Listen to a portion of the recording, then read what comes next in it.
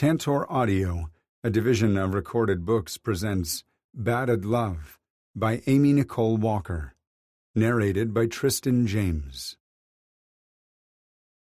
Chapter 1. U.S. Deputy Marshal Kurt Dandridge shook his head at the fugitive covered in cake and frosting. "You shouldn't have come to your grandmother's birthday party, Tiggy. Didn't I tell you I always catch my guy?" Zach Beaumont asked as he assisted the handcuffed man into the back of the SUV. Zach reminded Ridge of a tawny lion, but not just because of his unique hair and eye color. Strength and power radiated off the man, and like the majestic cat he resembled, Zach had patiently stalked his prey until Tiggy Barnes had made a fatal mistake. He shouldn't have stopped at his favorite watering hole for a drink, because Zach, along with Ridge and Eddie Chandler, had been there in the tall grass, waiting to pounce. Every lawman has an unsolved case that consumes their thoughts, and most criminals have a soft spot for at least one person. The key to capturing the bad guy was discovering their weakness and setting a trap. Timothy "Tiggy" Barnes was Zach's elusive fugitive, and Tiggy's soft spot was Beulah Barnes, the grandmother who'd raised him. Zach had stalked the social media accounts of Tiggy's known relatives and had known it was time to strike when he saw the announcement for the birthday party in Tallahassee. They'd set up shop on the street behind Granny's house a few days before the party so they could watch the people coming and going. After 3 days with no Tiggy sighting, it had seemed Zach had overestimated Beulah's importance to the arms dealer until the man stepped out of the house carrying an enormous birthday cake. Living on the run hadn't been kind to the fugitive. Tiggy had gained at least 50 pounds and lost most of his hair. Ridge might have thought it was a close relative, if not for his distinctive tattoos. Joy and relief flashed in his friend's golden brown eyes as he high-fived Ridge and Eddie after a successful mission. Ridge knew he'd look just as dopey on the day he finally slapped handcuffs on Sheldon Harris's wrists. Eddie ducked down to look at Tiggy. The marshal's white blonde hair and vibrant green eyes gave him a youthful appearance that made it easy for fugitives to underestimate him. Tiggy had learned his lesson the hard way when he'd dropped the cake and made a run for freedom after the trio of marshals identified themselves. Eddie, a former defensive end, had tackled him to the ground just as he'd done to the quarterbacks in college. Slamming into a brick wall at full speed would be softer than running into Eddie. Maybe the cake had softened the impact a little. "That must have been some cake for you to risk your freedom. What was it? Marble with whipped cream icing?" Tiggy scowled at the suggestion. "Hummingbird cake, and fuck you, man. My granny means everything to me, and she might not be around much longer. I planned on turning myself in tomorrow." "Sure you did," Zach said. Tiggy had been on their most wanted list for over 3 years. He'd had ample time to turn himself in, and hadn't done it. None of the marshals believed his bullshit for a second. Eddie sighed.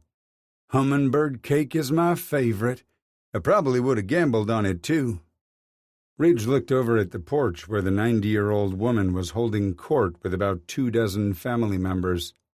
The white-haired lady met his gaze head-on and lifted her chin a few notches. "Sorry about your ruined party and cake, ma'am." Beulah Barnes flipped him off. Stifling a chuckle, he said, "She'll outlive us all." Then slid into the back with the gunrunner. "What kind of name is Tiggy, anyway?" "My baby sister couldn't say Timothy and called me Tiggy. She'd been on a big Winnie the Pooh kick, and Tigger was her favorite character." That explained the tattoo of the cartoon Tigger on his forearm. "I was a super hyper kid, always bouncing around, so maybe she thought I was like him. The name just stuck all these years, even though I resemble the chubby bear these days." Ridge spent most of the 4.5-hour drive in speculative silence. As happy as he was for Zach, he couldn't stop thinking about his elusive fugitive. He cycled through the steps he'd taken to locate Sheldon Harris. Unlike Tiggy, Ridge had been unable to find a soft spot for the Cardoza cartel hitman. "What's your problem?" Tiggy asked, breaking into his thoughts. "You the strong, silent kind or something?" "Man troubles," Eddie said from the front seat. Tiggy's eyebrows arched toward his forehead. "You like dudes?" Ridge glared at the man. "Is that a problem for you?" "Hell no," Tiggy said quickly. "To each their own, my granny always said. You just look so, masculine." "It's called butch," Eddie said. "Are you one too?" Tiggy asked. Eddie pivoted in his seat and leveled a menacing look at the arms dealer. "Am I one too?" Tiggy had the decency to look properly chastised. "Sorry," he said to Ridge. "I didn't mean any offense. I'm never sure what I'm allowed to say these days." "You sell illegal guns to motorcycle gangs and drug cartels, and you're worried about using politically correct language?" Ridge asked. Tiggy shrugged. "I used to be a nice Southern gentleman." Ridge was curious to know what had happened to set the man on this course, but refused to ask. "It's okay to ask someone if they're gay or queer." "Really? That last one used to be an insult." "They're reclaiming the word," Eddie informed him. "And context matters. Using those words in a derogatory way isn't cool." "You sound like an HR video," Zach said. Eddie flipped him off. "Are you gay too?" Tiggy asked. "I'm not," Eddie replied. "But my best friend is, so I made an effort to learn the language." Ridge chuckled. He's perused the Urban Dictionary. I have never used the term butch to describe myself or anyone else. "What kind of man troubles are you having?" Tiggy inquired. Ridge scowled at him. "I am not discussing my boyfriend with you." Zach snorted from the driver's seat. "For starters, Dandridge can't seem to remember he has a fiancée." "Huh?" Tiggy asked. "You're juggling two guys?" Eddie laughed. "The boyfriend is the fiancé, but for some reason Deputy Marshal Dandridge can't remember the status upgrade." "Upgrade," Zach grumbled. "He can't remember because they're not right for each other." "Not this again," Ridge said under his breath. "Oh, that sounds interesting," Tiggy said, straightening in his seat. "Lay it on me." "First of all, a carnivore and a vegan have no business being together," Zach said. "It's the same as someone wanting kids marrying someone who can't stand them. How does anyone think there's a suitable outcome there?" "It's not the same thing at all," Ridge countered. "Oh, really? Where's the compromise?" Eddie asked. "He expects you to give up all meat and animal byproducts. What are you supposed to dunk Oreos in?" "Almond milk," Ridge replied. Proud, he kept the horror out of his voice. "Gross," the three other men in the car said simultaneously. "What's his sacrifice?" Zach asked. Ridge tried to come up with a response to defend Todd, but mentally flailed. His boyfriend, fiancé, was an all-or-nothing guy. Compromise wasn't in his repertoire. "That's just the tip of the iceberg," Eddie said. "I've never seen two people so ill-suited for each other." "Then why did you get engaged?" Tiggy asked. Ridge pinned him with a dark look. "I think you should worry more about yourself right now." Tiggy just shrugged and changed the subject, leaving Ridge to look out the window and contemplate the conversation he needed to have with Todd. His friends were right. They weren't a good fit. They weren't in love, and Ridge doubted they'd ever experienced anything deeper than infatuation. But that had been in the beginning, and those feelings had long since faded. Getting engaged had been a mistake. Ridge could see it clearly now, and he even understood what had prompted it. He'd have to untangle the mess he'd made of his personal life. "Oh, that's so sweet," Tiggy said, yanking Ridge back to the conversation happening around him. He noticed both Tiggy and Eddie were looking at him, while Zach glanced at him in the rearview mirror. "What?" "Your friends have already picked out your next fiancé," Tiggy replied. Ridge rolled his eyes. There won't be another fiancé. He'd never allow himself to get tangled in someone else's vines ever again. Loose and free would be his motto going forward. And I'm not having this conversation again." Zach and Eddie had taken every opportunity to mention a guy named Kendall, who they'd met at a barbecue at their inspector's house. Ridge had gotten in trouble with Todd for eating chili at Asher's house the last time he'd attended a cookout there, so he'd been banned from attending. "So sensitive," Tiggy grumbled. Ignoring him, Ridge said, "How'd you like it if I kept pushing other women at you guys?" Zach snorted and Eddie laughed. Ridge loved Emma and Jess, their respective girlfriends, and they both knew it. He flipped them off and stewed the rest of the way back to Savannah. "You go on home," Eddie told Ridge, once they parked at the field office just after midnight. "We'll get Tiggy booked." He started to protest, but saw the determined look in his best friend's eyes. "Fine," Ridge said as he unbuckled his seatbelt and opened the door. "I'll tell my boyfriend you said hello." "Fiancé," his friends and Tiggy replied. Fuck.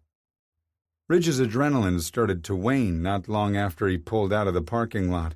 The upscale apartment he shared with Todd had felt more like a battlefield lately, but their soft bed beckoned. Ridge collected his gear from the back of the SUV and headed toward the building. Their apartment complex was exclusive, elegant, and expensive, which came with some excellent security features. Most of the residents were young professionals, so it was always quiet when he came home in the middle of the night. That explained why the doorman was fast asleep at his desk when Ridge entered his code and stepped inside the lobby. He cleared his throat to wake the man and continued to the elevators.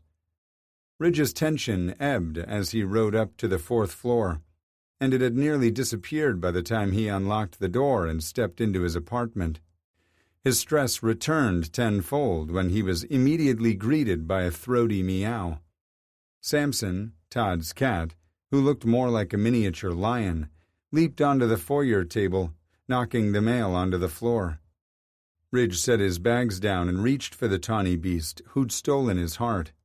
"Hey there, big guy," Ridge said as he scratched behind the cat's ears, earning a rumbling purr as a reward.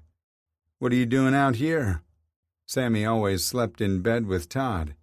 The only exception was when they were... The adrenaline that had left him for dead on the side of the road reappeared suddenly. "I don't fucking believe it." Ridge gently set Sammy down and cut across the room and down the hallway to the master bedroom. Sure enough, the door was closed. Should he knock to alert the lying son of a bitch he was home, or just open the door and confirm what he'd known for weeks, maybe months? Ridge chose the latter option and flipped on the light switch. "Honey, I'm home," he said, his false cheer echoing in the still room. Two men jackknifed into a sitting position on the bed. Todd's mouth gaped open in surprise while Todd's boss, Richard, clutched the sheet to his chest and trembled in fear. Todd recovered first and said, "You're not supposed to be home for a few more days." "Obviously," Ridge quipped. He shook his head and went to the closet to remove his suitcase and garment bag. He didn't own much, so it wouldn't take him long to pack and leave, something he should have done a long time ago.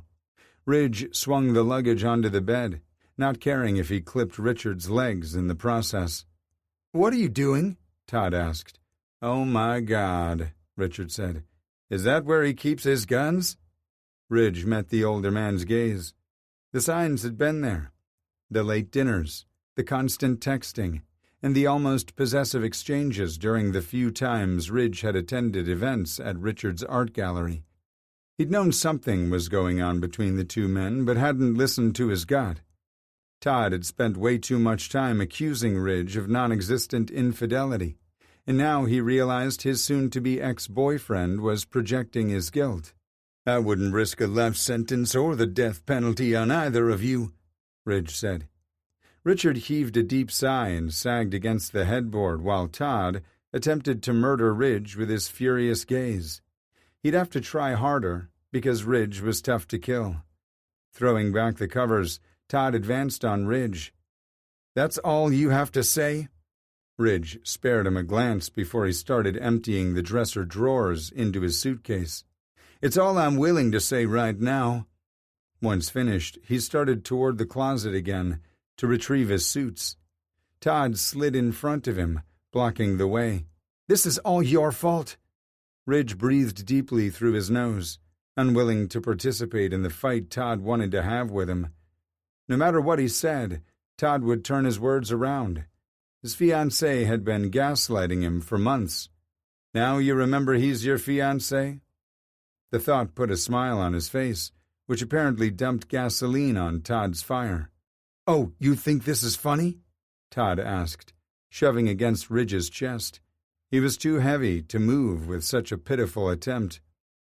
He'd more than lived up to his family's built-like-a-mountain moniker, so Todd's feeble efforts made him chuckle. "Honey, I don't think it's wise to provoke the man," Richard said from the bed. Ridge quirked a brow at the pet name the older man had used, but didn't remark. His silence only made Todd angrier, and Ridge was starting to enjoy the show. Todd's pale skin was turned a shade of red he'd only seen in cartoons. Would steam come out of his ears next? "If you were here more, I wouldn't have started looking for another man to keep me company," Todd said. It was apparent Todd wasn't going to step aside until he'd had his say. Ridge wasn't about to forcibly move him and risk ending up with Todd filing allegations of domestic abuse. He also realized he couldn't ignore the man forever, so Ridge braced himself for the confrontation and met Todd's gaze. "You knew I was a marshal when we met," Ridge said. "Not once have you ever asked me to change careers. Besides, this is the first time I've left town in months." Todd snorted. "You wouldn't have switched jobs, and I didn't feel like wasting my breath." "You weren't concerned about your personal air conversation when you spent every free moment accusing me of fucking around," Ridge said. His former fiancé tilted his chin up. "I wasn't referring to your career anyway. In fact, it's the only fun thing about you." Ridge snorted. Nice deflection. Todd crossed his arms over his chest. "I was talking about your absence when you were home. You might have physically been in the same room with me, but you weren't here. You were never engaged in conversation or sex. You're selfish, Ridge. I need more, in and out of bed." Ridge refused to let Todd's blow land. "Then why are you blocking my way to the closet? Why not let me collect my things and leave?" "He asks a good question, dear," Richard said. Honey, dear, were they suddenly in an episode of an old sitcom? "Not now, Richard," Todd said snidely. "I have things I need to say." "I don't care to hear them," Ridge replied. Todd spoke over him and said, "Once he leaves, I won't get another opportunity."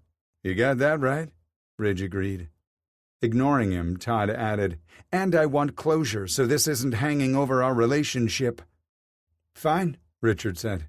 "I'll just get dressed and go into the living room." "No," Todd and Ridge said at the same time. "Stay where you are, Dick," Ridge said. "This won't take long," Todd added. "It never does with him." That insult landed hard, but Ridge must not have shown it outwardly because Todd's smirk melted like an ice cream cone in August. Todd shook his head and sighed. "Never mind. I'm not going to waste my breath." Todd stepped aside, clearing Ridge's path to the closet and gesturing for him to continue. Instead of retreating to the bed, Todd followed Ridge into the closet and did the opposite of what he'd just declared.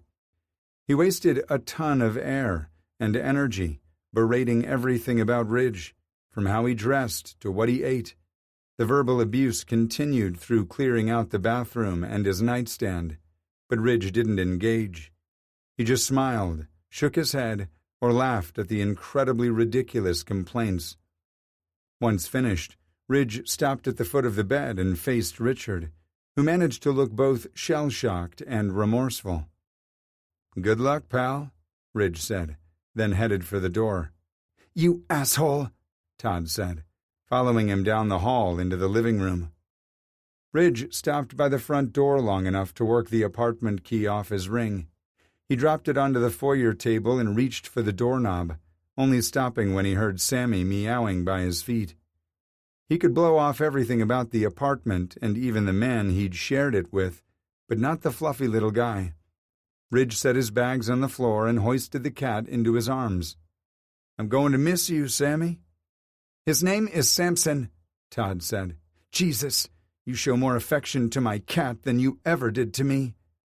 Ridge met Todd's furious gaze. "Damn right I do," he said calmly. "He's more deserving." Todd tilted his head to the side. "Why aren't you angrier?" Ridge dropped a kiss on Sammy's head and set him on the foyer table because he knew it would infuriate Todd, who was too stupid to realize you couldn't train a cat. They trained you. Ridge stroked his hand over Sammy's sleek back, and the furry bastard arched up into his caress, purring loudly beneath his ministrations. The sound had always brought him comfort after long days on the job. "I asked you a question," Todd said. Ridge took a deep breath, opened the apartment door, and picked up his luggage from the floor. "I'm plenty angry." He allowed Todd to wallow in his aggrandized victory before he lowered the boom. "I'm pissed I let you gaslight me when you were the one fucking around. I'm furious I allowed this farce to continue for as long as I did.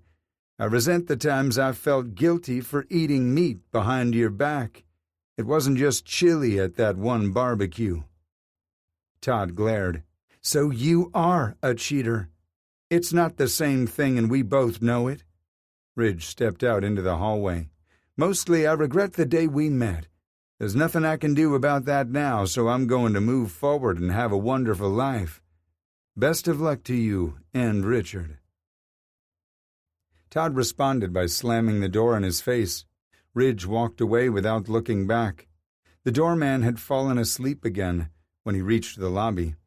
Ridge just shook his head and kept walking. The reality of his situation punched him in the face when he stepped into the muggy night. Where the hell was he going to go? He knew Zach and Eddie were still awake, but they would be reconnecting with their girlfriends. Besides, 35 was a bit old to be crashing on his buddy's sofa. A hotel was the sensible option, so he got into his SUV and headed toward the closest one. A sign with a giant neon airplane caught his attention, like a flashy beacon in the dark. It was reminiscent of something Ridge would expect to find in Vegas, not Savannah. Ridge drove past the hotel, and the next one, too, headed toward the club as if on autopilot. The Cockpit was a popular gay club that happened to serve the best wings. Or so he'd heard from Zach and Eddie, who'd soaked up adoration from the waiters as they'd mowed through wings and fries without him. Assholes. A cute brunette dressed like a sexy flight attendant stood at the host station when he walked in. He lit up like a firecracker when his gaze met Ridge's. He opened his mouth to talk, but was interrupted by a waiter who spoke in a low but urgent tone. Ridge didn't mind because it allowed him to check out the club's interior. Holy hell. He'd expected an over-the-top theme, but this was like nothing he'd ever seen before. The warehouse had been converted into a multi-level club, with ceilings so high in the main section, actual planes hung suspended from the metal rafters. The stage was constructed to look like a giant airplane wing, and male dancers wearing angel wings and silver G-strings gyrated to the loud music on platforms above the crowd. The waiters wore pilot hats, aviators, mesh crop tops, and navy blue booty shorts with gold wings on the crotch and the club's name on the back. Ridge glanced over at the bar and saw the bartenders all wore green flight suits like military pilots. "Hi, I'm Seth." Ridge glanced back at the host station and smiled. "Hi, Seth." He didn't offer up his name, causing the flight attendant to pout prettily. "Will you be dining alone, or is someone joining you?" "Just me, but I plan on eating enough wings for 3 people. Seth smiled. "This way," he said, tilting his head toward the dining area. Ridge followed him to a table in the center of the room. "Colt will be right over to take your order. I hope you enjoy, handsome." Ridge smiled and shook his head when the flight attendant walked away, then scrubbed his hands over his face. What a fucking night. Oh, what a fucking week. A waiter stopped at the table across from his, and Ridge got a whiff of something spicy and sweet. His mouth watered as he looked at the heaping plate of wings the waiter set down. The cute guy turned and smiled at Ridge. "Well, hello. My name is Colt, and I'll be taking excellent care of you tonight. Can I start you off with something to drink?" Ridge ignored the flirtation and pointed to the neighboring table. "What flavor are those wings?" Colt smiled coyly. "Regret." How fitting. Ridge chuckled, then said, "I'll start with a dozen." Chapter 2. The key to gaining freedom lay in wait at the end of the corridor. All Kendall had to do was traverse the 30 or 40 feet to the employee break room and clock out. Easy peasy. He'd be home in bed by 12:30 and could log 6 solid hours of shut-eye before starting his day job. The thought of spending 8 or 10 hours at the law office made his stomach pitch. But this is what you wanted, a respectable career as a paralegal to prove Stanton wrong. Kendall slammed on the mental brakes and steered his mind in a healthier direction. His stepfather was the opposite of good for his health. I am enough. I am enough. Maybe he'd start to believe it after adequate repetition. One more time for good measure. I am enough. And how long was this damn hallway? Was he trapped in a bad dream? Kendall's legs were moving, but he wasn't gaining any ground. With each step, his legs felt heavier and more sluggish. 6 hours of hauling a heavy food tray at the cockpit while avoiding handsy patrons wore a guy out, more than leg day at the gym. Damn, the men in Savannah were hungry and horny, for both the wings and the waiters who delivered them. Kendall had discreetly tossed out the phone numbers written on napkins a few of the Boulder men had given him. Old Kendall wouldn't have hesitated to use them or spend his break time with a cutie in the parking lot. But he wasn't that guy anymore. He'd turned over a new leaf, or was trying to. Rapidly approaching feet and hushed whispers reached Kendall's ears as he neared the break room door. He recognized the voices and knew they'd only cause him trouble, so he willed his tired feet to move faster.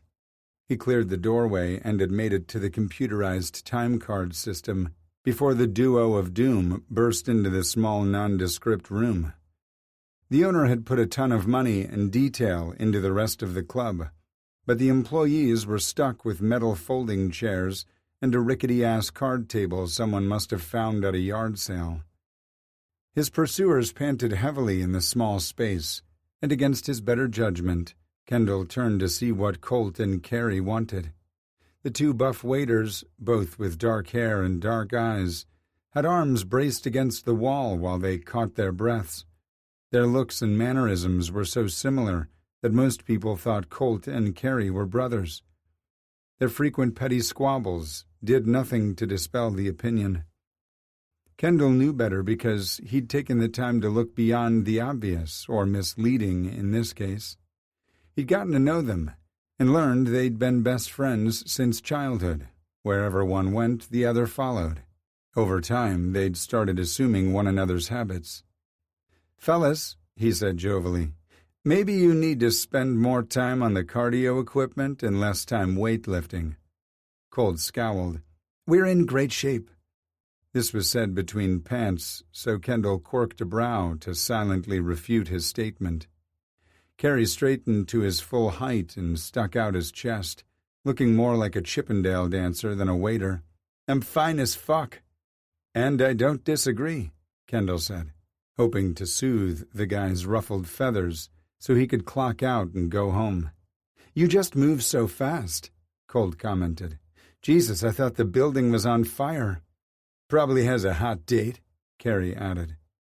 Kendall smiled at the best friends, choosing to keep them guessing rather than tell the sad truth. The only date he had was with his bed and pillow. It was his favorite threesome of late. Maybe his fist would make a brief appearance, but that wasn't likely. Working 2 jobs had caught up to him, making Kendall duller than dull, in and out of the bedroom. Regardless, he didn't have time for their antics. He could clock out, but he'd have to walk through them to get out the door. It would be so much easier to find out what the hell they wanted. So he asked. "We need you to settle a bet," Colt said. Kendall didn't bother hiding a groan. No way. He punched in his employee number, accessed the menu, and clocked out at the stroke of midnight. Kendall had zero interest in getting involved in one of their stupid bets on a normal night, and was especially averse to the idea when he had an important deposition to attend in 8 hours. "I gotta go," he said, and headed toward the door. Carrie turned and looked at Colt. "If a guy doesn't respond to my flirting, then he's straight, plain and simple." "Not this again," Kendall grumbled at the same time Colt let out a shocked gasp. "What are you saying? You think I'm ugly?" Colt asked, turning his body and stepping so close they formed an immovable wall of muscle. Kendall bit back another groan, not that they'd have heard it. The men had forgotten he was even in the room. "No," Carrie replied quickly. "You're just more subtle in your flirtation." Colt snorted. "Well, you take the bull in an antique store approach." "China shop," Kendall said. Colt looked at him. "Huh?" Kendall shook his head. "Never mind. What's it going to take for me to settle this argument peacefully?" He had both men's attention. Carrie smiled. "Check on the patron at table 20. Flirt a little." Carrie turned to Colt. "If he doesn't hit on sugar, we'll know for sure he's straight." "I agree," Colt said. Sugar? Oh, how he hated that nickname. "Get out of here," Kendall said, rolling his eyes at their ridiculous claim. "You're irresistible," Carrie said. "Like sugar," Colt added, sounding earnest and sweet. The wicked gleam in his eyes betrayed him as the manipulative little shit Kendall knew him to be. "Guys want to lick you like—" Kendall held up his hand to cut him off. "Yeah, there's no need for a metaphor, I got it." "Meta what?" "Never mind," Kendall said. "Table 20? Colt clapped his hands. "Yes, I can't wait until you prove the hottie is into guys." "What will you win?" Colt smiled. "I'm not telling." "Let me get this straight," Kendall said, placing his hands on his hips. "You want me to go out there and make an ass of myself, but you're not willing to say what prize is at stake?" A dark blush bloomed across Colt's cheeks. "It's private and personal." "Ah," Kendall heaved a heavy sigh. "Move." The two friends did as he demanded, leaving enough room for him to squeeze through. Kendall paused at the threshold but kept his gaze forward. "And the two of you should fuck already. Everyone around you would be grateful." Colt gasped and Carrie chuckled. How Kendall knew that without looking was a testament to how much time he'd spent in their company.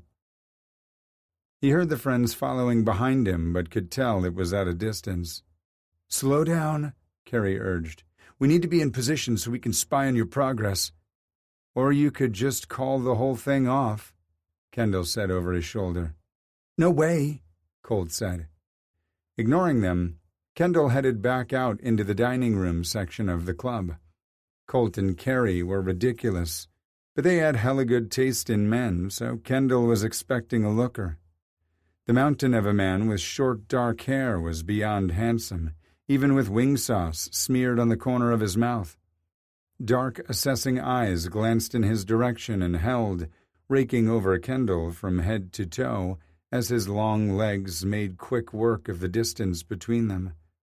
Full lips parted and his brawny hand stilled in the air.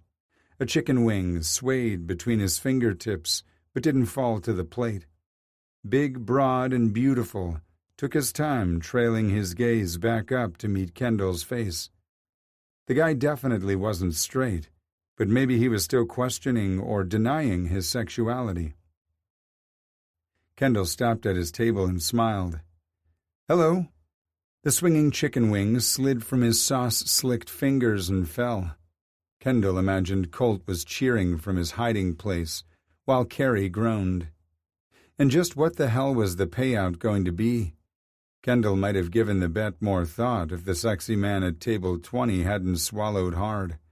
The bobbing of his throat had a strange effect on Kendall, and he found himself reaching for the glass of water on the table. Enticing a man like that could go to a fella's head and cause him to do stupid things. The guy said when Kendall put the cup to his lips and took a long sip. I was drinking that. Too late to change course. Kendall shrugged and studied the man over the rim of the glass. He couldn't tell if his eyes were brown or dark blue, but the bouncing lights from the disco ball revealed dark red strands of hair instead of brown or black as he'd first thought. More chestnut than auburn. Kendall set the glass down with a clink. Sorry, long night. Ridge barked out a dry laugh. You can say that again. Instead of repeating himself, Kendall pulled out the chair across from the stranger and sat down. The man continued to stare intently for a moment before speaking. What are you doing? Kendall returned his scrutiny, noticing the weariness creeping into the handsome guy's expression. Shrugging, Kendall said, Hell if I know. His remark earned him a half smile. What's your name? Ridge? Kendall quirked a brow. What a unique name. I think that's a character in the soap opera my elderly babysitter used to watch. The comment triggered memories of the simpler times he longed for. Rather than wallow in sadness, Kendall turned all his attention to the handsome stranger mowing through another wing. Is Ridge a nickname or short for something else?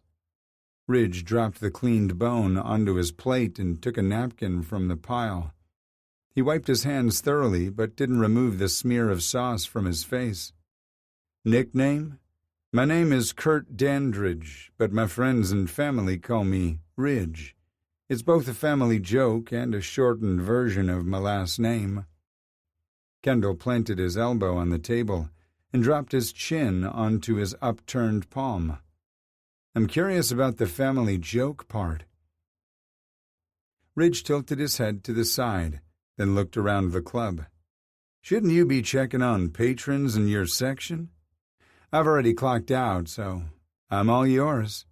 A flash of heat washed over him at the montage of suggestions his libido wanted to make. All of them were dirty and delicious, but entirely off the table. Damn it. He was about to clear the air in case Ridge thought Kendall had offered himself up as dessert, but Ridge smiled wickedly. Good to know, he said, dropping his gaze to the name tag Kendall still wore. Sugar, huh? Ridge picked up another wing and sank his teeth into it. Kendall couldn't recall a time he'd been so turned on. He wanted the big bruiser to manhandle him like a chicken wing. He took another sip of Ridge's water, earning an incredulous glare. Oops. Drinking after strangers was gross, yet he'd done it twice in a row without a single thought for his health or safety. He didn't want to delve too deeply into his actions, because the repressed parts of him would start suggesting other things belonging to Ridge that Kendall could stick in his mouth. About that nickname, I look just like my dad, who everyone refers to as a mountain of a man. Ah, I see, Kendall said. That made you his little mountain Ridge. Without thinking, Kendall reached across the table and wiped the smear of sauce off Ridge's lips, then brought his thumb to his own mouth to clean it. Tastes like regret. Ridge stared at Kendall's mouth for much longer than appropriate before looking back up. The penetrative stare made Kendall want to wiggle like a worm on a hook, or Kendall on a big cock. He was an unapologetic size queen, and this guy, no, and hell no. The sauce perfectly describes my mood. Uh-oh, Kendall said. Sounds like trouble. Ridge's answering smile was diabolical. Something tells me you're intimately acquainted with trouble. We have a love-hate relationship, Kendall admitted. We're not on speaking terms right now. Pity. Don't I know it? So what brought you to the point where you're scarfing down extremely hot chicken wings with no regard for your safety? You drank all my water, Ridge said, nodding toward the empty glass. So I did. I'll get you a clean glass. Kendall pushed his chair away from the table, but Ridge reached out and snagged his wrist before he could stand up. Stay. I like you.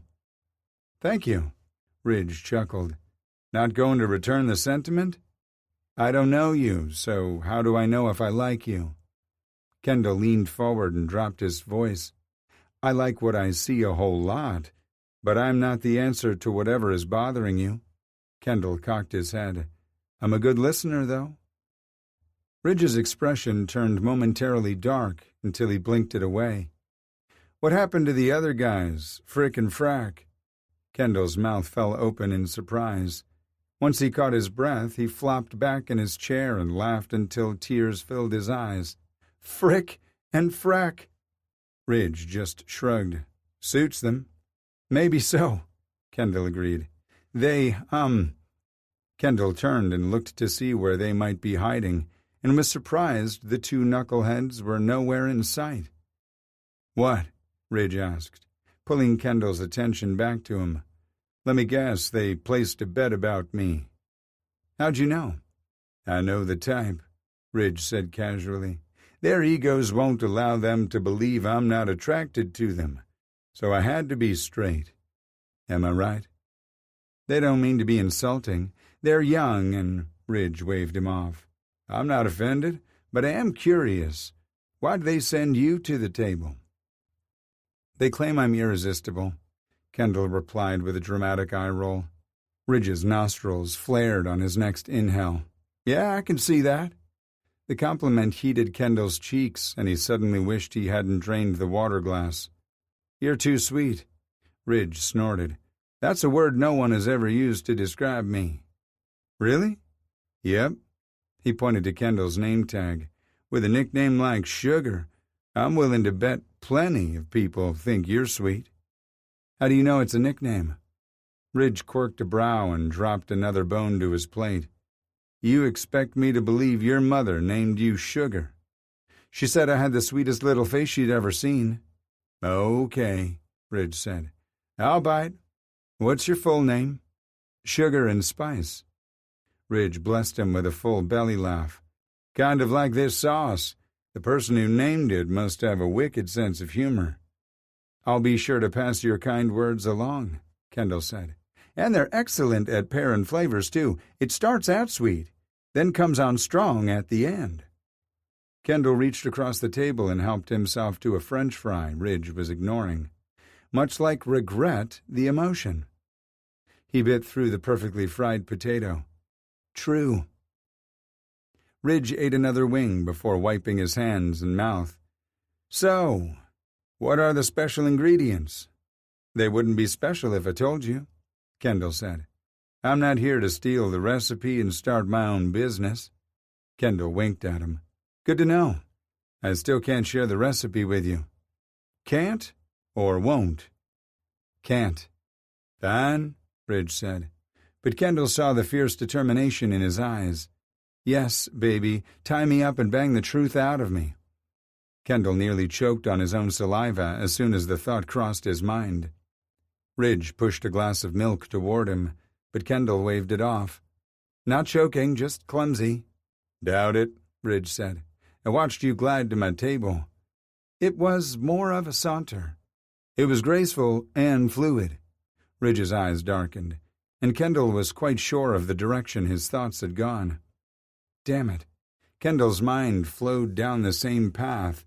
He'd definitely invite his fist to the slumber party when he got home. He needed to head in that direction and catch as much sleep as possible. But thoughts of never seeing Ridge again kept his ass planted firmly in the chair. What sorrows are you trying to drown in a plate of wings? Kendall asked, hoping to steer the conversation in a safer direction. I feel like this is all give and take here, Ridge replied. I'm doing all the giving while you're lying back and... His cheeks turned bright pink.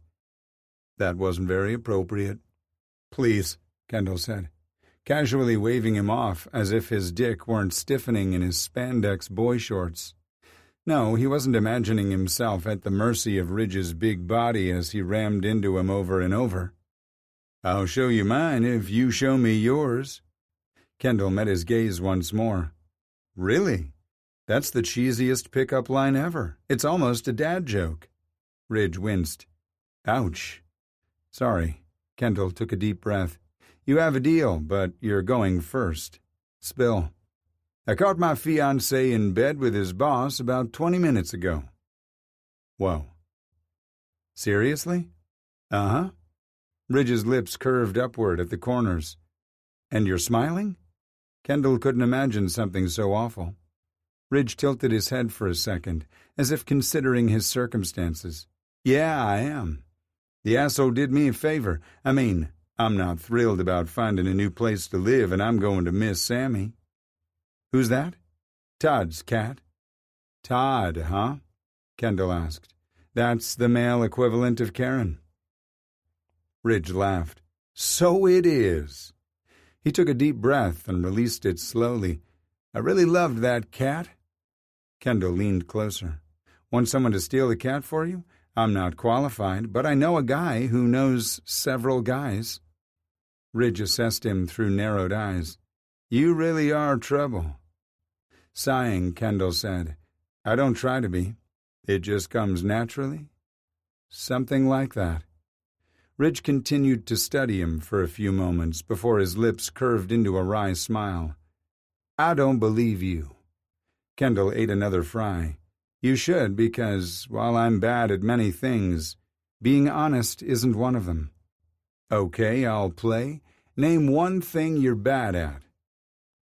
"Love," Kendall replied without hesitation. Ridge flopped back against his chair and laughed. "What's so funny?" Kendall asked. Ridge wiped his mouth and hands. "We make quite a pair." "Oh, how so?" "You're bad at love and I'm bad in bed," Ridge said.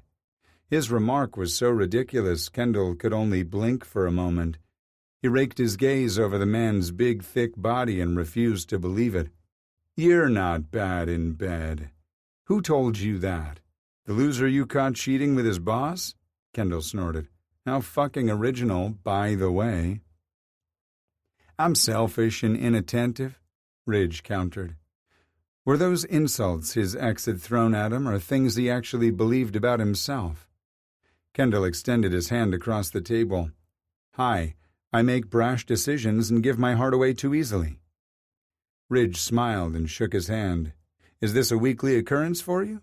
"Nah, only when I'm lonely." "I see," Ridge said. Kendall heaved a sigh. "And I'm fast approaching the intersection of lonesome and reckless. How's that for honesty?" "Refreshing," Ridge replied. "Reckless, huh? I never would have guessed." Kendall shrugged.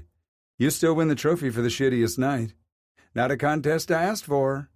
"It's still the hand you were dealt," Kendall countered. "But you're in luck." Ridge's hand flew to his chest. "Luckier than earning a trophy I don't want?"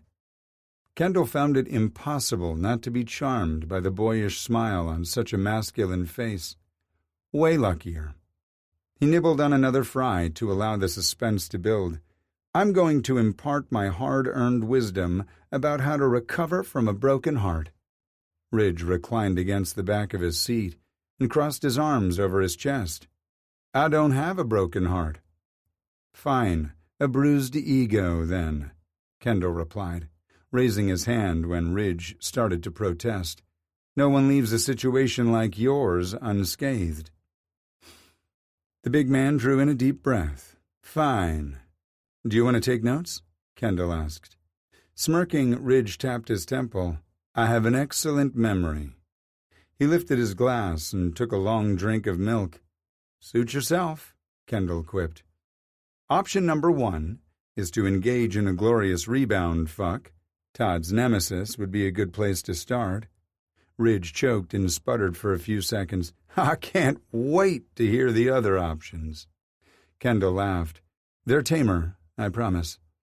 "Do tell," Ridge said and gestured for him to continue. "You could write a poem or a song about your feelings." Ridge snorted. Not gonna happen?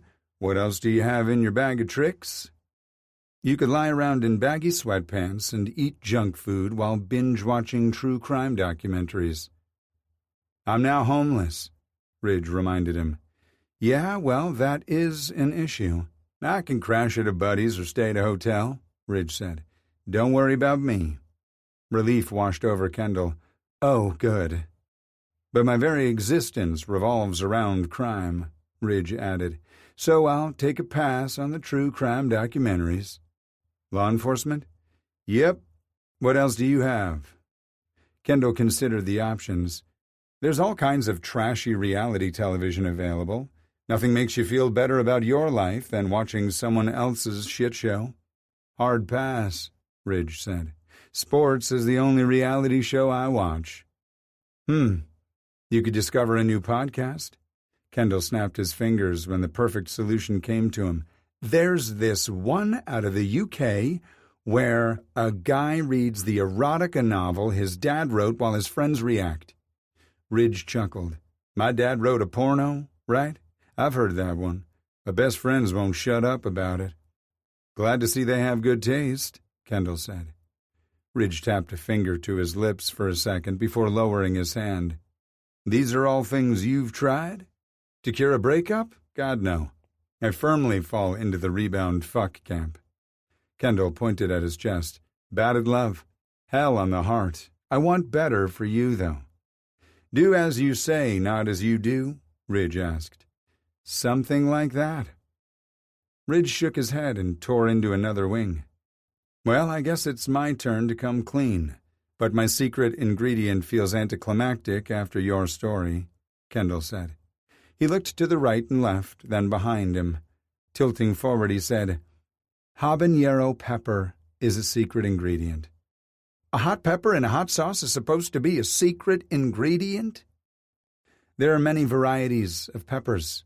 Now you know which one was used in this sauce you love so much. I feel cheated, Ridge proclaimed. Oddly, I'm more upset about this than Todd screwing his boss. Yikes. I think that says a lot about your relationship. Ridge chuckled. And you don't know the half of it. He aimed another boyish smile at Kendall. Are you sure I can't coax you into telling me what the secret sweet ingredient is? Kendall shook his head. How about your real name? It's best if I don't, Kendall said, letting regret tinge his voice as he pushed his chair back and stood up. Ridge didn't attempt to stop him a second time. It was nice meeting you, Kurt Dandridge. You too, Sugar and Spice. They continued to stare at one another for a few more seconds before Kendall gave himself a mental kick in the ass. Take care. Maybe I'll see you around. Maybe, Kendall replied noncommittally. He winked before walking away, feeling Ridge's hot gaze all over his body, as viscerally as if the man were touching him. Kendall fought off a shiver and the urge to look over his shoulder. It was best to keep walking. Instead of heading straight for the exit, Kendall stopped by the register and paid for Ridge's dinner. He pulled out the receipt and wrote a message. So he's gay, Colt said from behind Kendall. Or bi, at least. He would have asked about Colt's prize, but his puffy, just-kissed lips gave it away. Do you mind delivering this receipt to table 20? Colt looked down at the receipt and smiled. Not at all. Kendall headed out then. He'd lived in Georgia his entire life, but the humidity still caught him off guard sometimes. Standing in the dark parking lot of the club was one of those times. He shook his head at his silliness and headed to his car. Instead of climbing into bed at 12:30, Kendall didn't pull into the driveway until 1:15. Lights on in the kitchen meant Jonah or Avery, his roommates, were up. Kendall just hoped they weren't naked. Things were getting serious for the lovebirds, and he knew it was beyond time for him to find his own place. He'd just never lived alone before. Who'd keep him on the straight and narrow? You will, dumbass. Kendall unlocked the front door and inched it open far enough to poke his head around. The first floor was empty, even though some of the lights were on. There was a partially open package of chocolate chip cookies on the counter, next to a glass with the barest trace of milk at the bottom. Kendall shook his head, then closed the package of cookies and rinsed the glass before putting it in the sink. A crash sounded above, followed by Jonah groaning and Avery giggling. A rueful smile tugged on Kendall's lips as he made his way to his bedroom. Yep, it was definitely time to get his own place. Chapter 3. Ridge poured a generous amount of creamer into his coffee and stared at the French vanilla swirl forming in the black brew. It reminded him of fluffy white clouds, the bluest skies he'd ever seen, snow-capped mountains, and a stretch of green valley as far as the eye could see. It reminded him of home. The mountains had been on his mind a lot lately, since he'd taken Sugar's advice and started drawing in his sketchbook to relieve stress. The Bitterroot Mountains and Sapphire Range had been his biggest inspiration since his family moved to Corvallis, Montana, right before Ridge started high school. His dad had just retired from the Army, and for the first time in Ridge's life, his family planted roots in fertile soil, literally and metaphorically. While his mother, father, and sister had adapted quickly to ranch life, Ridge, an awkward, gangly teenager, had taken longer to adjust. Riding out to the valley and gazing up at the mountains had calmed his soul in ways he'd never predicted. All these years later, Ridge still craved the ranges whenever his life felt tumultuous. His mother claimed they had magical healing power, and he had to admit she wasn't wrong. The ranges weren't the only thing lingering in Ridge's mind over the past 7 days, since he'd moved out of Todd's apartment. A certain guy with platinum hair, pale blue eyes, and the prettiest mouth he'd ever seen kept popping into his thoughts when Ridge least expected it. The receipt with the note from Sugar burned a hole in his wallet, and he had an urge to reread it, even though he could recite the words from memory. Give me a call if you want help rescuing the cat, or maybe want to prove Todd wrong. He'd signed off with XOXO and given his phone number. Ridge had stuffed the receipt into his wallet without hesitation, but hadn't entered Sugar's number into his phone. He had no intention of calling the man and couldn't figure out why he hadn't just thrown the damn receipt out. Yesterday at lunch, it had fallen out of his wallet when he'd pulled out cash to tip the waitress. "Whoa, ho, ho," Eddie had said, snatching it up before Ridge could. "What do we have here?" "Sugar?" Asher had asked. Their inspector sat back in his chair and quirked a brow. Ridge considered himself to be a big man, but Asher made him feel puny. He crossed his brawny arms over his chest and smirked. "'Cause he's sweet?" Ridge shrugged. "So he claims." Eddie waggled his brows. "Looks to me like he's offering up a taste. Why aren't you sampling? Nothing is holding you back." "Leave him alone, Eduardo," Zach said before leveling Ridge with a curious gaze. "But why aren't you? Isn't he your type?" Without permission, an image of Sugar had come to the forefront of Ridge's mind. The slender man reaching across the table and wiping a smidge of sauce off his face before licking it off his thumb.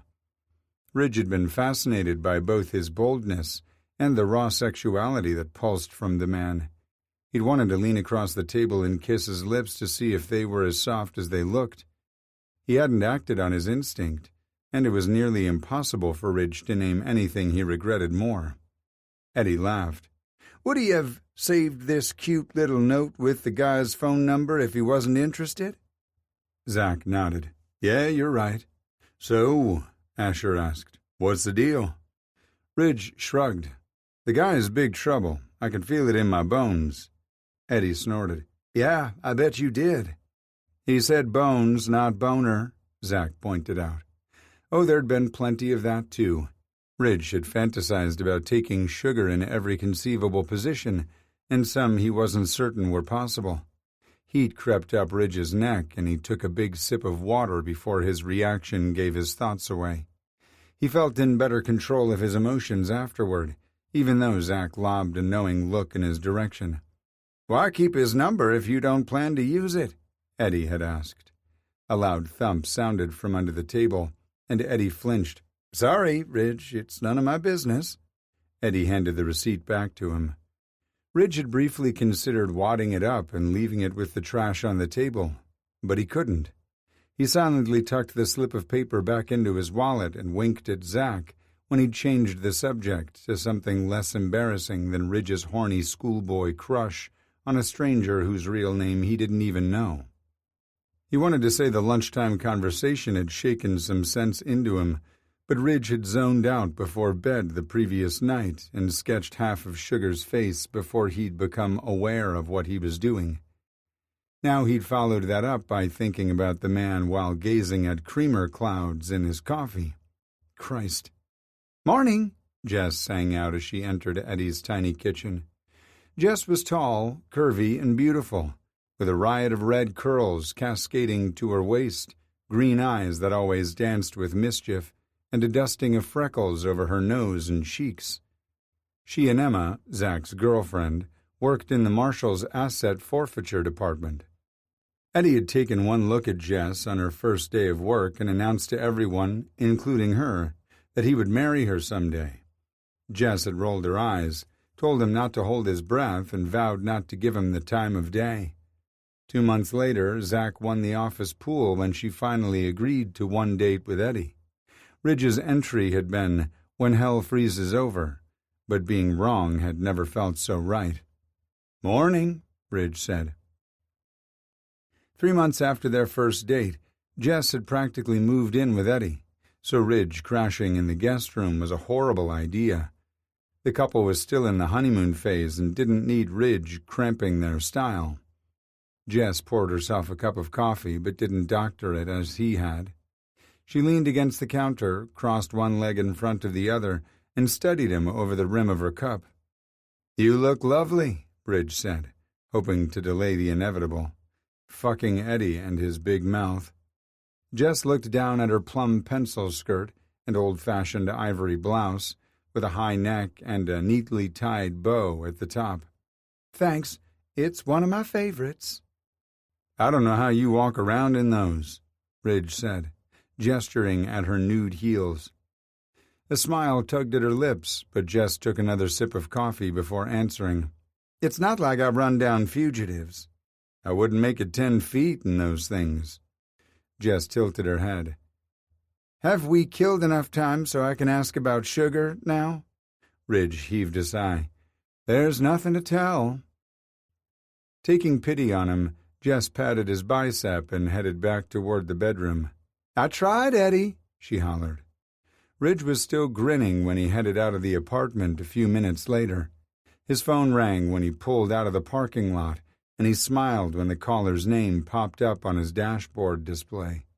Ridge hit the green phone button on his steering wheel. "Morning, Pop. How'd you know I was daydreaming about my mountains this morning?"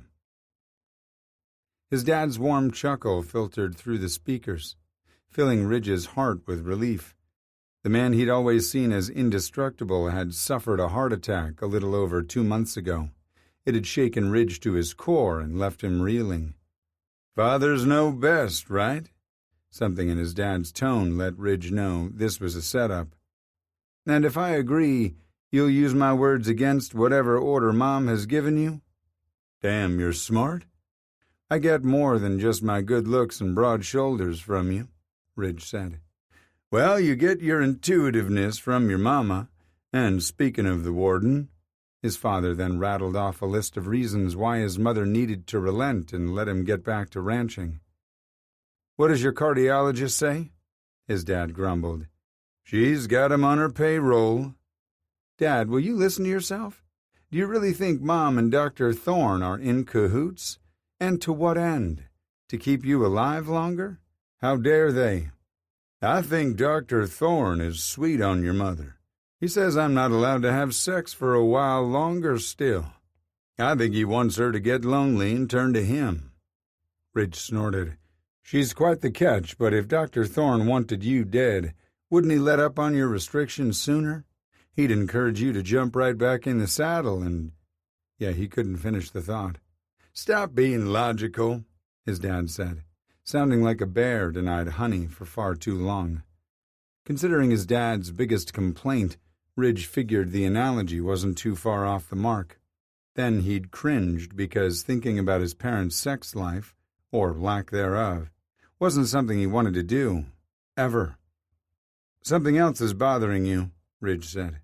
Are you still convinced your heart condition will ruin Mom's dreams of seeing her organic bison and hummus in grocery stores across America? His dad sighed. I'd hoped to keep my condition under wraps, but she said it was sneaky and underhanded. And you have nothing to be ashamed of, Ridge said. Dr. Thorne said your stent placement was the result of a genetic condition and not your lifestyle choices. No plaque or cholesterol would dare to build up in the man's arteries. His dad sighed, and Ridge thought he was making a breakthrough, so he kept pushing. No one looks at you and sees an unhealthy man, Dad. For fuck's sake, turn it around and make it part of the narrative. If you can have a heart attack, anyone can. You can be the face of the company. An indignant snort came through the car speakers. Can you imagine me hawking hummus? You'd do it in a heartbeat if it would make Mom happy. Your mother is my heartbeat, Ridge. That's why I don't want to be the reason her dreams are crushed. Ridge nearly sighed. Why had he thought he could settle for a love less than theirs? You won't. You sound as certain as your mother. Because we're intuitive, Ridge reminded him. Why do you trust our instincts on every issue besides this one? I've turned into a grumpy old goat like Gus. Thinking about his dad's beloved goat made Ridge smile. The little guy followed him everywhere and often charged other animals or people who got too close to Ridge's dad, including his wife. He saved my life, you know. Gus? His mother hadn't told Ridge, but then she probably didn't want to relive the terror she'd felt that day. Yeah, I collapsed in the barn and Gus found your mom in the greenhouse, kept ramming into her legs until she followed him. If not for Gus, I might not be here. The pain in Ridge's chest was so swift and severe, he had to pull over and pinch the bridge of his nose to keep the tears at bay. I just can't. Hey, I'm still here, his dad said, and I have no intention of going anywhere soon. This is why I'm following the doctor's orders. I just needed to gripe about it to someone. He loved being the person his father turned to, but maybe not so much when his complaint was about not having enough sex with Ridge's mom. Honor the goat by not acting like one, Ridge said. Take the time to properly heal so you don't have setbacks. I'm sure Gus is looking forward to continuing your adventures. His dad laughed. Didn't Mom tell you she's moved Gus into the house? He has a doggy door that allows him to come and go as he pleases. He has a plush bed by the fireplace and everything. Gus is Mom's goat now. No, Ridge said. She failed to mention Gus's upgraded status during our conversations. Can you see why I doubt her judgment about other things right now? She's still fixated on losing me and not focusing on the future of her business. Back to this again. Ridge eased back into traffic and continued on to work. Dad, she can't envision a future business without you, Ridge said. Your health is Mom's top priority right now, so stop making things harder on her.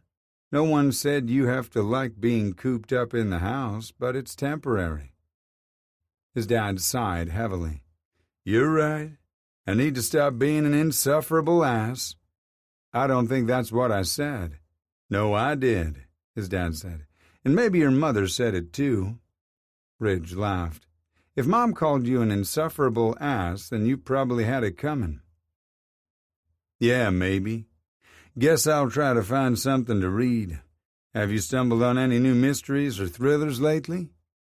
They chatted for a few minutes about books before disconnecting. A few seconds later, Ridge's phone rang again. He figured it was his mom calling to offer her side of the story, and accepted the call without checking the name on the display. You really moved that old goat in with you? He asked. Dread washed over him when silence greeted his question. He glanced over at the display and saw Todd's name. Fuck. "Richard isn't that much older than I am," Todd said snidely. "And no, he's not moving in. Yet." "I thought you were my mom calling." "She's moved a goat into the house? Is that a euphemism for something? Or do you mean an actual barnyard animal?" He sounded disgusted by the idea. How in the hell had Ridge ever thought Todd was the man for him? "I mean an actual goat. It's a long story," Ridge said. "I have time." "I don't," Ridge replied. "Not to be rude, but why the hell are you calling me, Todd? What could we possibly have to talk about?" "You don't want to be rude, yet you say the rudest thing that pops into your head." "No," Ridge said. "Much ruder thoughts came to mind first. Trust me, I went with the kindest one." "And to think I've actually missed you." Todd's voice was low and silky, but not enticing in the least. "Well, I can't return the sentiment." Ridge slid his thumb over to the disconnect button on the steering wheel. "If that's all you—" "Sammy misses you," Todd blurted before Ridge could end the call. "He's not himself." Ridge's heart squeezed painfully. "What's wrong with him?" "He just lies around and mopes." "He's always been a little on the lazy side," Ridge countered. God, he missed Sammy's purrs rumbling against his chest. "This is different," Todd claimed. "He's not eating much. I think he's depressed." The vice around his heart tightened. "Have you taken him to the vet?" "Not yet," Todd replied. "I was hoping maybe you'd stop by for a visit. Maybe seeing you would boost Sammy's spirits." "That's not going to happen." Ridge didn't believe for a second the cat was wasting away while pining for him. Todd was using Ridge's affection for the cat for his own selfish gain. But to what end? Ridge didn't know, and he wasn't interested in finding out. "I thought you loved Sammy." "I do. How will seeing me for 15 minutes make the situation better? Won't it just give him false hope?" "It doesn't have to." Todd's voice was low and full of pout. Ridge pictured the matching expression his ex wore like an accessory. Instead of feeling moved, Ridge was irritated. It was time to shut this down. "I don't know if you're referring to the time limit for a visit that will never happen, or the false hope claim, and it doesn't matter because neither is up for debate. Take Sammy to the vet or give him to me." Todd gasped in outrage, but Ridge kept talking. "As for the false hope, we are never getting back together. Don't call me again unless it's to make arrangements for me to pick up the cat." Ridge disconnected the call before Todd finished sputtering, then whipped his SUV into the parking lot at work. He pocketed his keys and headed into the building with a heavy heart and a brain filled with dozens of possibilities as to why Sammy was acting up. None of the options were good, and he had a crazy idea to call Sugar and accept his offer to help steal the cat. "What the hell is wrong with you, Dandridge?" "Want me to answer that?" Zach asked as he joined Ridge by the elevators. Ridge sighed. "I wasn't aware I'd spoken my thoughts out loud." His friend clapped him on the shoulder, and they rode up to their floor in silence. Zach liked to tease, but he rarely needled a person like Eddie did. Ridge was glad for the reprieve so he could pull his head out of his ass and focus before Eddie showed up and started dissecting his surly mood. As it turned out, his best friend strolling into the bullpen with a plum lipstick kiss on his cheek was the thing that broke through Ridge's gloom. He recognized the color of lipstick since Jess had been wearing it during their brief chat. Not wanting to tip Eddie off, Ridge hid his smile by taking a sip of coffee. He almost told his friend about the lipstick print but decided to wait until after their morning debriefing so everyone in their unit would get a chance to see it. Unfortunately for Eddie, no one else clued him in either. Asher stood in front of the room, doling out assignments, and somehow managed not to smirk at Eddie. Ridge snapped a discreet picture but didn't text it to his best friend until the meeting was over. "You assholes," Eddie yelled after opening the message. He glowered at everyone in the room as he snagged a tissue from the box and scrubbed at his face. Did I get it all? Sure. Ridge stared in disbelief at the bold lipstick still staining his cheek.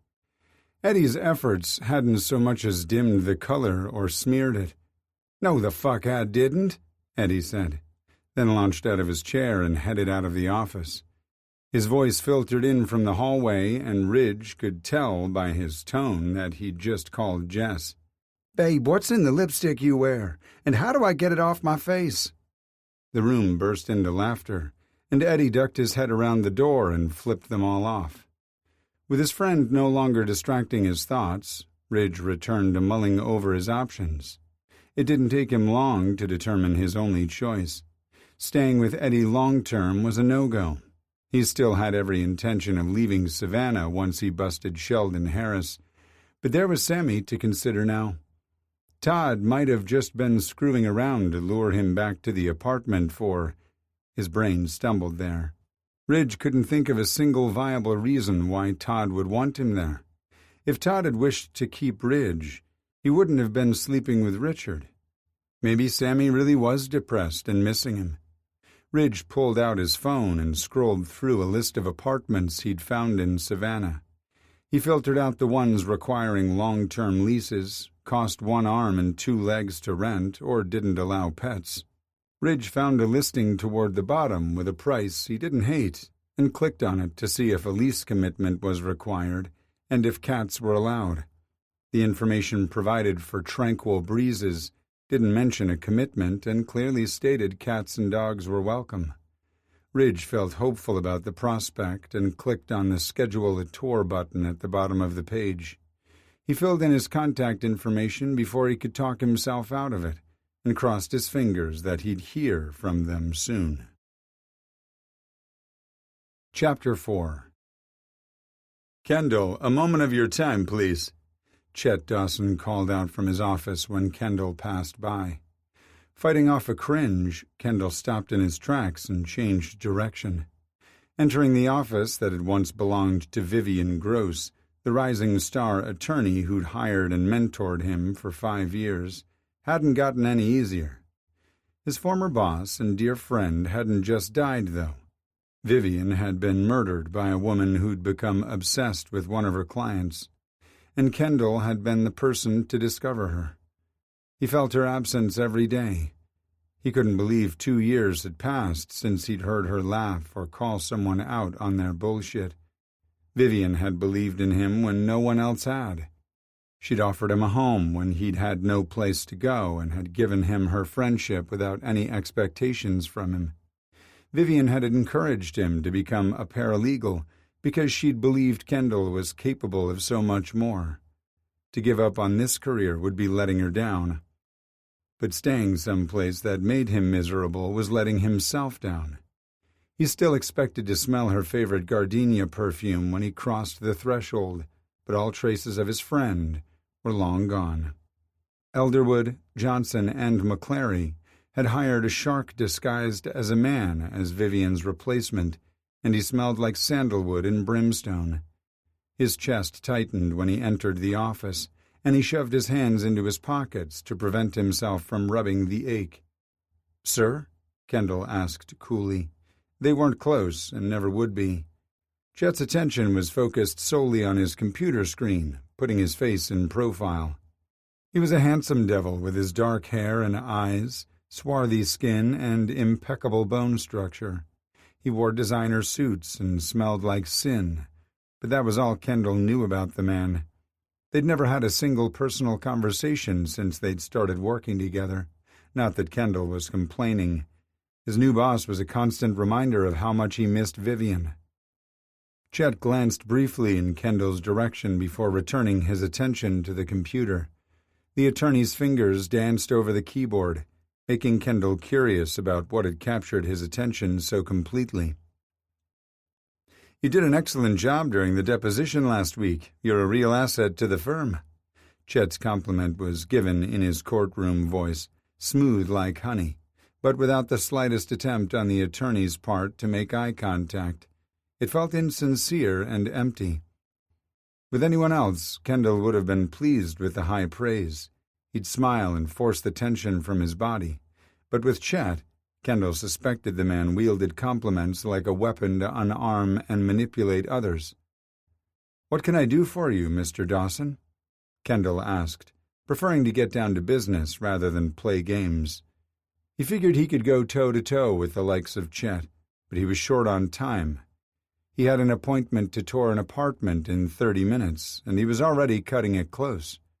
According to the property manager, there was only one vacancy and several people were vying for the apartment. A shiver of terror and excitement raced through Kendall's body. He'd never been on his own before.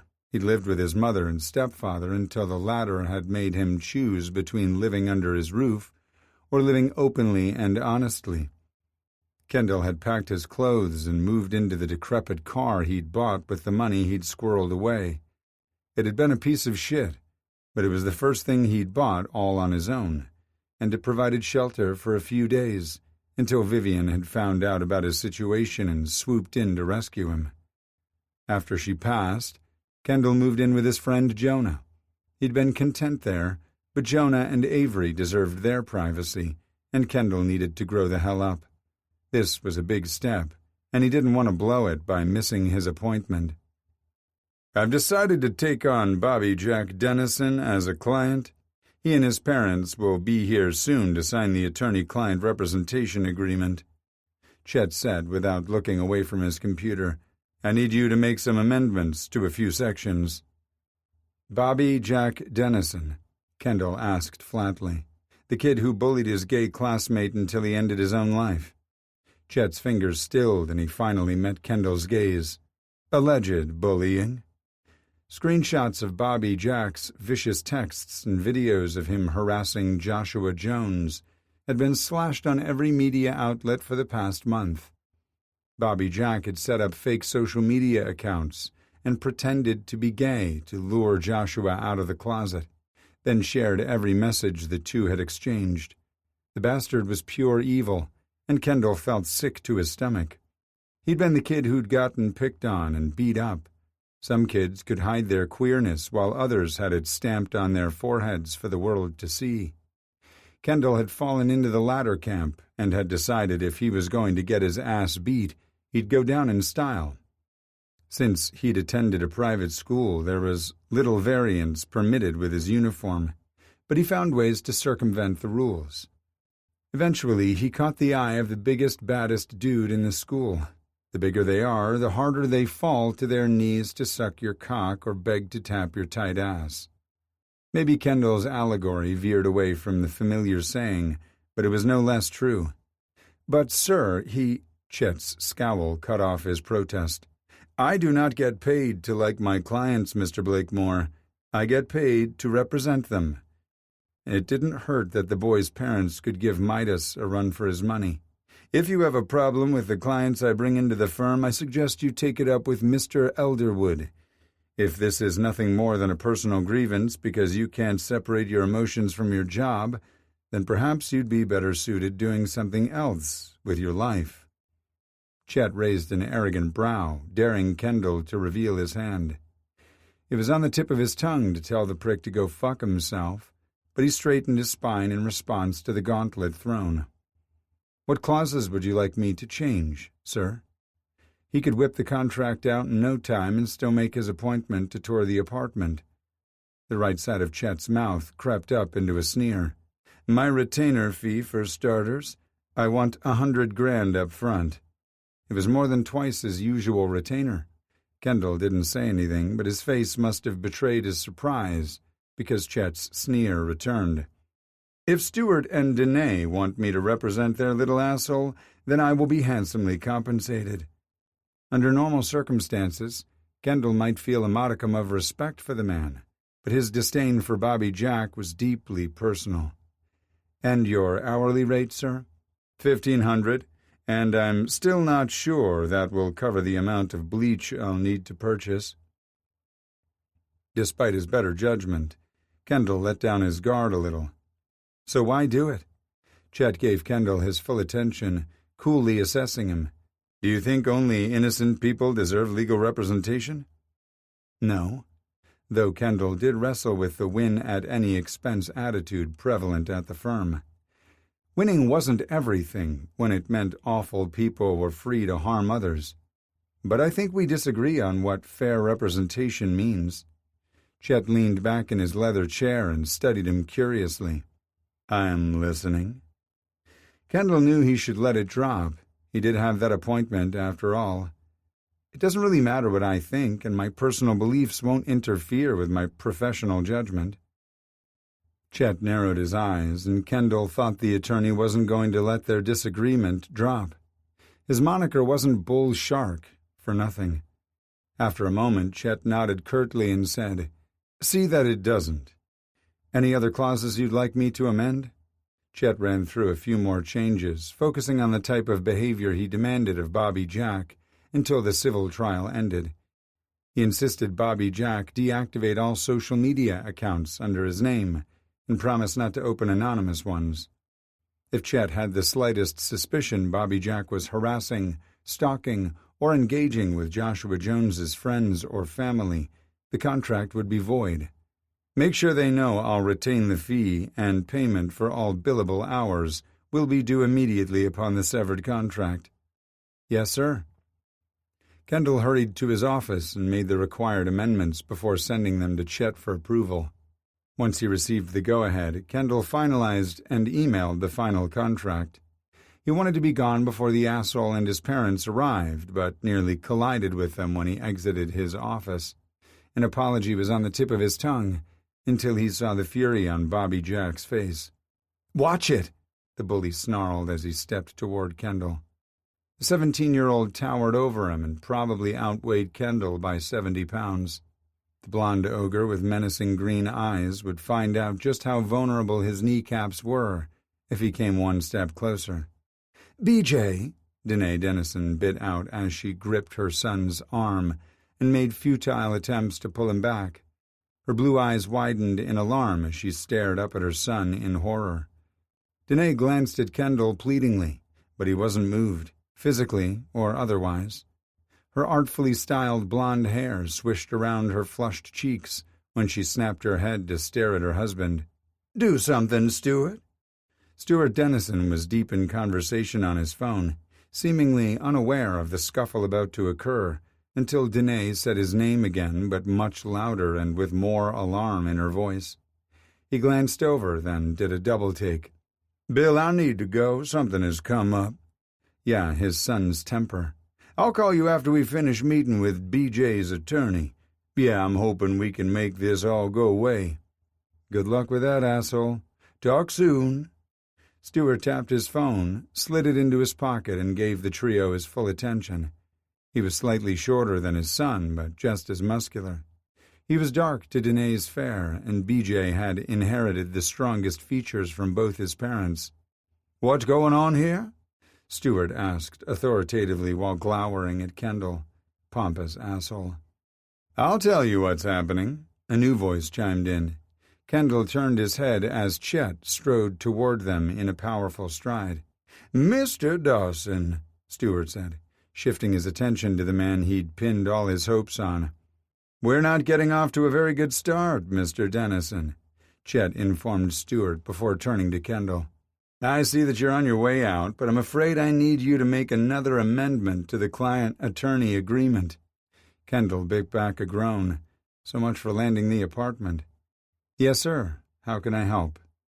Kendall's frustration nearly turned to glee when Chet outlined the behavior he expected Bobby Jack to exhibit in the law office and in the courtroom. Abusing the staff would automatically negate the contract. Chet turned to assess Bobby Jack's reaction and sneered at the bristling bastard. "Am I understood?" Bobby Jack's nostrils flared like a bull, but he nodded curtly. "Yes, sir." Kendall ducked back inside his office and made the necessary changes before emailing them to Chet. The attorney approved them within seconds and included a message that made Kendall smile. "Knee the asshole in the balls if he charges you again. Then we'll keep the fucker's money. Have a good night. Chet." Kendall logged out and was more circumspect when he exited his office, picking up the pace as he neared the employee door at the rear of the building. If traffic cooperated, Kendall could make his appointment on time. 3 blocks later, someone rear-ended him at a red light. "Fuck me," he groused. Maybe it was a sign the apartment wasn't meant to be. He released his seatbelt and got out of the car, taking out his frustration by slamming the door shut. He walked around to the rear bumper and was relieved to see the damage was minimal. A gangly teen with frizzy brown hair, acne, and braces got out of the driver's seat and approached him. "Sorry, man," he said sheepishly. "Are you hurt?" Kendall gave the kid points for inquiring about his health first. "Nah, it wasn't much more than a tap. You have insurance, right?" "Yeah, but I couldn't tell you who we're with because my parents handle all that."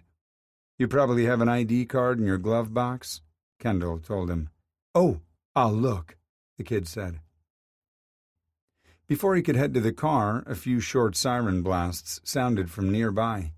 Kendall saw a police cruiser several cars back, trying to cut through traffic to reach them. At least they wouldn't have to wait long to complete the report. Except the cop was a rookie, so his trainer went into excruciating detail on every part of the form. 40 minutes later, Kendall drove off with the information he needed to file a claim with the kid's insurance company, and was 20 minutes late for his appointment. Instead of giving up, he drove to the Tranquil Breezes apartment complex. Hopefully the property manager would take pity on him.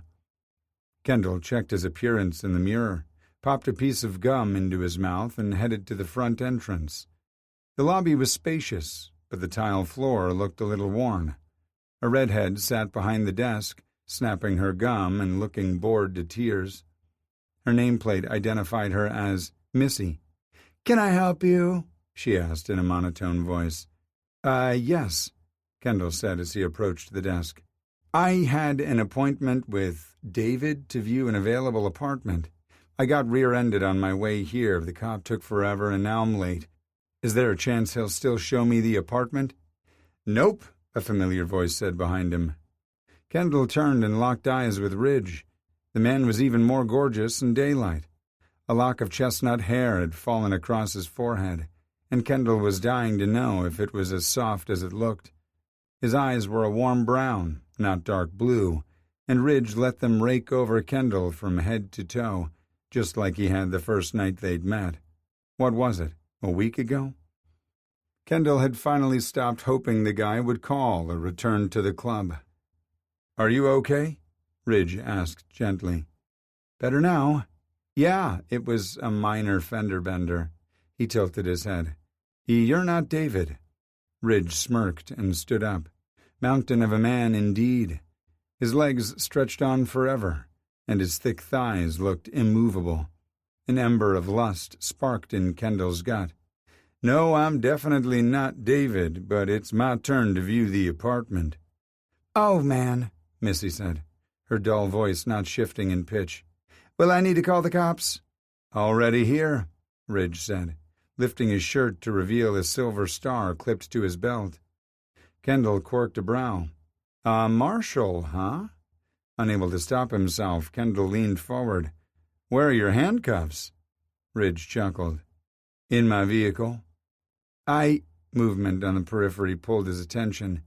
A lanky, balding man with a hassled expression ambled toward them. Kendall was grateful for the interruption. He'd been on the verge of making a fool of himself. "Sorry to keep you waiting," the man said, splitting his attention between Kendall and Ridge.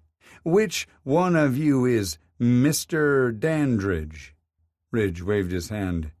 "Are you Dave?" Kendall asked. "David," he corrected. "And you are?" "I was your 6 o'clock appointment," Kendall said. "I'm late," David replied flatly.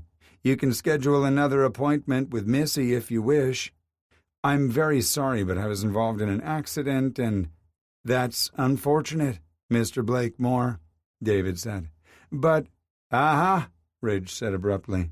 "I know part of your name now." Startled, David looked between the two men.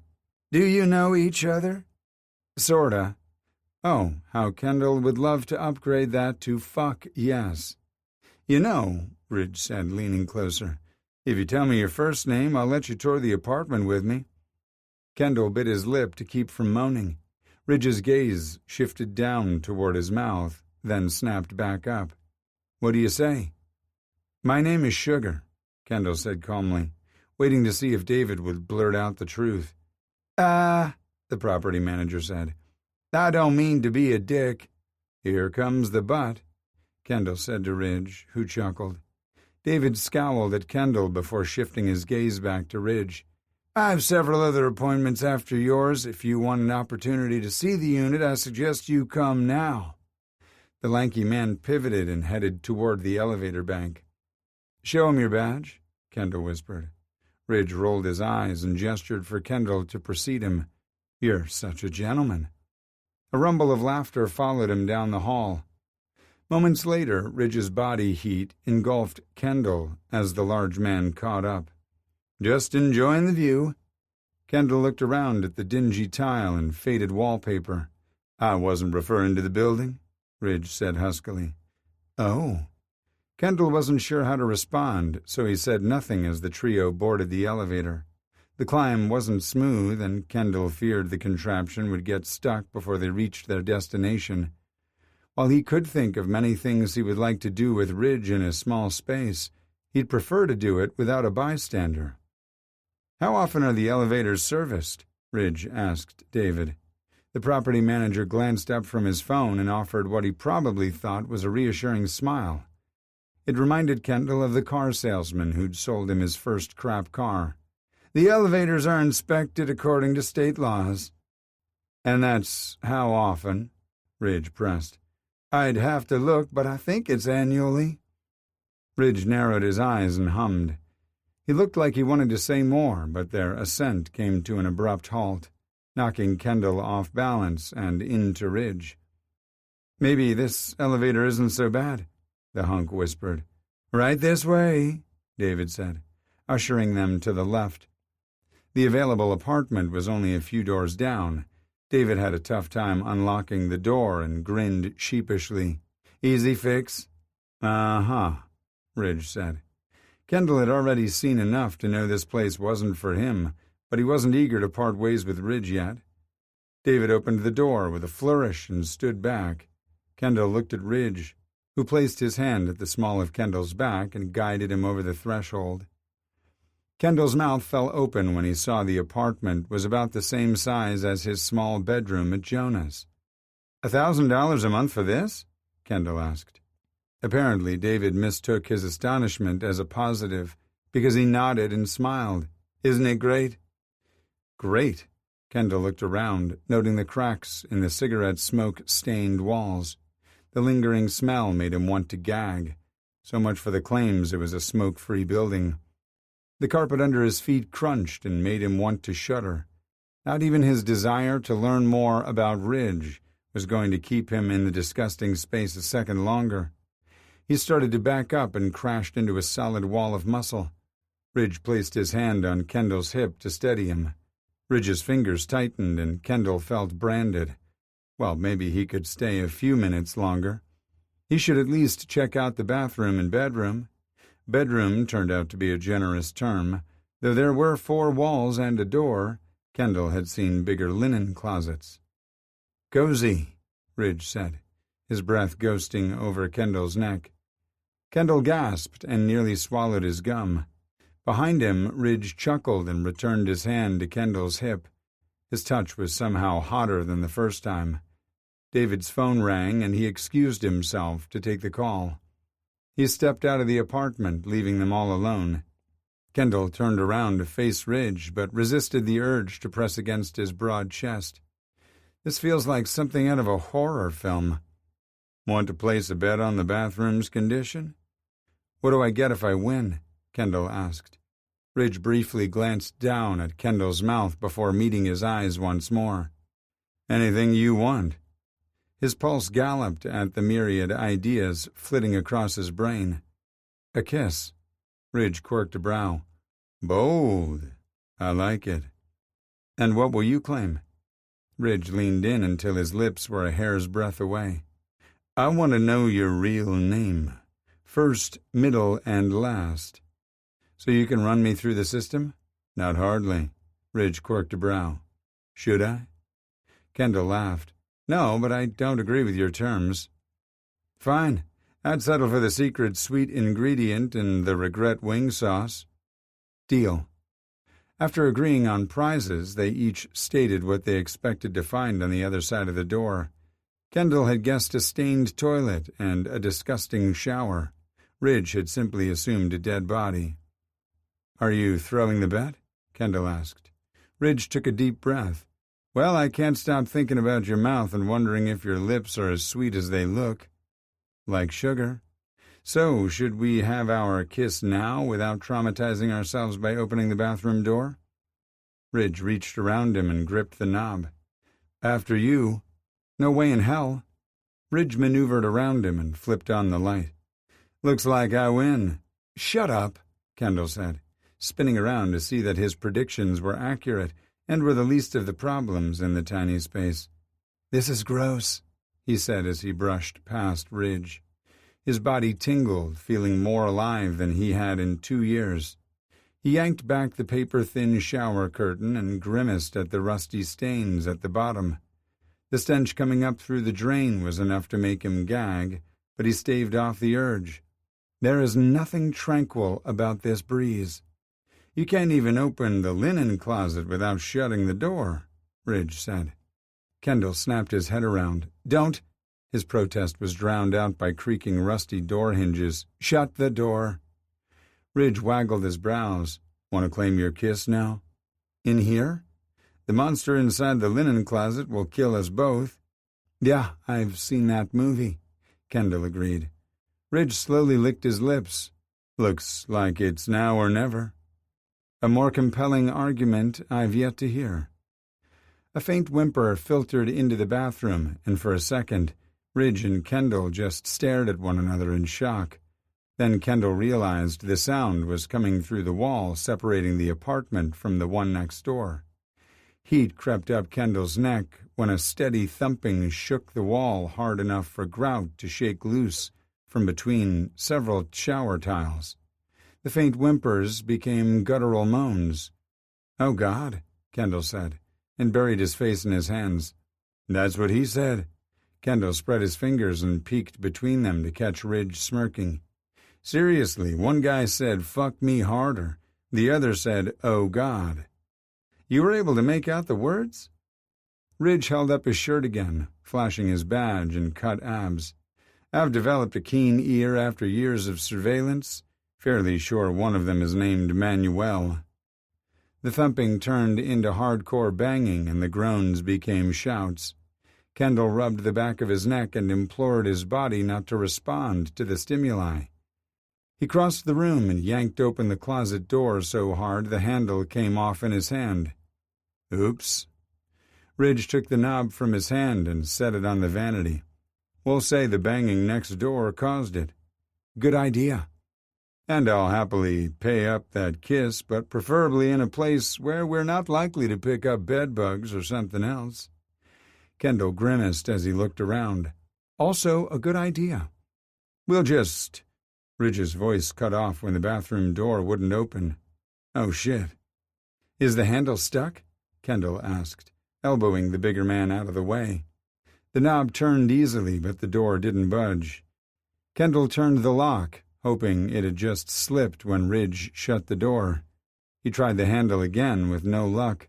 "Christ," Kendall groaned. He turned toward Ridge. "Use those big shoulders and get us out of here."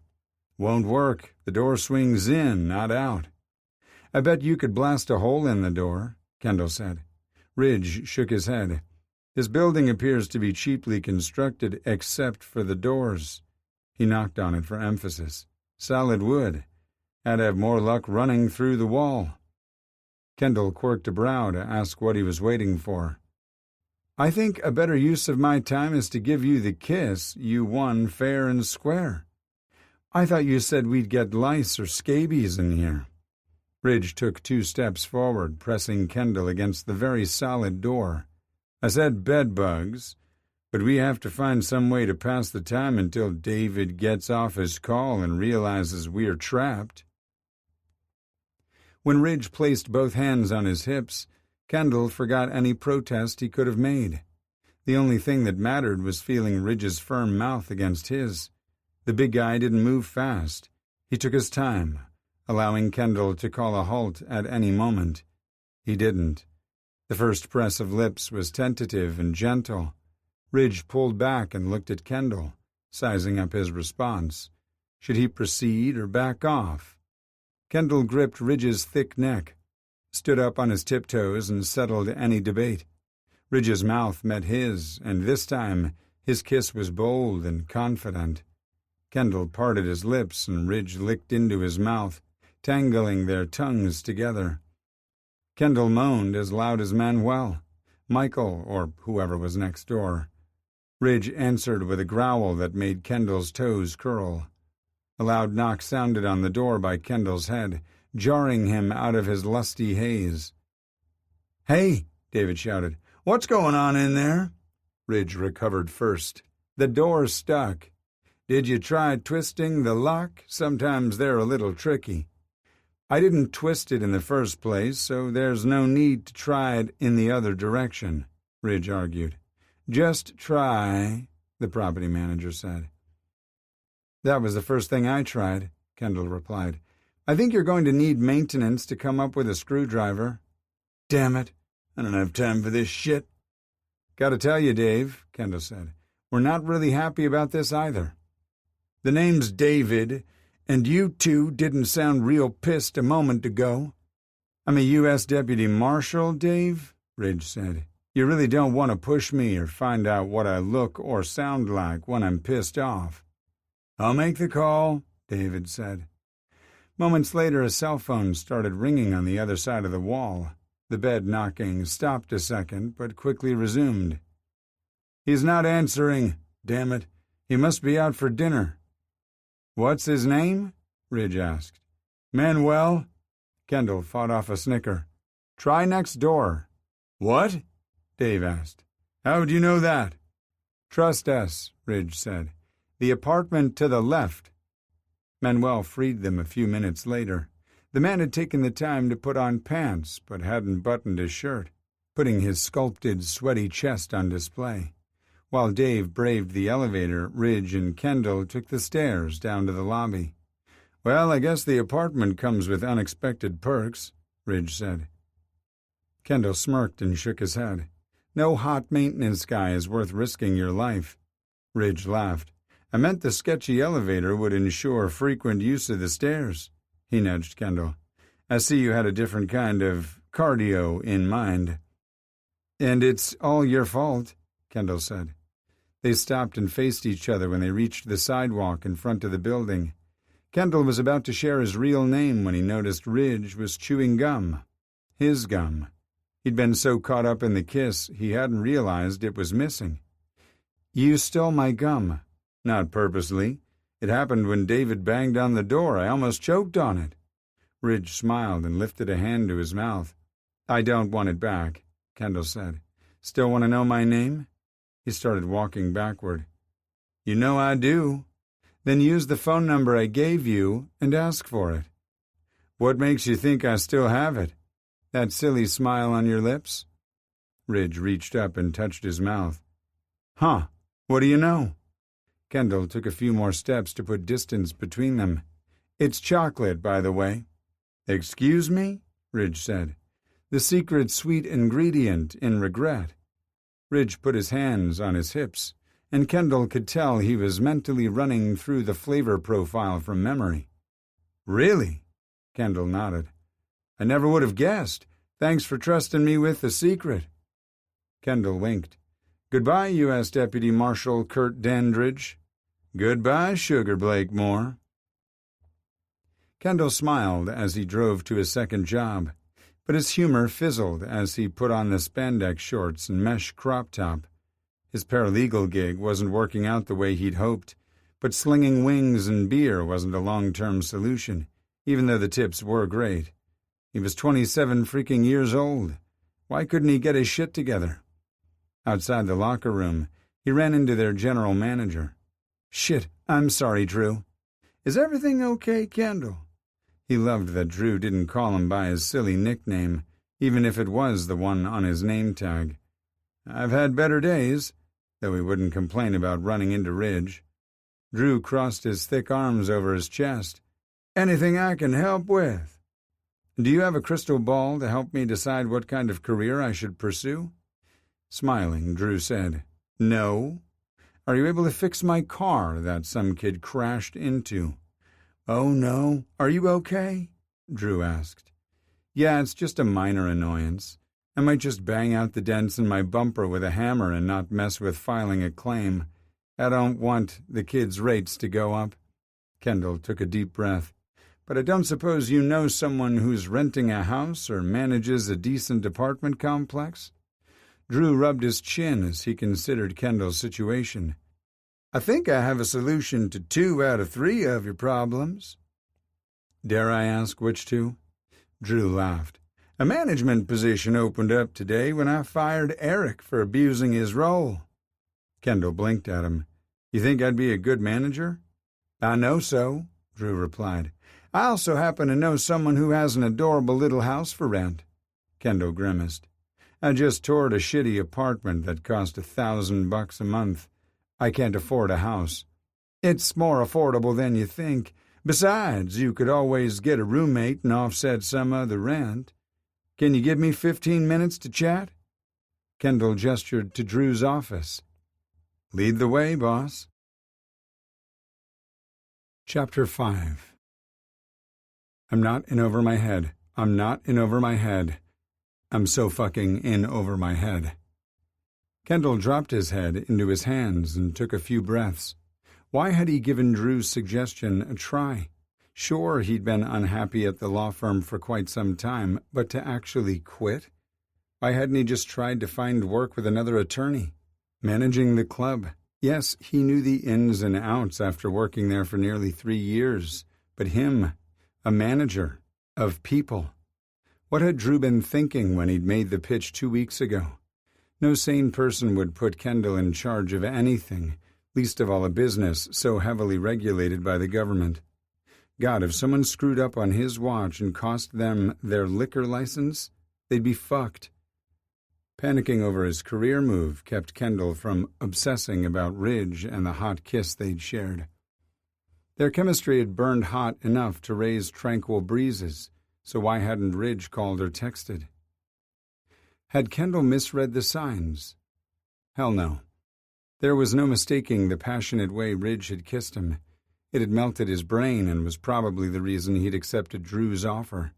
And Kendall was right back to fretting over his first shift as the night manager. A knock on his open door interrupted him before his worry could turn into a full-blown panic attack. Kendall jerked his head up and met the dark gaze of a man he'd never seen before. The guy with honey blonde hair wore a flight suit, identifying him as a bartender. Drew had mentioned a new hire the previous day when Kendall was shadowing him for the last time before flying solo. What was the new bartender's name? Eric? Elliot? Full lips curved into a dazzling smile, distracting Kendall from his meltdown. "You look like you're freaking out." When Kendall continued to stare, the man stepped into the room and approached the desk, his hand out. "I'm Emmett, by the way." Emmett, that was it. Kendall stood up and they shook. "Kendall," he said, "it's nice to meet you. You say that now, but wait until you find out why I'm here." Kendall stifled a groan and braced himself. "Health department? Police? Lay it on me." Emmett's lips twitched. "2 of our waiters are about to come to blows over a patron. Javier said I should come to your office and let you know." Technically, it was an office shared by the club management team. Moments ago, his ass was in the manager's chair. Therefore, it was his office until 3 a.m. when he could run screaming to his car. "I'm so fucking in over my head." Javier said you're good at settling disputes." "I am. Since when?" "No time like the present," he guessed. Apparently, Kendall hesitated too long because Emmett looked at him expectantly and said, "About the waiters?" Kendall nodded and walked around the desk. Right, Colt and Carrie. Most people call them the twins. Emmett fell into step with him as they exited his office. His office. That was going to take some getting used to, if he survived his first shift in charge. Colt and Carrie seemed determined to put him to the test. "Are they related?" Emmett asked. "No, just childhood friends. They've spent so much time together, their looks and mannerisms are identical." Emmett chuckled. "Sounds like they could probably stand a little separation. Perhaps make a new friend or two?" "I couldn't agree more." "Please tell me Colt and Carrie aren't arguing in front of our guests? And why were they still fighting over other men when they so obviously wanted each other?" "Nope," Emmett replied. "They're locking horns and creating havoc in the kitchen. I happened to catch the show when I returned from my break." Kendall groaned. The last time those two had gotten into a catfight, the fur, body glitter, and saliva had gone flying. They'd better not taint the food again. "Again?" Emmett asked. Kendall didn't need to see his face to know the man was cringing. Kendall pushed through the swinging doors and stepped into the kitchen. Colt and Carrie were mid-battle and unconcerned about their audience. The argument hadn't turned physical yet, but their red cheeks and pinched expressions let Kendall know he'd arrived in the nick of time. "I saw him first," Colt snarled. Carrie snorted. "So what? You were too busy batting your eyelashes at him to close the deal. I saw an opening and took it." "Ha!" Colt bellowed. "And how'd he respond to you pushing your phone number toward him?" Carrie sniffed and lifted his chin. "His fingers were coated in sauce, so he ignored it." "How convenient," Colt quipped. Carrie lifted his hands and shoved Colt's chest before Kendall could reach them. The effort was minimal at best, but Colt flailed his arms and took a few steps back, a cloud of body glitter wafting in his wake. "Hey," Kendall yelled, gaining both their attention. "Put the damn claws away, gentlemen." Colt and Carrie immediately launched into explanations about how the other had started the altercation. Kendall held up his hand and cut them both off. "I don't care how the fight started, I'm ending it," he told them. "I want both of you to clock out and go home." "What?" Colt said. "You can't be serious," Carrie added. "You heard me. I know for a fact Drew gave you both verbal warnings last week." Kendall gestured around the kitchen to where the staff was guarding the food against contamination. "Clock out and go home. Make sure you come in early on your next shifts to sign and acknowledge your official write-ups." Colt's gaze widened and filled with unshed tears. Kendall barely fought the urge to roll his eyes. Jesus. He'd perfected the kitten-stuck-in-the-rain look, and this kid had a long way to go. Carrie crossed his arms over his chest, striking a defiant stance. It didn't budge Kendall a centimeter from his decision. "You can go now and miss out on tips from half a shift, or you can miss 2 nights' worth. What's it going to be, gentlemen?" Though neither of them deserved the title, Kendall bestowed it on them anyway. He wouldn't give them a valid complaint to take to Drew. Carrie continued to scowl until Colt sniffled. Then his taciturn expression morphed into one of fierce protectiveness as he slipped his arm around Colt's shoulder. "Don't cry," he said. "I'm sorry I acted like an asshole." Colt leaned into his friend and slipped an arm low around Carrie's waist. "I'm sorry for overreacting. You were right. The guy was completely indifferent to my flirting." "Well, there's something wrong with him then," Carrie said, "because you're perfect." "Maybe our guest just wants to eat the best damn wings in town without getting harassed," Kendall suggested. The newly made-up friends glared at him like he was public enemy number 1. Oh well, his confidence was guilt-free when he gestured for them to exit the kitchen. "Fine," Colt said haughtily. He sailed through the swinging door with his head held high. Carrie glared at Kendall once more before following his friend. The kitchen staff erupted in a cheer. Chef Mike gave him 2 thumbs up and removed the plastic wrapper from the sauce bowls on his station. Could this night get any weirder? "I see Javier was right about you," Emmett said. "Nice job." Maybe Kendall should classify his conflict resolution style as picking his battles rather than avoidance. He was feeling stronger about his decision after receiving praise from the kitchen staff and Emmett. "Still doubting your decision to accept the management position?" Emmett asked. Kendall tilted his head and studied the handsome man. "Is everyone talking about me?" Emmett chuckled. "Nope, I'm just very astute." The taller man stepped closer and said, "Even if I were a dim bulb, I still would have recognized the panic I saw in your eyes." Mimicking Carrie's stance from a moment ago, Kendall crossed his arms over his chest. "I think panic is a strong word.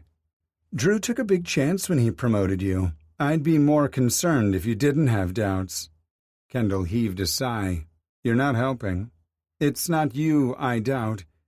Promoting from within presents a unique set of problems for every manager.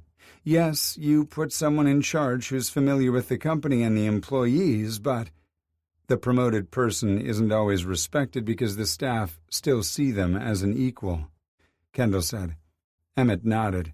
"And sometimes they see the person as inferior to themselves, or someone else they believe should have been promoted instead." Kendall blew out a breath. He'd had his share of battles with the other servers in the past. Did they see him as inferior or undeserving of the promotion Drew had offered him? Wasn't that fair, if they did? Kendall had doubted his decision every other second since he'd accepted Drew's offer.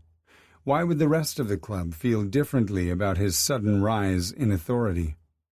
"I can see your point." The swinging doors opened suddenly, catching Kendall's right hip. Mateo, a former college gymnast, came through them, looking between his manager and the bartender. "Sorry, Kay," he said when Kendall ran a hand over his hip. Who do you want to pick up Carrie's and Colt's tables? It's a packed house out there, and we're now short 2 of our best waiters." "Wow," Emmett said. "Word travels fast around here." "Faster than gossip through a beauty parlor or church pew," Kendall quipped. Emmett chuckled. "I'll take your word for it." He headed out to the club, leaving Kendall to sort out the newest problem. "What's his deal?" Mateo asked. "His deal? Yeah, polite and professional." Kendall gasped in mock horror. "Say it isn't so. Even to the customers," Mateo added. "Oh, that was curious. No flirting?" Mateo shook his head. "There's a bet going." "Already? Can't the guy even complete his first shift?" "You know how it is around here, Kay?" Kendall nodded. "Dare I ask?" 3 camps, Mateo said, needing no further prompting. "He's either straight, in a committed relationship, or doesn't need the money. If you want generous tips, you gotta flirt, but you know this. Your skills are legendary." Kendall fought off the urge to preen. "I don't know about that." "Legendary." He could think of a dozen things he'd rather be known for, but he let it go.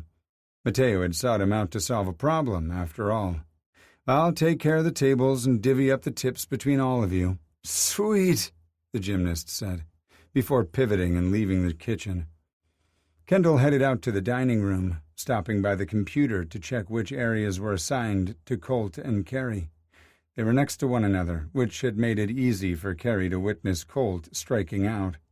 He wanted to check in with the patron the guys had fought over, but wasn't sure which table it was, until he got to Colt's section. The man was tall, broad, and looked like he could stop a freight train with a hug. Kendall observed the man's behavior as he made his way to the table. The oak tree of a man kept his head down, avoiding eye contact as he mowed his way through chicken wings. 2 empty plates were stacked at the edge of the table. Christ, it looked like the big bruiser was eating his body weight in wings.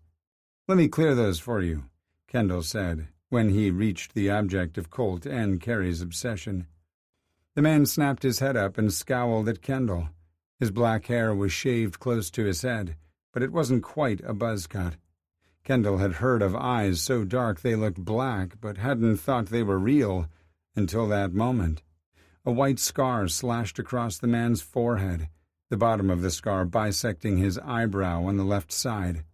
The dark stubble dotting his jawline was a stark contrast to his pale skin. 2 teardrops were tattooed under his left eye and 3 under his right.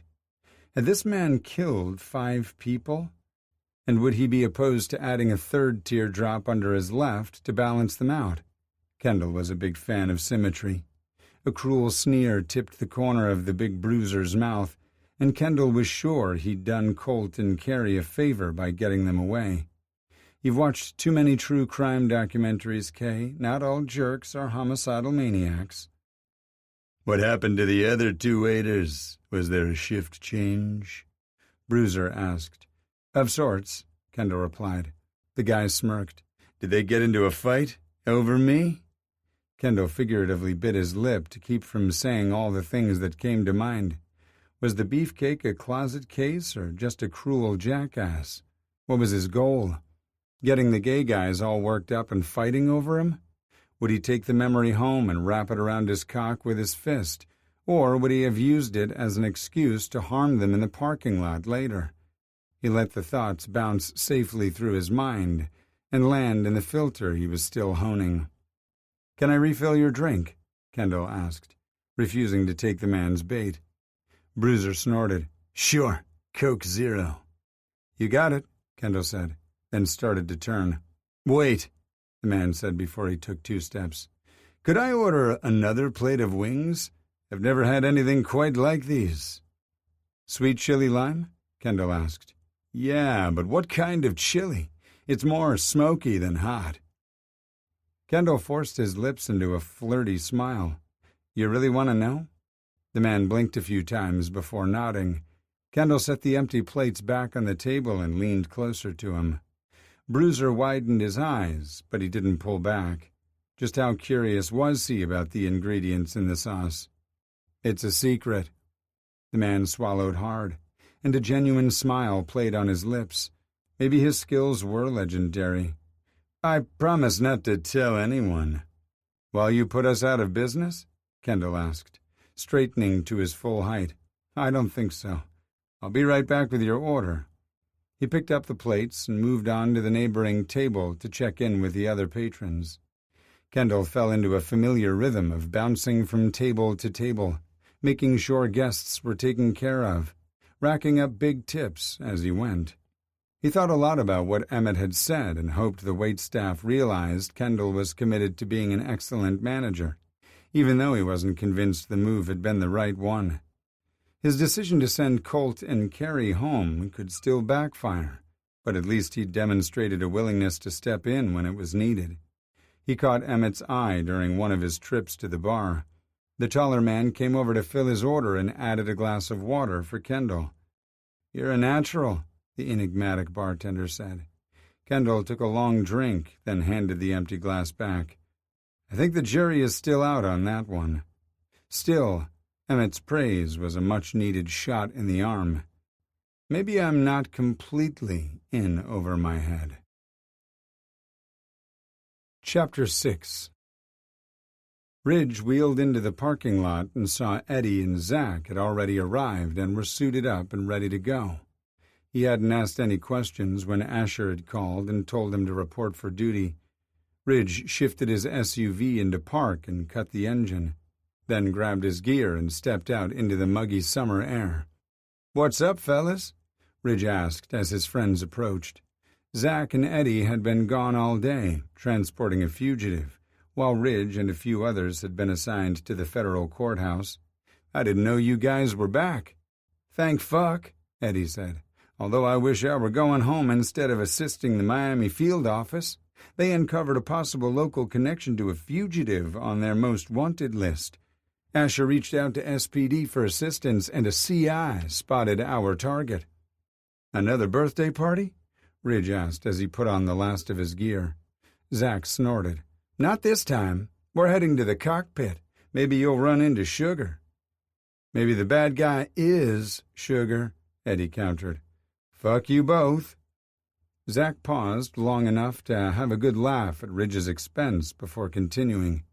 "Sergeant Locke from SPD Major Crimes is meeting us at the club with a few officers from his unit to assist. Ready to roll?" Ridge did a quick inventory. "Yep, I call shotgun," Eddie said and sprinted to the passenger side of Zach's rig. "Asshole," Ridge grumbled as he slid onto the rear bench seat. "So, who are we looking for?" Eddie handed him a fugitive sheet for Rodney James, a dark-haired pale man with a vivid scar across his forehead and teardrops tatted beneath both eyes. The man's dark eyes looked as dull and lifeless as a shark's. Ridge whistled as he skimmed over the man's arrest and conviction history. How does a man who's been convicted and sent to jail for burglary, aggravated assault, and possession of illegal firearms land back on the streets to become a suspect in a homicide? You're preaching to the choir, Ridgie, Eddie said. We have to assume the guy's armed and dangerous, so going into a crowded club with guns blazing isn't the answer, Zach said. Ridge would have argued the club would be less crowded on a work night, but he'd seen firsthand it didn't matter when the hottest waiters served the best wings on the planet. Like it had too many times to count, his mind shifted to a platinum blonde waiter with pretty lips and a wicked tongue. Ridge had been seduced by both the words that had come out of his mouth and the skillful way Sugar had kissed him.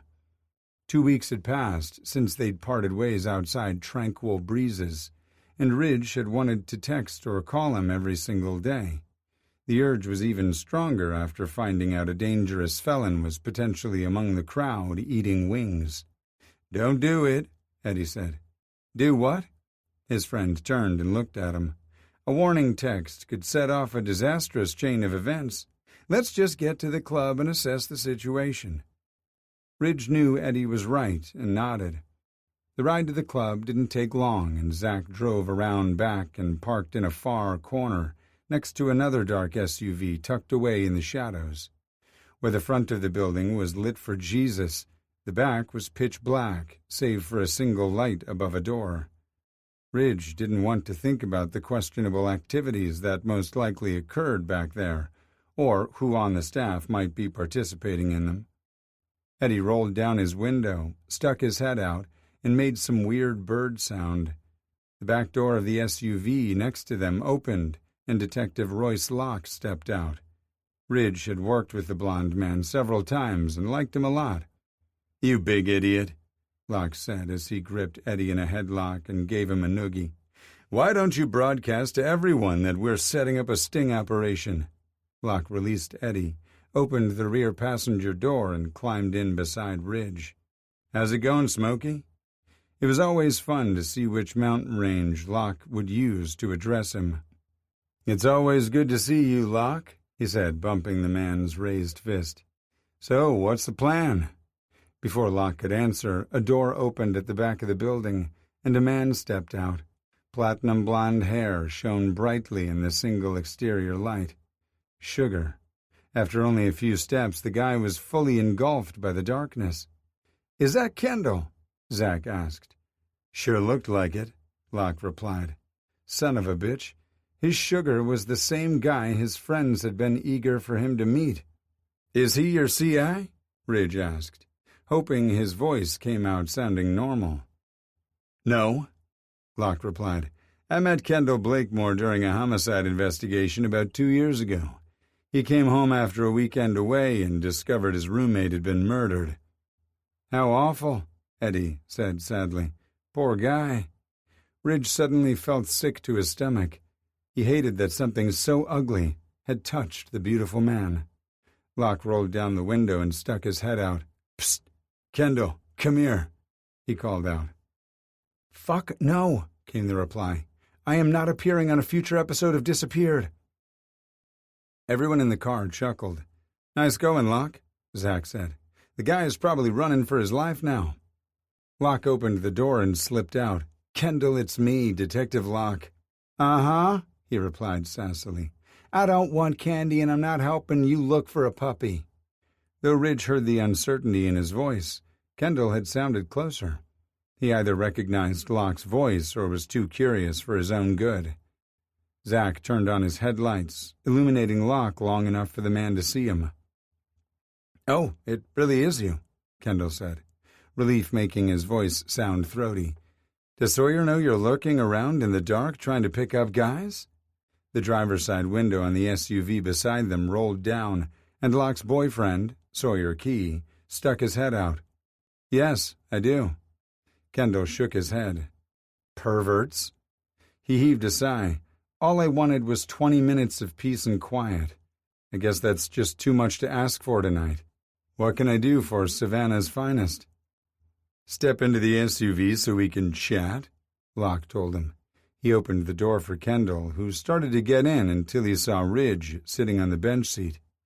Blue eyes widened and soft pink lips parted on a gasp. "Oh," Kendall said, sounding a bit breathless. "You could have just used the phone number I gave you. There's no need to stage it." He waved his hand around. "Whatever this is." Ridge couldn't help but smile. "Hello, sugar." "Sugar?" Eddie and Zach asked. Ridge ignored them, but they snagged Kendall's attention. "Oh, hey," he said cheerfully. "Zach and Eddie, right? You work with Asher?" Then he turned wide eyes on Ridge. "I can't believe I didn't make the connection when you showed off your badge. I blame it on stress." "When did he show you his badge?" Eddie asked. "When we toured an apartment complex a couple weeks ago. I think Ridge was looking for an excuse to show off his hot body, though."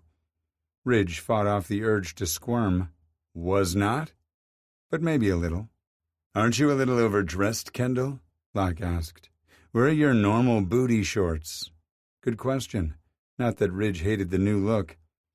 Kendall ran his long, slender fingers over the length of his tie. It was navy blue with gold pinstripes. "I've recently been promoted to manager. In fact, tonight is my first shift." Something in his voice said it had been a real humdinger. Ridge wanted to probe for more details, but a round of congratulations filtered through the vehicle. "Thanks," Kendall said.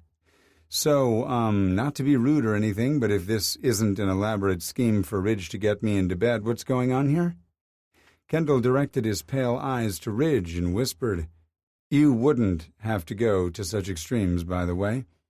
The truth of his declaration was evident in Kendall's sultry smile.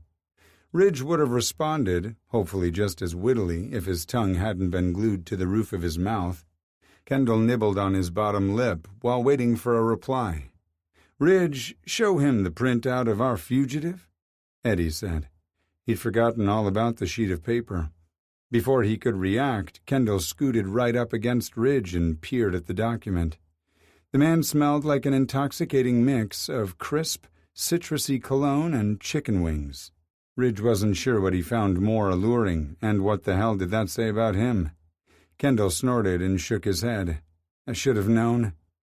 He rattled off the man's convictions out loud, as well as his alleged crimes. "What a charmer." "You recognize him?" Eddie asked. "Oh, yeah." He told them about two waiters getting into a fight while trying to gain the guy's favor. "He's put away at least 12 pounds of chicken wings." "Ought to make him easier to apprehend," Zach said. "Unless he's dripping in sauce," Kendall countered. Recovering his ability to speak, Ridge said, "So, he's still in there?"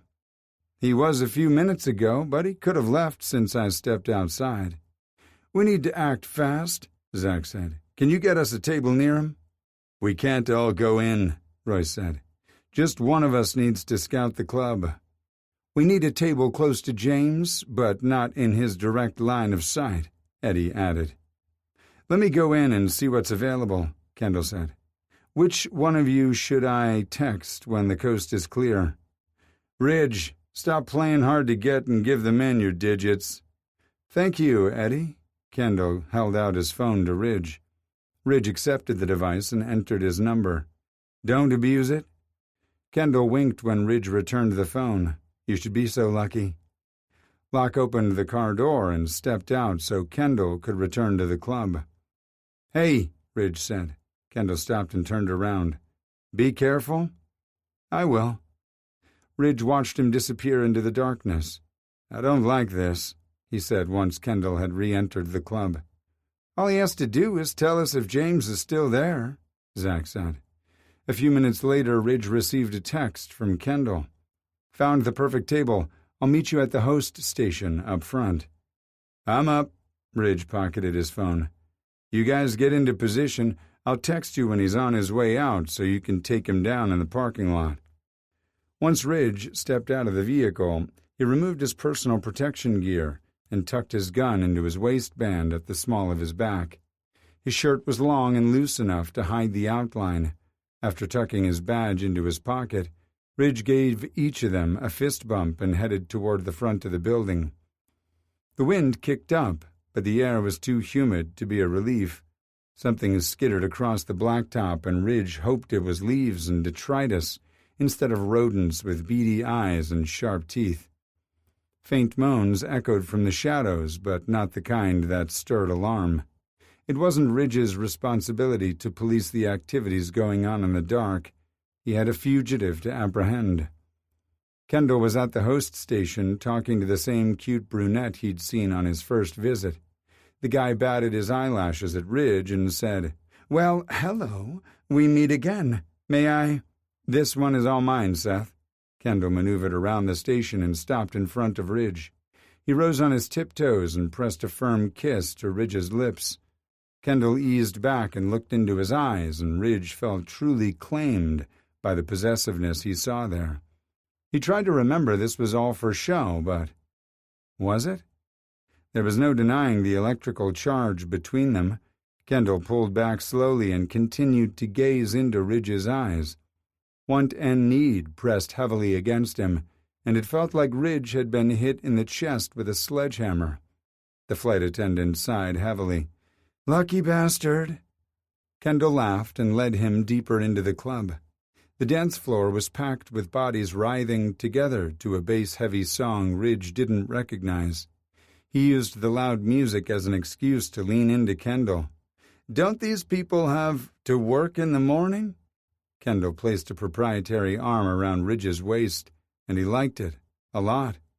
"You're only young once." As Ridge watched the clubbers, he wondered what a night of carefree dancing might feel like. Could he even dance? He couldn't recall a single time where he'd been enticed to try. "James just started in on another plate of sweet chili lime wings," Kendall said, interrupting his thoughts. At least one of them was focused on the mission. "I found a table with the perfect vantage point so you can alert the others when he leaves." Ridge's stomach growled. "Sweet chili lime?" Kendall nodded and smiled. "It's our flavor of the week." "The name seems a little tame compared to regret," Ridge said. Kendall gestured to an empty table, and they stopped beside it. He smiled up at Ridge, his eyes sparkling with mischief. "Though it lacks a snappy name, the sauce doesn't lack flavor. Maybe I'll send some home with you after you collar your perp." "Collar my perp?" "I watch way too many true crime documentaries." Ridge sat down and Kendall assessed him. "Well, I definitely can't eat them now. The sauce might make it difficult to draw my weapon." Kendall's lips quirked, and Ridge realized the double entendre he'd stepped into. "Well, you can't just sit here and look handsome. You're too conspicuous and will attract too much attention. What if I bring you an order of loaded fries? You can eat those with a fork and keep your hands clean and your head down to watch the the bad guy from the corner of your eye." "You twisted my arm," Ridge replied. "Could I have a glass of water?" Beer was out of the question, and soda would keep him up all damn night. "Certainly." Kendall cleared his throat and shifted his eyes to the left. "I'll be right back." Ridge glanced to the left and saw Rodney James's table 2 rows over. He was positioned behind the fugitive and at an angle, providing Ridge the perfect vantage point. The man wouldn't see him unless he purposefully scanned the room, and his body language wasn't the least bit alert as he tore into a chicken wing. James was utterly at ease and enjoying his food. Kendall returned a few minutes later with a plate full of crispy fries, smothered in melted cheese, bacon, and chives. "I wasn't sure what you wanted to dip them in, so I brought you ranch and sweet chili sauce." "Yes and yes," Ridge said, fighting off the urge to rub his hands together gleefully. "Focus on the mission, asshole." He forced his eyes off the plate to look at Kendall. "I don't want you to do anything to tip James off, okay?" Kendall nodded. "Keep serving his wings and refilling his drink like normal. Don't over-solicit and don't ignore him. Any change could trigger his suspicion. Just give me a heads up after he asks for his bill." Kendall released a deep breath. "Got it." Ridge dug into his fries while sending a group text to Eddie and Zach.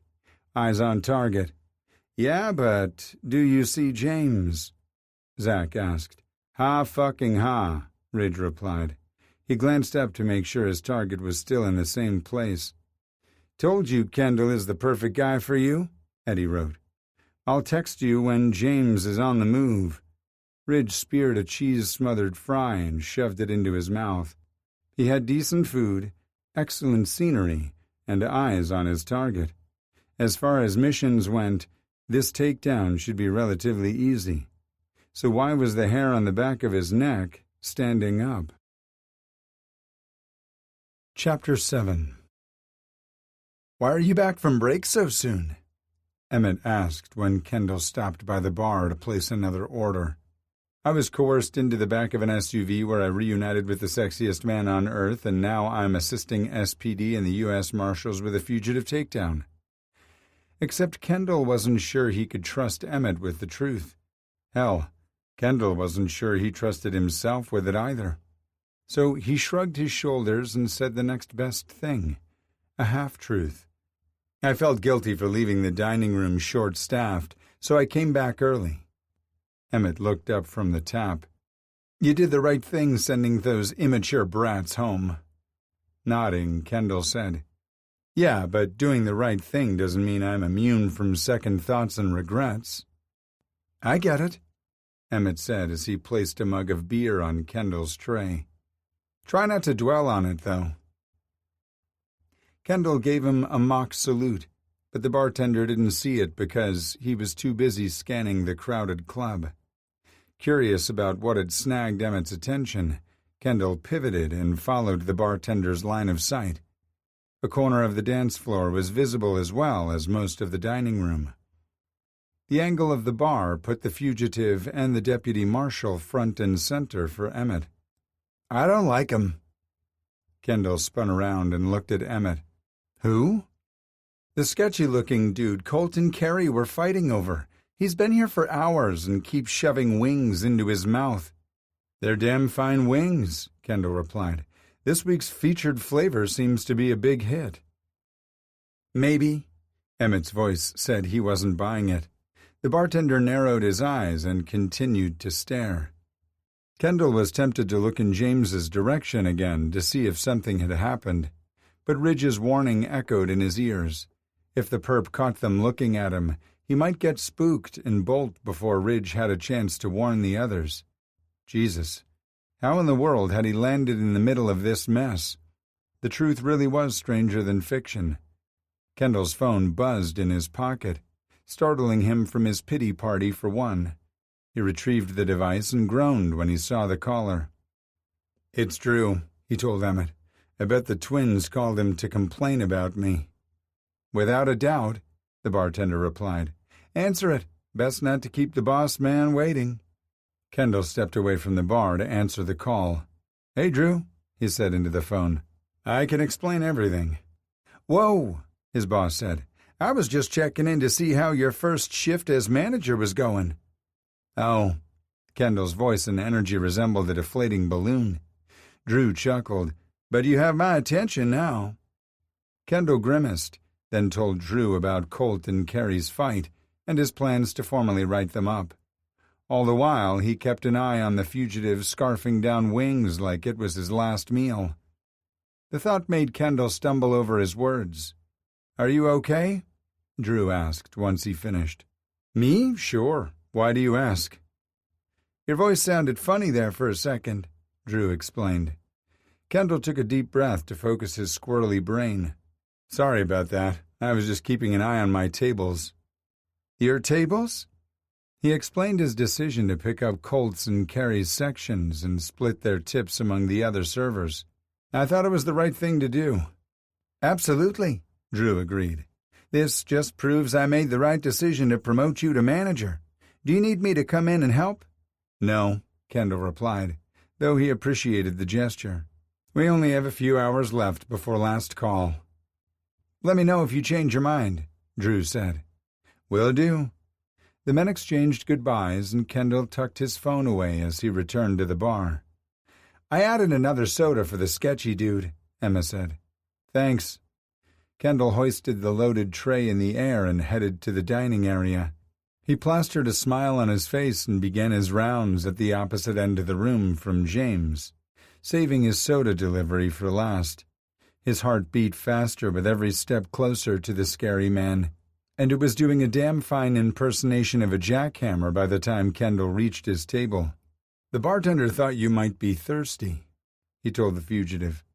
James lifted his head, and dull, lifeless eyes stared back at Kendall. The man's lips slanted into a cruel sneer. Does he want to fuck me, too? A scathing remark was on the tip of Kendall's tongue, and only the worry he might blow Ridge's opportunity to capture the asshole prevented the words from escaping his lips. Not that I'm aware of, he said instead. Before he could congratulate himself on his maturity and restraint, Kendall opened his mouth and ruined everything. Do you want me to go ask him? The sneer turned into a scary scowl. Fuck no, gross. I'm just here for the wings, man. The guy pulled his napkin off his lap, proving even the worst people could use good etiquette, and wiped his mouth. James tossed the napkin and reached for his wallet. A shiver of anticipation raced through Kendall. This was it.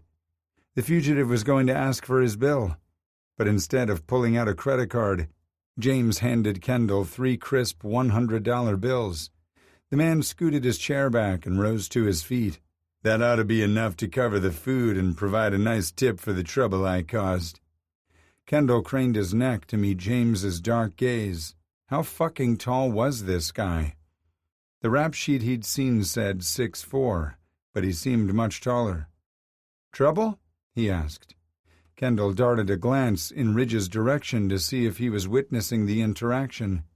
A waiter had stopped at his table and stood directly in Kendall's line of sight, which meant Ridge wouldn't be able to see him either. Fuck. James shifted closer to Kendall, pulling his attention back to the scary fugitive. I'm like a magnet, he said. With his adrenaline spiking, it took Kendall a moment to remember what they'd been discussing. Trouble. James was admitting to being at the center of it all the time. Kendall had to stall the man until he could tip Ridge off. Forcing a flirty smile to his lips, Kendall batted his eyelashes. I know a little something about causing trouble. James raked his dark gaze over Kendall before meeting his eyes once more. I just bet you do. Kendall was about 5 seconds away from pissing himself, so he changed tactics. This tip is too generous. Are you sure you don't want change? James quirked a brow at the sudden topic shift, and Kendall worried he'd tripped his alarm. Instead, the man gave him another genuine smile. Nah, you've earned it for putting up with me. I always tip servers and sex workers well. Kendall wasn't shocked often, but James's offhanded comment caught him off guard. Well, that's nice of you. How about a drink to go? Aye. A loud crash in the dining room interrupted James's response. Kendall recognized the sound of shattering dishes and glassware and automatically turned in the direction of the noise to assess the damage. Unfortunately, James was equally curious and diverted his gaze as well. 2 waiters had collided right in front of Ridge's table. The lawman looked up from the fray and locked eyes with Kendall before glancing at the fugitive standing beside him. A fucking cop! James snarled, just as Ridge shot to his feet with his gun drawn. The fugitive probably had an embedded alarm system alerting him to the presence of law enforcement, copdar instead of gaydar. James's survival instincts must have kicked in. He hooked a beefy arm around Kendall's neck, yanking him to his chest as a human shield. A metal click sounded near Kendall's right ear, and a second later something sharp pressed into his neck. His bladder spasmed and threatened to empty right there, but he held on, somehow. The last thing he needed was James slipping in his piss and nicking an artery. The guests and staff around them screamed and ran for cover, triggering a reactionary effect until everyone was screaming and scrambling toward the exit. It felt like it was only the 3 of them left in the bar. Ridge's face was hard as stone, and laser-focused as he aimed his gun at James. "U.S. Marshal," he declared. "Drop the weapon and let the man go." "Fuck you," James snarled, tightening the headlock until black dots swam in front of Kendall's vision. "Drop the fucking tray, or I'll gut you like a fish." He'd forgotten he still held it, but became acutely aware of his fingers clutching the rim. Kendall tightened his grip on the rigid plastic instead of letting go. If he could command his arms to work, maybe he could use the tray as a weapon. "Do it right now," the angry man hissed, pushing the tip of his blade deeper into Kendall's skin. A sharp burning sensation was followed by warm liquid trickling down Kendall's neck, and the urge to vomit replaced the need to piss himself. If he was going to die, he wanted to do it with dignity. Letting go of the large round tray required a lot of mental energy and repetitive commands to his brain before his fingers loosened enough to let it drop to the floor. Kendall was utterly defenseless unless he considered his biting wit and sharp tongue, both of which seemed to have abandoned him. James sidestepped a few feet to the right, forcing Kendall to come with him. "Stay back. I won't hesitate to kill him." "You know damn well I won't let you leave here with a hostage," Ridge said. "I will shoot you." James sidestepped a little more, but Ridge kept pace from 2 rows over. His gun never wavered. "And risk shooting the hostage?" James asked. "I didn't think so." Kendall would rather take his chances with Ridge's aim than face whatever James had in store for him. A cocky grin tugged at the marshal's lips, distracting Kendall from his panic. "I never miss." The fugitive paused for a second before continuing toward the exit. "I'll let him go as soon as I get outside." No, he wouldn't.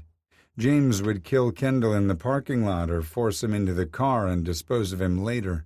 Neither option was desirable. "Bullshit," Ridge said. "You're not going to leave a witness, James?" The burly man paused again. "So you know who I am?" "You thought he was here for his health?" Kendall asked. James snorted. "The wings are excellent. Cop's got to eat too. Could have been a coincidence." Ridge's jaw tensed, telling Kendall his distraction techniques weren't welcome or wise. "Yeah, I know who you are. I know where you're going, too," Ridge said. "Disney World?" Kendall guessed. Fuck, what was wrong with him? It was as if his brain couldn't control his bladder and his mouth at the same time. James chuckled, but it wasn't a happy sound. "To hell," he replied. "Eventually, I'm sure," Ridge agreed. "But not until you spend the rest of your life in a prison cell." "I'll pass," James said, and began moving again. Panic rose inside Kendall with each step they took toward the front door. He could tell they were getting close to the edge of the dining room, which meant he was running out of time. Damn it. There were so many things he wanted to do and needed to say, and there was a deputy marshal he hadn't fondled. He couldn't die yet. "Chipotle pepper," Kendall blurted. He must have startled James because the arm around his neck loosened, and the press of the knife eased. Now or never. Kendall swung his fist back as hard as he could, tagging the man in the balls. He didn't care how big and tough James was. That area was every man's weakness. The knife clattered to the floor seconds before James buckled forward. Kendall took advantage of the momentum to slip free. Instead of running away like an intelligent person would, Kendall aimed a kick at James's knee, sending him sprawling to the ground where he curled into the fetal position. Kendall kicked the knife away and glanced up in time to see Ridge leaping over the last chair separating them. He started to breathe a sigh of relief until he saw James reach for a gun holstered at his ankle. "Gun!" Kendall shouted as he frantically searched for a way to help. His gaze landed on an abandoned serving tray on the table beside him. Without thinking, he picked it up and swung it down on James's head. It connected with a loud thud, and the big man went completely limp. "Christ," Ridge said as he reached them. He fished a pair of cuffs out of his back pocket and snapped them into place on James's wrist. He stood up, his chest heaving, and surveyed Kendall as he pushed a button on his phone. "You okay?" Kendall opened his mouth but couldn't speak, so he shook his head. Concern washed over Ridge's features as he stepped forward and pulled Kendall into his arms. A man's voice came through Ridge's phone, but Kendall couldn't tell which one of the guys he'd called. "I wasn't talking to you, Eduardo, but it's good to know you're okay. I got James. Get your asses in here to collect him and call for an ambulance." He stowed his phone away in his pocket and gently pushed Kendall back a step so he could probe his neck. "You got James, huh?" Kendall's voice sounded a little shaky, but who could blame him? Ridge snapped his gaze up. His brown eyes were warm and soft where they'd been hard and cold just moments before. "Fine, you got James. I'll keep your secret." Kendall's head suddenly felt fuzzy and heavy. Something was off. How much blood had he lost? "Am I dying? Quick, let me fondle your abs before I take my final breath." Hey, Ridge said softly, before pressing a quick kiss to his forehead. Kendall closed his eyes and sighed. No man had ever kissed him so tenderly. "Just breathe. You're going to be okay. The cut is superficial, but it is bleeding." He glanced around, then grabbed a stack of napkins off the table next to him. He peeled off a few and held them to Kendall's neck. "Can you hold these against the wound?" Could he? Kendall couldn't seem to get his limbs to work at all. "If you want to touch my abs, you'll need to put some pressure on that cut." Kendall took a deep breath, dug deep, and applied all the pressure he could muster to the wound. "I could have done without your smart-ass commentary," Ridge said. "But that was some fast thinking at the end. What was the deal with the chipotle pepper?" Ridge's smile unlocked parts of Kendall's frozen brain. "James had asked me what pepper we used in the sweet chili lime sauce because it was more smoky than hot. Of course, I hadn't told him, so I just blurted it out, hoping to catch him off guard." "Well, it worked." Thunderous footsteps approached, but Kendall couldn't force his gaze away from the sexy man in front of him. "What the hell happened in here?" Eddie asked them.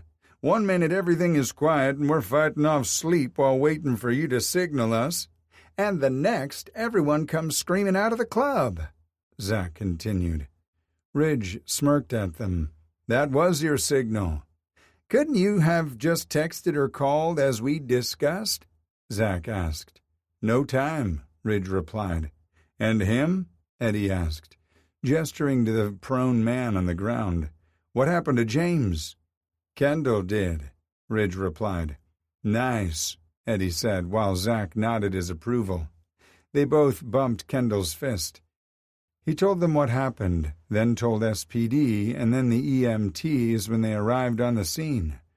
The marshals escorted James out of the club, and Kendall had overheard they were taking him to the hospital to rule out a concussion before taking him to lockup. Kendall had declined transportation after he assessed his injury in the bathroom. Mass pandemonium ensued when the staff returned to give their statements, and Drew showed up to make sure everyone was okay.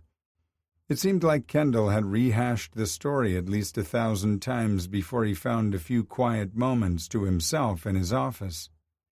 "There you are," Drew said, stepping into the room. His dark hair was still disheveled and his pale eyes studied Kendall from behind black-rimmed glasses. "Are you okay?" Kendall inclined his head and smiled. "Do you think my answer will be any different than the previous 100 times I've given it tonight?" Drew smiled and dropped onto the small couch, tucked away in the corner. "I think you're going to tell me whatever it is you think I want to hear."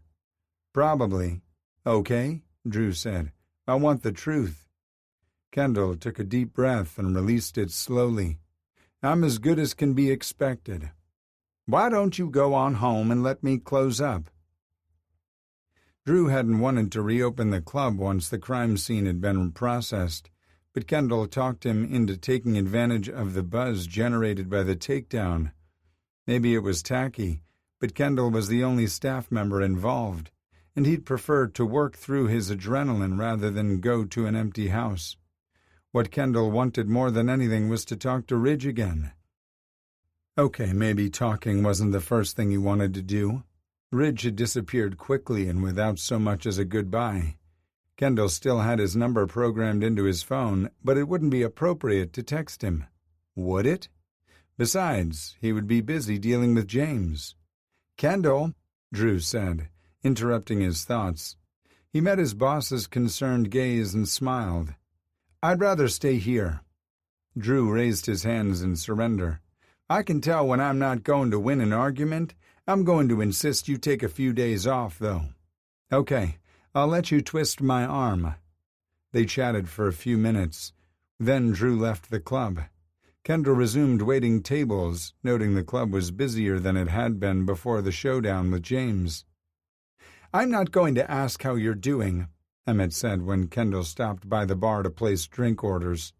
Kendall sagged against the long stretch of polished wood. "Thank goodness." "I'm going to tell you," the bartender said.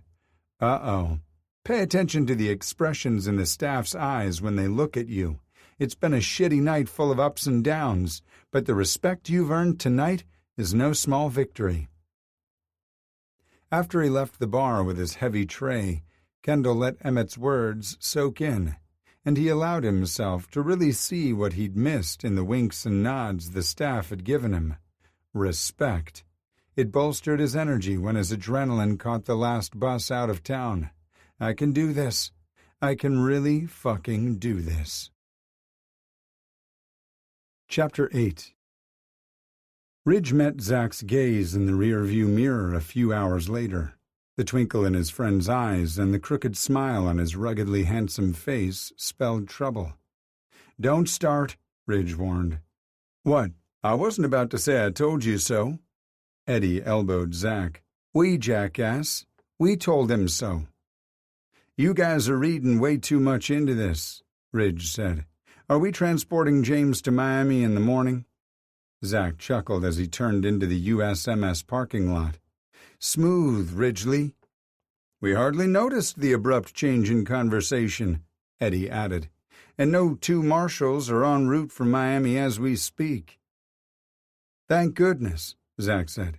"James started whining and complaining the moment he came on to the gurney in the ambulance and didn't let up until we processed him at lockup. The Miami boys can have him." Zach pulled to a stop beside Ridge's SUV and met his gaze once more. "Do us all a favor and call Kendall." "Can't find someone else to harass?" Ridge opened the door and slid out, but Zach called his name before he could close it. He ducked his head back inside the vehicle. "Yeah?" "Did Kendall really ask James if he was going to Disney World?" Ridge heaved a sigh. "Yeah, that was just one of his smart-ass quips. I'm not sure how he's still alive." "Bet you're glad he is, though," Eddie said, waggling his brows. "Of course I am. The guy put himself at risk to help us. I wouldn't want any harm to come to him." "Yeah, that's the reason," Zach said. "And Ridgely," God, he hated that nickname, "we nag because we care." Ridge rolled his eyes. "Thanks, Mom." He shut the door on their laughter and hit the fob to unlock his SUV, then stowed his gear and started the engine. They were going to be insufferable after this.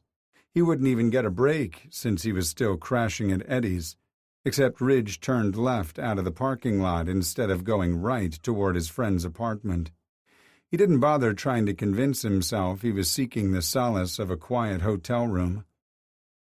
"I'm just checking to make sure Kendall is okay," he said when he pulled into the club's parking lot a few minutes later. Nothing more, nothing less. He'd nearly had himself convinced by the time he reached the club's entrance. The heavy bass thumping through the speakers sounded louder. The crowd around the bar seemed larger, and more dancers were writhing on the floor than before the takedown. The same flight attendant was working the host station when he walked in. The cute guy's eyes widened when he saw Ridge. "Oh, you're back." He stepped out from behind his post and glided over. "Hi, Seth," Ridge said, then introduced himself. I wanted to make sure Kendall is doing okay. Is he still here?" He scanned the club again, but didn't see Kendall anywhere. "Of course our hero is still here," Seth said. "Let me get you seated, and I'll let him know you're back." "Thanks." "This way," Seth said, tilting his head toward the dining room. Ridge followed him to the same table Kendall had led him to earlier. Seth looked around the club for a second before meeting his gaze. "I'll go find Kendall. Can I place an order for you on the way?" "Nah," Ridge said. "I'm not staying long." Seth winked. "That's what they all say." Ridge chuckled when the flight attendant walked away, then scrubbed his hand over his face. What a fucking night. He wanted to call Seth back to place an order for a strong drink, but didn't. Instead of second-guessing his motives, Ridge passed the time watching people dance, laugh, and celebrate life. There was a sudden shift in the atmosphere, and Ridge knew Kendall was nearby without looking, but he searched the club for him anyway. Their eyes met and held, and a smile slowly stretched across Kendall's handsome face. Ridge returned the gesture and felt the answering joy spread through his chest. Kendall wound his way over to the table, and Ridge was unable to tear his eyes away for even a second. Kendall's smile turned shy when he reached Ridge's table. Was this the same bold man who drunk from his glass and licked the sauce he'd wiped off Ridge's face the first night they'd met? Ridge understood the hesitancy. Something very drastic had shifted between them after the kiss during their second meeting. Before the tour at Tranquil Breezes, he'd been aware of Kendall, but after, it felt more like infatuation. Ridge shoved the annoying thought aside. "Hi," he said. Kendall tilted his head. "Hi back." "How are you?" they both asked at once, then shared a laugh. Kendall gestured to the empty chair across from Ridge. "May I sit?" Ridge thought it was extremely odd Kendall's reluctance and vulnerability bothered him more than his boldness had. Both extremes were bothersome, but for entirely different reasons. One fueled fantasies, and the other invoked a possessive streak that shocked him. All over a man he'd kissed once. Somehow that single kiss had felt more intimate than the sex he'd experienced with others. "Please," Ridge said.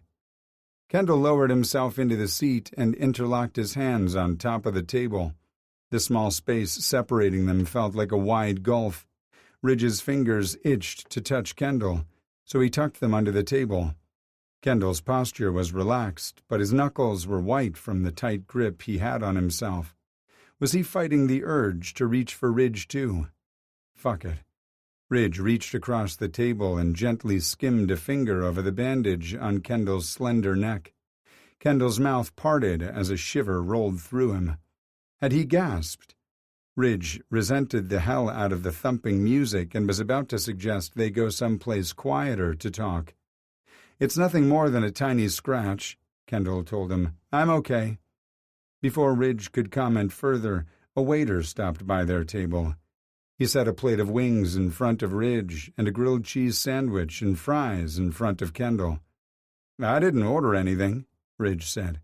The waiter looked momentarily confused until Kendall spoke up. "I did. Thank you, Terry." The guy nodded and left them alone again. The scent coming from the wings was enough to temporarily hijack Ridge's thoughts and make him drool. Kendall must have mistaken his silence as rejection. "Did I misread your reaction to the wings earlier?" he asked. "I can order you something else." He slid his plate toward Ridge. "Or I can share my sandwich." Ridge cleared his throat. "No, this is perfect. My brain just short-circuited for a second." Kendall picked up a triangle of bread and cheese and nibbled one corner. "Dig in." Ridge picked up a wing and sank his teeth into it. Pure perfection, crispy on the outside and juicy on the inside. The sauce was a perfect harmony of heat and sweet, but without the pungency of too much vinegar, as was the case with many restaurants. "So good. The chef really knows his stuff." Kendall smiled. "Sure does." He took another small bite of his sandwich before swirling a fry in ranch. Most people would pop the entire crinkly fry into their mouth, but Kendall only bit off a small chunk. Was he always such a fastidious eater, or was it something else? He paid closer attention and saw Kendall seemed to swallow with great difficulty. "You're not okay," Ridge said, tossing his napkin on top of the table. "I want to take you to the hospital." Kendall dropped the fry and grabbed Ridge's wrist before he could rise. "You're right. I'm not okay, but I will be." He took a shaky breath. "I have, This is embarrassing." Ridge smiled to reassure him. "More embarrassing than the time I came in and told a complete stranger about finding my boyfriend in bed with his boss?" Kendall cocked his head to the side. "I thought you said he was your fiancé." "He was, but I kept forgetting, which is why Eddie and Zach—" "Never mind." "Yeah, he wasn't going there. We're talking about you now." Kendall leaned forward and propped his elbows on the table. "Oh, I'd much rather hear the rest of that sentence. Eddie and Zach what?" Ridge shook his head.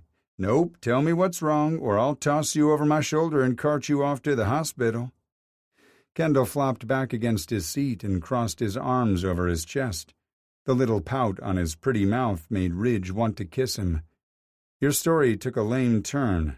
I was all for you tossing me over your shoulder and carrying me away, but the hospital? You couldn't think of a better ending?" As far as distraction techniques went, Kendall's was a damn good one. Ridge's brain had no problem conceiving an alternate ending to the plot. He reined himself in. "You look like you're having difficulty swallowing those tiny bites. Maybe we should—" Kendall's pout gave way to the most seductive grin Ridge had ever seen. "Now we're talking. Have a professional check it out," Ridge casually continued, as if his dick wasn't getting hard beneath the table. Huffing a deep sigh, Kendall said, "Bummer. My swallowing issues have nothing to do with the squeeze James put on my throat." "How can you be so sure?" "Because I've been battling an eating disorder since I was 10. A pang of guilt and something even more potent squeezed Ridge's heart as he imagined the boy he used to be. He had so many questions. "I'm sorry, I shouldn't have pried. Because you're not sure what to do with the information. Gorgeous and perceptive." "Yeah," Ridge admitted. Kendall looked so sad he felt obligated to expose an uncomfortable truth about himself. "Not because I think you should be embarrassed or ashamed." Kendall studied him intently, and Ridge read the unspoken question in his gaze. "I hate the thought of you hurting, then or now. I'm a fixer. I make things right." Kendall's smile was sad but no less brilliant than the seductive one he'd given Ridge earlier. "You're just a big teddy bear, all burly and tough on the outside but squishy and cuddly on the inside." Ridge snorted. "I don't cuddle." "So you think?" Kendall took another bite of his sandwich, slightly bigger than before. Ridge still gnawed his way through 1.5 wings before Kendall finished chewing and swallowing his food. "My body acts up when I encounter extremely stressful situations and throws my ghrelin and leptin hormones into a tailspin." "Did you say gremlin?" Kendall chuckled. "Close enough. Ghrelin is the hunger hormone and leptin is the satiety hormone. When stressed, my ghrelin is nearly suppressed while my leptin goes into overdrive. Because I'm not hungry, I don't want to eat. It becomes physically painful for me to eat, but skipping meals isn't an option. I just have to take tiny bites and work through my problems." "Can I help alleviate the stress?" Ridge suddenly realized his question sounded like a proposition. "I mean, do you work out? Exercise is my go-to." Kendall's smile was dirty and delicious. "I love a good cardio session, but I'm going to be fine. Drew is giving me a few days off to decompress." "Is Drew the club owner?" Ridge asked. "The owner's nephew. Drew is our general manager and a damn good one." Ridge consumed another wing before he spoke again. "What are your plans?" Kendall asked, then ate another tiny bite of his grilled cheese. "For your time off?" "Oh, I'm not sure. I've recently moved into a house and could use the time to decorate the place. Make it feel more like home, you know?" Right now, most of my stuff is still in boxes in the garage. Ah, so at least one of us is spared from future apartment hunting nightmares. Kendall nodded. I got really lucky. I was telling Drew, your boss? Yeah, I was telling him about my plight. And he said his boyfriend had an empty rental property. They just fixed it up after the last tenants moved out and were debating putting it on the market and washing their hands of it. Why didn't they? Ridge asked. The home has been in the family for a few generations. They decided to hang on to it and offered to rent it to me for a fraction of what Tranquil Breezes wanted for that crappy apartment. What about you? Still haven't found a place? No, I need to get my ass in gear. Ridge dropped a bone onto the plate and picked up another wing. I need to find a place for Sammy and me. Oh, Kendall said, rubbing his hands together. You're going to nab the cat? Ridge laughed. No sketchy vans and face masks necessary. Kendall took a bite of his French fry, and Ridge noticed he seemed to chew and swallow it easier than before. What do you mean? Ridge explained the situation with Sammy and was stunned when Kendall burst into laughter. After a few seconds, he wiped his wet eyes and munched on his sandwich before popping a whole fry into his mouth. Ridge wasn't sure what Kendall thought was so funny, but he was happy to see him eating more. The guy wants you back really bad, Kendall said. What? Ridge's voice came out a higher octave than he'd intended. No way. Oh, honey, Kendall said, reaching across the table to pat his hand. Ridge didn't care for his patronizing tone one bit. He would have said as much if the cutie hadn't burst into another round of giggles. You should see your face. You look more like a grizzly than a teddy bear. Good. Don't cuddle. Kendall snorted. We'll see about that. We would? How frequently does Dear Todd update you about the cat while you're hunting for a new place to live? Ridge narrowed his eyes at Kendall's cocky grin. Frequently, and smug doesn't look good on you. Oh, it does in the right light. You'll see. Would he? Anyway, Kendall continued, how frequently? Let me guess. The texts started out every few days, but are now arriving daily? Ridge thought of the ignored text on his phone from earlier in the evening. Maybe. Kendall's lips quivered before he schooled his expression. So Todd is definitely reaching out once a day. Texts, phone calls, or both. Texts? I see, Kendall said in a studious voice. And how many of these texts contain pictures of the cat? Ridge huffed out a breath of frustration. Todd was fucking playing him like a violin, and he'd been too dumb to see it. All of them? How many include— Yeah, Ridge said, cutting him off. Todd includes himself in many of the photos, and before you ask, sometimes he's partially dressed and lying in bed. And the boss? Kendall asked. Ridge shrugged. Beats me, I'd delete any picture that includes Todd and only save the ones of the cat. You've got it bad, my friend. Kendall considered him closely. We are friends, aren't we? Sure feels like it. And friends help each other out and give advice and shit, right? Kendall asked. Unsure where his new friend was going, Ridge simply nodded. Todd's tiny little ego can't handle your lack of interest in him, so he's coming up with every excuse in the book to hold on to you. You don't own joint property, I assume. Ridge shook his head. And you don't have children. Ridge shook his head harder. Easy before you wrench something. Ridge forced himself to relax. Todd's only line to you is through that cat. Ridge scrubbed his face with his clean hand. Son of a bitch. He is, Kendall agreed. You gotta call his bluff, friend. How do you suppose I do that? Find a place to live that allows cats, Kendall said. Then you pick Sammy up, block Todd's number, and live happily ever after. Ridge chuckled. You make it sound so easy. You saw the shitty apartments available in the area. Tranquil Breezes was the best place I looked at unless I wanted to be locked into a long-term lease. Commitment issues? Kendall asked.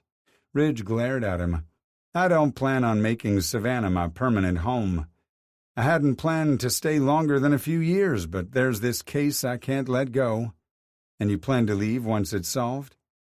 Yes, Ridge said, though the answer didn't roll off his tongue as easily as he'd have liked. I think that's admirable, Kendall said. But you still need a place to live with Sammy until the big arrest occurs. I do. I think I have a solution to both our problems. Ridge tilted his head. What's your problem? Kendall pushed back from his chair and stood up. Follow me. Ridge polished off the last wing, wiped his hands, and hurried to catch up with Kendall. Where are we going? You'll see. I'm not exactly the kind of guy who goes into a situation blind. Kendall stopped and faced him. Do you trust me? Ridge didn't even know him, but it somehow made sense to nod. He waited while Kendall approached the bar and had a brief conversation with a handsome bartender.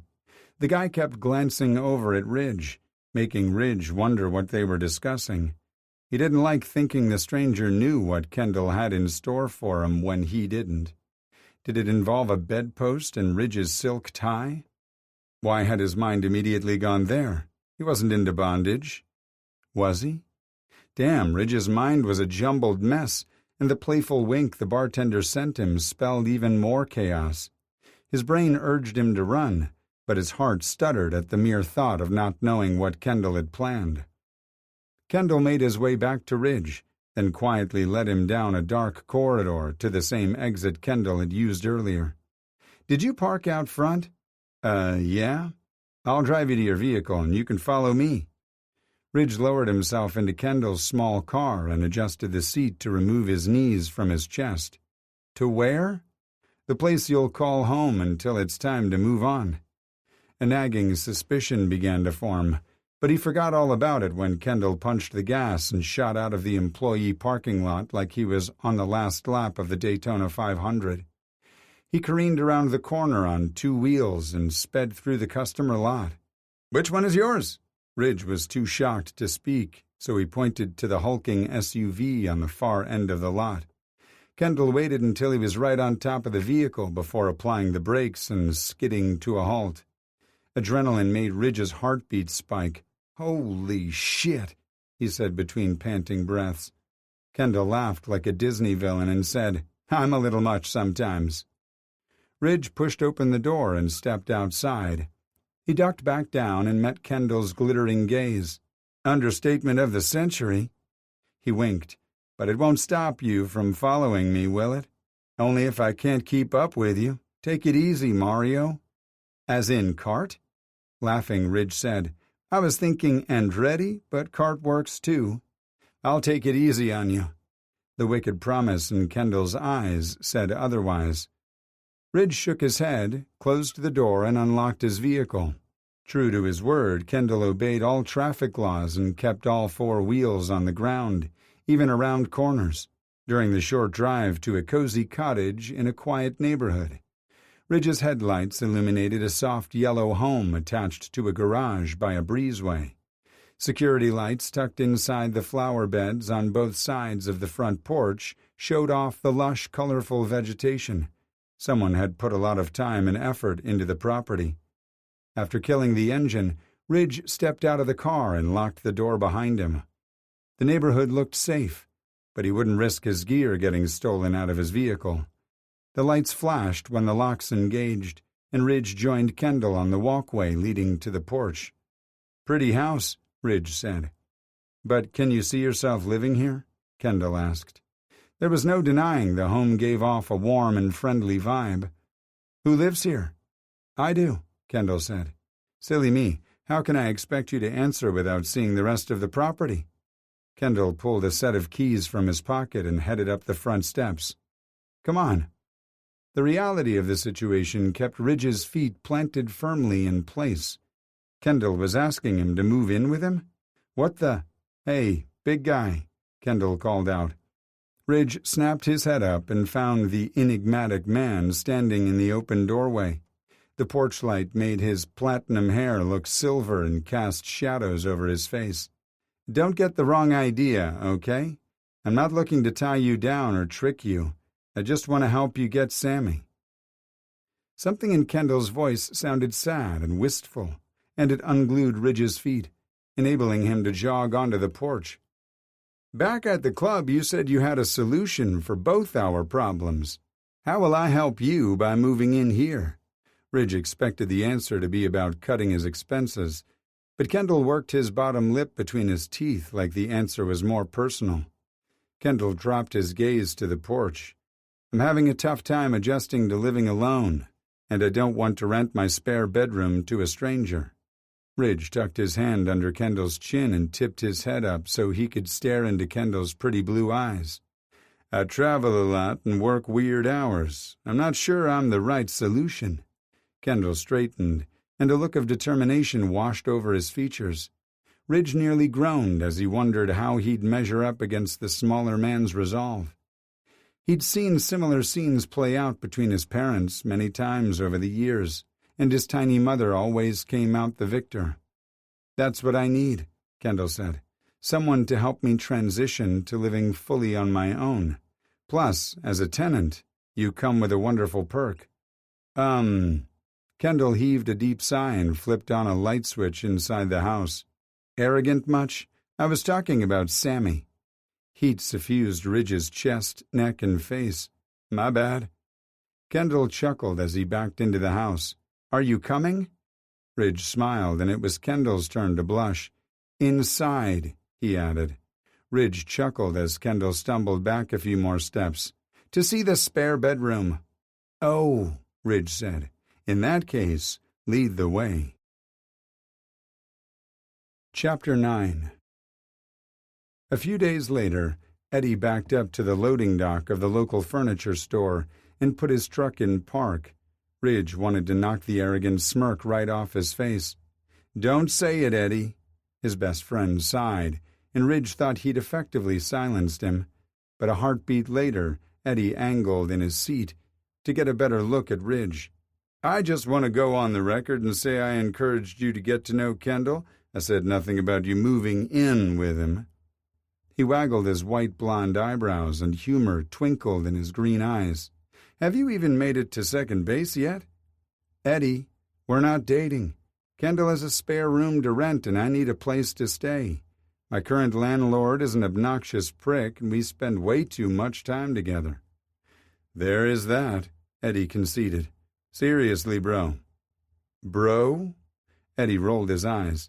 "Fine. Do you like Jackass better?" "Actually, yes, I do." "Okay, Jackass, you're not rushing out of my apartment because you think you're cramping my style, are you?" "No," Eddie laughed. "Liar." Ridge caught movement in his side mirror and watched as the bay door went up. "Here we go." It didn't take them long to load the bed frame, mattress, and small dresser into the bed of Eddie's truck.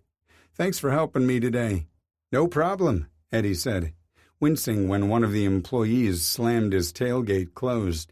"I'm just surprised they don't deliver." "Oh, they do," Ridge said. "I didn't spend enough money to get free delivery, and there are better ways I can spend $100. "Such as?" "Stuff for Sammy." Eddie glanced over before he put his truck in drive and pulled away from the loading dock.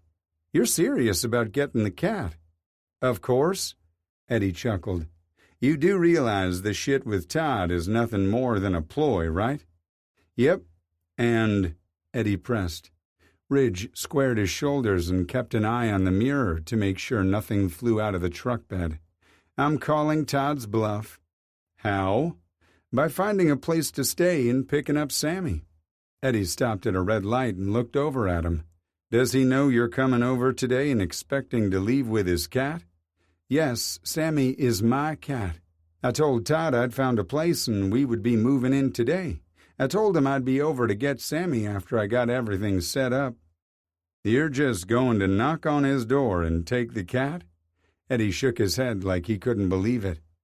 "Kendall wanted to steal Sammy, but it's too much drama for me." Eddie laughed. "I knew I liked that guy, so walk me through the plan." "We figure Todd plans to hand Sammy over today, but will reach out in a day or so because he misses him. He'll try to get us both back." "We?" Eddie asked. I didn't realize what Todd was up to until Kendall pointed it out. He repeated the conversation he'd had, and Eddie had a good laugh at Ridge's expense. Anyway, I'm taking a contract with me when I go to Todd's. It won't be binding without witnesses and a notary public. Kendall is a notary, Ridge said. Eddie grinned.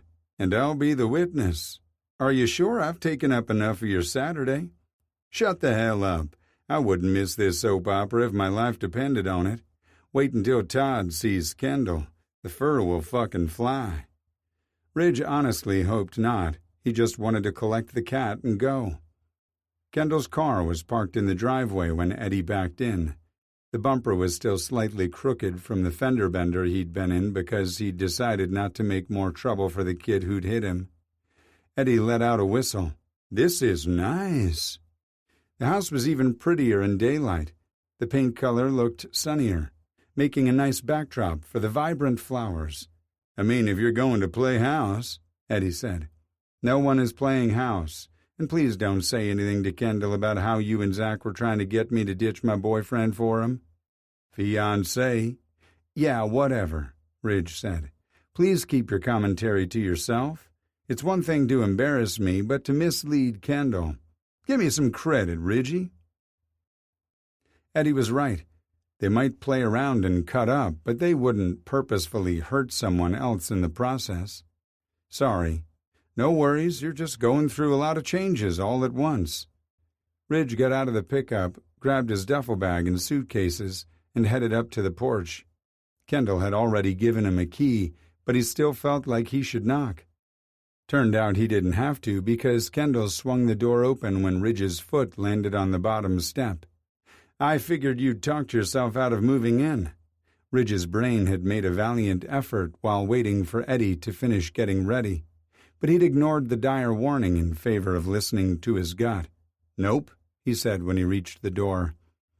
Kendall stepped aside so he could enter. Ridge had really liked the house when he'd first seen it, even though there had still been moving boxes stacked around. In just a few days, Kendall had completely transformed the space. My home is your home, he said, gesturing to the living room, which had overstuffed furniture, a large television, and lush houseplants. The kitchen was immaculate and included a tall table with 4 padded chairs. The back of the house had a screened-in porch, and the 2 bedrooms and single bathroom were off to the left. The home was tiny but cozy and comfortable. If Ridge were looking to buy a house and put down roots, this would be the kind of house he'd want. Oh, this is nice, Eddie said, when he stepped in behind Ridge. He pointed to the multi-tiered shelving units where the plants sat. Sammy is going to have fun climbing that thing. I made sure all the plants were cat-friendly, Kendall said. I included some grass made specifically for cats to eat. The stuff that makes them high? Eddie asked. Kendall chuckled. Not catnip. This is to aid their digestion. I never knew there was such a thing, Ridge said. Makes 2 of us, buddy. Eddie slapped Ridge's shoulder. Ready to move the bigger pieces in? The sooner we get you set up, the sooner we can go over to the assholes and get your cat. You're coming too? Kendall asked. I wouldn't miss it for anything. The 3 of them worked together, carrying in the furniture and getting everything set up. Eddie had brought a drill, but Ridge was surprised and even charmed when Kendall told him not to bother and retrieved one from the garage. Kendall wielded it like he'd been born with a drill in his hand. When Kendall left the room to put the tool away, Eddie rounded on Ridge. Marry him. Even I got a little hot watching him work that drill. Shut up, Eddie. Ridge swung his garment bag on top of his newly made bed and unzipped it. I'm not interested in a relationship, and I'm sure as hell not looking to hurt Kendall. He'd sensed the guy had been hurt enough. A 10-year-old kid didn't develop an eating disorder for no reason. Ridge craved Kendall with every fiber of his being, but he wouldn't act on it. He tugged the closet door open a little harder than necessary, then stared in shock at 2 large canvases resting against the wall. The first one was a close-up of Kendall's face. His platinum hair was styled artfully to look mussed. Kendall wore a lacy black mask that beautifully contrasted with his pale blue eyes. It felt like Kendall could see right into Ridge's soul, and he couldn't tear his eyes away for several heartbeats. Ridge took a deep breath and dropped his gaze lower. Kendall's parted lips looked shiny and pink and oh so fucking kissable. Ridge imagined the little sigh of ecstasy he could coax out of that delectable mouth. Kendall's bare chest looked like it was covered in a sheen of sweat, and Ridge longed to lick a path from his collarbone to his ear, then along his jaw until he reached those soft lips. The second image was of Kendall stretched out on a bed adorned with black satin sheets. He wore only a pair of skimpy lace boxer briefs, which left nothing to the imagination. Ridge was in jeopardy of choking on his own saliva as he stared at the erection straining the fabric.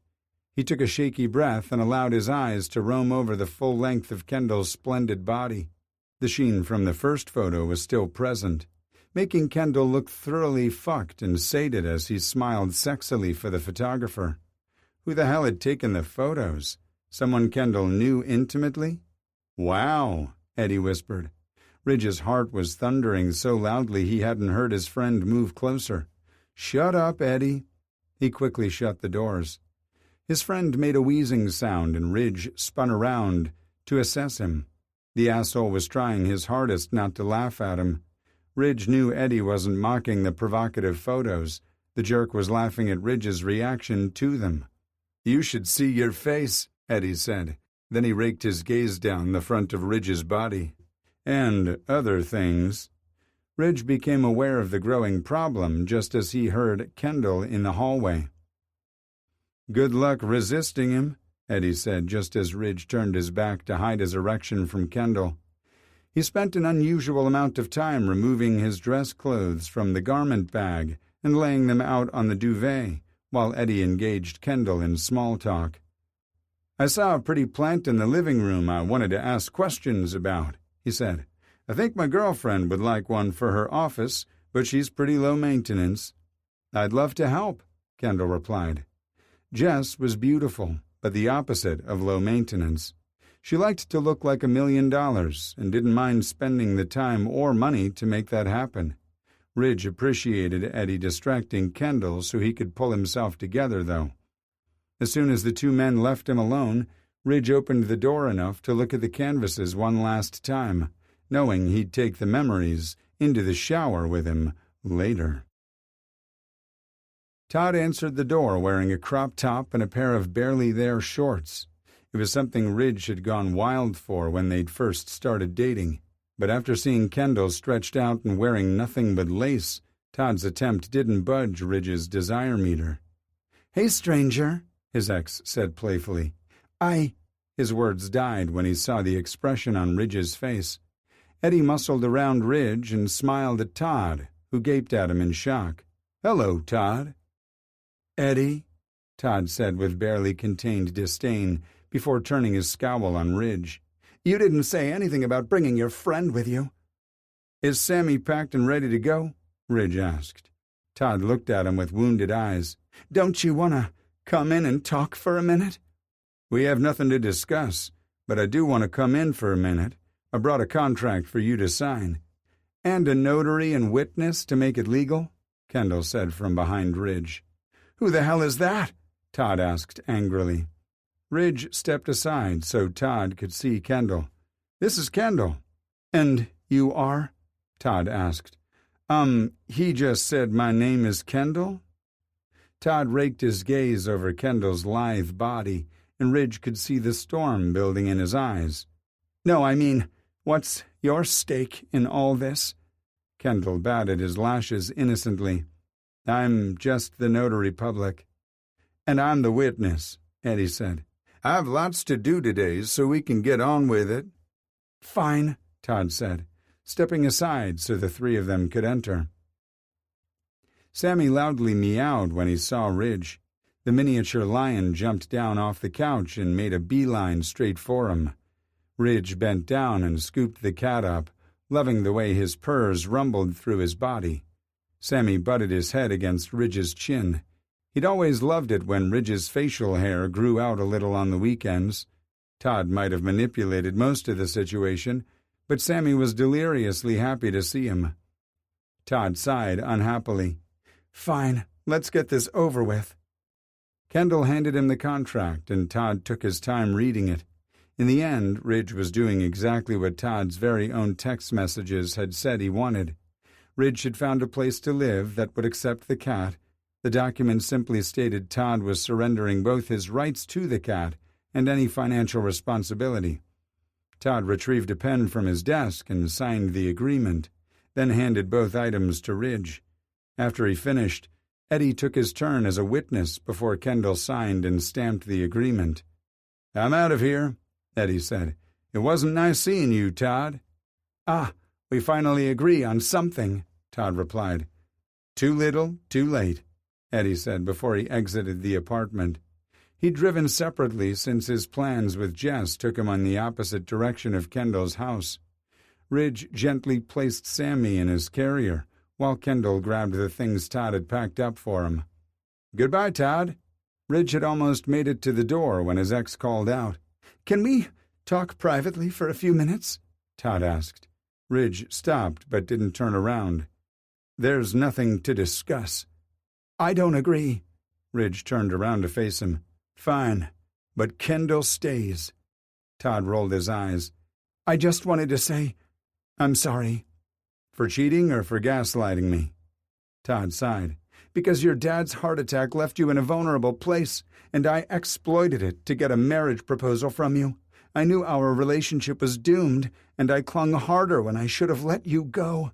And I'm sorry about the other things, too." In shock, Ridge stared at Todd. "So, this deal with Sammy wasn't a con to win me back?" Todd's cheeks turned pink. "It might have started out as a ploy, but the cat really does love you more, and he hasn't been the same since our breakup." Nodding, Ridge said, "Take care, Todd." "You too." He left the apartment without a backward glance. "I'm sorry about your dad," Kendall said softly when they reached the elevator. Ridge had the strongest urge to pull the man to him for a hug and bury his nose in Kendall's neck, but he managed to resist. "Thanks. He's much better now." "Good. What about you?" Sammy meowed in his carrier, making Ridge smile like a lunatic. "I'm better now, too, aren't I, Sammy?" Feeling Kendall's eyes on him, Ridge glanced up. "What?" "Nothing." His lips quirked into a wry smile. "Not nothing. What are you thinking?" "You're so damn cute with your cat." "Am not." "Sexy, maybe. Never cute." "Right now, you're both." Ridge would have replied, but the elevator arrived. Once inside, he lifted the carrier to look into Sammy's worried eyes. "It's just a short ride, buddy. I promise. No vet, no snip-snip." Kendall grimaced. "I could hold him on my lap or sit with him in the back if it helps." "Would you like that?" Ridge asked the cat. "Meow." Sammy made his discontent known with incessant yowling the moment Ridge started the SUV. "Maybe I should drive and you hold the cat," Kendall suggested. "Hell no, your driving would traumatize Sammy even more." Kendall laughed, but didn't argue. He did slide a hand inside the carrier to stroke Sammy's fur. Ridge was insanely jealous and utterly charmed at the same time. The cat still meowed, but his protests became fewer as Kendall cooed to him and told him what a beautiful boy he was. His voice was so hypnotic Ridge nearly ran a four-way stop. "Close call," Kendall said, tightening his hold on the carrier. "Sorry, I got a little distracted." Their eyes met and held, while Ridge waited his turn to go. The zing of lust he'd felt earlier was tempered by something more profound and far scarier. He was good and fucked. Chapter 10. The first problem with sharing a small home with the man Kendall couldn't seem to stop craving presented itself on Monday morning. He was confident it would have occurred sooner if they'd spent more than a few minutes together over the weekend. Kendall had envisioned a bonding scene where they got to know each other over wings and pizza. But Ridge had been called into work not long after they returned home with Sammy. "I'm so sorry," Ridge had said. "Why? It's the nature of your job, and you warned me it would happen." Ridge had rubbed the back of his neck and continued to look unconvinced. "Yeah, but I didn't expect it to happen on the first day I moved in." He took a deep breath. "I can't even say how long I'll be gone." Kendall had lifted the cat into his arms and felt his insides go gooey when the big beast started purring and rubbing his head against him. "This is no hardship," he'd told Ridge. "Go take care of business, and we'll be here when you get back." Kendall turned the cat to face Ridge and said, "Give Daddy kisses." Ridge had maintained eye contact with Kendall when he lowered his face to kiss Sammy on top of his broad head. Kendall's heart fluttered like butterfly wings, and it took all his control not to launch himself into Ridge's arms. His absence became a welcome relief, especially when he remembered the photographs he'd accidentally left in the spare closet. Had Ridge seen them? God, he hoped not. Kendall had hauled ass to Ridge's room and was relieved to see his suits still laid out on the bed instead of hanging in the closet. He quickly transferred the canvases to his own room and made sure they were hidden behind seasonal wardrobe items. Kendall didn't want to be reminded of past bad decisions every time he opened the door, but he'd been unable to throw the canvases away when he'd moved. Kendall hoped one day he could view the images without recalling how stupid he'd been to believe the sexy photographer had actually wanted him, not just sex. The photos had been Kendall's birthday gift to him. What had followed was a week-long sex fest Kendall had mistaken for love, until said sexy photographer ghosted him. Ridge returned sometime on Sunday evening. He hadn't been there when Kendall left for work, but his SUV was in the driveway when he'd come home around 2. Kendall had found it hard to fall asleep, knowing Ridge was across the hall, especially since Sammy's side of the bed was also empty. Kendall had finally turned on his go-to show for falling asleep and drifted off sometime around 4, only to be woken a few hours later when Ridge turned on the shower. He was surprisingly quiet for such a big man, but the old pipes, not so much. Of course, Kendall's brain immediately scrolled through all the things Ridge might be doing in the bathroom, and none involved him washing behind his ears. The longer Ridge remained in the shower, the lewder Kendall's fantasies became, until he faced 2 problems, a hard-on and a persistent bladder. Kendall couldn't barge into the bathroom while Ridge was showering, but his only other option was to piss off the porch, which was so not his style. Huffing a breath of frustration, Kendall threw back the covers and left his bedroom. Gravity turned his uncomfortable situation into an urgent one, so he burst through the bathroom door without knocking. "So sorry," he called out on his way to the toilet. "What are you doing?" Ridge asked. "Relieving myself." Kendall released his dick from his boxers and aimed it at the toilet, only nothing happened. Peeing while fully aroused was no easy task, and he willed his mind away from the sexy man on the other side of the shower curtain. "What about you?" Ridge choked. "Are you asking me if I'm relieving myself?" Kendall bounced on the balls of his feet, hoping to jiggle something loose. "No. Because otherwise it should be pretty obvious what I'm doing in the shower."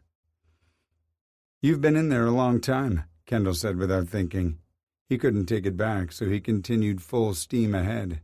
"I mean, I'm sure it takes a long time to wash all those yummy muscles." Christ. He wasn't helping his situation any.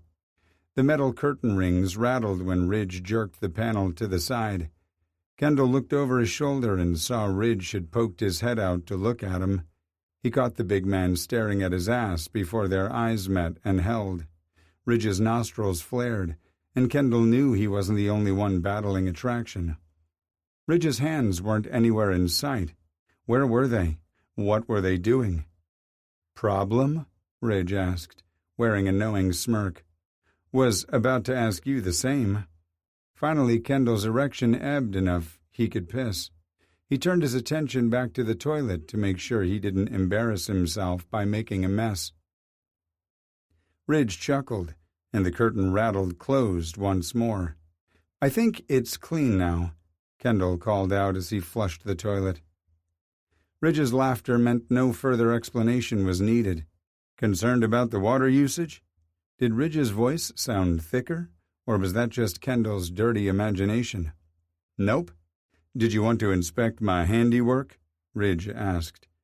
That time there was no mistaking the desire in his voice. And wreck my streak of good behavior? He knew without a doubt being bad would never feel so good.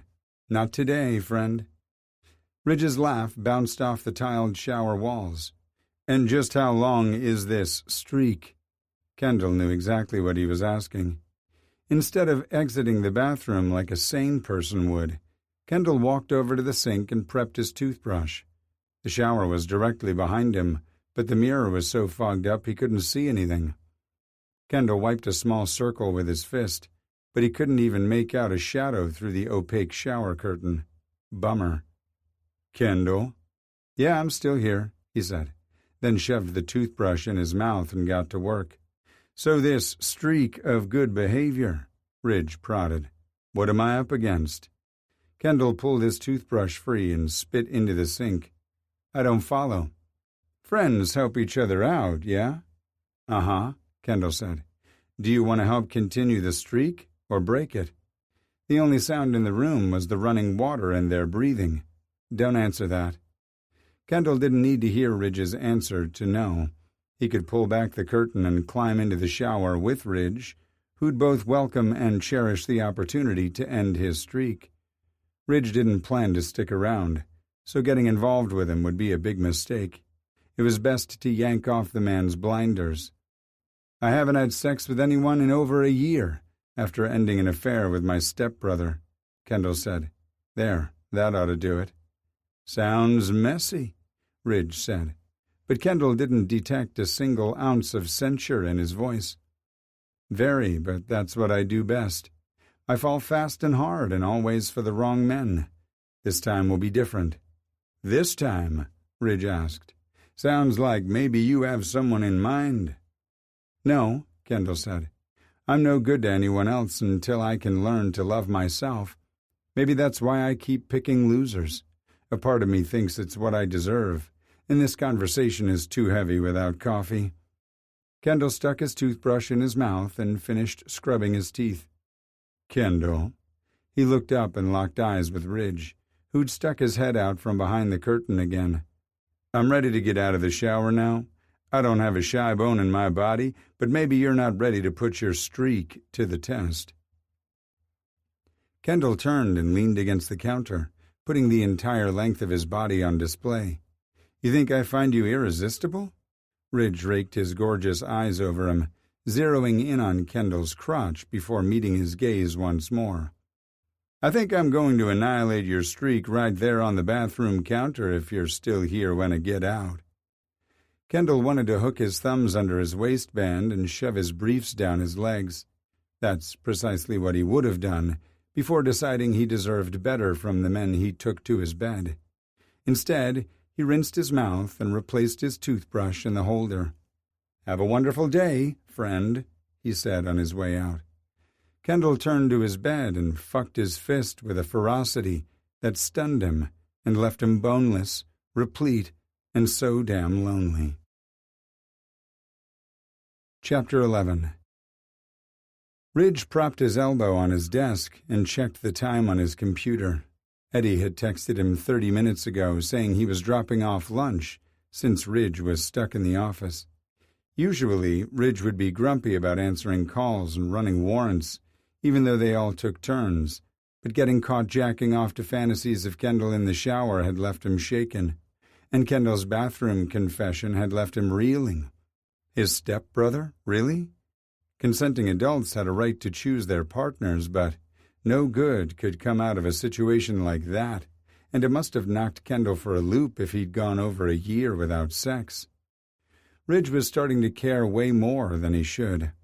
He'd spent every quiet moment over the weekend thinking about the sexy canvas tucked away in his closet. Ridge had tried to convince himself they had been nothing more than a figment of his imagination when he'd arrived home Sunday evening to find them gone. He'd ordered carry-out, set up his room, and spoiled Sammy, but he couldn't ignore the urge to prove the photos had been real. Though he knew it was wrong, Ridge began searching the house, and since he'd started in Kendall's closet, his mission ended quickly and satisfyingly. At least he'd had the decency not to jack off on Kendall's bed after he'd invaded the man's privacy. Ridge's growing obsession was a big red flag he'd planned to ignore. An entire year since anyone else had touched Kendall? Ridge was starting to like that part a little too much for comfort, so he shifted his focus to his most pressing urge of the moment, his stomach. Where the hell was Eddie? Ridge looked at his phone to see if he'd missed a message. Nope, nada. The morning hours had dragged on, and he was looking forward to Eddie's visit to break up the tedium. Ridge called his friend to get an ETA on the delivery. "I'm dying here," he said when his best friend answered. "Calm your teats. I'm coming up in the elevator now." Eddie disconnected the call before Ridge could respond, and he cleared his desk to make room for food, then headed to the break room for 2 bottles of water. His partner strolled into the room a minute later but stopped suddenly after crossing the threshold. "What the hell happened to you, Ridgie?" "What do you mean?" He scanned his body and grimaced when his gaze landed on his feet. He'd put on 2 different boots. One was 2 shades darker than the other. Christ, Kendall had really rattled him. Eddie came forward with a smug grin on his face. "Don't start." Ignoring him, Eddie said, "Distracted much?" He set the carry-out bag on the desk and assessed Ridge again. "Or did you just not get much sleep?" Ridge notched his chin higher and crossed his arms over his chest, knowing his defensive posture would only spur Eddie on even more. "I got a solid 8. How about you?" "Barely 3.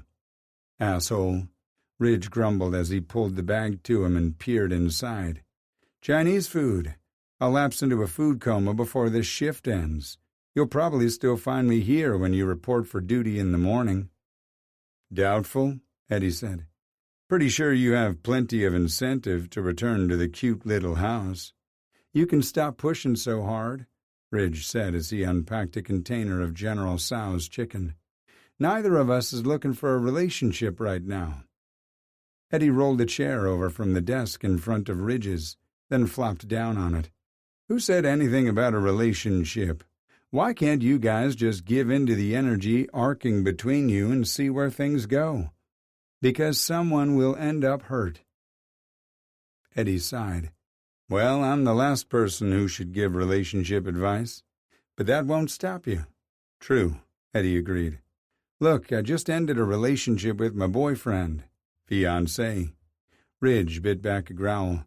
"I just ended a relationship with Todd, and I'm not looking to jump back into another. Kendall isn't someone I just want to work out my frustrations with, okay? He deserves better." "I can't disagree." "You could," Ridge said, "but we both know I'm right." Eddie pulled out a container of sweet and sour chicken and fried rice before nodding to the file folders on Ridge's desk. "What are you working on?" he asked, changing the subject. Unfortunately, he was even touchier than chatting about his attraction to Kendall. "You know damn well." "Sheldon Harris?"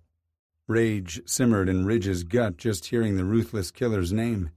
Sheldon Harris had worked his way up through the Cardoza cartel as their ace enforcer, leaving a trail of bodies in his wake.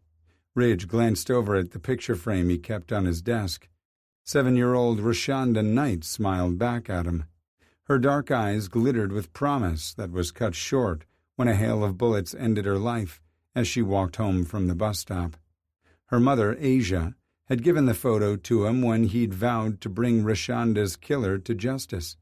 They'd been close to apprehending Harris twice, but the slick fucker had managed to evade them by escaping to countries that wouldn't extradite him. "None other," Ridge admitted. "We'll get him. It's only a matter of time before he fucks up and returns. We'll be ready." "Hell yes, we will." Ridge had to believe Harris's days of freedom were limited. It had been a few months since he'd cycled through all the information in the file. A lot could change in 8 weeks when you were dealing with a criminal. All Ridge needed was one associate to roll on Harris. It was a long shot, but he refused to give up. "Get anywhere?" Eddie asked. "I just started digging through the file when you texted me about lunch. The phones were busy this morning, but things seem to have slowed down. I'm planning to comb through everything we know about Harris to see if something jumps out at me." Ridge glanced at Rashonda's smiling face once more. "Recommitting myself to finding Harris is exactly what I need right now." Eddie didn't linger after they finished lunch. Ridge threw away the trash, reopened Harris's file, and continued typing the names of his aliases and associates into the system until he got a surprising hit. Willis Morrison, also known as One-Eyed Willie, after he lost his left one in a bar fight, was in county lockup after a domestic dispute sent his girlfriend, Carmen Elliott, to the hospital. Would she be pissed enough to tell Ridge what she knew about the cartel? There was only one way to find out. He ran her details through the system and saw she worked at a strip joint called Tit for Tat. It wasn't likely Carmen had returned to work already based on the injuries detailed in the police report, so he planned to swing by her place on his way home. Chapter 12. Kendall smoothed the white cloth napkin over his lap. The fabric was pristine and expensive, not unlike the person sitting across the table from him. He'd been to Fernando's more times than he could count, but never with this man. Chet closed the red leather menu and caught Kendall watching him. "You haven't even looked at the menu." "Why am I here?" Chet sighed. "I want you back." Kendall stiffened. His pitch sounded oddly personal. "You've never had me." Chet coughed, then took another sip of water. "On my law team, Kendall. I should have been clearer. Sorry." "Why would you want me to come back to the firm? I never got the impression you liked working with me." A rueful smile tugged at the lawyer's lips. "I never got the impression you cared what I thought one way or the other." "It's probably true that I didn't give you a chance. You were the lawyer they'd hired to replace Vivian, and you came in." "Like a wrecking ball," Chet said.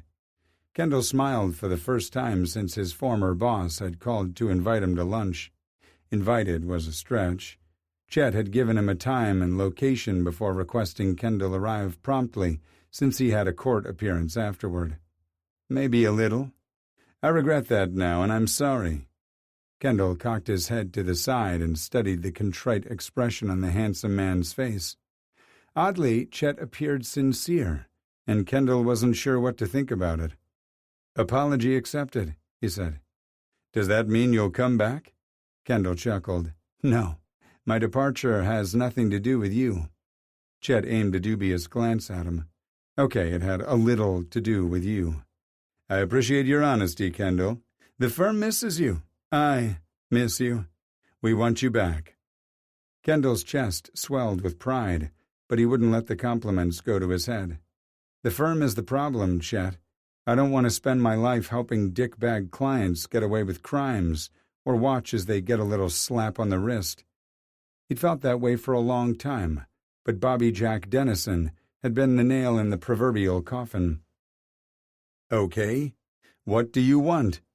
All the joy Kendall had felt went poof. He dropped his gaze to his lap, not wanting to see disappointment or irritation in Chet's eyes. "I honestly don't know." "Kendall, I'm not trying to lecture you. I'm just trying to help." Kendall raised his chin and met Chet's dark gaze. "Do you like managing the club?" Kendall shrugged. "I think I have the potential to be good at it." "That's not what I asked you, though." Kendall had heard Chet use this kind, brotherly voice when questioning defense-friendly witnesses on the stand. He just hoped he wasn't subjected to the hostile interrogation style the bull shark reserved for cross-examinations. "What would make you happy?" "I'm not sure anyone has ever asked me that before." Kendall was ashamed to admit it. "I've been programmed to focus on what would honor my family." And where had that gotten him? Stanton had nearly had a stroke when Kendall had worn lip gloss to one of his dinner parties. His stepfather had taken Kendall into the study and lectured him about his obligations. "It's one thing to be queer, but can't you at least dress and act like a man and stop embarrassing your family? Try my tolerance and you'll live to regret it." Those words had been seared into his mind. The warning had been crystal clear. His time living under Stanton Burkhart's rule was coming to an end, so he'd applied for a job at the one place sure to piss off his stepfather the most. Then he'd crashed another dinner party wearing his sexy aviator uniform. "What is the meaning of this?" Stan had demanded. Kendall had twirled around, letting him get the full effect of the booty shorts and mesh top. "You don't like my uniform? How dare you humiliate our family in front of our guests?" "What?" Kendall asked with mock innocence. "I didn't put on the hat and aviator glasses in deference to your dress code. That would be too gauche, even for me." Stanton had demanded he quit the job or move out. Kendall had chosen homelessness, a decision he hadn't regretted in the 3 years since. "A career in law isn't my future, that much I do know. I'll always be grateful I answered the firm's classified ad because it brought Vivian into my life, even if only for a few years. I completed my paralegal courses because it's what she wanted, and because I needed to prove to myself that I could see something through to the end. Which leads me back to my question. What do you want?" Kendall took a deep breath. "Do I need to have an answer right now?" Chet's smile was kind. "Nope. You have plenty of time." The waiter returned to the table and took their orders. Chet started to order salmon until Kendall reminded him about his court appearance. Chewing gum wasn't an option, and brushing his teeth might not be enough. Kendall ordered a grilled chicken salad, and Chet said he'd have the same. "See?" Chet said when they were alone again. "You're invaluable. I would have gone into court with salmon breath." Kendall laughed. "You're welcome. The firm is donating the Dennison's retainer fee to the Trevor Project. I thought you might like to know." "Wow," Kendall said. "I'm impressed." Chet smiled. "Would you be more so if I vowed to donate my billable hours too?" "Not enough to come back." Snapping his fingers, Chet said, "Damn." Kendall propped an elbow on the table and rested his chin on his palm. "What made the firm decide to donate the money?" "I asked them nicely." Lunch with Chet had been one surprise after another, but this was the biggest one yet. "And now you want to know why?" "Obviously. Because a war is raging inside me. I believe everyone is entitled to a defense, but this is personal for me." What was Chet telling him? Was he gay? Had he been bullied or known someone who had? Had someone he cared about harmed themselves? "Meaning?" Kendall prompted. "I'm gay, too." Kendall tried his best not to look or sound shocked. "Are you out?" Chet nodded. "I am, but I prefer to keep my relationships private. And before you ask, yes, I'd still attend the company functions solo if I were attracted to women." Kendall smiled sheepishly. "I had no idea whether you attended the firm events with or without a date. Only the lawyers and senior management are invited to the country club." "Oh," Chet said. "I didn't realize." "Didn't you ever wonder why I never attended?" "I just assumed you had cooler things to do." Kendall chuckled. "You're not wrong there, but the environment at the firm isn't exactly inclusive. It's more of an us versus them vibe." "I see," Chet said. "I never knew you felt that way." "Well, our conversations centered around business." "I know your favorite coffee creamer," Chet said. He did. "It's peppermint mocha. And you love plants? The office is drab since you've taken the greenery with you." What the hell was happening here? Kendall was just about to ask when he became aware of someone approaching their table in his periphery. He turned his head and met the icy blue gaze of his mother, as if this day couldn't get any stranger. "Hello, Kendall," Rebecca Burkhart said. Her voice was modulated and cool, but the expression in her eyes was warm. She wore a yellow sheath dress that showed off her lovely figure and tan. Her nude heels made her look much taller with her diminutive height. As always, His mother's hair was immaculately styled, and her makeup was artfully applied to enhance her lovely features. Kendall stood up and set his napkin on the table. "Rebecca," he said coolly. Once he would have called her mother and embraced her, but that was a long time ago. "It's good to see you." Her wry smile called his bluff. "And you also." She glanced over at Chet and smiled. "Are you going to introduce me to your friend?" "Oh, I'm sorry." Chet rose to his feet and extended a hand. "Chet Dawson, ma'am." "Mr. Dawson," she said as they shook. "I'm Kendall's mother, Rebecca Burkhart." "It's lovely to meet you," Chet told her. "Likewise. Would you mind if I steal my son away for a few moments?" "Of course not." "Kendall," she said, looping her arm through his so he couldn't refuse without making a scene. When they were a few feet away, she leaned closer and said, "He's so handsome." "We're not on a date, Rebecca," she sighed. "A mother can hope." They continued to the valet station in awkward silence. She didn't speak again until the attendant left to retrieve her Mercedes. "I want to reconcile." Kendall sighed. "Rebecca, Stan wants me to be someone I'm not. I can't." "I'm not talking about you and Stan," she said. "I'm talking about us, you and me, and stop calling me Rebecca. I miss you so much, and I hope it's not too late for us." Clearly Kendall was still dreaming. Had he imagined the scene with Ridge in the bathroom, too? And Chet asking him to come back? He briefly closed his eyes. When he reopened them, his mother was still standing in front of him. "Kendall," she said, blue eyes searching his. 3 years, Rebecca." She swallowed hard and hung her head for a few seconds before meeting his gaze again. "I'm so sorry." "For what part? Standing by silently as Stan cut me out of the family like I was a cancer? For continuing to choose him over me? Exactly what crime against your only son are you apologizing for?" "All of them, Kendall." "What did I do to deserve it?" he whispered. "For some stupid reason, I looked to you after Stan issued his ultimatum. I foolishly expected you to stand up for me. You just stared mutely at the ground." Rebecca took a shaky breath. "I'd just found Stan having sex with my best friend. I'd taken some anxiety meds and mixed them with alcohol. I don't even remember that night. I'm not trying to make excuses, though." So that's what had happened to her friendship with Charlotte. Kendall ran his hand through his hair and muttered, "Jesus, Rebecca." He paced a few feet away before returning to her. "You could have died." "I'm sober now." "For how long? A week? A month?" "A year," she replied. "Kendall, there is no excuse for my behavior." She reached forward and took his hands in hers. "I want to make things right. Will you let me?" The attendant zoomed up before he could reply. He wanted to believe her. He truly did. She was his mother, after all.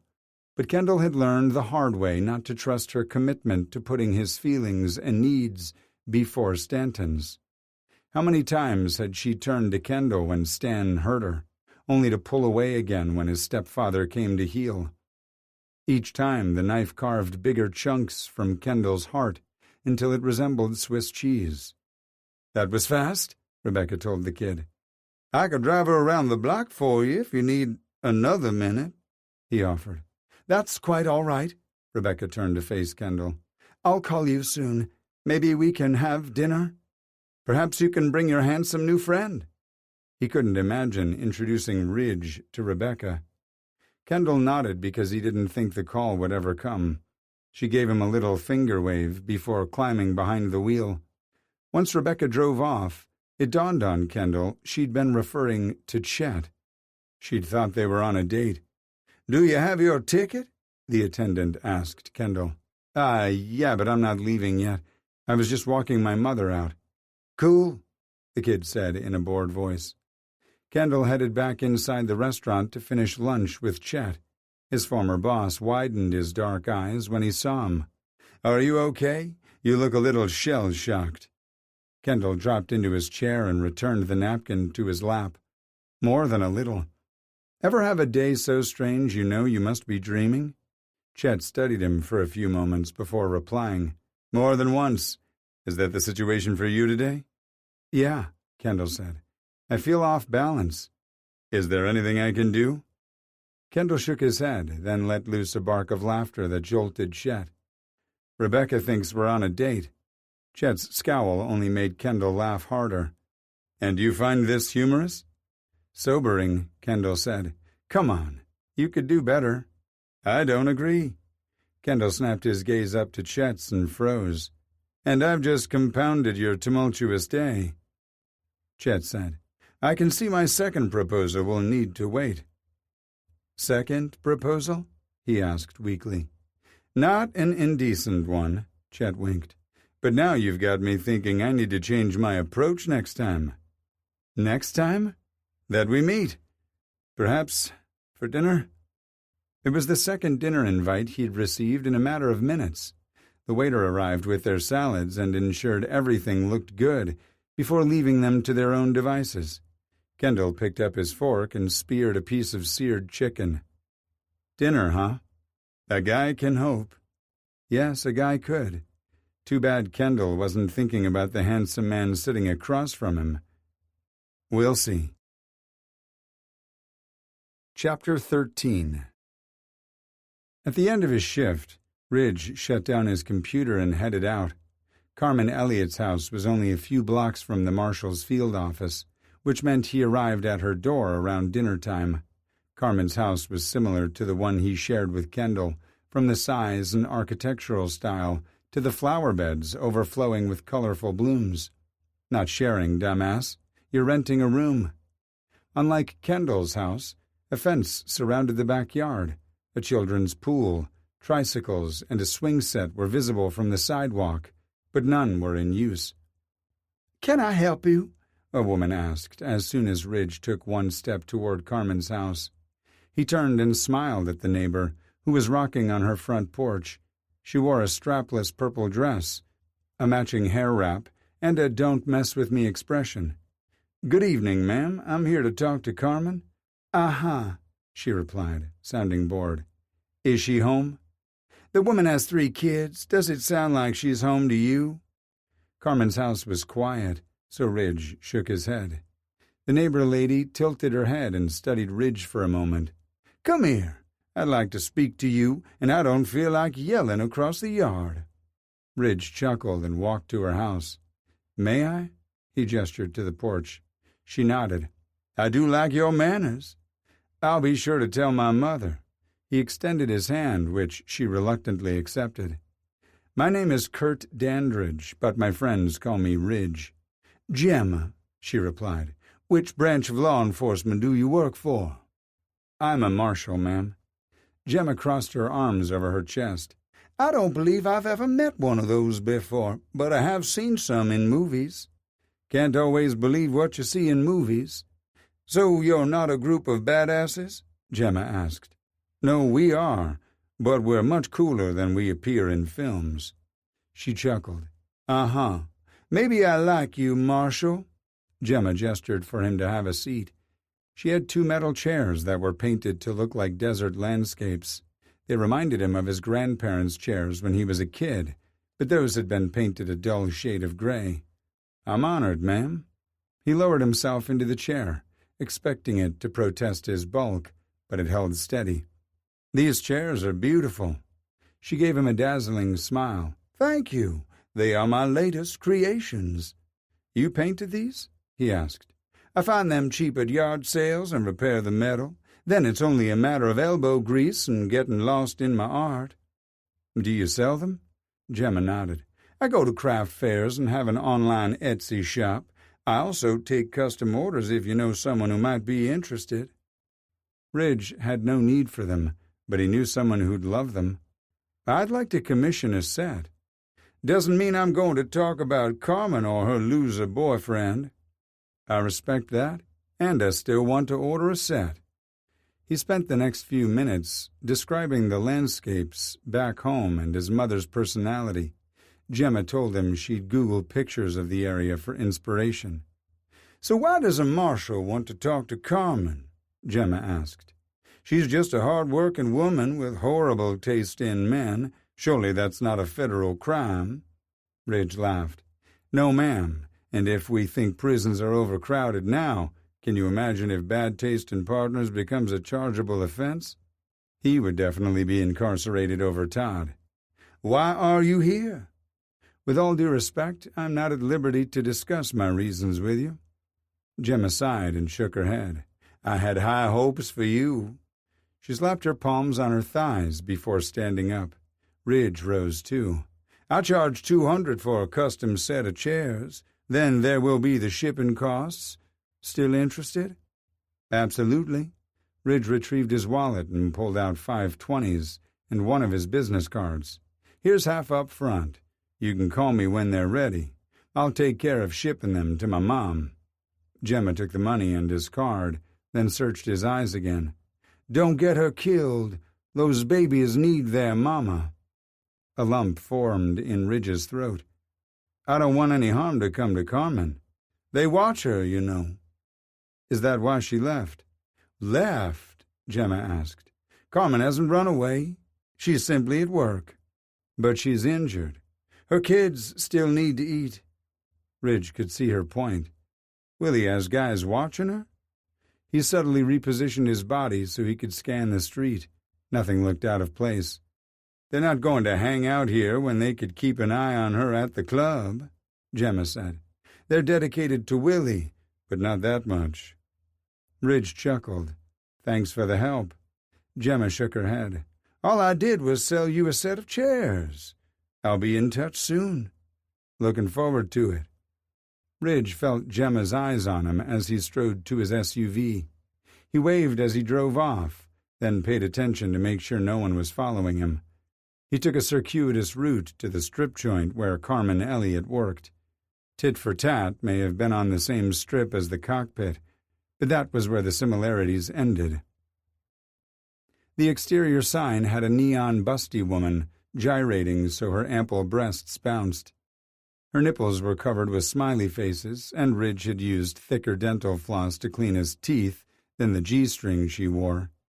Once inside, the only difference between the neon lady and the one serving up drinks and lap dances was a lack of smiley faces. The only thing on the servers' chests was body glitter to draw attention to their assets. Ridge had spent enough time with his mom in her craft room to know that shit went everywhere. How did anyone explain away the glitter stuck to their clothes and bodies after a night of debauchery? "Hey, baby," said a sultry female voice. The stunning brunette was almost as tall as Ridge in her high heels. She raked her gaze over him from head to toe. "I'm Destiny. Welcome to Tit for Tat. Would you like a booth, a table, or a private room?" Ridge quirked his brow. "Private room?" he asked. That didn't sound the slightest bit sketchy. "For lap dances and peep shows," Destiny explained. She sauntered closer and raked a fingernail over his chest. "What's your poison tonight, baby?" An enigmatic, platinum blonde man with mesmerizing blue eyes and the softest pink lips Ridge had ever kissed. But that wasn't what Destiny had asked. He pulled his badge out and showed it to her. None of the above. Destiny huffed a frustrated sigh on her way back to the podium. "Well, damn. What can I do for you, then?" "I'd like to speak to Carmen Elliott." Destiny stiffened and scowled. "What do you want with Carmen? Life has knocked her around enough already, so you leave her alone." "Did life knock her around, or was it Willie?" Ridge countered. The hostess softened slightly, but her eyes still glittered with suspicion. "What do you want with her?" "I just want to help," Ridge said, and he meant it. If he could offer Carmen a way out, he'd gladly do it. "Yeah, I bet. You'll help yourself to her." "I'm gay," Ridge said. "Oh." Destiny bit her lip and cast a glance toward the interior of the club. He saw the internal war raging behind the woman's eyes. "I just want to help her," he reiterated. "Men don't do anything for free, especially cops. You always want something in return. Maybe you don't want a blowjob, but you're after something. You'll get her killed in the process." I'll do everything in my power to keep her safe, Ridge said. Having this debate with you right now will only call unwanted attention to me. Just tell me where I can find Carmen. Destiny arched a brow. And just how do you plan to help her, lawman? Those are options I'll need to discuss with her, Ridge said. I'm not leaving until I speak to her, so save us both the hassle and tell me where I can find her. Destiny's shoulders slumped forward. Benny said she could work in the kitchen until her bruises heal. Carmen can't afford to go weeks without a check, and this shithole doesn't offer any kind of benefits. Shake your tits, sway your ass, or go broke. Benny sounds like a real great guy. She shrugged. He's worse than some, but better than most. A ringing endorsement if ever I heard one, Ridge said. Carmen is lucky to have a friend like you. And Gemma, too. Destiny smiled, then told him how to find the entrance to the kitchen. Since it was in a dark hallway, he saw and heard things that made his skin crawl. He'd never been happier to step into a kitchen in his life. Everyone glanced up and stared at the newcomer, but Ridge's eyes narrowed in on the petite woman washing dishes. Her bruises were now a greenish yellow, and Ridge could tell her jaw was still swollen. She was stunning despite her injuries. Carmen Elliott's eyes widened in fear when Ridge headed her direction. He held up his hands to show he meant her no harm. Carmen Elliott? A Hispanic man stepped in front of Ridge to block his path. Who the hell wants to know? Ridge showed the man his badge. A marshal? Carmen approached them and rested her hand on the man's shoulder, patting it twice. It's okay, Jose. Her voice was soft but confident. I know why he's here. You're Dandridge, aren't you? You've heard of me? He asked. Willie and Sheldon have spoken of you often. Ridge raised a brow. All glowing things, I'm sure. She didn't so much as smile. I can't help you. Can't or won't? Carmen took a deep breath. Can't. I know you're trying to get justice for that little girl, and I commend you. I have kids too, and I won't risk their lives, not even for her. What if I could help you? Ridge asked. Help me? How? Ridge lifted his hand and gestured to the room. Is this the life you want to live? She stiffened, and anger simmered behind her eyes. Good. Get mad. It meant she had a fighting spirit. Maybe Willie's abuse had made her temporarily forget the steel in her spine, but Ridge could see Carmen's resilience shimmering in her dark eyes. Now you're an expert on my life? She asked. If I don't help you, you're going to do what? Turn me in so the county takes my kids away? Nope. If you know something that can help bring down the Cardoza cartel, I'll help you and your kids find a fresh start somewhere else. New identities so Willie and the cartel won't be able to find you. A dark brow shot up, and a spark of hope softened her jaded gaze. Witness protection? Ridge nodded. I will do my best to ensure you and your children are safe. You talk a big game. Where's the proof? Carmen asked. I can't make you promises until I know what kind of information you have. Well, isn't that fucking rich? Carmen crossed her arms over her chest. Let me get this straight. I'm supposed to tell you everything I know, and you'll run it up the ladder to see if the information is worth saving my life. She took a step back and waved both her hands. Hell no, get on out of here.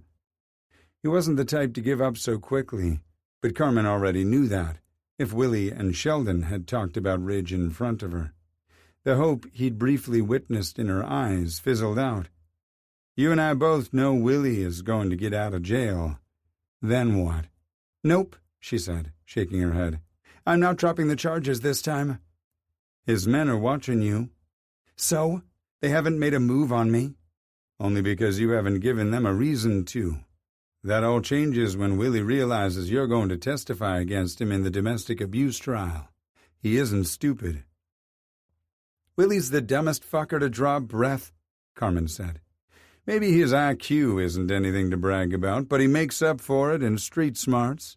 If you're willing to sit in a courtroom and talk about his abuse, he's going to wonder who else you're talking to and what you're saying to them.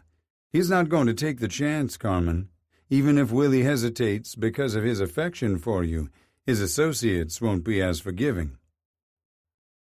Carmen looked around the kitchen as if she were assessing the danger right then and there. Her dark eyes met Ridge's again, and they crackled with rage. You've put my life at risk just by coming here. You'd be in protective custody before and during the trial. We'd set you up with a completely new identity afterward. I know you're scared. Fuck you. I'm a survivor. Carmen closed her eyes and trembled as she inhaled deeply. Tears trickled down her face as she continued mulling over her options. After a few moments, Carmen reopened her eyes, and Ridge felt like he was looking at a different person. But my babies shouldn't have to live in constant fear. Do you really want to help me? I do. I can't promise you this will go the way we want it to, but I assure you that I'm committed to seeing it through. I need your help, Carmen. The woman swallowed hard and held out her hand. Give me your card. Let me sleep on it. Ridge pulled a card from his wallet and gave it to her. Call me any time. I mean it. He looked around the kitchen and was surprised no one seemed to be paying attention to them. These are my people. I'm safe here. She smiled at Ridge then. He calls you Pat Garrett, you know? Willie? She shook her head. Harris. He's obsessed with the Old West and gunslingers, and not just the movies. He's a walking encyclopedia of facts. He believes in settling disputes in the streets. Guess that makes him Billy the Kid, and we all know how that turned out. Call me, Carmen, day or night. He stepped out of the kitchen and back into the darkened hallway. Left would take him to an emergency exit, probably to the back of the building, and right would take him down the Hall of Horrors. The emergency exit probably opened to a back parking lot, and he had no way of knowing what dangers could be lurking there. Ridge chose the wisest route and kept his eyes straight ahead as he passed the writhing and groaning couples. Destiny gave him a finger wave as he reached her. You get what you came for? Ridge shrugged. Time will tell. Grateful to escape the cloying smell of perfume and desperation, Ridge took a big gulp of fresh air and nearly choked on the humidity. Christ, he hated summer in Savannah. Ridge cranked up the air conditioning and steered his SUV toward home. Kendall's home. He was both excited and anxious to see Kendall again, but worried he wouldn't be able to keep his guilt over that morning's jerk-fest off his face. He didn't want Kendall to know he'd shot his load while staring at his ass in those too tight boxers. Just recalling the moment made his head spin and his dick throb. Ridge parked in the driveway and forced himself to whistle as he strolled toward the house. As he neared the porch, he heard music coming from inside. Ridge immediately thought of the bodies pressed together on the dance floor at the cockpit. Then his mind shifted to Kendall dancing for him in a pair of lacy black underwear. His brain stuttered to a stop when he opened the door and saw his fantasy was on the verge of becoming a reality. Kendall stood at the stove wearing only a tiny pair of shorts. His hips swayed to a song about dancing with a stranger.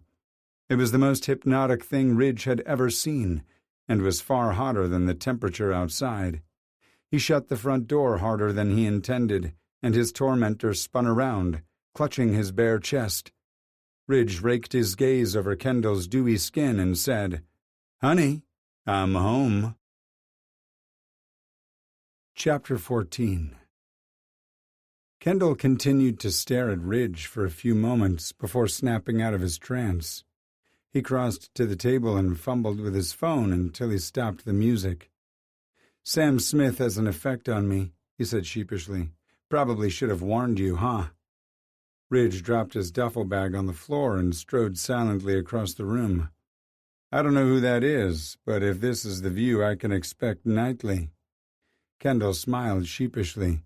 "Then you want a rent reduction?" Ridge took a deep breath, making his shoulders look even broader. "I'll pay double." Heat rushed to Kendall's cheeks, making him want to stick his head in the freezer. Ridge stepped closer and placed his hands on Kendall's hips. That's when Kendall noticed a dusting of glitter on Ridge's shirt and a smattering of rogue shimmer on his face. Ridge smelled like sweat, perfume, and sin. Kendall stifled a sigh and took a step back, breaking the loose hold Ridge had on his hips. Too bad his heart wasn't as eager to part ways. "Strip club?" he asked. "Huh?" Ridge's voice was thick. Was it from desire or confusion? Perhaps a little of both. "The glitter on your shirt and face." Kendall reached up and swiped a fleck off Ridge's cheek and showed it to him. "Fuck, I'd hoped to get in and out without getting that shit on me." Kendall's stomach pitched and all he wanted to do was curl into a ball. Ridge's eyes widened, and he shook his head vigorously. "Not like that. Nothing happened." Says every man who visits that type of establishment. Kendall had injected sass and sarcasm into every word to disguise his disappointment. Ridge growled, turned his back on Kendall, and began to pace. "I didn't go to the club to get a lap dance or whatever. I went to interview a potential witness." "Well, that's probably the best excuse I've heard yet." Kendall shook his head. "What am I even saying? It's not like we're—" "What?" Ridge asked. "A couple. Dating. You're free to get lap dances and whatever, and I'm free to date my boss."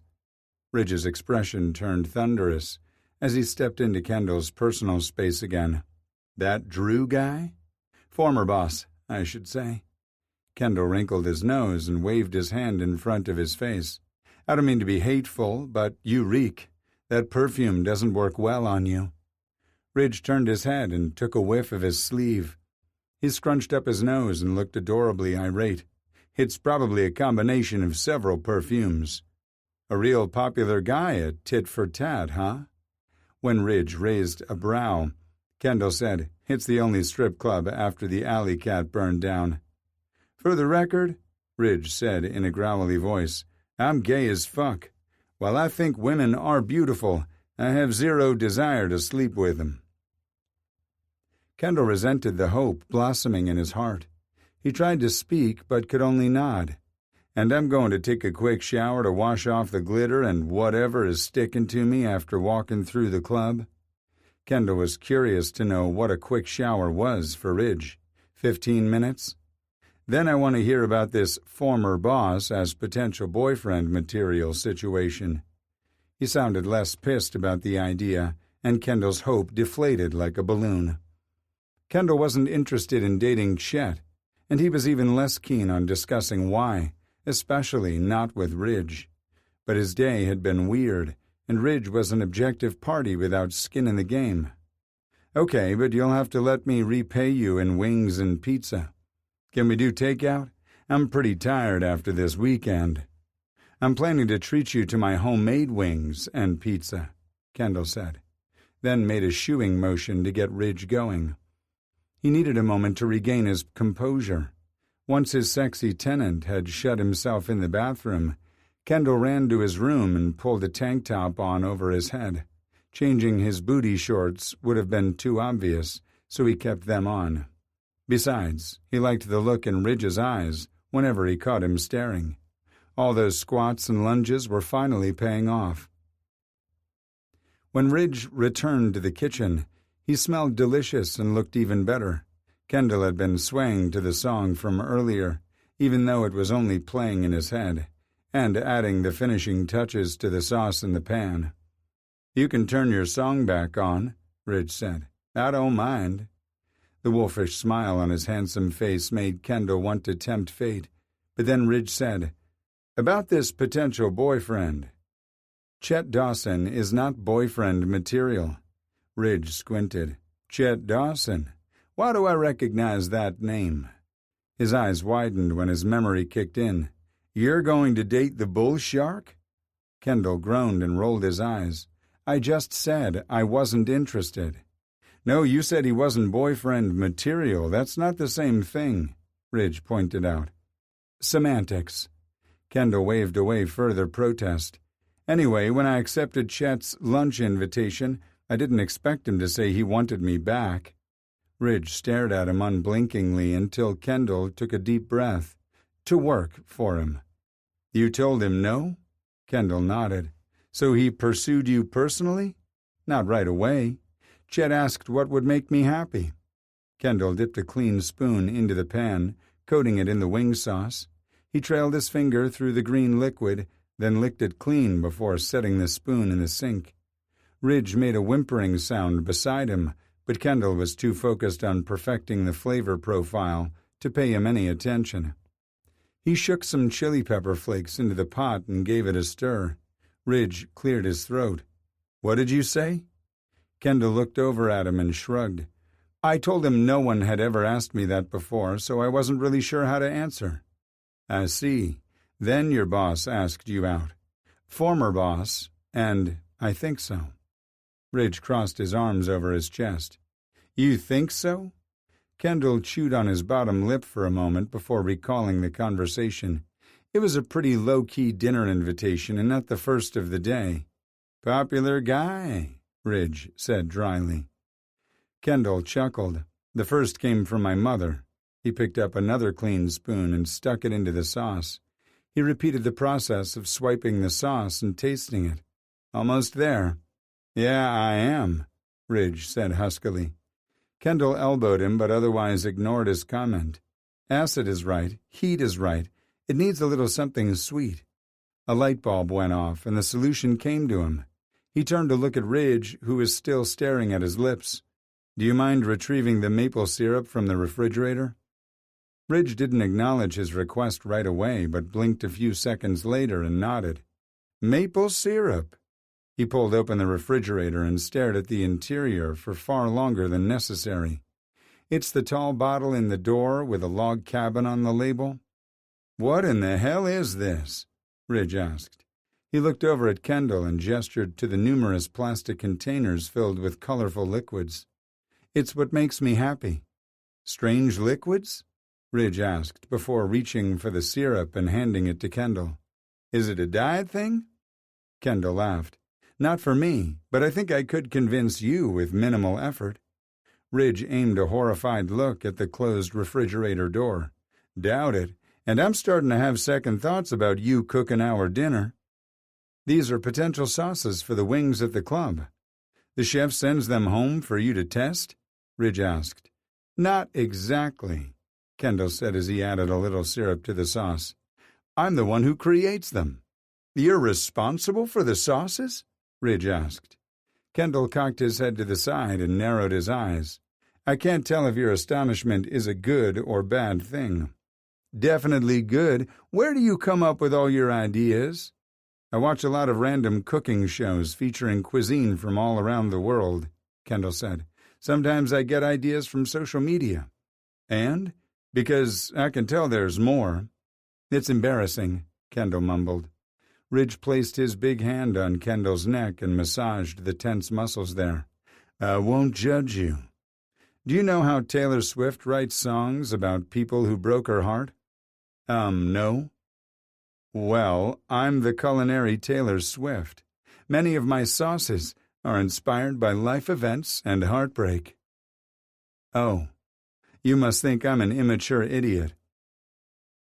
Ridge released his neck and trailed his hand down Kendall's spine, pulling away when he reached his waistband. I think you're a genius. Can I be your taste tester? Kendall turned and looked into Ridge's warm brown eyes. Really? Ridge nodded. I'm not so sure about this green sauce, though. It's the hottest one I've made yet. I'm not sure it will go over well with the chef either. Not sure the patrons will want to eat green chicken wings. Maybe I can offer it as a dipping sauce on the side. Ridge didn't say anything. He just studied Kendall. What? Ridge grazed the back of his hand over Kendall's cheek. I'm curious what or whom you regret. Kendall took a shaky breath. So many things. Currently topping the list was not knowing what it felt like to lie in Ridge's arms. What about this green sauce? What name will go on the menu should it make the cut? Envy? Ridge quirked a brow. I'm dying to hear the story behind this. Kendall smiled and stepped back from him. I'm not telling you all my secrets tonight. It's bad enough I told you about my stepbrother this morning. Please tell me the relationship was consensual. Of course, We were both adults before we had sex. Travis is only 2 years older than I am, so he hadn't groomed me or anything. I was the aggressor in the relationship, not him. Did your parents know? No, and I want to keep it that way. Are you in love with him? Ridge asked. Hell no. And for the first time, Kendall realized he meant it. He'd always loved Travis, but he had never been in love with him. Ridge narrowed his eyes, and it was obvious he had more questions. But he let them drop when Kendall dipped a clean spoon into the green liquid to test the newest tweak to the recipe. Like before, Kendall trailed his finger through the sauce, but Ridge reached out and snagged Kendall's wrist, bringing the finger to his own mouth instead. Firm lips wrapped around Kendall's digit and sucked it into wet heat. Oh, Kendall said breathlessly, but Ridge wasn't done yet. He swirled his tongue around the tip of Kendall's finger until his knees threatened to buckle. Is it good? Ridge allowed Kendall's finger to slide from his mouth. You tell me. He cupped Kendall's neck and pulled him in for a kiss. Kendall parted his lips and Ridge slid home, teasing and twirling his tongue around Kendall's. He was too focused on the man and noticing the wet glide and rasp of tongues to scrutinize the sauce's flavor until the heat came on late, tickling his throat. Kendall whimpered and clutched at Ridge's T-shirt to keep himself upright. He pulled his mouth free and stared up into Ridge's eyes. Best sauce I've ever made.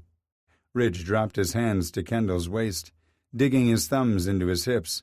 You must be very envious. Kendall nodded. Of whom? He took a steadying breath, prepared to confess all, but Ridge's phone rang. Nope, Ridge snarled as he pulled the cock-blocking device from his pocket.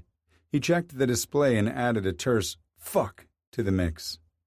He cleared his throat and put some distance between himself and Kendall before jabbing a finger at the screen. What's up, Eddie? Ridge listened for a few seconds before saying, I'll be there in 15. Ridge disconnected and blew out an impatient breath.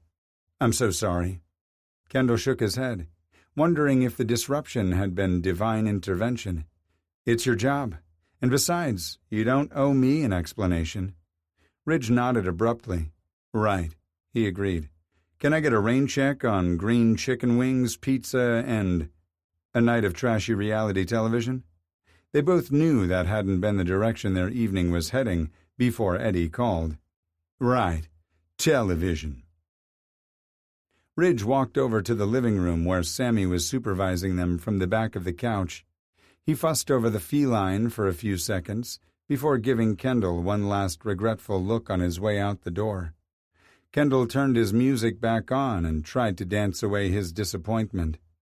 He made the homemade pizza as planned because it was something Ridge could reheat whenever he returned. Afterward, he curled up on the couch with Sammy and fell asleep watching 90 Day Fiancé. He woke sometime later to find Ridge sitting at the end of the couch, mowing his way through pizza and wings. The horrified expression on the man's face caused Kendall to panic. Is it the envy sauce or the pizza that's making you pucker? Ridge flinched, then smiled. Which end? Pretty sure they're both puckering, but for different reasons. Kendall sat up and dipped his finger into the envy sauce. It was much hotter than when it had been fresh on the stove. Some peppers got hotter the longer they sat. That accounts for the puckered lips. Kendall took a bite of Ridge's pizza but couldn't find fault with it. This is the best pizza I've ever had, Ridge said. Thanks. So why the secondary puckering? This show, Ridge said, gesturing to the television with another slice. What am I watching? Reality television at its finest. Kendall launched into a detailed explanation of the concept, smiling at the faces Ridge made. This can't be real, he said. Kendall shrugged. The producers claim it is. I'm just here for the entertainment. Huh. Ridge sat back and continued eating until the only thing left on his plate was chicken bones. You watch this kind of thing every night? Nah, Kendall said. Forensic Files is my go-to. Helps me sleep. Ridge snapped his head around to stare at Kendall. Watching a show about criminals helps you sleep at night? It's a show about catching criminals. Kendall corrected, and the narrator's voice is so soothing. Ridge shook his head and stood up. And with that, I'm tapping out. Sweet dreams, Kendall. Ridge walked his plate into the kitchen, rinsed it, and placed it inside the dishwasher. Another facet of his personality for Kendall to admire. Sweet dreams. Sammy followed Ridge down the hall, his fluffy tail swishing dramatically from side to side. Envy, or perhaps it was the aptly named sauce, simmered in his belly. What he wouldn't give to be that cat for the night. Chapter 15. By Saturday, Kendall's week hadn't settled down. If anything, it had amped up even more because someone leaked security camera footage of the Rodney James takedown to Sassy in Savannah, a social media site popular in the LGBTQ+ community. The video clip of Kendall bringing the fugitive to his knees and knocking him unconscious started out as a local story but quickly went viral. He had received and rejected interview requests from all over the world. Kendall wasn't sure who was behind the leaked video, but he didn't appreciate having his life turned upside down. Drew had addressed the situation with the employees and said further instances would result in immediate termination. If that wasn't bad enough, Rebecca had followed up on her dinner invite. When Kendall had ignored her, hoping she'd give up, Stan had sent him a brusque text message.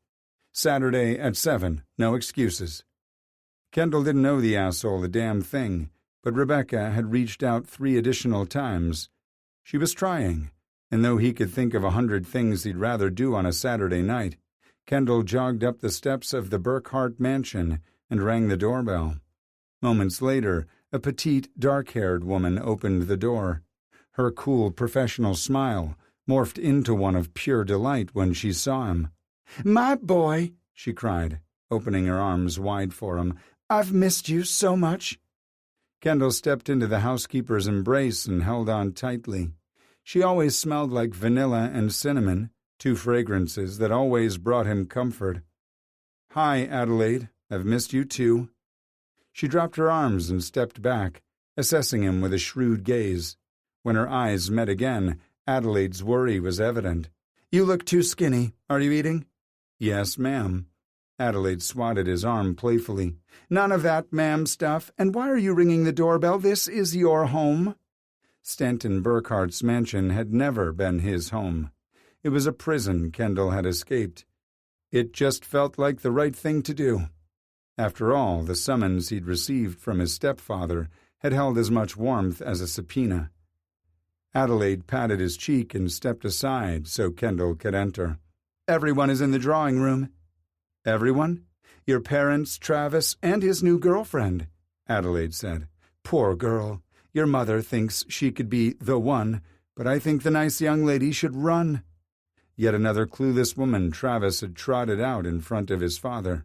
"There are a few more guests yet to arrive. I thought you were them when you rang the doorbell." What other guests? Stan's text was the first communication he'd had from his stepfather since he'd moved out. He thought the summons would result in a stern lecture in Stan's study. His stepfather couldn't be happy about Kendall's name being tied to the club, even though no one had connected Kendall to Stanton. Yet. It was only a matter of time until somebody discovered his mother was married to the wealthy CEO of an investment firm. Stan would be livid because that trashy club was the hill Kendall had chosen to die on. "William Everly and his family," Adelaide said. "He's a potential client your father is trying to impress," Adelaide said. "Stepfather. Yes, dear, I'm sorry." "So why am I here?" Kendall asked her.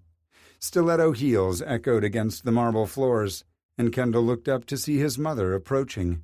She looked stunning in an icy blue dress and matching heels. Rebecca had pulled her hair up into a classy bun and left a few wispy strands free to frame her face.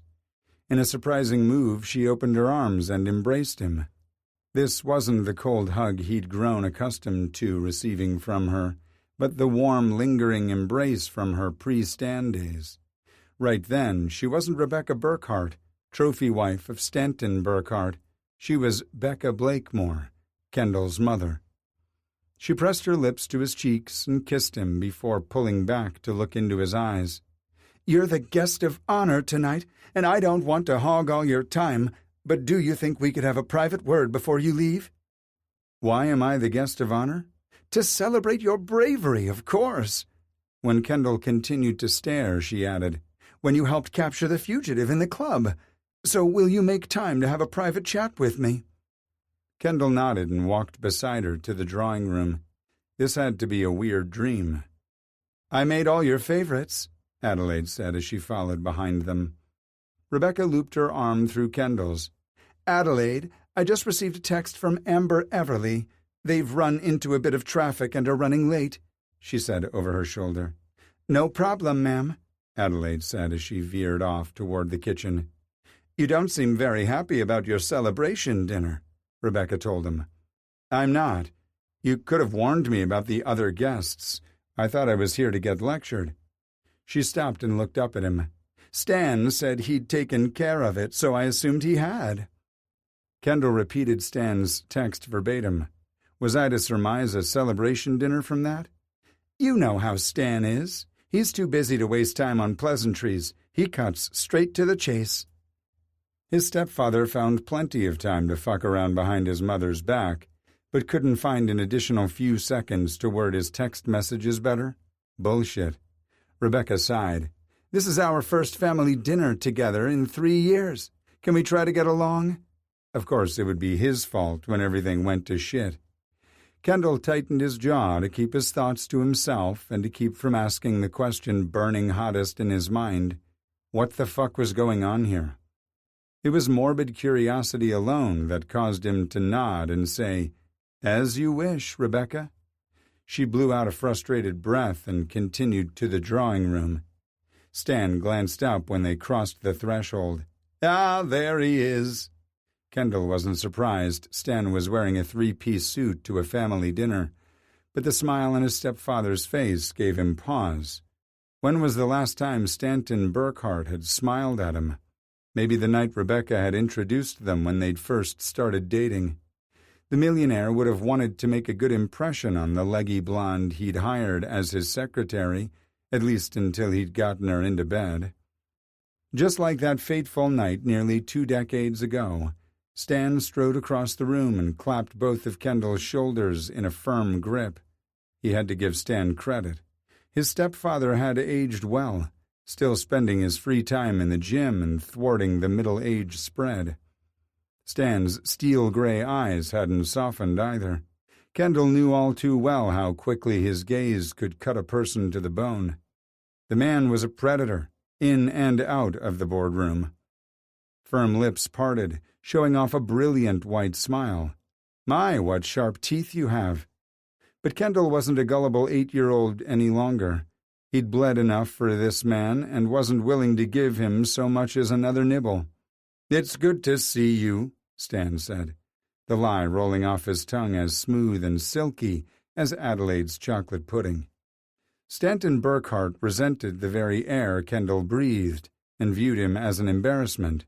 Kendall took immense joy in living up to the man's low opinion of him. What was it costing Stan to pretend to care about his stepson? And what was behind the farce? "Hi, Stan," Kendall said, knowing how it grated on his stepfather's nerves. Stanton narrowed his eyes but managed a dry chuckle. Then he raked his shrewd gaze over Kendall's outfit. The tan chinos, white shirt, blue and gold-striped tie and navy blazer earned a rare approving nod. "It's good of you to dress for dinner." Rather than respond to Stanton's dig, Kendall said, "I didn't know I was dressing for dinner at the time. I'm dressed for work." "An improvement over those skimpy boy shorts, huh, Dad?" Travis said. His voice was slow and thick, and Kendall knew without looking that his stepbrother had already been hitting the liquor hard. Kendall forced himself to face Travis, and his stepbrother's lips curled into a sneer as he lifted his tumbler of whiskey in a mock salute. "To Kendall, our hero." "Hello, Travis," Kendall said coolly. He glanced at the woman sitting next to his stepbrother and introduced himself when it became apparent no one else was going to do the honors. She was a petite woman with platinum blonde hair and icy blue eyes, named Sandra. Boy, did Travis have a type. Kendall would bet a month's salary that she was from a prominent family, well-educated, soft-spoken, and had no clue what she'd signed up for when she'd accepted a date from Travis. He'd also guess they hadn't made it past first base. "It's nice to meet you," Sandra said sweetly. Likewise. He wanted to tack on "run for your life," but kept his mouth shut. "Have a seat," Stan said, returning to the leather love seat he'd vacated. "Rebecca, get Kendall something to drink." "Nothing for me, thanks." Kendall lowered himself into a club chair facing Stan and Rebecca. The other options placed him across from Travis, and he'd rather avoid that at all costs, since his stepbrother wasn't always the nicest when he was drunk. Kendall had no desire to be his target. Rebecca lowered herself onto the love seat beside Stan. She crossed her legs primly and placed her hand on her husband's knee. Stan scowled at the gesture as if his wife touching him was wholly unexpected and inappropriate. He turned and stared at Rebecca until she cowered and withdrew her hand, placing it on her lap. Kendall should have felt a pang in his heart for his mother and spoken up in her defense, but it had always blown up in his face. "You made your bed, Rebecca. Too bad your husband isn't sleeping in it." "So," his stepfather said, then aimed a round of rapid-fire questions at him. Stan didn't do small talk. He conducted interrogations. Kendall preferred being ignored over Stan's sudden interest in his life. Most of Stan's curiosity seemed aimed at Kendall's job at the cockpit, which was an abrupt change in attitude. The club's name alone had made Stan's face red with fury, and the uniforms had caused the veins to bulge in his forehead and ultimatums to spew from his mouth. Kendall noted Stan refrained from using the club's name when posing his questions. Since Kendall's heroics, the media's terminology, not his, Stan seemed almost approving of his choices. There had to be a catch. Kendall knew it was only a matter of time before his stepfather revealed his hand, and since he had a few hours to kill before his shift started, why not settle in and let the game play out? "Where'd you learn to fight like that?" Stan asked when he ran out of questions about the club. Before Kendall could reply, Travis let loose an obnoxious snort. "From fighting off dirty old men," he said. "You've seen the indecent uniforms they wear around there?" Kendall turned his head to look at his stepbrother, who was too busy knocking back another drink to look at him. Travis had loved peeling him out of those shorts, but no matter how angry Kendall was, he'd never redirect Stan's wrath toward his only son. "Travis," Stan said sternly, "don't be crude." Travis smiled at his father. "Yes, sir." Travis lifted his left hand off the back of the sofa and flipped Kendall off behind Sandra's lovely head. Travis craned his neck and leaned forward to meet Kendall's gaze. "Whatever happened to paralegal school, anyway? Was it just another thing you couldn't see through?" "Travis," Sandra said softly, "what's the matter with you?" Kendall could answer her question, but no one would like his answer, so he saved his breath. Instead, Kendall said, "I did finish school and graduated with honors." "Then why aren't you pursuing that career?" Travis pressed. It was a legitimate question, but not one he wanted to get into with any of the people gathered, especially not Travis. The doorbell rang, saving Kendall from having to answer. Stan rubbed his hands together. "The Everleys are here." Kendall figured his stepfather was about to reveal his hand, so he rose with everyone else and turned to face the door. Stan and Rebecca were halfway across the room when Adelaide ushered an elegantly dressed couple into the space. "Bill, Amber," Stan said jovially, "we're so happy you could join us." "Welcome to our home," his mom said. Kendall bit the inside of his cheek to keep from grinning when Rebecca sized Amber up. The brunette woman was svelte, leggy, and buxom, 3 traits Stan loved in a woman. "I thought Graham was joining us," Stan said. "He is," Bill assured him. He had to take a call from the hospital. He is not on call tonight, but he never turns his patients away." "Sounds like Father found a really lively one for you," Travis said. Kendall was too busy observing the power play between his mother and Amber to notice Travis approaching. He turned and looked up at his stepbrother. "What are you talking about?" Travis snorted and shook his head. "Oh, did you think Stan invited you to dinner because he missed you? Ha! This is just the first time your queerness has come in handy. He'd already been planning this coup with Bill Everly, but your heroic little stunt was the icing on the cake. Or should I say you're the carrot Father wants to dangle in front of Bill and Amber's gay son." Kendall looked at the two couples who'd moved over to the wet bar. Bill was attempting to talk to Rebecca, but she was too busy glaring at his wife. Amber's hand had lingered longer than necessary on Stan's when she accepted the drink he passed her, and his stepfather aimed a predatory smile the brunette's way. "Is Stan trying to seal a deal with Bill's company or his wife?" "Both," Travis said. "Gross," Kendall and Sandra said at the same time. The two exchanged a smile before returning their attention to the tableau unfolding across the room.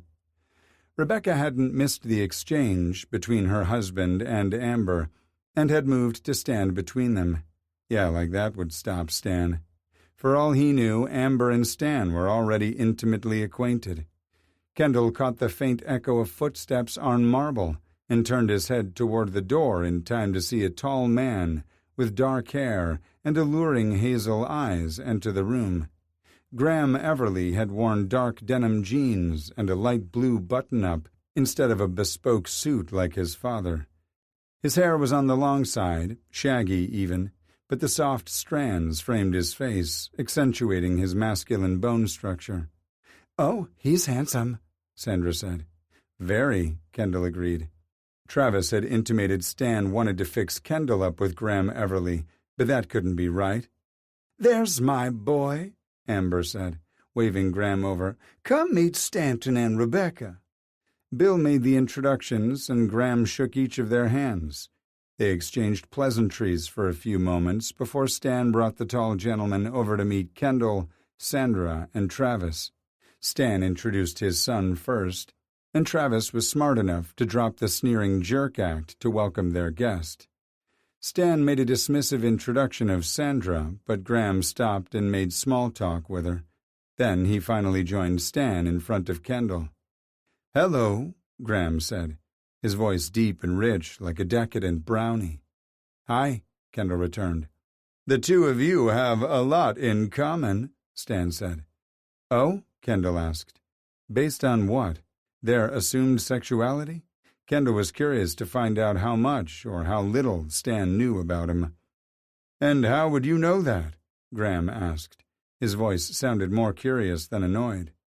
Neither Stan's smile nor his arrogance faltered.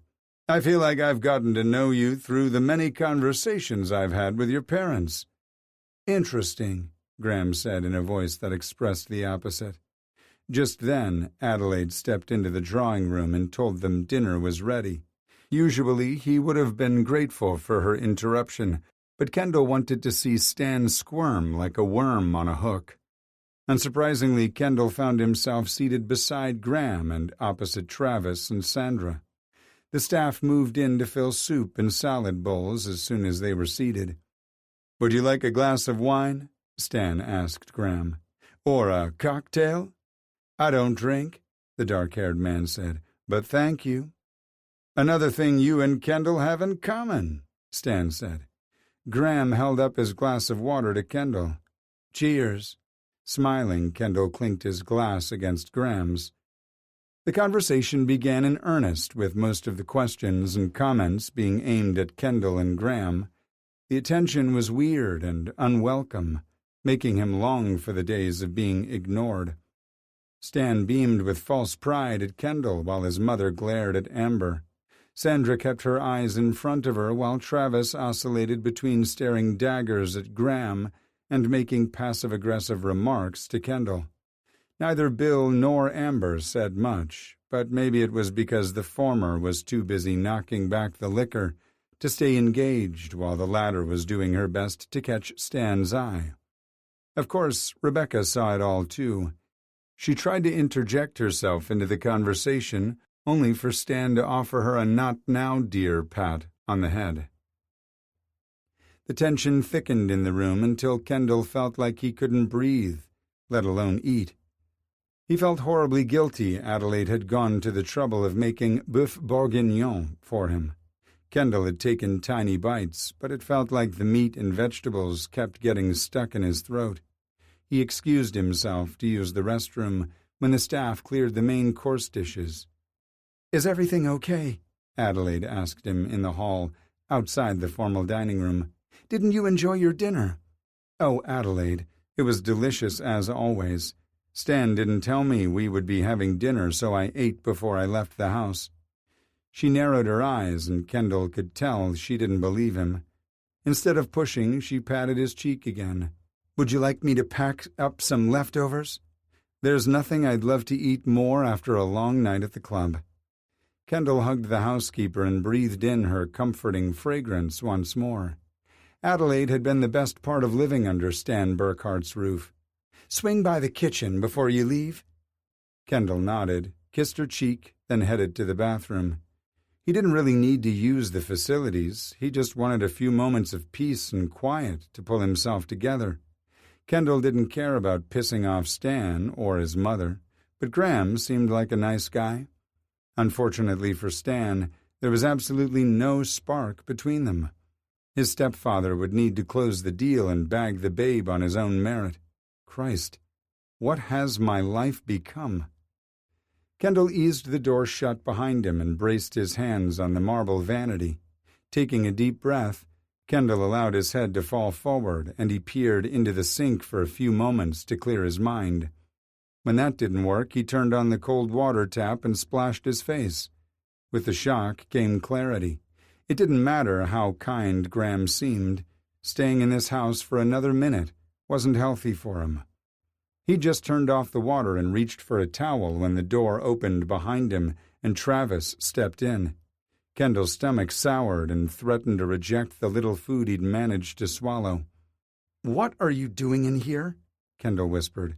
His stepbrother's lustful gaze and sneering lips projected his thoughts before his liquor-addled brain could convince his limbs to act on them. Kendall stepped to the right just as Travis lunged for him. The bigger man tipped forward and braced his hands on the marble, catching himself before his forehead smashed into the mirror. "No, Travis!" "Are you pissed because I brought a date?"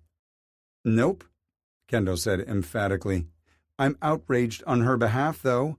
What's the matter with you? I understand why you don't want to tell Stan the truth. Your father didn't exile me for being gay. I just wasn't the kind of gay he approved of. It could have been you he introduced to Graham." Travis barked a dry laugh. "You say that because you weren't privy to things my father said behind your back. He used to laugh at you in front of his friends." Travis's lips quivered. "I used to join in because it was expected. God, I fucking hate myself." Travis's words were like a knife to his heart. Not the part about Stan making fun of him behind his back. On some level, he knew it. It shattered Kendall that Travis thought so badly of himself. "It's okay, Trav," he said softly. "I know you didn't mean anything you said, and I understand why you don't want to come out to Stan, but surely you don't want to hurt innocent people with your deception." "Hurt her? I haven't touched Sandra." Travis collapsed into himself and fell against the wall. He looked at Kendall with a crestfallen expression that would have crushed him in the past. "I've tried. I wish I could want her, but I—" Kendall shook his head vigorously. "Please don't. I love you." Kendall forced himself to harden his heart. Travis didn't know the first thing about love. And yeah, he might not know what love was either, but he sure as hell knew what it wasn't. You're horny and confusing lust with love. "Two sides of the same coin," Travis slurred. Kendall shook his head. "That's love and hate, Trav. You don't feel either of those for me. I was nothing but fun and games for you." Travis shook his head vigorously, which made him sway a little. Not at first. You were everything to me. But there was no future for us, Kendall finished. Travis hadn't been willing to sever his relationship with his only living parent. I understand that better now, but you started turning to me whenever you wanted to spite Stan. Travis flinched like Kendall had slapped him. That's not true. You were my safe place. You're the only person who truly knows me, Kendall. I deserve better. For the first time in his life, Kendall meant it. I don't want to be only a safe place. I want to be somebody a guy is willing to risk it all for. Travis straightened to his full height and snorted. Love like that doesn't exist anymore. Probably never did. Yes, it does. I'm not going to settle for anything less. Travis slowly raised his hand and cupped Kendall's cheek. Take me back. I'm sorry I hurt you. Kendall shook his head. There's no future for us. You were right about that, and I never should have. Travis suddenly pushed off the wall and boxed Kendall in against the vanity. Tears filled his eyes. Please, don't say you regret me. Kendall shook his head. Never that. Growing up, you were the only person who ever really saw and understood me. I've loved you since you moved in here, he admitted. You had such sad eyes, and I wanted to take on the world for you. Travis closed his eyes and tears spilled down his cheeks. And I hurt you, just like the others did. Travis's rejection had hurt him more than anyone else's, including Rebecca's, but it would serve no purpose to air their grievances. They weren't innocent little boys or hormonal young adults anymore. They were grown-ups, and it was time they acted like it. I want you to be happy, Travis, Kendall said. You'll never find it in lies and pretense. Come find me when you're ready to live your truth. I'll repay the kindness you showed to a little boy with no champion in the world. Travis took a deep, shaky breath, fisted Kendall's navy blazer and leaned his forehead against Kendall's. I don't think I can ever be as brave as you. You can. Step one is breaking off this awful farce with Sandra. She seems like a really nice woman. Travis sighed. She is. I want to love her. You can't wish it to be true. You'll figure that out eventually. It's too late. I've already lost you. Kendall didn't want to rehash parts of their conversation. Travis wouldn't likely recall their bathroom chat anyway, and if he did, he'd be pissed Kendall saw him in a vulnerable state. We need to get back, Trav. They'll get suspicious if we stay in here much longer. Just one last kiss? Travis tried to smush his lips into a pucker, but it looked more like a childish pout. Either way, it wasn't the least bit attractive. Kendall shook his head and stepped out from between him and the sink. I said no, and I meant it. Go back to the dining room. Or what? I'll do to you what I did to the fugitive, maybe worse. Travis threw up his hands in surrender, then wobbled on his feet. Fine. You win. Kendall held his breath until Travis left the room. Then he lunged forward and locked the door in case his stepbrother changed his mind. He wanted to pat himself on the back for saying no to Travis for the first time in ever. But his reckless streak was a caged beast, thrashing against the metal bars holding him in captivity. The unresolved sexual tension with Ridge was only compounding his problem. It was only a matter of time before Reckless bent the metal or tricked Kendall into setting him free so he could join his twin, Impulsive. He could battle inevitability or ensure he made the safest of dumb choices. Kendall wanted to fight the good fight, but his resistance was waning and dangling the key to the cage in front of the ferocious beast. Reckless and Impulsive, they would make exceptional names for future sauces. Kendall took a few deep breaths and exited the bathroom. Instead of returning to the dining room as expected, he took a detour to the kitchen where the staff was busy preparing dessert plates. Kendall nearly whimpered when he saw the poached pears dripping chocolate sauce with a scoop of vanilla bean ice cream on the side. He heaved a sigh and said, "Pears, Belle Hélène?" Adelaide looked up and smiled. "I told you I made all your favorites." Then she opened the lid on a plastic storage container and showed off the cookies inside. Palmier cookies, too. Kendall could almost taste the crisp, buttery cookies. "Could I get a few of those to go?" Adelaide's smile fell from her face. "You're leaving so soon." "There's an issue at work that needs my attention."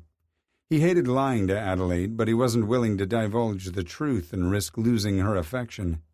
She replaced the lid and carried the cookies around the long work island. "Take them all," Adelaide said as she shoved the plastic container into Kendall's hands. "No, I couldn't. I made them just for you," Adelaide said. "Mrs. Burkhardt is only expecting me to serve pears Belle Hélène to her guests." "I shouldn't." His crumbling resolve made Adelaide smile. "But I will." She rose onto her tiptoes and kissed his cheek. "That's my boy. Give me a few minutes to pack up your leftovers." Kendall didn't bother protesting because they both knew it was as worthless as Monopoly money. Instead, he took the time to catch up on what was going on with her family. She'd been blessed with a beautiful grandson since the last time Kendall had seen her. "He's adorable," Kendall said when she showed him photos on her phone. "Congratulations." "Thank you." Adelaide leaned closer and lowered her voice. "I haven't spoken to your mother about this, but I plan to resign at the end of the month. My son and daughter-in-law could use my help." "And they're more deserving of your love and devotion," Kendall said. "Promise me one thing." "Name it," Adelaide said without hesitation. "Keep in touch." Adelaide folded her arms over her stomach. "As you've done with me?" "Touché." Kendall took a deep breath. "I didn't mean to include you in my clean break from this household." She patted his cheek. "I know, love. I know. I should have called to make sure you were okay, but I didn't know if it was my place." Kendall pulled the woman in for another hug. "I can't imagine what my childhood would have been like if not for you and the refuge I found in your kitchen. You will always have a special place in my heart." Adelaide sniffled and pulled back after a few moments. "We'll both do better this time." Kendall nodded. "But give me your address so I can at least send you a Christmas card in case you forget this conversation." "I won't," he said, but he wrote his new address down for her anyway. She packed up a large tote with enough leftovers to feed a battalion before adding the cookies on top. Adelaide handed him the bag and said, "I'll make your excuses to your mother." "Still running interference for me, I see?" Kendall doubted Rebecca would notice or even care, but he appreciated Adelaide's gesture. "Some things never change." Her dark eyes took on a somber expression. "Others take time, but they're worth the effort." Her words reminded him of the internal war waging inside him, and he metaphorically tucked the keys to the cage away for the time being. "I love you." "I love you, too." Kendall exited the house through the kitchen, choosing to walk around the mansion rather than risk running into Stan before he escaped. When he rounded the side of the house, he saw Graham leaning against the wall near the front door. He held the phone to his ear and appeared to be in the middle of a serious conversation. Graham glanced up as he approached and offered a friendly wave. "Nice meeting you," Kendall whispered as he walked by. "You too," Graham mouthed. Kendall didn't release the breath he'd been holding until he'd driven away from the Burkhardt mansion. Chapter 16. Eddie stepped by his desk and perched his ass on the corner. "Saturday night plans foiled again?" he said on a sigh. "Lieutenant said the warrants will come through any minute now. You ready?" "Yeah." They were about to serve arrest and property seizure warrants to two of Savannah's wealthiest citizens, so it was all hands on deck, including the SPD officers and Chatham County officers deputized to work on their multi-agency task force. Frenetic energy buzzed around the room like a swarm of wasps. "Why do you ask?" Eddie shrugged, and a wry smile tilted the left corner of his mouth. "You seem distracted. Seems like I'm not the only one with wrecked plans tonight." I didn't have plans unless you count a quiet night at home with Sammy. Watching that awful show you can't stop talking to Jess about? What's it called again? 90 Day Fiancé? Ridge grumbled. And you're just jealous because Jess likes me better. Unquestionably, Eddie agreed. But I'm having serious doubts about the longevity of our relationship based on her television choices. His best friend angled his head and studied Ridge closer. If I didn't know better, I'd say you were moping. Moping? Why? I have everything I wanted after my breakup with Todd. Eddie raised his hand and stroked his jaw. Moping isn't the right word. Pining? Zach said as he joined them. Maybe he's jonesing for something. Or someone, Eddie added. Ridge rolled his eyes. Fuck you both. Moping, pining, or even jonesing weren't strong enough verbs. His desire to know everything about Kendall was soul-deep and all-consuming. He didn't just want to know the sounds he made when he came. Ridge wanted to know all the things that made Kendall tick. He wanted a list of everyone who'd ever hurt him, so he could what? Get revenge? His life wasn't a testosterone-driven retribution movie, and besides, Kendall wouldn't appreciate the Macho Man routine.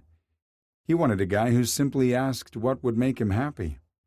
Ridge could ask. Hell, he wanted to, but he'd kept his mouth shut for a simple reason. If he knew the answers, Ridge would move heaven and earth to see Kendall's hopes come to fruition, and that scared the bejesus out of him.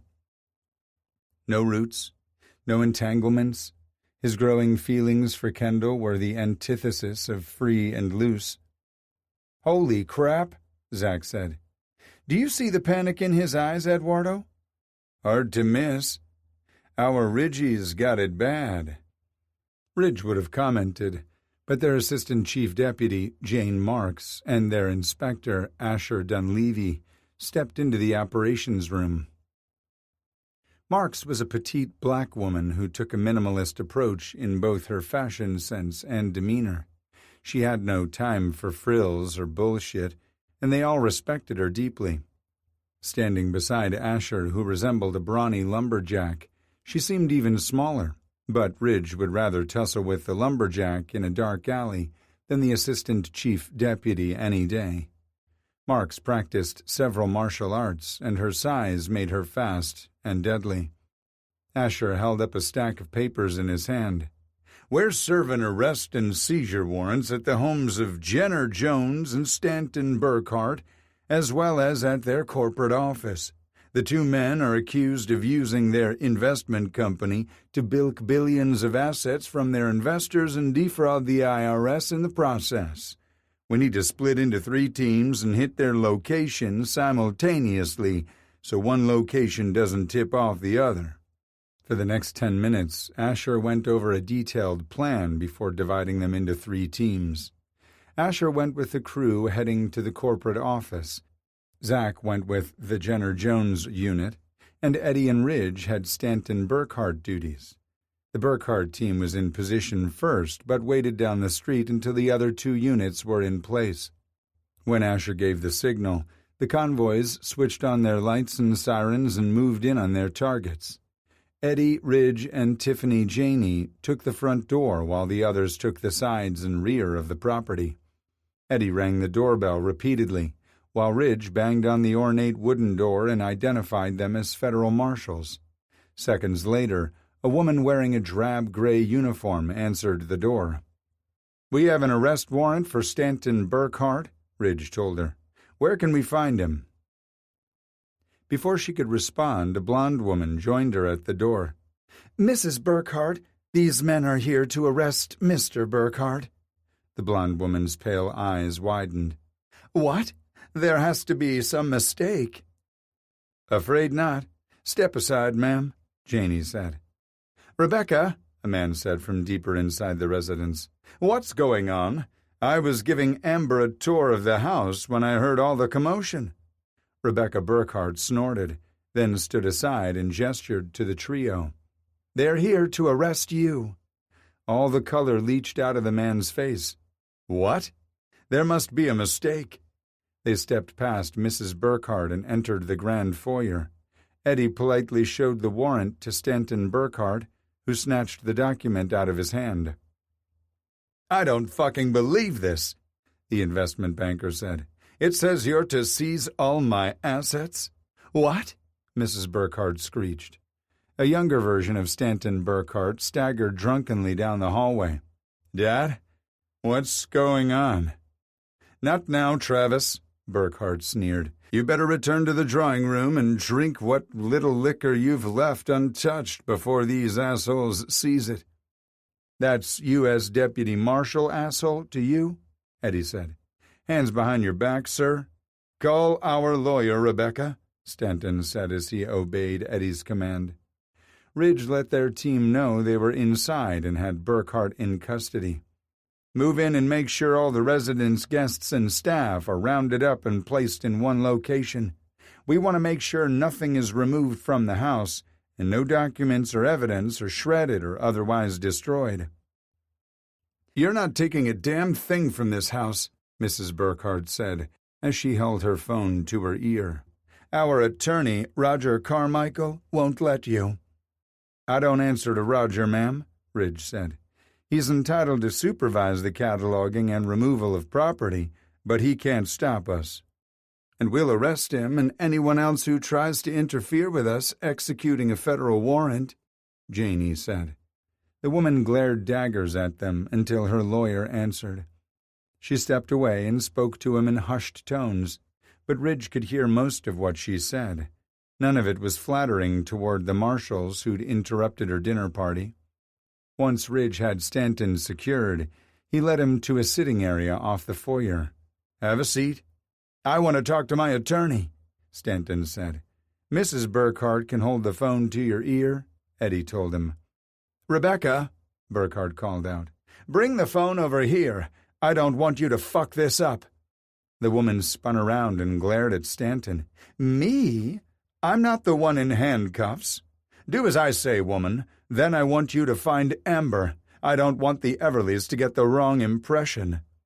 Rebecca Burkhardt stomped across the marble floor, looking angry enough to slug him. "Shouldn't you be worried about what Bill thinks, since he's the one you're trying to do business with? Just what were you and his wife getting up to on this tour?" Mr. Burkhardt glowered at her for a few seconds. "Hold up the phone so I can talk to Roger." "Tell me the truth," Rebecca demanded. "Are you screwing Amber Everly?" "This isn't the time for this conversation. I need Roger here now." "Not until you tell me the truth," his wife shouted. "Are you fucking her?" Ridge rubbed the bridge of his nose and wondered what the hell horror they'd stepped into. This was better than the trashy reality television Kendall loved so much, and Ridge hated that he couldn't share the details with him. "Yes," Stanton shouted. "Are you happier now that you know the truth? Give me the phone." "You son of a bitch," Rebecca yelled. She cocked her arm back, but Eddie blocked her attempt to strike the man. "Ma'am," Eddie said kindly, "your name isn't on the arrest warrant. As bad as this night is, you get to walk away from it." "With nothing," she cried, "after I've given him everything." "Darling, we'll fix this," Stanton said. "I'm sorry I couldn't resist her seduction." "Jesus," Ridge muttered. He hadn't meant to respond, but was this guy for real? And how many times had a similar scene played out? He'd bet Eddie's right nut it wasn't the first time Stanton had cheated. Mrs. Burkhardt must have believed it, because she held her phone up to her husband's ear. After a terse exchange with his attorney, Stanton nodded at his wife, who withdrew the phone and disconnected the call. "Roger will be here in 20 minutes. Gives us plenty of time to clear the residence to make sure no one is sneaking out the back with the silverware, jewelry, or artwork," Eddie said. "You can't be serious," Mrs. Burkhardt said. "I once had a woman try to hide diamonds under her tongue," Eddie replied. "That isn't what I meant," she said. "You can't possibly take jewelry that belongs to me if I'm not included in the warrant." "We can, and we will," Ridge said. "The items you claim are yours were bought with illicit gains, and are now the property of the United States, Eddie said. Mrs. Burkhart whirled around and faced her husband once more. "Stanton, what have you done?" She sounded more outraged over losing her jewelry than hearing her husband admit he'd had an affair. Roger Carmichael arrived faster than the lawyer had predicted, and that's when the real fun began. The man looked over the warrant and shook his head. "I'd hoped to get an emergency injunction from Judge Temple, but she didn't answer my calls." "Try again," Mr. Burkhart groused. The lawyer ran a hand over his forehead. "She's the one who signed the warrant, Stanton. They're seizing your personal assets, Jenner's too, as well as everything the company owns. There's nothing I can do about this until Monday. I can try to get you out on bail then." Burkhart bristled in his chair. "Fuck! I can't stop them from taking anything, but I can photograph and catalog each item." The lawyer grimaced for a second. "What's wrong?" Stanton asked. "Besides the fact that we'll be homeless and penniless?" Rebecca asked her husband. The attorney cleared his throat. "We'll need to discuss how you plan to pay for my legal services." "Christ," Burkhart said. "I would have thought 40 years of doing business together meant something to you, Roger." "I'll cover it," the drunk man named Travis said. He snorted and hiccuped. "Guess I should be glad you refused to hire me as the CFO of your company, Dad." "Excuse me," an attractive brunette woman said. "Is my family free to go?" She gestured to two men Ridge assumed were her husband and son. "We're not involved in Mr. Burkhart's business, and none of the possessions in this home belong to us. Bet you're sorry you wasted your time sleeping with my husband," Rebecca Burkhart blurted out. "Better find out if Stan gifted her expensive jewelry like he did with his other mistresses." Mrs. Burkhart tipped her head to the side. "Oh, wait. That comes after the newness wears off and he breaks up with them. A parting gift, if you will. I could tell by Stanton's demeanor your affair had just begun. He could barely wait to finish dinner before whisking you off on a tour." Amber gasped. Bill flinched, and their son, Graham, buried his head in his hands. "Jesus, Rebecca," Stanton said. "Read the room. This isn't the time or place." Burkhart looked at Ridge. "Can they leave?"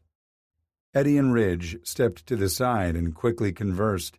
They decided there was no reason to keep the Burkharts dinner guests. The gentlemen emptied their pockets, and Mrs. Everly opened her handbag to prove she wasn't aiding and abetting the Burkharts. "You're free to go," Eddie told them.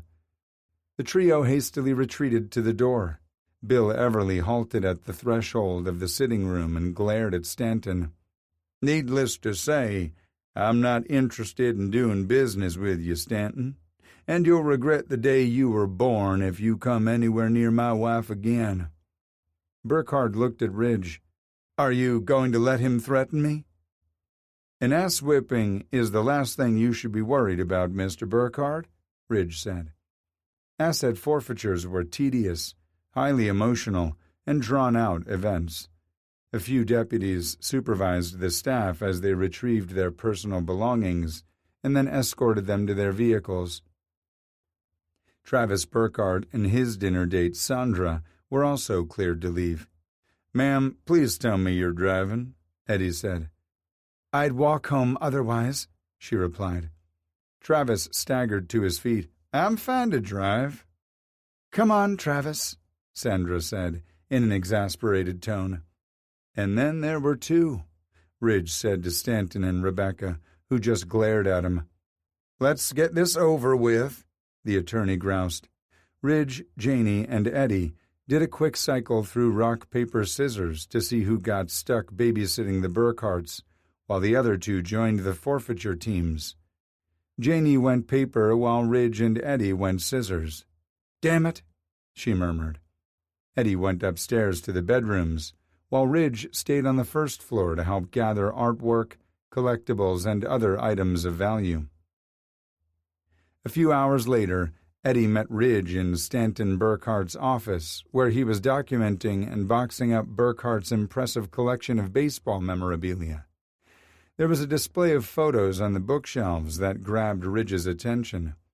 The largest frame in the center featured a picture of Rebecca and Stanton dancing at their wedding. They were smiling and gazing into each other's eyes, like it was the happiest day of their lives. Maybe it was, but they'd fallen a long way since then. There were a few more smaller photos of Stanton with his son. Most of the images were taken during big moments like graduations and proms. There was only one recent photo of them together, and it looked like it was taken on a golf course. Neither man looked happy to be in the other's company. The rest of the pictures were all framed newspaper or magazine articles touting the brilliance of Burkhart and Jones. "Nice office," Eddie said when he walked into the room. "But where's the safe?" "That's what I'm trying to figure out. We subpoenaed their personal and commercial bank records, and there are no safe deposit boxes registered at their institutions, personally or commercially. I expected to find one or two safes hidden behind paintings on the first floor, especially in Burkhart's home office, but nada.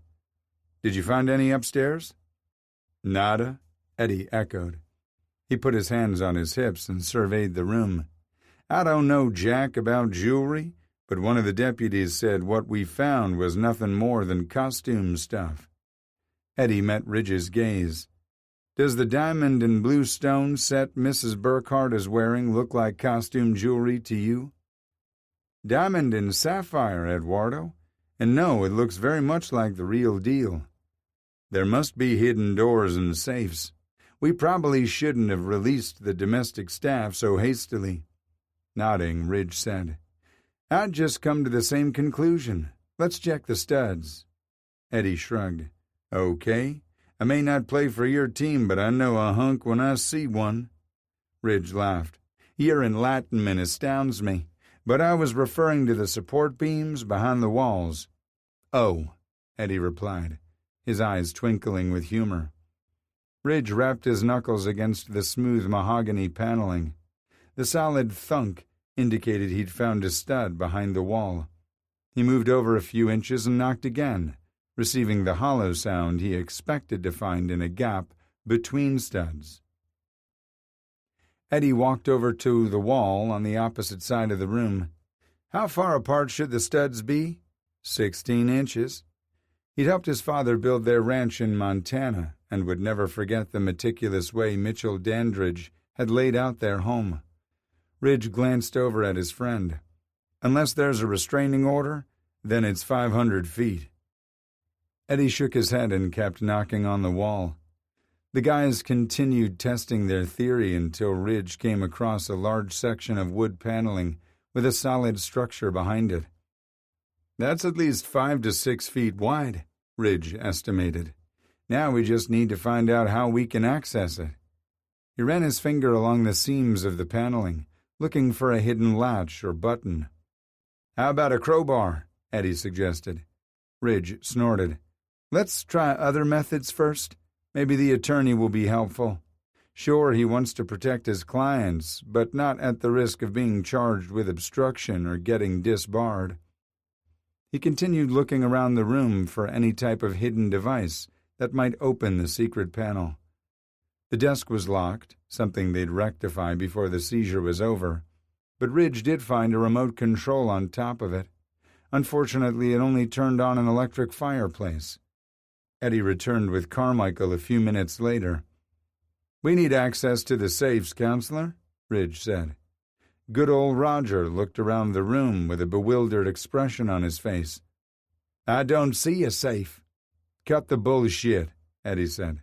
"Burkhart said you've been doing business together for decades. Do you expect us to believe you've never been in this office when he's had to open his safe?"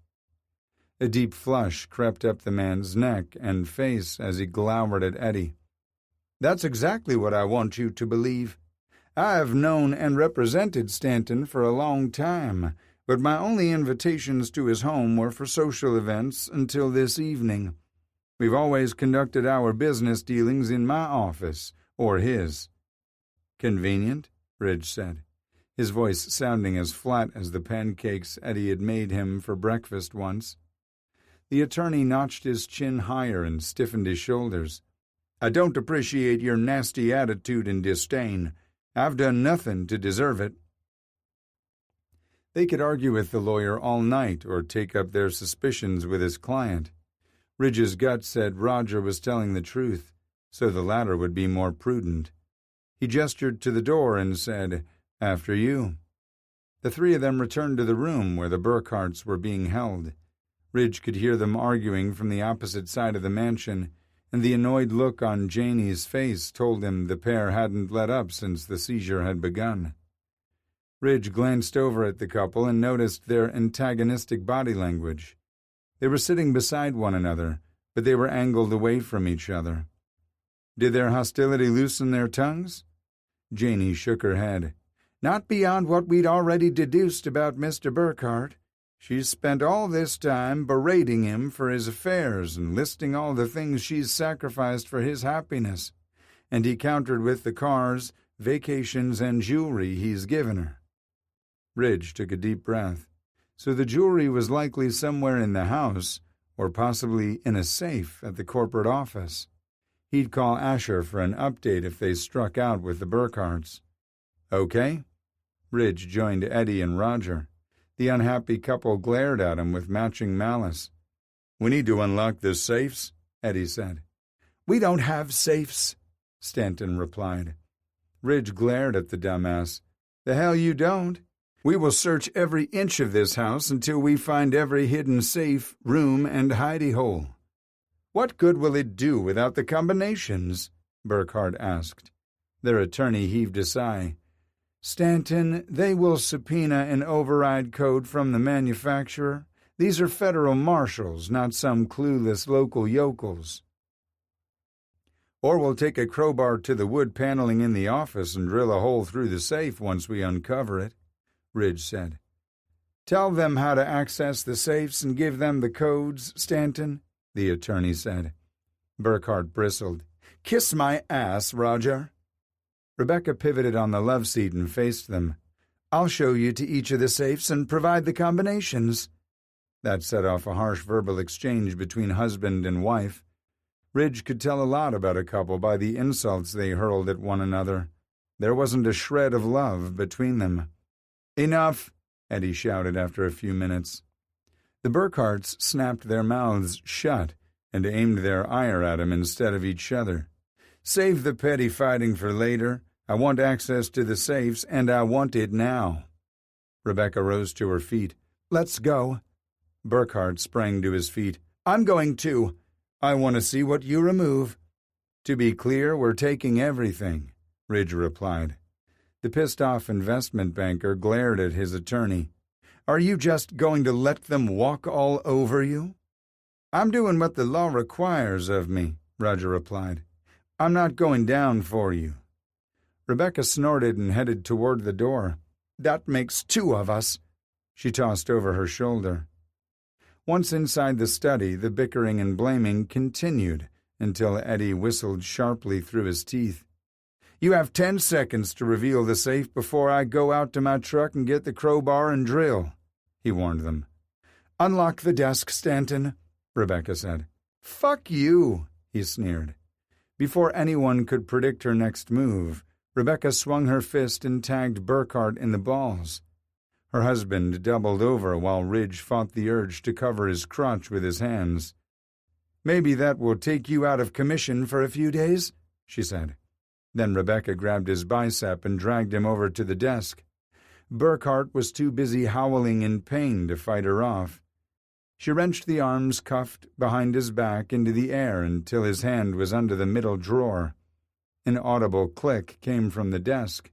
Then the middle drawer opened. "Hand scanner?" Eddie asked.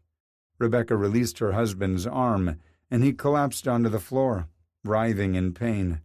"Nothing but the best for Stan," she said. "The best homes, food, wine, and whores." Burkhart paused his bitching and moaning long enough to lift his head and sneer at his wife. "Takes one to recognize one." Rebecca started to kick her prone husband, but Roger stepped between them. "Right now, you're not being held responsible for Stanton's actions. Keep it up and you'll end up in a holding cell next to him," the attorney cautioned. Rebecca took a deep breath and nodded. Then she pulled open the middle drawer and hit a button on a tiny remote. Seconds later, the hidden panel opened to reveal a large walk-in safe. "She doesn't know the combat 126921, Rebecca said. Burkhart slowly staggered to his feet and faced his wife. His attempt at a glower was diminished by his hunched shoulders. "This is the last straw. We're through, and you won't get a penny of my money." Rebecca barked a dry laugh and crossed her arms over her chest. "What money, Stan? Do not call me that." He straightened marginally and looked at Ridge. "Her good jewelry is hidden in 2 safes in her walk-in closet. Shut up, Stan." "Can you be more specific, sir?" Eddie asked. "The closet is bigger than my apartment." Mr. Burkhart's laughter was sharp enough to cut. Then he told Eddie precisely where the safes were located and how to open them. "You son of a bitch!" Rebecca roared, charging at him with her fist held high. She cocked her arm back and let it fly before Ridge could intervene. Eddie was closer and leaped into the fray. Burkhart ducked at the last minute, so Rebecca's right hook caught Eddie in the jaw. She must have packed a wallop because Eddie's head snapped back with a crunch. "Oh, shit." "Indeed," Ridge said, stepping forward and securing her hands behind her back. He removed his handcuffs and snapped them onto her slender wrists. "And now you become our guest for the night." Her shoulders shook as tears streamed down her face. She aimed her forlorn gaze at Eddie and whispered, "I'm so sorry." Eddie was a hard-ass, but even he was susceptible to a woman's tears, so Ridge shoved him toward the door. "Tell the team upstairs about the jewelry safes. I'll take care of the office." Ridge looked at the lawyer. "Are you going upstairs or staying here?" The lawyer looked between his clients and the door. Ridge firmly expected the man to use any excuse to leave the room, but instead, Roger sighed and gestured for Ridge to open the safe. By the time they locked down the estate, the marshals had seized millions of dollars in assets from the home, including $500,000 in cash and several luxury vehicles. Rebecca's jewelry collection alone had to be worth a small fortune. They wouldn't know the total value until their assessors cataloged and appraised everything. "I can't imagine having this kind of money and being so fucking greedy," Eddie said after they'd locked the Burkharts in separate cells.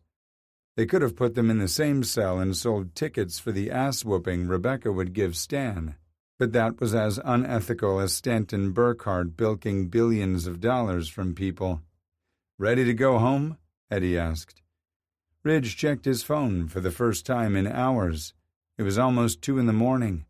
Kendall would be getting off soon. Ridge cringed at his phrasing. He'd be leaving work soon, not getting off. Or would he? The tension between them had continued to grow until it had become almost unbearable. Rubbing one out in the shower wasn't enough. And what about Kendall? Was he letting off a little solo steam? Had Ridge moving in eased his loneliness, or had it made his reckless impulses stronger? How much longer before Kendall gave in to being bad with someone who wasn't Ridge? The thought enraged him. "Whoa," Eddie said. "You should see your face right now." Ridge flipped him off, then headed out. "See you Monday, Eddie." Instead of heading to bed, Ridge drove to the club to make sure Kendall's good streak was still intact. Yeah, that was it. Chapter 17. Kendall placed the final package of napkins on the shelf, then stood back and surveyed his handiwork. There'd been dozens of boxes of inventory when he'd started his project, and he'd unloaded each of them. It was better to stay busy so he wouldn't fixate on everything that had transpired at dinner. Stanton Burkhart had lived rent-free in his head long enough, and Kendall wasn't giving the man any more space, especially when he had someone wonderful who needed the room. He chuckled dryly and shook his head. Kendall had been fixating a lot since Ridge had moved in. "Hey!" Kendall jolted and turned around. Emmett was leaning against the door jamb, his dark blonde brows slanted in a frown. "Is everything okay?" "Yeah, why?" Emmett straightened, crossed the room, and leaned against the shelving unit. The bartender stood a little too close for comfort, so Kendall discreetly eased over and pretended to straighten the boxes of cocktail stirrers. Emmett's light chuckle made Kendall think he hadn't been as subtle as he'd hoped. "You just seem distracted tonight." Kendall turned to face him again. "Just a lot on my mind. Like trying to figure out if I'm straight or just taken. Seems to be the talk of the club since I started working here." "Don't forget Alien," Kendall said. Emmett laughed and crossed his arms over his chest. "Seriously?" Kendall nodded. "A recent suggestion by someone who thinks you're too perfect to be human." "Huh," Emmett said. "I'm not sure if I should be happy or insulted." He didn't mean it as an insult, if that helps. A hint of a smile played on Emmett's lips. "Why couldn't I be all those things at once? A straight, monogamous alien?" Emmett's hint of a grin turned into a full-blown boxer-scorching smile. "On Earth to save my lover and planet." Kendall snorted. "I like you." Emmett threw his head back and laughed. It was dark and throaty and only added to the total package. "Well," the bartender said, "I guess I'll let you live. The rest of the Earthlings will not earn a stay of execution." "Gee, thanks," Kendall said drolly. "I'm doomed to live out the rest of my existence in total solitude." Some might like the notion, but it sounded like a fate much worse than death to Kendall. He was a people person who craved connections. He just couldn't be trusted to make the right ones. Emmett sighed deeply. "Fine, I'll take you back to my planet with me." Kendall laughed. "I'd probably stand a better chance of finding love with an alien race. Nothing ever happened between you and the Marshal?" "What's your definition of nothing?" Kendall asked. Technically, a lot had happened between him and Ridge, but he doubted Emmett was referring to Kendall getting Ridge hooked on reality television. "Are you dating?" "Nope." Emmett eased closer. "So, you're available then?" Old Kendall would have taken Emmett up on the blatant offer he saw in the bartender's eyes, but it would be a mistake, both professionally and personally. Screwing up his personal relationships was nothing new to him, but Kendall had never allowed his mistakes to screw with his professional prospects. The management position had been a golden opportunity. Not only was Kendall receiving a handsome salary, but he would also earn a percentage of the profits the club made. It was in his best interest to make sure everything ran smoothly, and with as few complications as possible.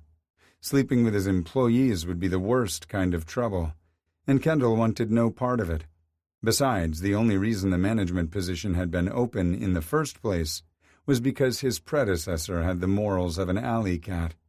Kendall would not make the same mistakes. A knock sounded on the open door before he could clear the air with Emmett.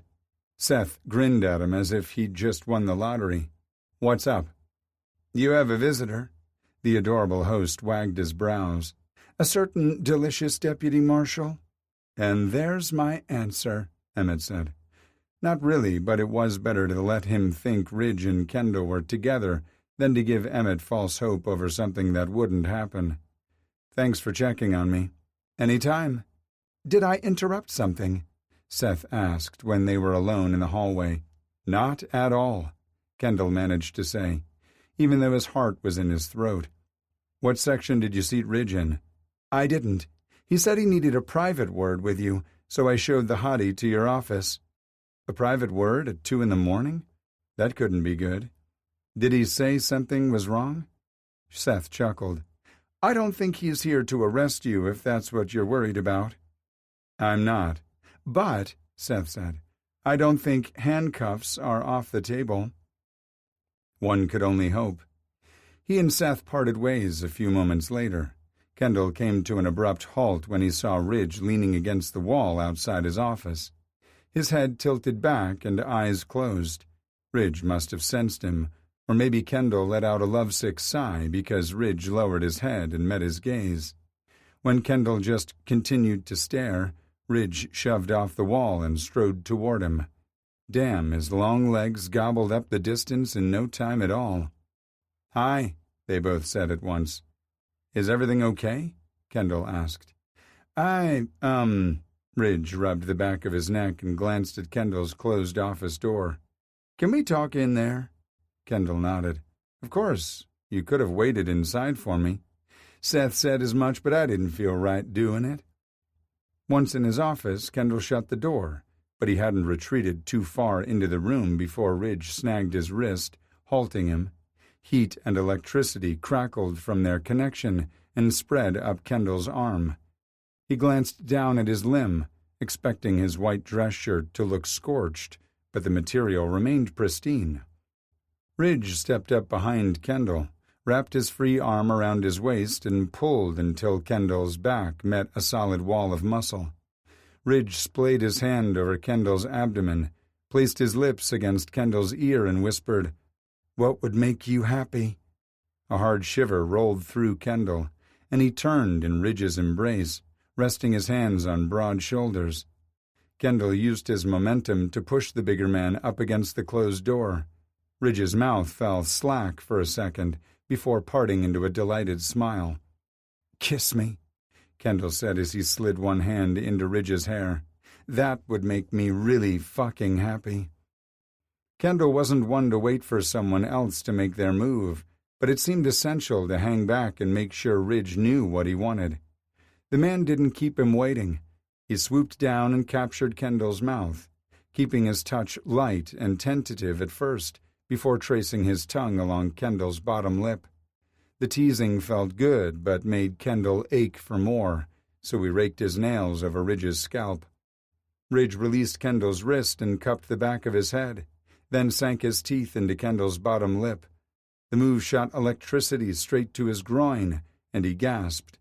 Ridge pressed his advantage and plunged his tongue into Kendall's mouth, sending the wait-and-see approach up in smoke. Kendall became the aggressor, sucking Ridge's tongue into his mouth and trailing his hand over Ridge's chest, eliciting tremors in his wake. Pulling back from the kiss, Kendall smirked at the taller man. "So this is how you move a mountain, huh?" Said mountain swooped down for another kiss, but Kendall evaded him by stepping free of his embrace. "Not so fast."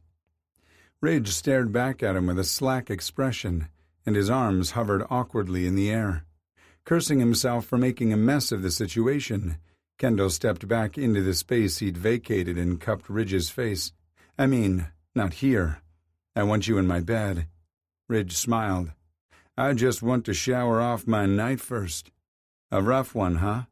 "Some people just make my skin itch," Ridge said. Kendall leaned forward and kissed him. "I have an idea. How about you hang out here and let me feed you? Then we can shower together like we've both been fantasizing about this week." Ridge's head thumped against the door, and his eyes glazed over. Kendall knew the kinds of dirty things he was imagining. "Yes, we can do each and every one of those things." "I didn't tell you what I was thinking." Kendall nipped Ridge's lower lip, then ran his tongue over the mark he left behind. "Doesn't matter. The answer is yes." Ridge sucked in a shaky breath. "You really are trouble." Kendall nodded and stepped back, "Which is why I won't blame you if you do change your mind. I'm hell on the heart." Ridge snagged him before he could go too far. "I'll take my chances." Kendall wanted to kiss him again, but his self-control was slipping. "Make yourself comfortable. We ran out of wings right before you showed up. Do you want to look at a menu, or would you like me to surprise you?" Ridge pushed off the door and sauntered over to a chair. "I trust you." Kendall took a deep breath to gather himself before exiting his office. He received a few catcalls when he strolled into the kitchen. Word travels fast around here. Matt, one of the line cooks, glanced up from wiping down his station and hooked his thumb toward the cook beside him. "About as fast as Hector handing out his phone number to the pretty boys." Hector paused his cleaning to flip Matt off, then launched into a rapid stream of Spanish. Kendall wasn't fluent, but he recognized enough to know Hector had accused Matt of being jealous. Matt laughed and resumed his wiping. "You wish, Poppy."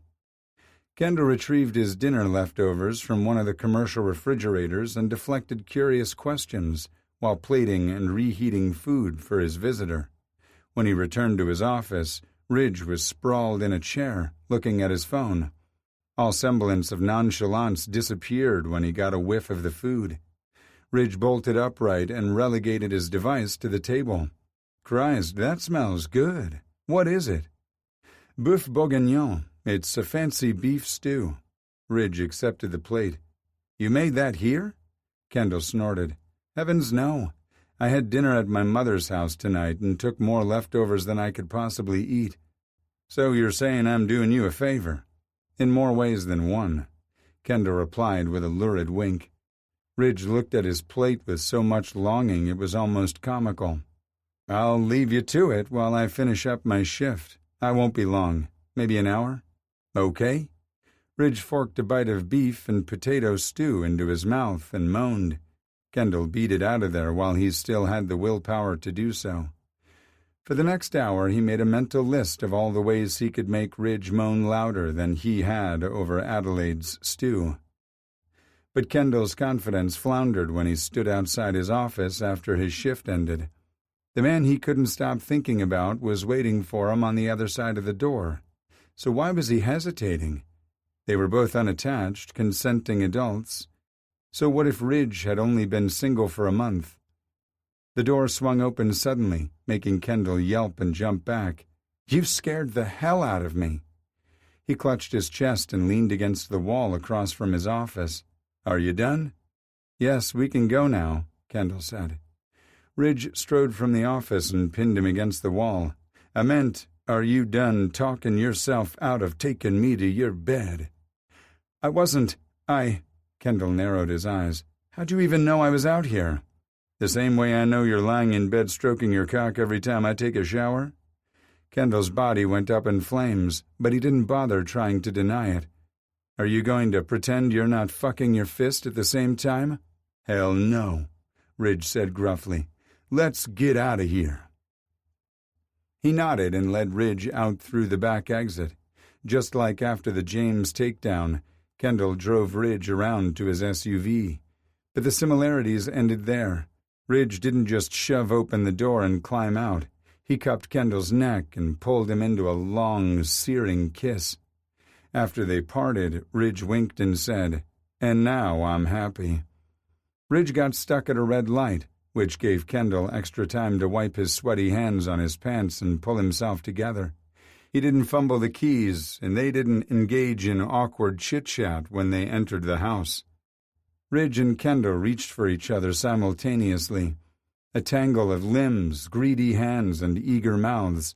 They towed out of their shoes by the door and left a trail of discarded clothes on their way to the bathroom, stopping every few feet to explore newly revealed skin. Kendall ran the back of his fingers over the erection straining Ridge's underwear while they waited for the water to heat up. "You could have a successful career modeling briefs if this Marshall gig doesn't work for you." "I'll take that into consideration," Ridge said, then captured Kendall's mouth in another heated kiss. When steam filled the bathroom, Kendall pushed Ridge's underwear down his thick thighs before reaching for his own. "Let me," Ridge growled. He made a big seduction out of it, dipping his fingers under the waistband and slowly pushing the fabric down to free Kendall's cock. Their lips met once more beneath the spray as their soapy hands roamed freely over each other's bodies. When they finished, Ridge hoisted Kendall into the air and pinned him against the shower wall. The shock of the cold tile was tempered by the wall of hot muscle pressing against his chest. Kendall wrapped his legs around Ridge's waist and held on for dear life when the taller man snapped his hips forward, grinding their erections together. Kendall cried out and raked his nails over Ridge's back. He shuddered hard, hitched Kendall higher, and pinned Kendall's hands to the cold tile above his head. "You played dirty," Kendall said. Ridge thrust harder against him, their guttural moans echoing throughout the steamy room. Ridge's head rolled forward, landing on Kendall's shoulder. "You feel so damn incredible?" He turned his head and sucked on Kendall's neck before kissing a path upward. "I don't want to be a selfish lover. I want to make this good for you," Ridge whispered against Kendall's lips. With his hands and body pinned to the shower wall, Kendall had limited weapons available in his arsenal. He tightened his thighs around Ridge and rocked his pelvis. Ridge sucked in a sharp breath and jerked his head up to lock eyes with him, letting Kendall see his doubt and vulnerability. There isn't enough room for him in the shower. Kendall wouldn't say Todd's name, and after tonight he hoped Ridge would forget his ex's existence. "There's only you and me. No bullshit, no doubts, no lies others want us to believe. Just us." Ridge's brown eyes softened, and Kendall could tell the man wanted to believe him. He wasn't quite there yet, but he would be by the end of the night. "Your hands are around my wrists. Feel how my pulse is racing for you, and how my body trembles in your embrace. You make me happy. Don't let him win." Ridge stared into his eyes for a few heartbeats before crashing his mouth against Kendall's. Chapter 18. Don't let him win. It should have worried Ridge how easily Kendall saw beyond the obvious. Then again, it was no weirder than him knowing Kendall had been on the other side of the door without hearing him approach. They just clicked. "I need to touch you, please," Kendall pleaded. The lust flowing through his bloodstream was hotter than lava. "But you beg so prettily." Fire sparked behind Kendall's icy blue gaze. He stuck out his tongue and slowly wet his lips in the most lascivious way. "Just wait until your cock is in my mouth and I beg you with my eyes." Kendall knew exactly what he was doing to Ridge and the dirty images he spawned.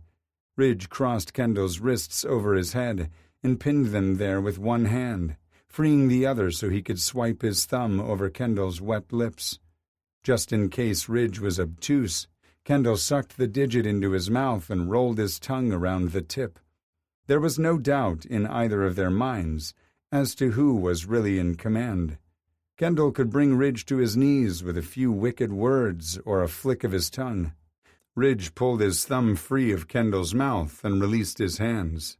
Kendall immediately returned to clawing his back and driving him mad with lust. "You like that?" the sexy imp asked. "Imagine what we could do spread out in my bed. I could mark every inch of your hot body." If Ridge gave it too much thought, he'd come right there on the spot. He lowered his hands to Kendall's ass and sped up his thrusts. Kendall slid one hand into Ridge's hair, gripping the strands hard enough to make him cry out. The doubts he'd shoved aside washed down the drain when Kendall made a mewling sound against his lips. Had he turned the tide in his favor? "I don't want to come yet," Kendall moaned. Ridge immediately stilled but kept Kendall's lithe body pinned against the tile, spreading his ass cheeks and circling his puckered rim. Kendall's eyes rolled back in his head, so Ridge applied more pressure until the tip of his finger eased through the tight ring. "So responsive," Ridge murmured against Kendall's neck. "I can't wait to have your cock in my mouth." "Oh, God." Kendall wriggled and bucked his hips to take Ridge's finger deeper into his ass. "Wait," he said suddenly. "I don't want to come yet." Ridge chuckled against his neck. "Stop squirming, then." "Can't help it." Ridge eased back and carefully lowered Kendall's legs to the floor before he turned off the faucet and grabbed the towels off the rack. He barely skimmed the terry cloth over his wet skin before reaching for Kendall again. They replayed the scene from earlier where they couldn't go very far without kissing and touching. They fell onto Kendall's bed together, and Ridge rolled Kendall to his back, pinning him beneath his weight and kissing him until they were both breathless. Kendall panted against his lips and smiled up at him. The perfection of this man rendered Ridge motionless, long enough for Kendall to gain the upper hand and roll him onto his back. Instead of straddling Ridge's thighs, Kendall repositioned his body to straddle his head. Kendall leaned over Ridge's torso and his taut balls swung over Ridge's mouth. Kendall's pre-cum dribbled onto Ridge's lips. The little minx's hot breath ghosted over Ridge's erection, making him moan and buck up. Knowing what was to come still didn't prepare him for the feel of Kendall's mouth sucking on his cock's flared head. The sensation short-circuited his brain and momentarily delayed him from returning the favor. Ridge lifted his head and swiped his tongue over Kendall's drooling dick before drawing it deeper into his mouth. Doubt started to creep back in like a dense fog until Kendall's moans of pleasure dispersed it. The vibrations bounced along Ridge's cock, prompting the same verbal cues from him. Ridge tightened his mouth around Kendall's erection and drew it deeper until the fullness bordered on uncomfortable. Breathing through his nose, Ridge focused on the way Kendall's cock pulsed against his tongue. Then he raised his hands to grip the firm ass above his head. Spreading the cheeks wide, Ridge rubbed his middle finger over Kendall's puckered rim. Kendall groaned again and took Ridge down to the base of his cock. The move was so surprising that Ridge grunted and bucked his hips up.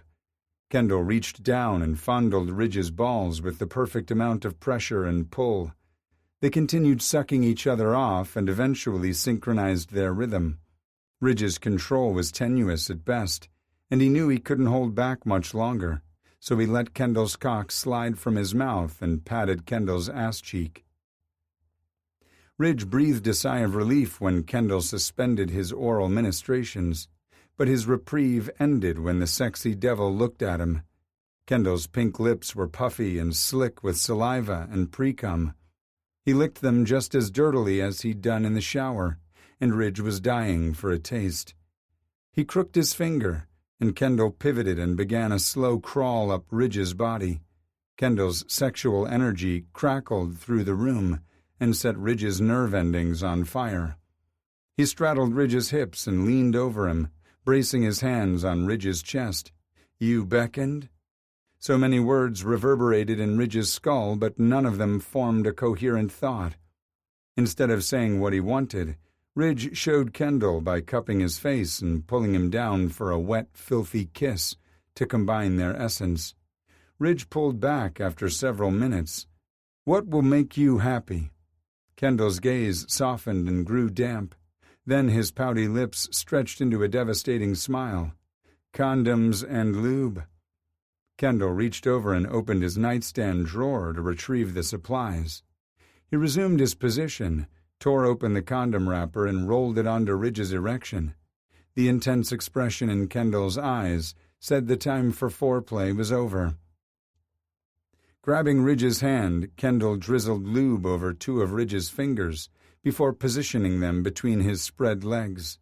With one hand on Ridge's chest and the other around his wrist, Kendall lowered himself onto the fingers. Staring into Ridge's eyes, Kendall began riding his digits.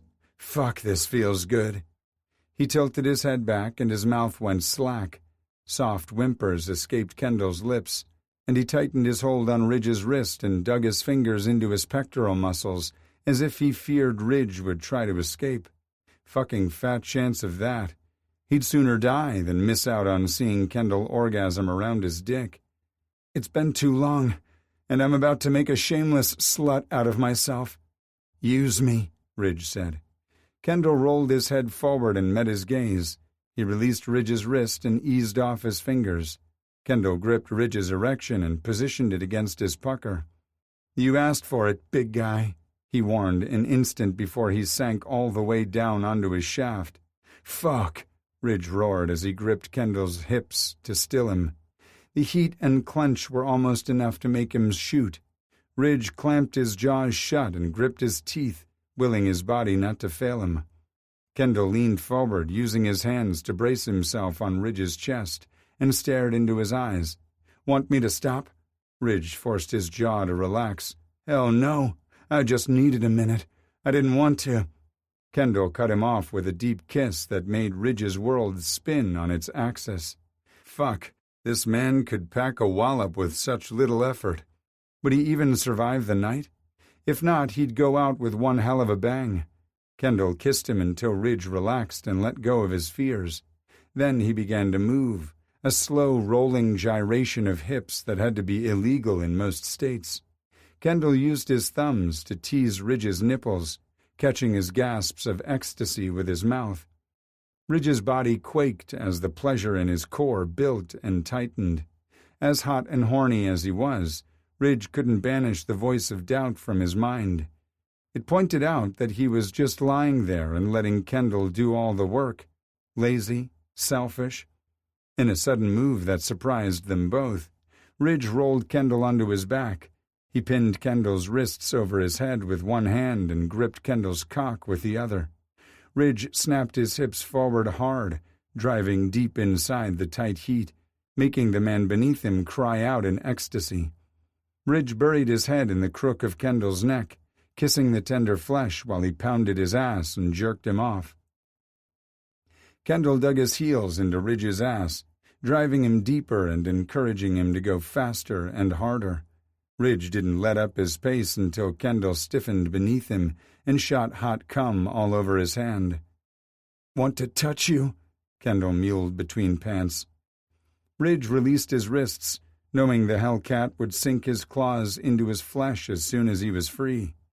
Kendall didn't disappoint, raking his nails up and down Ridge's back and digging them into Ridge's ass. The onslaught of sensation sent Ridge right over the edge, to where Kendall waited with open arms. Knowing he weighed a fuck-ton, Ridge eased out of Kendall's tight clench and tried to roll off to the side, but his partner in lust wouldn't have it. Kendall tightened his thighs around Ridge's hips and pressed a kiss to his temple. "I want you right here." "Way too much?" His protest was as limp-noodled as his legs. Kendall chuckled. "I won't break." Ridge lifted his head and stared into heavy-lidded eyes. Kendall's contentment and satisfaction shone in his brilliant gaze. Though Ridge urged his brain not to, he couldn't help but make comparisons, not between the performances of his two most recent lovers, or even their responses to him, but the way Ridge felt in their arms afterward. The peacefulness washing over him was new, wholly unexpected, and so very welcome. Kendall lifted his hand and brushed wet strands of hair from Ridge's face. "What are your thoughts on postcoital cuddling?" Ridge smiled. "I'll give it my best shot, but I might not be any good at it." Kendall ran his hands over Ridge's biceps and halted at his shoulders. "These big, strong arms belong to a man born to cuddle. You're like a giant teddy bear." They kissed lazily for a long time before Ridge persisted in peeling himself out of Kendall's arms. "I'm just going to clean up and get you a washcloth. Hurry back." Ridge stumbled into the bathroom on limp legs. He removed and discarded the condom before washing up in the sink, then wetted another washcloth for Kendall. The delicious tempter remained sprawled in the center of Kendall's bed. His eyes sparkled like diamonds in the dimly lit room. Ridge climbed back on the bed and wiped the semen from Kendall's chest and abdomen. "This is a first," Kendall said. Ridge jerked his head up to meet his gaze. "What is?" "No one has ever pampered me like this after sex." Kendall sat up and reached for him. "You're fucking adorable." Heat crawled up Ridge's neck. "Am not." "You are so going to cuddle the hell out of me tonight. I'll have to start calling you Ridgy Bear." Ridge grimaced and shook his head. "Hard pass." Kendall broke into his rendition of Elvis's Teddy Bear, replacing the words with Ridgy Bear. "Fuck no," Ridge said and slid off the bed. Kendall immediately stopped singing. "Where are you going?" Ridge held up the washcloth. "I'm going to toss this in the bathroom and get us something to drink." Kendall slid from the bed. "I'll come with you. If you're nice, I'll let you eat some of my palmier cookies." "Never heard of them." Kendall pecked a kiss on his lips.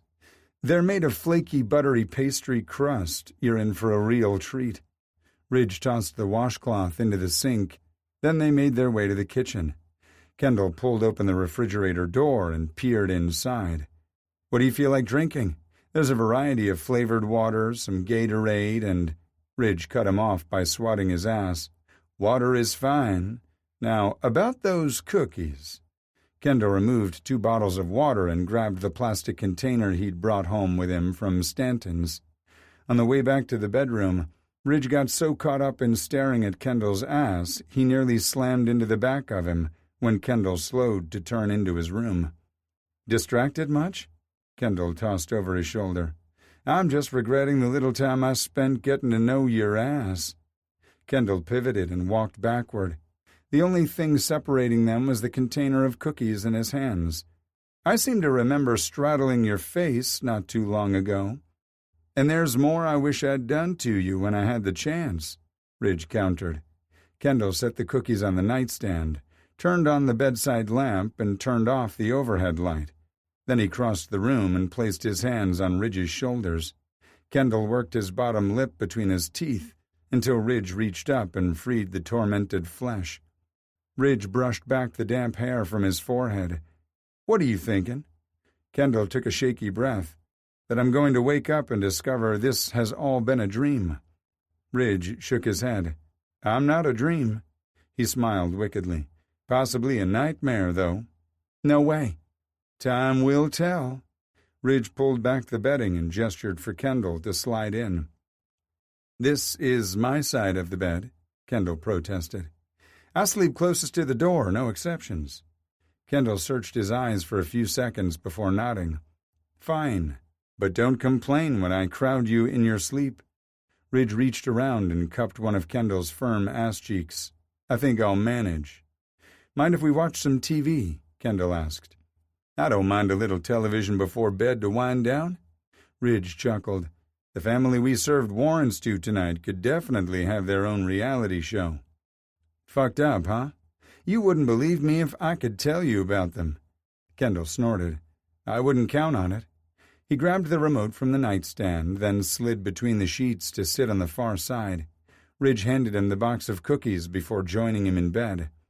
Kendall's mattress was a lot more comfortable than his. The memory foam cradled his body like a loving hug. Kendall aimed the remote at the television and pushed a button.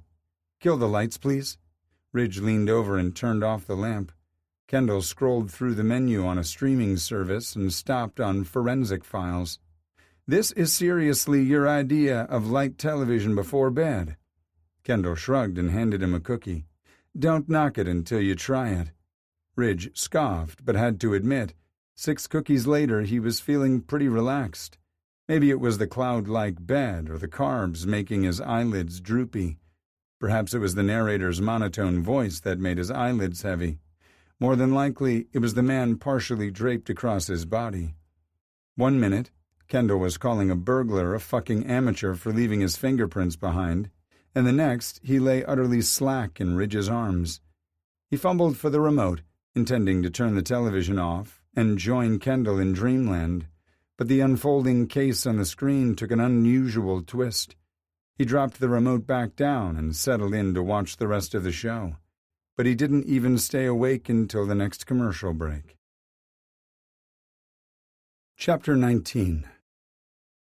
Kendall woke suddenly from a deep sleep.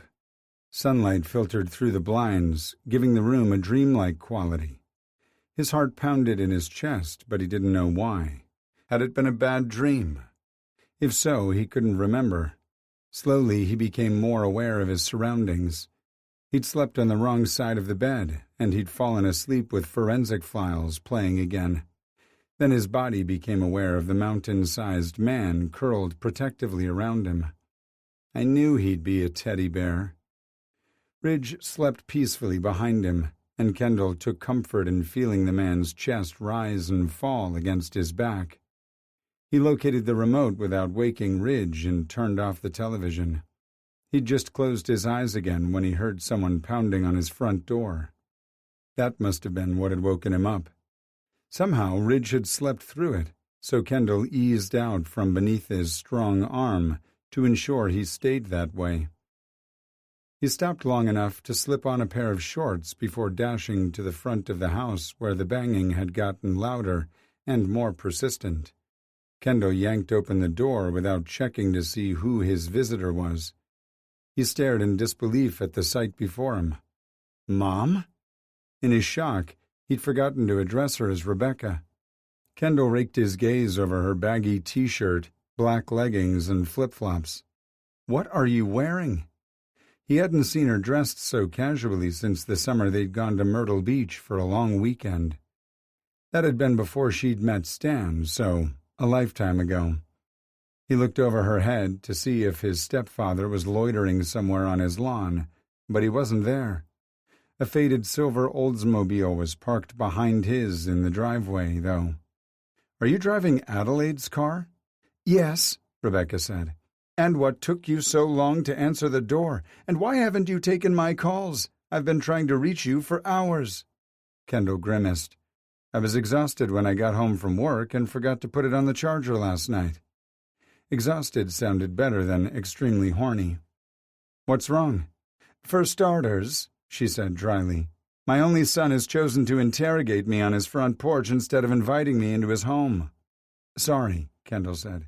"I'm just so surprised you're here. I wasn't aware you had my new address. Adelaide gave it to me after she let me borrow some clothes and her car. May I please come in now?" She stepped through the door and chuckled before gesturing to the clothes and shoes strewn on the floor. It was blatantly obvious the items belonged to more than one person. "Exhausted, huh?" Ridge had worn Kendall out, but he wasn't going there with his mother. "What's going on?" Rebecca turned and met Kendall's gaze once more. Her usual vibrant eyes were devoid of any spark.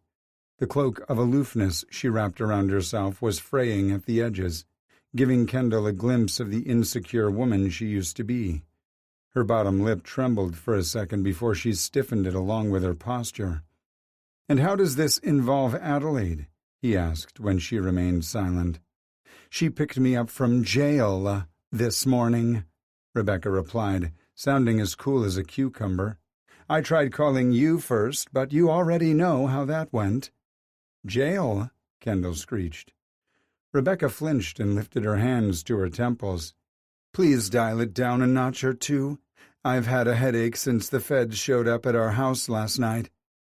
The snippet of his early morning conversation with Ridge replayed in his mind. He'd mentioned a freak show family worthy of a reality television show. "Oh, fuck. Feds?" he asked weakly. "Yes," she repeated. "Would it be too much to ask you to make a pot of coffee?" "Oh, sure." Kendall walked to the kitchen and filled the reservoir with water, then removed his coffee grounds from the freezer and scooped enough into the filter to make a whole pot. He retrieved a bottle of ibuprofen and a bottle of water and set them in front of Rebecca. "Thanks. Adelaide taught you to store the coffee in the freezer," she said softly. "She's taught me many things over the years." Kendall regretted the remark as soon as it left his mouth, even though his mother had it coming. He switched on the coffee pot and turned to face her. Rebecca's shoulders slumped forward as she stared down at the ground. "Sorry." She shifted her chin and met his gaze. "Why? I'm very aware of my shortcomings regarding you, Kendall. I meant what I said at Fernando's the other day. I want to repair the damage I've done to our relationship." She took a deep breath. "For now, let's stick to the most pressing issue at hand." "The feds kicking down the door and arresting Stan?" Kendall asked, not bothering to hide his hopefulness. Rebecca's mouth quirked and humor added a glimmer of life to her eyes. "You'll be disappointed to hear they didn't kick down the door." Before he could follow up, she lifted her hand to stop him. "But they did arrest him." "Wow," Kendall said. "I missed all the fun." "Well, it's been all over the news this morning, but—" She gestured to the clothes on the floor. "Anyway, there was absolutely nothing fun about the marshals seizing every asset we'd ever acquired." And was one of those marshals sleeping in his bed as they spoke? Kendall crossed his arms over his chest as acid churned in his gut. "They must have had a damn good reason." Rebecca sighed. "He's accused of tax evasion, embezzlement, and defrauding their investors and the federal government. Roger also said something about a Fonzie scheme." "Ponzi," Kendall said. "Jesus, that's bad stuff. Really bad." He leaned against the counter and stared at the carafe as it slowly filled with coffee. Once there was enough for 2 cups, he pulled the pot out and filled 2 mugs. He added almond milk to both and added a squirt of sugar substitute to his. Kendall handed Rebecca her cup and said, "What will you do next?" Rebecca dropped her gaze to the mug in her hand. "I'm not sure. I meet with Roger in a few hours to go over my—" Kendall was too busy studying his mother's forlorn body language to notice she'd stopped talking until he registered the heavy footsteps approaching from the hallway. Fuck. Oh, fuck. Kendall only made it 2 steps before Ridge stepped into the open living room and kitchen area. At least he'd thought to pull his underwear on. The thickly muscled man rubbed his eyes with both fists and yawned. "Do I smell coffee?" he asked. "And what would it take for you to bring me a cup in bed?" Rebecca stared at Ridge, and her mouth fell open in a silent gasp. Kendall wasn't sure if it was because she recognized Ridge from last night, or because of the way his morning wood strained his underwear. "Well, we meet again, Deputy Marshal Dandridge," she said. Ridge dropped his hands to cover his crotch as he assessed the situation with a shrewd gaze. "What's going on here?" "Ridge, meet my mother, Rebecca Burkhardt." His mother saluted Ridge with her coffee cup before taking a sip. "Soon to be Rebecca Blakemore again," she announced. Ridge blew out a harsh breath and shook his head before fixing his gaze on Rebecca once more. "How's the hand? Did you bust any knuckles?" "What?" Kendall screeched. Rebecca cringed and glared at him. "Son, not so shrill, please," she said, then lifted her right hand to inspect it. "A little swollen. How's your partner's lip?" "Oh, fuck," Kendall said. Rebecca shot him a disapproving glance. "Language." Kendall placed his mug on the counter. "Wait a damn minute. You show up unannounced and drop an atomic bomb worth of information at my feet. I find out the guy I know was one of the arresting officers during a raid at your home and that you punched his partner, but I can't curse. Give me a break, Rebecca. Jesus."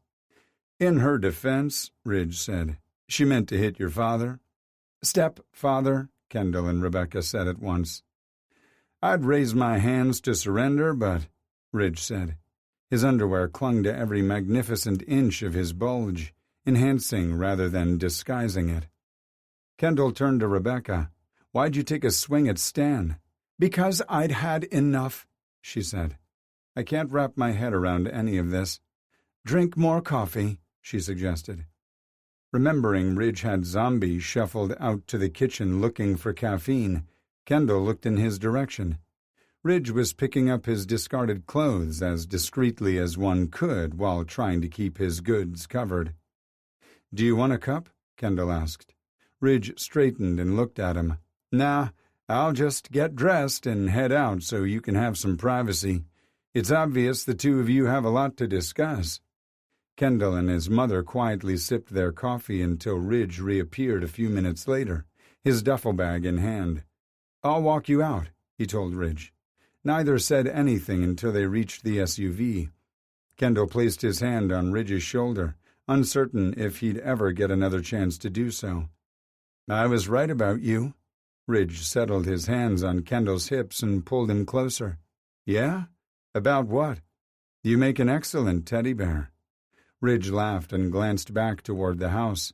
Kendall followed his gaze and chuckled when the curtain fluttered back into place. "There's an extra blowjob in it for you if you can locate footage of the asshole being led from his mansion in handcuffs," Kendall said. Ridge's eyes darkened and he took a shaky breath. "I'm sure that can be arranged." He took a deep breath. "The situation with Burkhardt complicates things for us." Kendall closed his eyes, resigning himself to saying goodbye to Ridge and Sammy quicker than he'd hoped. He swallowed his disappointment and met Ridge's earnest gaze. "I understand." "No," Ridge said, shaking his head. "I don't think you do." Then he pressed a gentle kiss to Kendall's lips. "We'll figure this out, okay? Text me after your mom leaves." Kendall nodded, refusing to allow hope to take root and blossom. He remained there until Ridge drove away, then returned to the house. Rebecca was sitting at the small table tucked away in the kitchen. She glanced up when he stepped inside. "So, this thing with the marshal." "You want to play the concerned mommy now, Rebecca?" he asked. She stiffened, and Kendall wanted to kick himself harder than he'd just booted her. He blew out a breath and said, "It's new, and that's all I'm willing to say right now." He walked to the bedroom and returned a moment later with what remained of the palmier cookies. Ridge had done some significant damage to the stockpile after he'd fallen asleep. Kendall set them on the table, then pulled out the chair across from her. "What can I do to help?" She snapped her head up, and tears filled her eyes. "I don't deserve you." Kendall chewed a cookie while he considered how to proceed. He'd been down this road with her in the past. Stan would break her heart, and she'd inevitably turn to her first but forgotten love for comfort. Kendall would soften and let down his walls, only to get shunned again when Stan asked Rebecca for forgiveness. It was a toxic cycle they both needed to break. Correction, one he would break. The question remained if Rebecca would be joining him on the healthier journey. "Maybe not," he finally said. "But you also don't deserve a bastard husband. I'm not sure there's a future for us until you're ready to acknowledge that much." Rebecca took a long, shaky breath. "I don't deserve a bastard husband." Kendall scooted the container of cookies toward her. "You'll even believe it one day." Her expression was a mixture of hope and hesitation, much like Kendall felt about their tenuous reunion. Rebecca helped herself to a cookie and nibbled on one end. She briefly closed her eyes, and a look of appreciation washed over her. "Lord, I think Adelaide's cookies can fix anything." She dunked her cookie in her coffee and took another bite, a move he hadn't seen from her since she'd given up Oreos and milk nearly 2 decades ago. "You're usually stingy with her baked goods, so I'm shocked you're sharing them with me." Kendall had eagerly shared them with Ridge just hours before, but again, he wasn't going there with Rebecca. "These are extreme times," he said after polishing off a second cookie. "Speaking of which, what are you going to do? Where will you stay? I have some money." She waved off his offer before Kendall could make it. "Adelaide has offered to let me stay in her spare room, and I've accepted. Other than that," Rebecca shrugged, "I'll get a job and find a good attorney. Do you have a recommendation?" "For which?" he asked. Rebecca chuckled. "Both, but I think the lawyer is top priority." "I don't think you should trust Roger Carmichael's counsel. He'll have Stan's best interest at heart, which is at cross purposes with yours." "What do you suggest?" Kendall smiled. "I know a shark who disguises himself as a lawyer. Would you be willing to meet with him if I could get you an appointment?" "Yes," she said. "Would you consider going with me?" "Of course." He lifted his coffee mug. "To the end of an awful era." Rebecca clanked her cup to his. "I'll toast to that." It was a good start. Chapter 20. Ridge unlocked the door to Eddie's apartment with the key he hadn't returned. Jess's car hadn't been parked beside Eddie's, so he figured it was safe to enter the apartment. Somehow, Ridge felt both weary and juiced up at the same time, and wasn't sure how to process his thoughts. "Hey-o," Eddie said as he stepped from the hallway, leading to the bedrooms. His friend wore a dark blue suit and a crisp white shirt, and was in the middle of securing a lavender and navy paisley tie around his neck.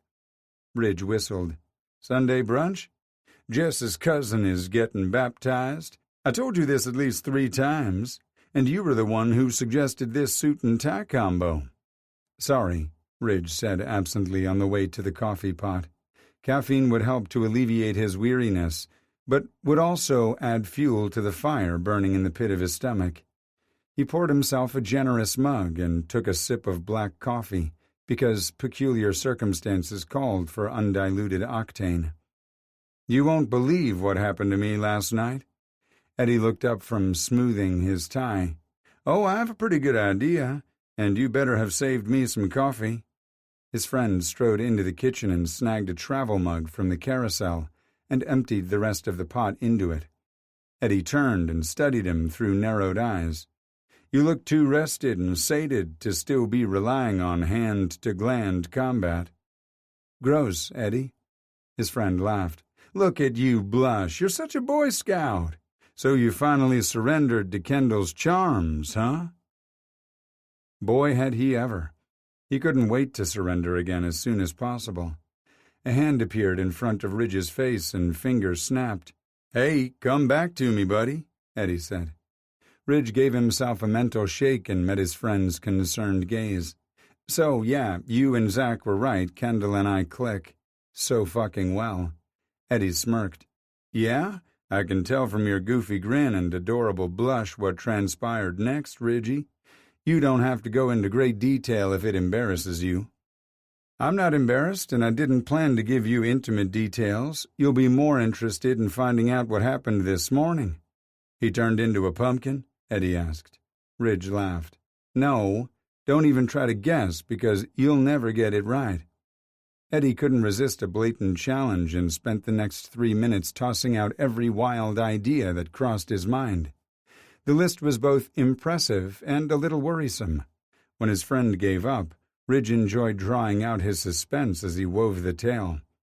"Get the fuck out of here," Eddie said once he'd finished. Ridge took a deep breath and gave his friend a hangdog expression. "Okay." Eddie slapped his chest and held him in place. "You know what the fuck I meant. Rebecca Burkhart is Kendall's mother?" "Yep." "You could have knocked me over with a feather." "I bet," Eddie said, staring off into space and rubbing a hand over his chin. There was no outward bruising from the blow Rebecca had landed, but Ridge was certain Eddie still felt its effect. "He seems so normal." "I don't think it's a great relationship," Ridge said. The thought made him pine for his mother's warmth. Eddie met his gaze again. "What are you going to do?" Ridge rubbed the back of his neck. "I honestly don't know." "Listen, I know you like this guy," Eddie said, "and you know I do too. But you can't be associating with Stanton Burkhart's stepson. It's career suicide, Ridgie." Fuck. Eddie was right. "I know it's not fair. Kendall probably has nothing to do with Burkhart's activities, but the press would have a field day if it got leaked, and the brass would be furious. There's no way in hell a judge is going to let these guys out on bail. They're too big a flight risk. The likelihood these assholes don't have a contingency plan with false identities is slim to none." "Yeah, I don't see our judge taking that gamble. So that means we'll be responsible for transporting Burkhart and Jones to and from the court. Someone will accuse you of passing information or showing them preferential treatment." Ridge puffed out a breath. "Yeah, I get it." Eddie cupped his shoulder. "I'm sorry, man. You need to make peace with saying goodbye." Ridge had never hesitated to utter the word before, but now it felt like someone had put his heart in a vice and slowly tightened it. "It doesn't have to be for good," Eddie said kindly. "Maybe just so long for now." Ridge nodded. He wasn't sure what to say. Ridge had taken his breakup with Todd much easier, which was stupid. He'd only known Kendall for a month. "Do I text him and explain?" Eddie shook his head. "No. You don't want to leave a digital trail. Go back to his house and talk to him. Kendall deserves that much. Just don't wind up in his bed again," Eddie cautioned. "You can explain away the first incident as not knowing, but now you do. You're welcome to stay here until you figure something else out. We'll chat more after the baptism." Eddie squeezed Ridge's shoulder, picked up his travel mug, and headed out. Once alone, Ridge didn't know what the fuck to do with himself. He poured the coffee down the drain to show mercy on his angry stomach. Sleep was out of the question, that much Ridge knew. He padded down the hall to the guest room and grabbed a change of clothes out of his duffel bag before heading into the bathroom. Ridge turned on the shower, pushing the handle all the way over to hot. He'd only paused long enough to brush his teeth before leaving Kendall's. It would have been too awkward to take a shower there, knowing Rebecca Burkhart was in the kitchen. And Ridge hadn't been eager to wash Kendall's scent off his skin. He still wasn't, but he stepped into the enclosure and shut the door. Hot water pelted his face and chest, easing the tension gripping him by the balls. Ridge let his head fall forward so the water could cascade over his neck and shoulders. Rivulets streamed down his back like tears, and his flesh tingled and burned as if it were acid rain. What the fuck? Then he remembered the way Kendall had clawed at his back when he couldn't get enough of Ridge. He turned so the water hit the scratches, and the stinging sensation caused him to hiss. The pain didn't last long, but the memories of his night with Kendall continued to play through his mind on an endless loop, stirring desire in his gut and hardening his dick. Fantasizing about fucking Kendall felt as dangerous as seeking him out in person, but Ridge wouldn't deny himself the pleasure. It didn't take too many strokes to give him the relief needed to clear his mind. Ridge hurried through the rest of his shower, then dried off. He wiped off the condensation on the mirror, then positioned his body to get a good look at his back. Red slashes crisscrossed over his flesh, and his chest swelled with pride. Ridge smiled as he dressed in a pair of shabby sweats and a raggedy t-shirt. He didn't feel like watching television where his options would be political talk shows or trashy TV. He didn't need the high blood pressure or brain rot. Ridge checked the time on his phone and dialed his mom. Even with the time zone difference, he knew she'd be awake. Cheryl Dandridge woke before the roosters and hit the ground running. His mom answered on the second ring. "I was just thinking my morning couldn't get any better," she said instead of a traditional greeting. "I was so wrong. How's my boy?" "I'm good, Mom. How are you?" As he expected, she'd already exercised, meditated, fed the animals, and made his dad's breakfast. "How's Dad doing?" "More stubborn than Speedy." Ridge pictured his dad's favorite mule and laughed. "Was the donkey ever fast?" "Have you ever met one that's in a hurry?" she countered. "Slow, steady, and stubborn." "So, not an ideal patient." She chuckled. "Every day I catch him in the act of getting dressed so he can sneak down to the barn." "It's a good sign Dad's stamina and strength are returning, right?" he asked. "Yes, but it makes it harder to convince him to rest. I threatened to tie him to the bed this morning," she huffed a breath. "He's grumpy, pissed at the world, and doesn't want to listen," his mom sniffled. "But I'm so damn grateful to have this daily fight with him." Ridge's heart ached. "I'm sorry, Mom. I wish I could be there to help you. Honey, please don't feel guilty. I have your sister and our ranch hands to help with the daily operations. The neighboring ranchers have also offered to pitch in. I'm not alone, okay?" While it was great to hear she had so much support, it wasn't coming from him. "I want you to call if things get to be too much. I can be on the next flight out." "I know, and I love you."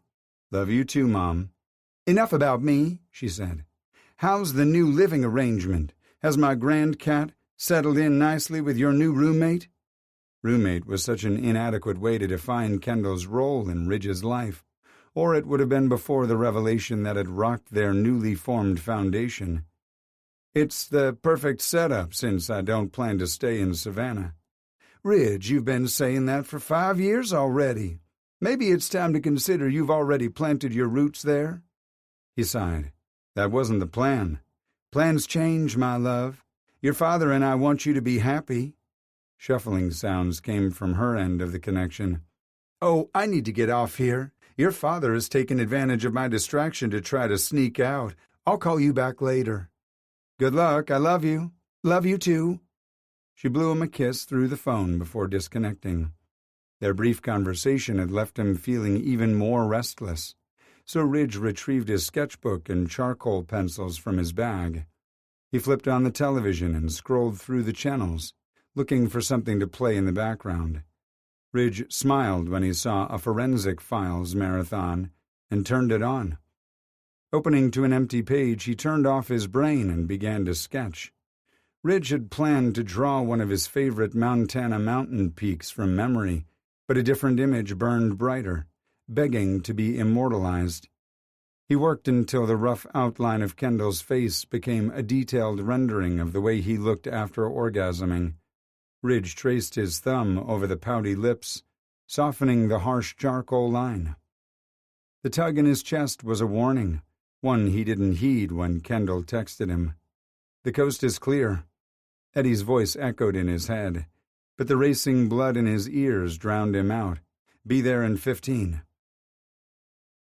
Kendall met him at the door, and they lunged for each other as soon as he closed them inside the house.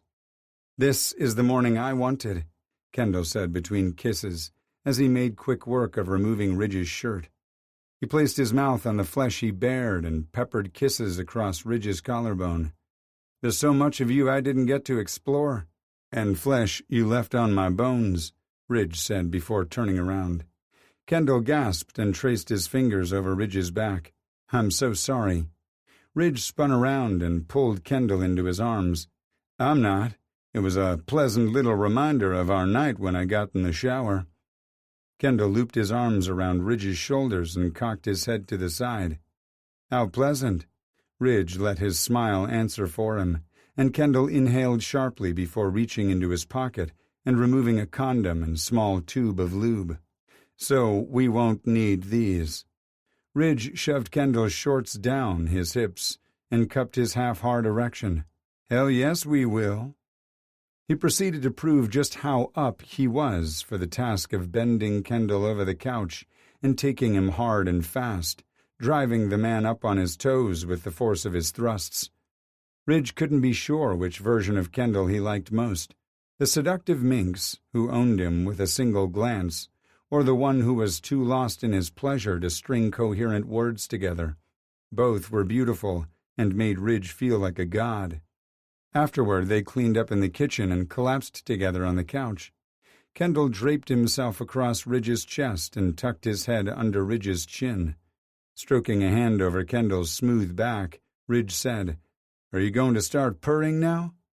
"Was thinking about it," Kendall replied, his voice as thick and slow as molasses. Ridge chuckled and tightened his embrace.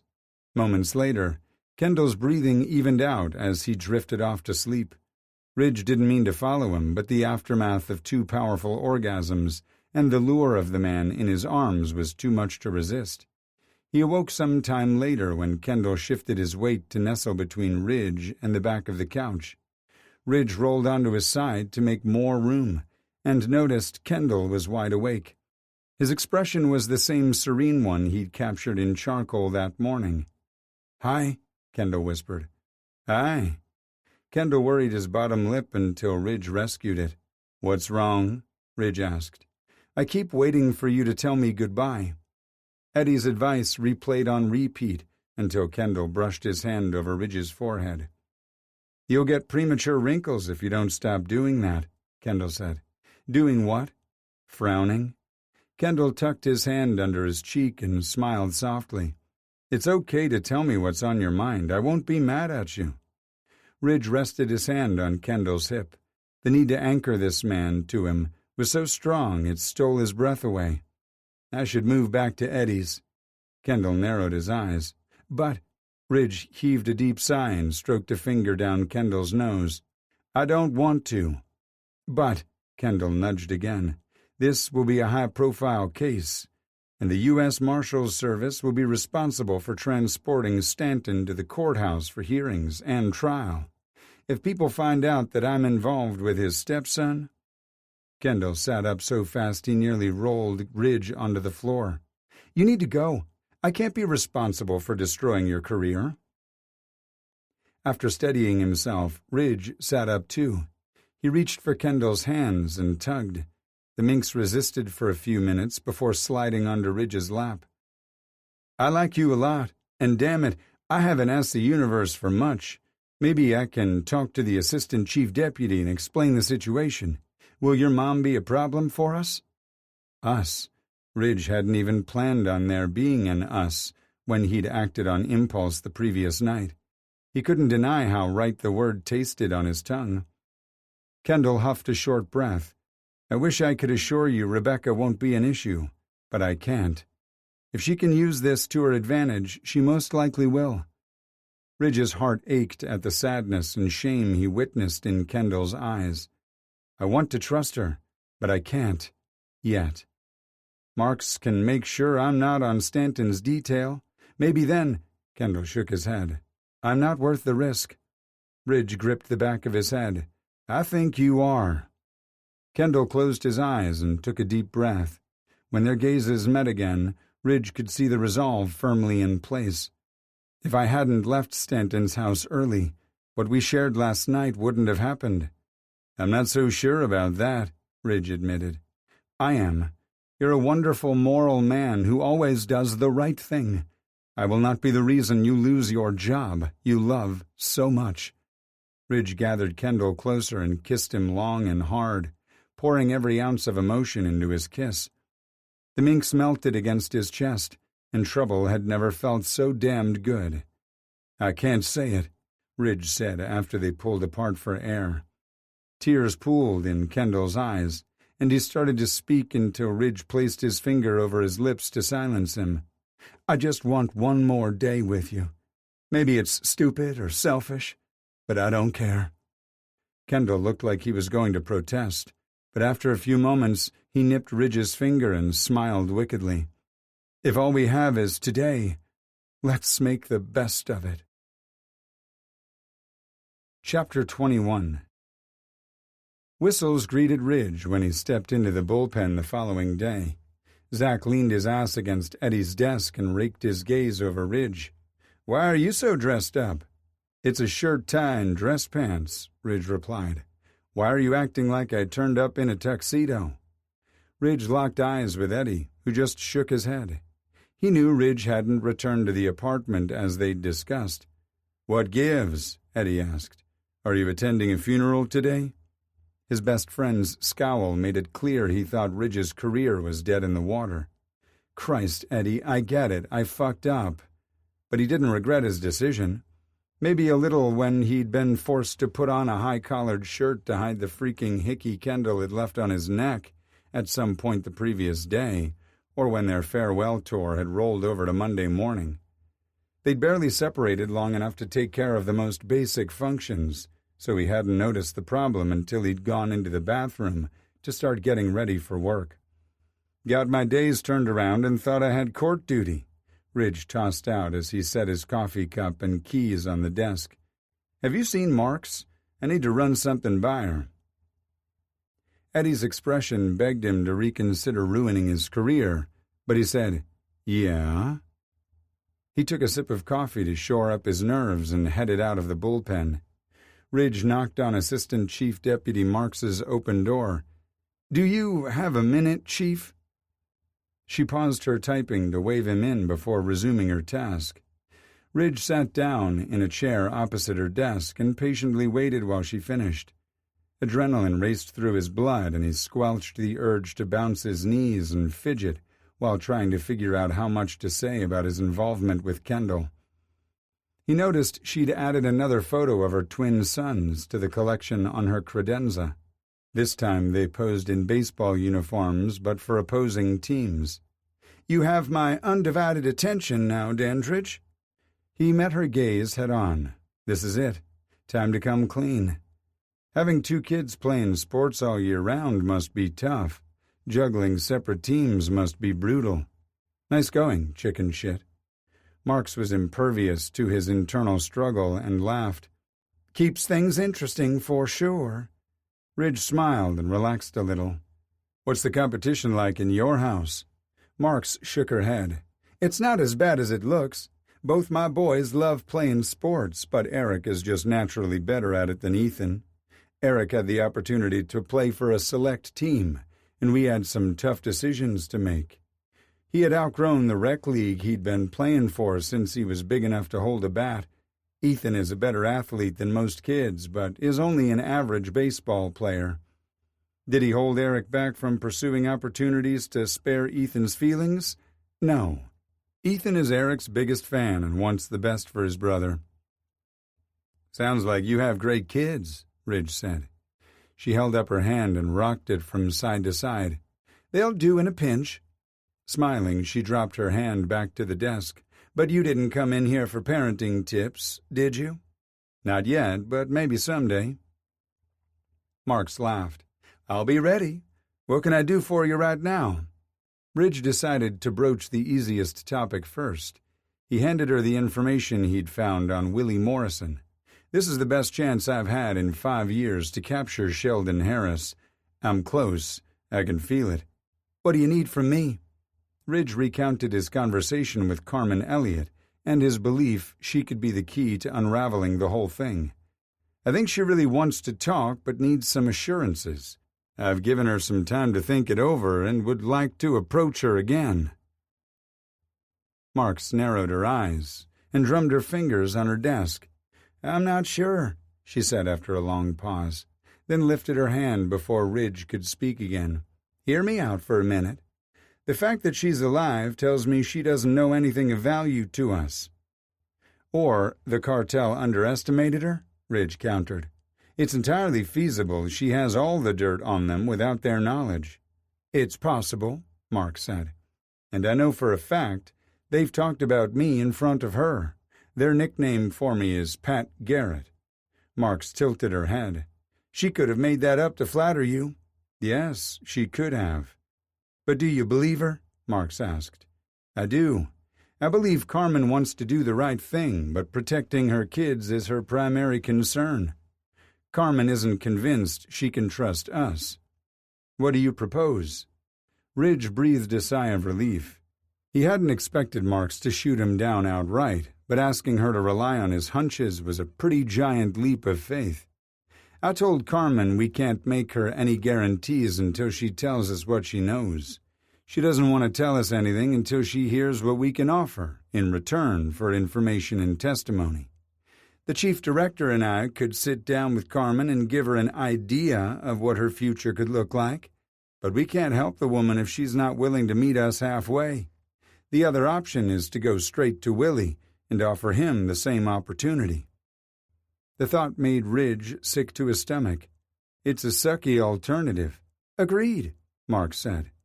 "What if we just make her think that's what we'll do if she doesn't help us?" Ridge didn't like that any better, but he couldn't think of another option, so he nodded. "I'll leave going to Willie as a last resort. Thanks, Chief."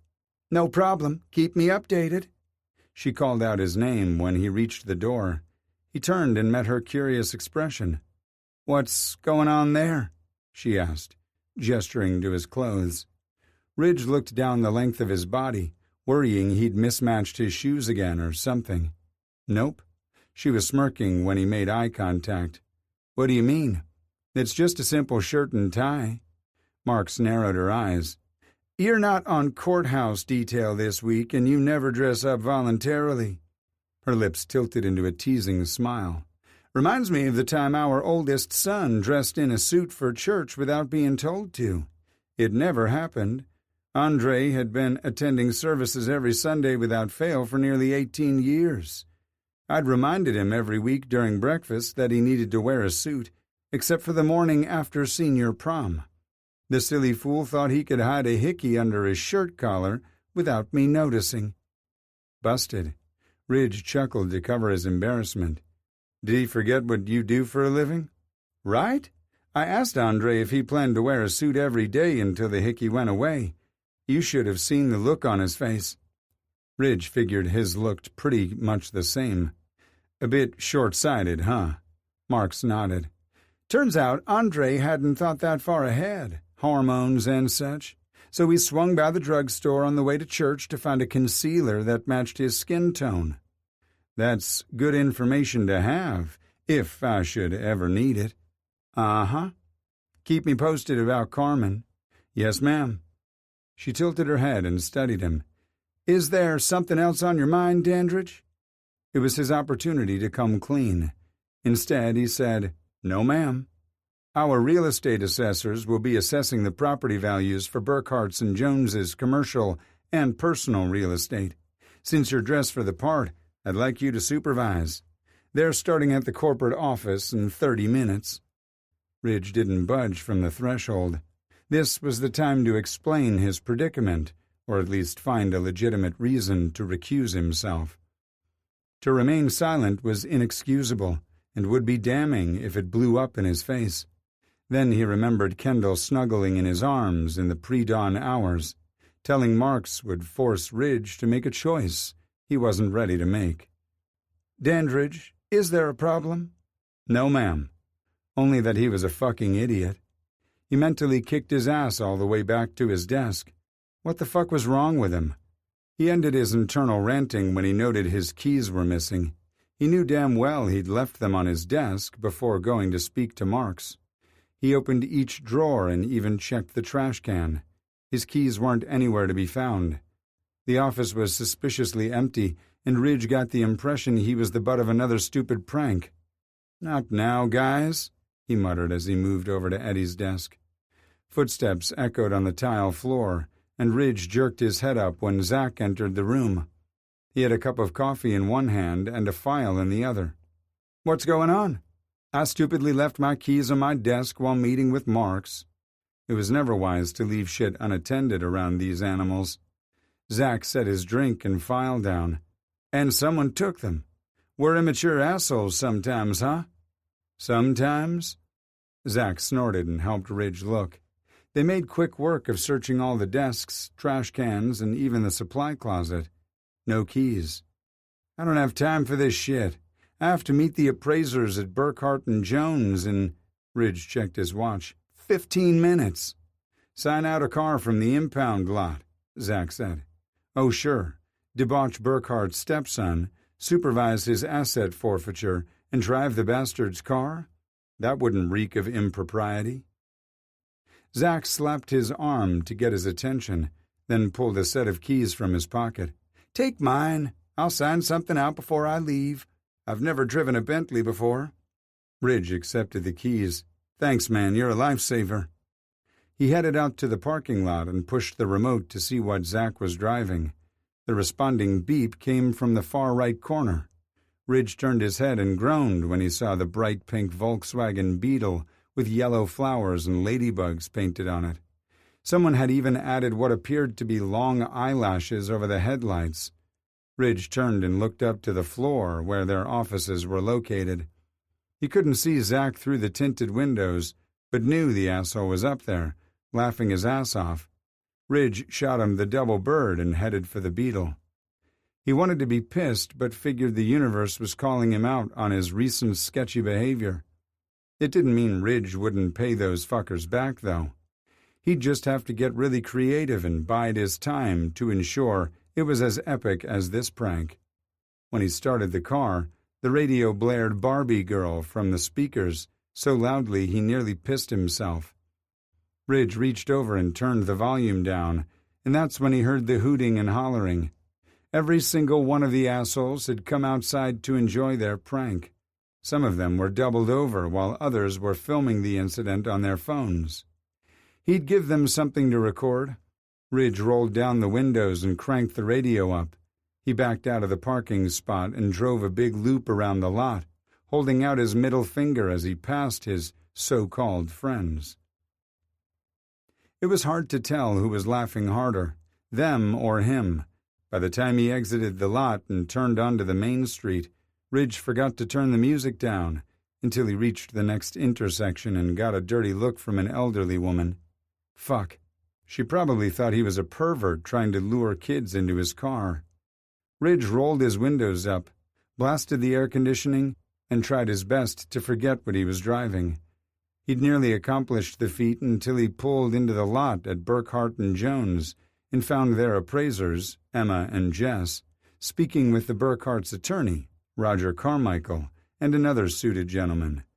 The group gawked at him when he exited the hot pink mess and headed in their direction. Emma's ruby lips trembled, but she was the first to recover. "Good to see you again, Dandridge." "Always good to see you, Miss Hampton," he replied warmly. Emma had pulled her sleek black hair into a ponytail, showing off her delicate bone structure that always reminded Ridge of fairies. He knew from sparring with Emma that her lavender suit jacket hid a colorful dragon tattoo sleeve on her left arm. It was every bit as fierce as the woman who wore it, and it was no mystery why Zach was so crazy about her. Ridge's friends had excellent taste in partners, and he wished he could introduce Emma and Jess to Kendall.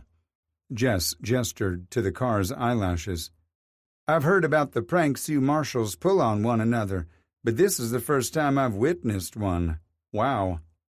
"You don't like Bessie?" he asked. "She drives like a champ." The man Ridge didn't recognize stepped over and jabbed his finger toward Ridge's chest. Luckily, the asshole stopped just short of touching him. "Can we get started, or do the three of you want to exchange recipes first?" he asked in a snide tone. "I want to get this over with." Ridge glanced over at Roger Carmichael. He held up his hands and shook his head, signaling he didn't want to be lumped in with the acerbic jerkwad. Ridge turned to the stranger and said, "And you are?" "Maximilian Ambrose," he replied. "Don't forget the fourth," Emma said, earning an arctic glare from the man. "I'm representing the Jones family," Ambrose said. "Deputy Kurt Dandridge." Ridge didn't bother extending his hand. The lawyer wasn't interested in exchanging pleasantries, and Ridge didn't want any of his smarminess to rub off on him. Instead, he gestured to the front of the building. "After you." Emma, Jess, and Ridge fell in behind the two lawyers, who'd started to bicker quietly. "Seems like someone is in a hurry," Ridge said. "He does know this will take most of the day, right?" Emma smirked. "If not, he'll find out quickly. This is one of the largest forfeitures I've worked on, and I'll be damned if I do a rush job because the fourth is in a snit." She smiled apologetically at Ridge. "Sorry, I'm sure you'd rather be doing anything else than asset forfeiture." "I'd choose this over prisoner transport," Ridge quipped. "I'm totally cool if you want to drag your feet to draw out the fourth's suffering." She held out her fist and he bumped it. Emma hadn't been exaggerating when she declared it would take all day. Her last stop for the day was the Burkhardt estate, where Ridge was reminded of two crucial things. The con man had more money than sense, and there was no trace of Kendall anywhere in the house. The realization had left him feeling as cold and hollow as a forgotten log in a forest. Is that how Kendall felt in his own mother's home?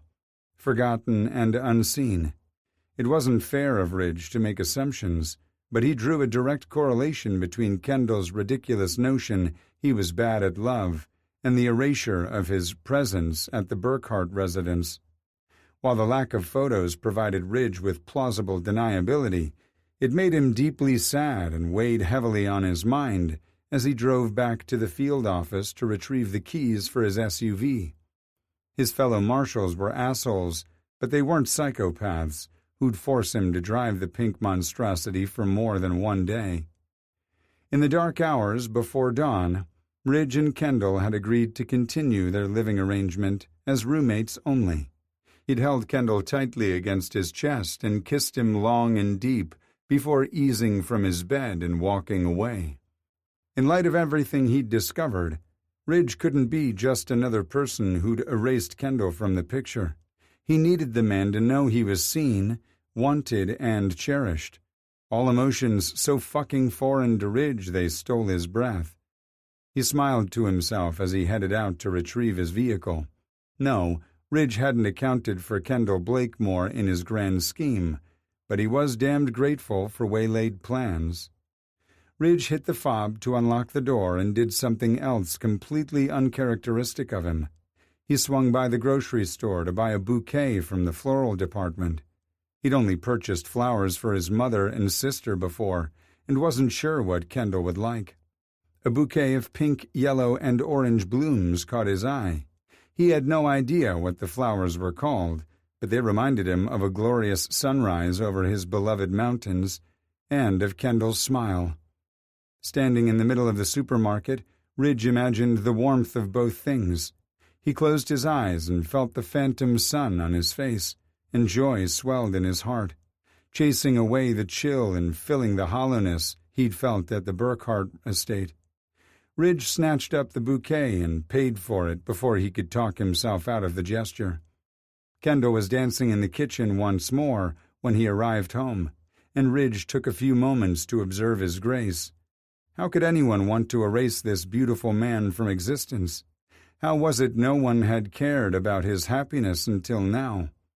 The realization hit him with the intensity of getting clubbed in the head. Ridge felt a little woozy but couldn't deny it was true. He cared. He cared a fucking lot. When Kendall turned from the stove and spotted the blooms, a radiant smile lit up his face. Ridge didn't need to ask what would make him happy, because he was witnessing it firsthand. Chapter 22. Kendall pulled his earbuds out and shoved them into his pocket. "Hi," he said. His gaze fell to the bouquet in Ridge's big hand, and his joy soared to a higher level. No one had ever given him flowers before. "Hi," Ridge awkwardly extended the bouquet toward him, making Kendall wonder if it was a new experience for him, too. These are for you." Kendall accepted the gift and lowered his head to inhale the gorgeous fragrance. "These are beautiful, thank you." He rose on his tiptoes to peck a kiss on Ridge's lips. Oh shit, kissing wasn't part of their agreement, and neither was Kendall lingering to inhale Ridge's scent. "Christ, you smell even better than I remembered." He took a step back, but Ridge's arm snaked out and hooked his waist, hauling Kendall back in for another kiss, longer and with tongue.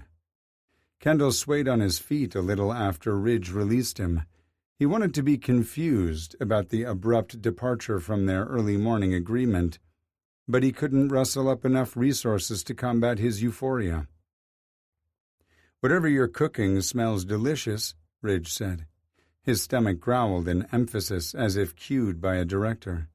He grimaced and said, "Sorry, my lunch was a bag of chips from a vending machine, and that was like 5 years ago."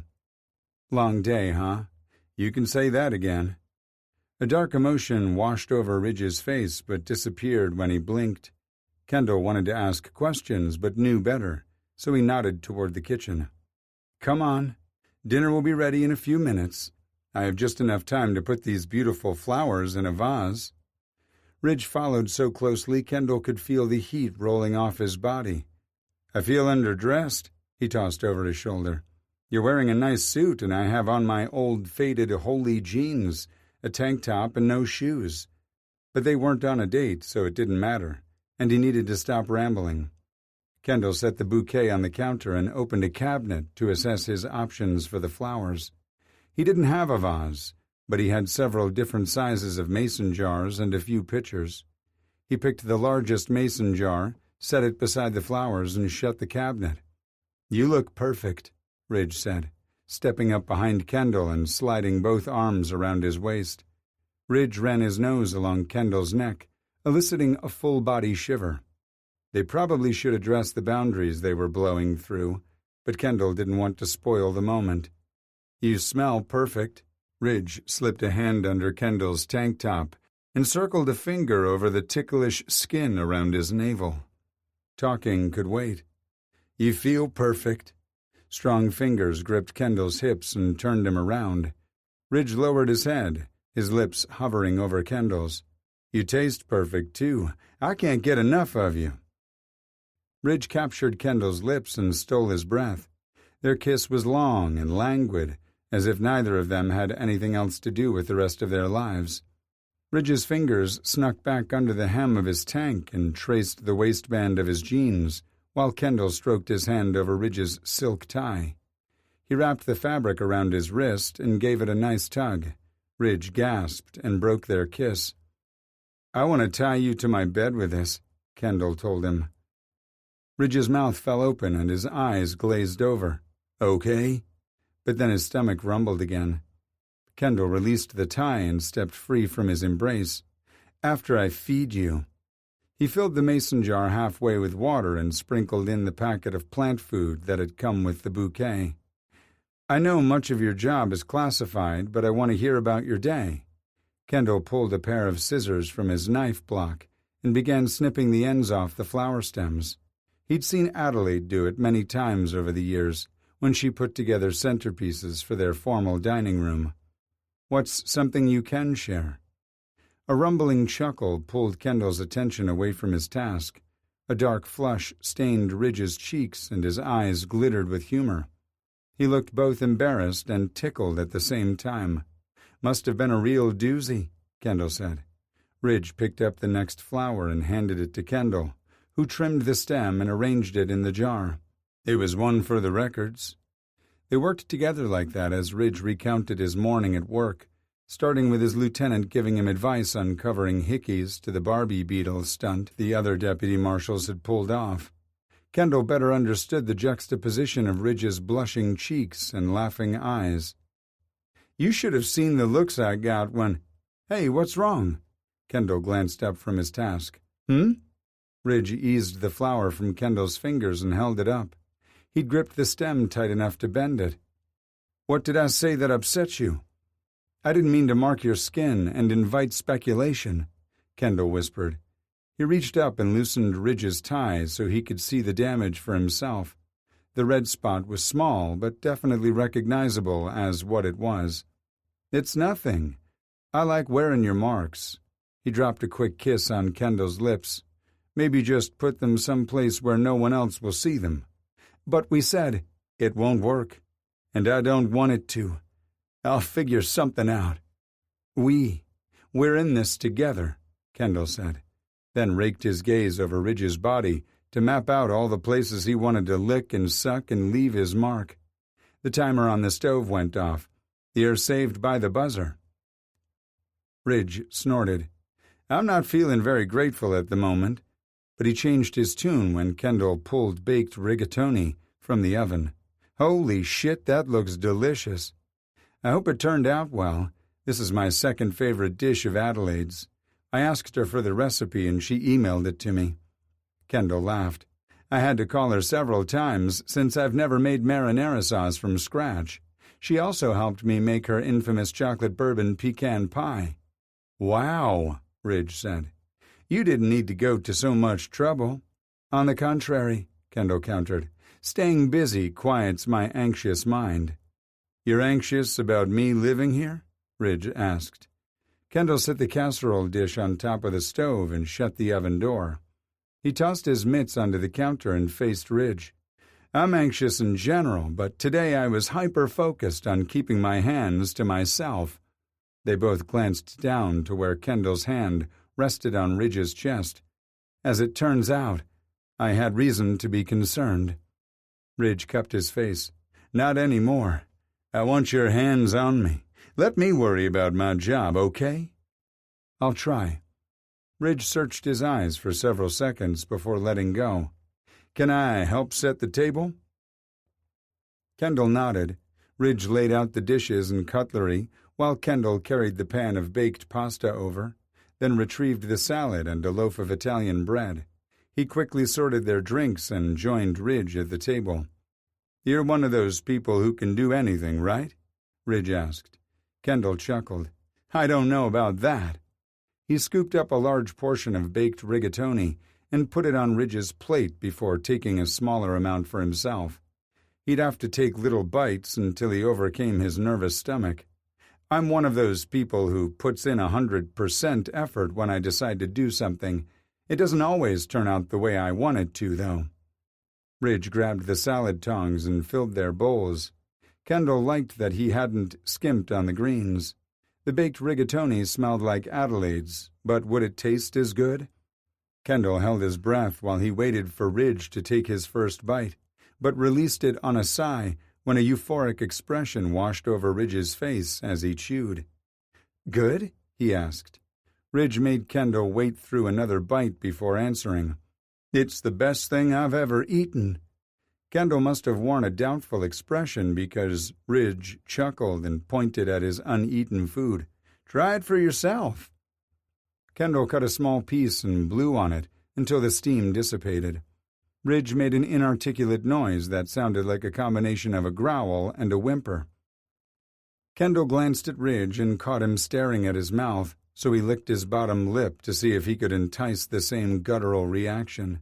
Ridge's nostrils flared, and he snapped his gaze up to lock with Kendall's. Ridge's smoldering intensity left him breathless. "Eat your food," he said huskily. "I have plans for your wicked mouth." Kendall intended to make a big seduction out of eating his tiny bite. He slowly parted his lips and lifted the fork to his mouth, but forgot all about his plan when the flavors burst on his tongue. "Holy fuck," Ridge chuckled. "It's pretty awesome when the chef manages to impress himself." "This is good," Kendall said, digging in for a second bite. "Damn good." They quietly ate for a few minutes, exchanging goofy grins instead of words between bites. There was no awkward pressure to fill the silence. They were content to simply eat and be together. Ridge finished off his water and Kendall pushed his seat back to retrieve the pitcher. "I'll get it," Ridge said. "Eat." Ridge returned a moment later and refilled Kendall's glass before resuming his seat and serving himself. "So how else did you stay busy today?" "I finished unpacking the last few boxes from the garage, did my laundry, and cleaned the house." "All while making marinara sauce from scratch?" Ridge asked. Kendall shrugged. "Oh, and I reorganized my closet and fine-tuned the envy sauce." "Your closet, huh?" Something in Ridge's tone snagged his attention. The smoldering expression Kendall had witnessed before was now a 5-alarm fire. What in the world could have revved him up? Then it hit him.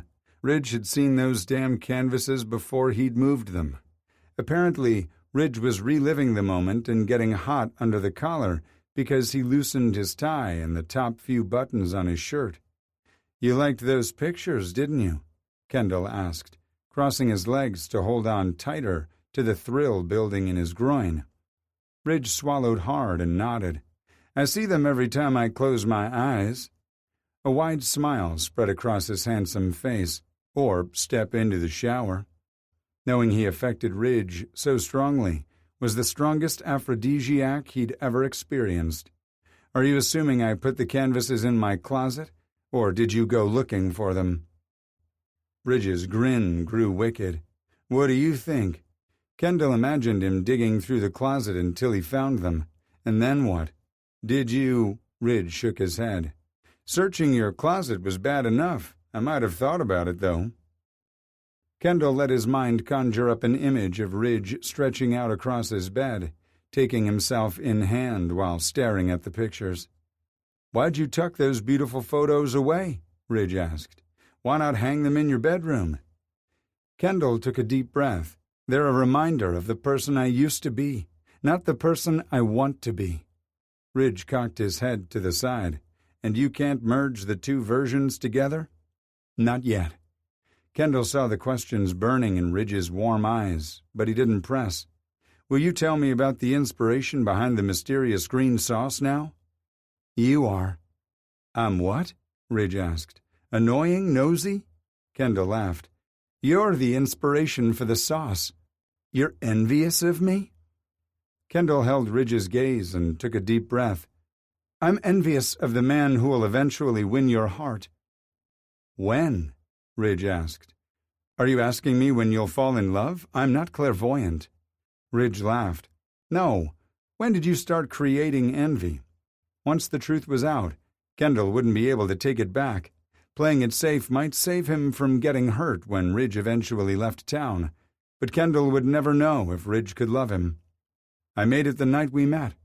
I was still amped up and jealous of Todd, a man I'd never met, when I got home." Ridge's brows shot up. "But you didn't know anything about me." "I knew I liked what I saw. I knew I resented all the hands that had ever touched you, especially the ones that had betrayed you. I started the base for the sauce the same night and added to it the night we toured the apartments. By then, I knew what it felt like to have your body and mouth pressed to mine. Envy is a burning emotion, so I decided to use a much hotter pepper." Ridge leaned forward, cupped his neck, and pulled him closer for a brief kiss.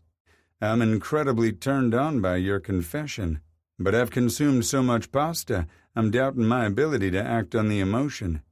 Kendall waggled his brows and forced a diabolical laugh through his lips. "All part of my evil plan. To render me impotent? Hardly. I just loaded you down with heavy carbs to slow your escape." Ridge laughed. "Is that why you're eating more salad than pasta?" Kendall replied with a wink as he chewed. They kept the conversation light going forward, sticking to pop culture topics like music and movies. Kendall was surprised to discover Ridge loved sci-fi movies and black and white classics. "They don't make movies like The Maltese Falcon anymore," he said. Ridge seemed just as stunned when Kendall confessed his love of hockey. "I'm in it for the hot dudes," Kendall admitted. "That stamina? Whew!" He fanned his face. "Same reason I've seen every Fast and Furious movie a dozen times." "I love those too," Ridge said. "The guys aren't really my type, but I love the over-the-top action." Most surprisingly was that they both loved the movie Twister. "A classic," Kendall said. "Timeless. Would you like to watch it after dinner?" "After I clean the kitchen," Ridge said. Kendall shook his head emphatically. "No way. I'll get it tomorrow." "My mother would never forgive me." Kendall took in Ridge's firm jaw and tense posture and knew he wasn't going to give in. Did he really want to waste his energy arguing when he could use his powers of persuasion for much more memorable purposes later? Kendall allowed his gaze to drift lower to the tie and imagined it securing Ridge's wrists to his headboard, allowing Kendall free rein of his body. Oh, the places he could mark. "Fine, you win. This time." It didn't take Ridge long to restore Kendall's kitchen to pristine condition so they could retire to the living room. Ridge sprawled on the couch while Kendall pulled up his Amazon Prime account. He dropped onto the sofa in front of Ridge when the opening credits began, and Ridge spooned in behind him. Kendall had probably watched the movie 50 times, but seeing it with someone who loved it as much as he did was an entirely unique experience. Both men spoke their favorite lines along with the characters, and often found themselves quoting the same parts. Ridge laughed when Kendall tensed and flinched in certain scenes, even though he knew the outcome. "I can't help it," Kendall said. "I still act like I don't know the ending of Friday Night Lights, too." Ridge laughed. "Yeah, same." When the closing credits started to roll, Kendall did too, so that he was facing Ridge instead of the television. "I can't believe you're still wearing your tie." He loosened it, but it still hung around Ridge's neck. "Aren't you uncomfortable?" Ridge nipped Kendall's bottom lip and settled his hand on Kendall's waist. "Guess not, since I'd forgotten all about it." Kendall trailed his fingers over the silky smooth fabric, and his earlier fantasies rushed to the forefront of his mind. "You know, this is usually the part where I seduce you." Fingers flexed against Kendall's body, and Ridge's eyes darkened with a wicked promise. "Do I sense a but coming?" "I still want to tie you to my bed and do delicious and dirty things to you," Kendall said. "Okay." Kendall kissed Ridge's smiling lips as he unknotted the tie. Instead of pulling the silk free, he left it looped around Ridge's neck, then started on the buttons down the front of his shirt. Kendall took his time, angling his head and deepening the kiss in between stops.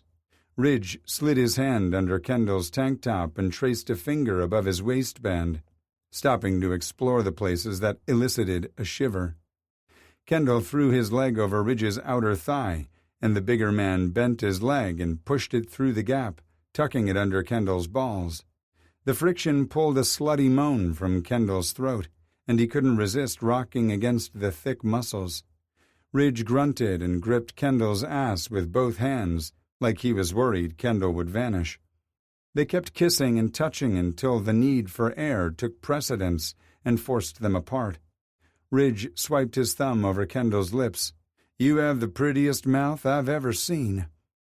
Kendall released a deep sigh and nipped Ridge's finger until he pulled it away. "You haven't seen a fraction of what it can do to you." Ridge smiled and trailed his hand down Kendall's chest until he reached his jeans. Then he hooked his finger through a belt loop. "Why do I get the impression I won't be seeing these other tricks tonight? Because for once, sex isn't the most pressing urge I have where you're concerned." Ridge smiled. "This sounds like a backhanded compliment, but I'll bite. What feels more important than having me at your mercy?" Kendall's pulse hammered at his throat.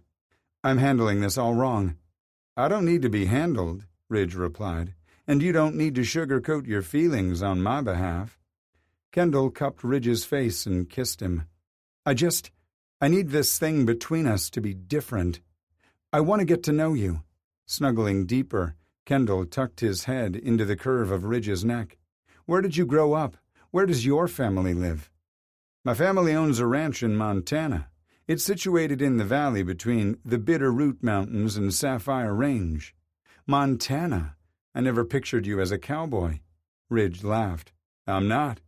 He lowered his voice to a husky pitch and said, I could pretend to be, though, if it turns you on. Kendall lifted his head. You're from Montana? You ride horses and stuff?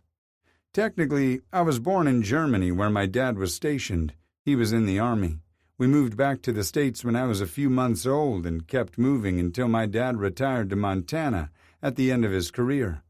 You bounced around a lot, huh?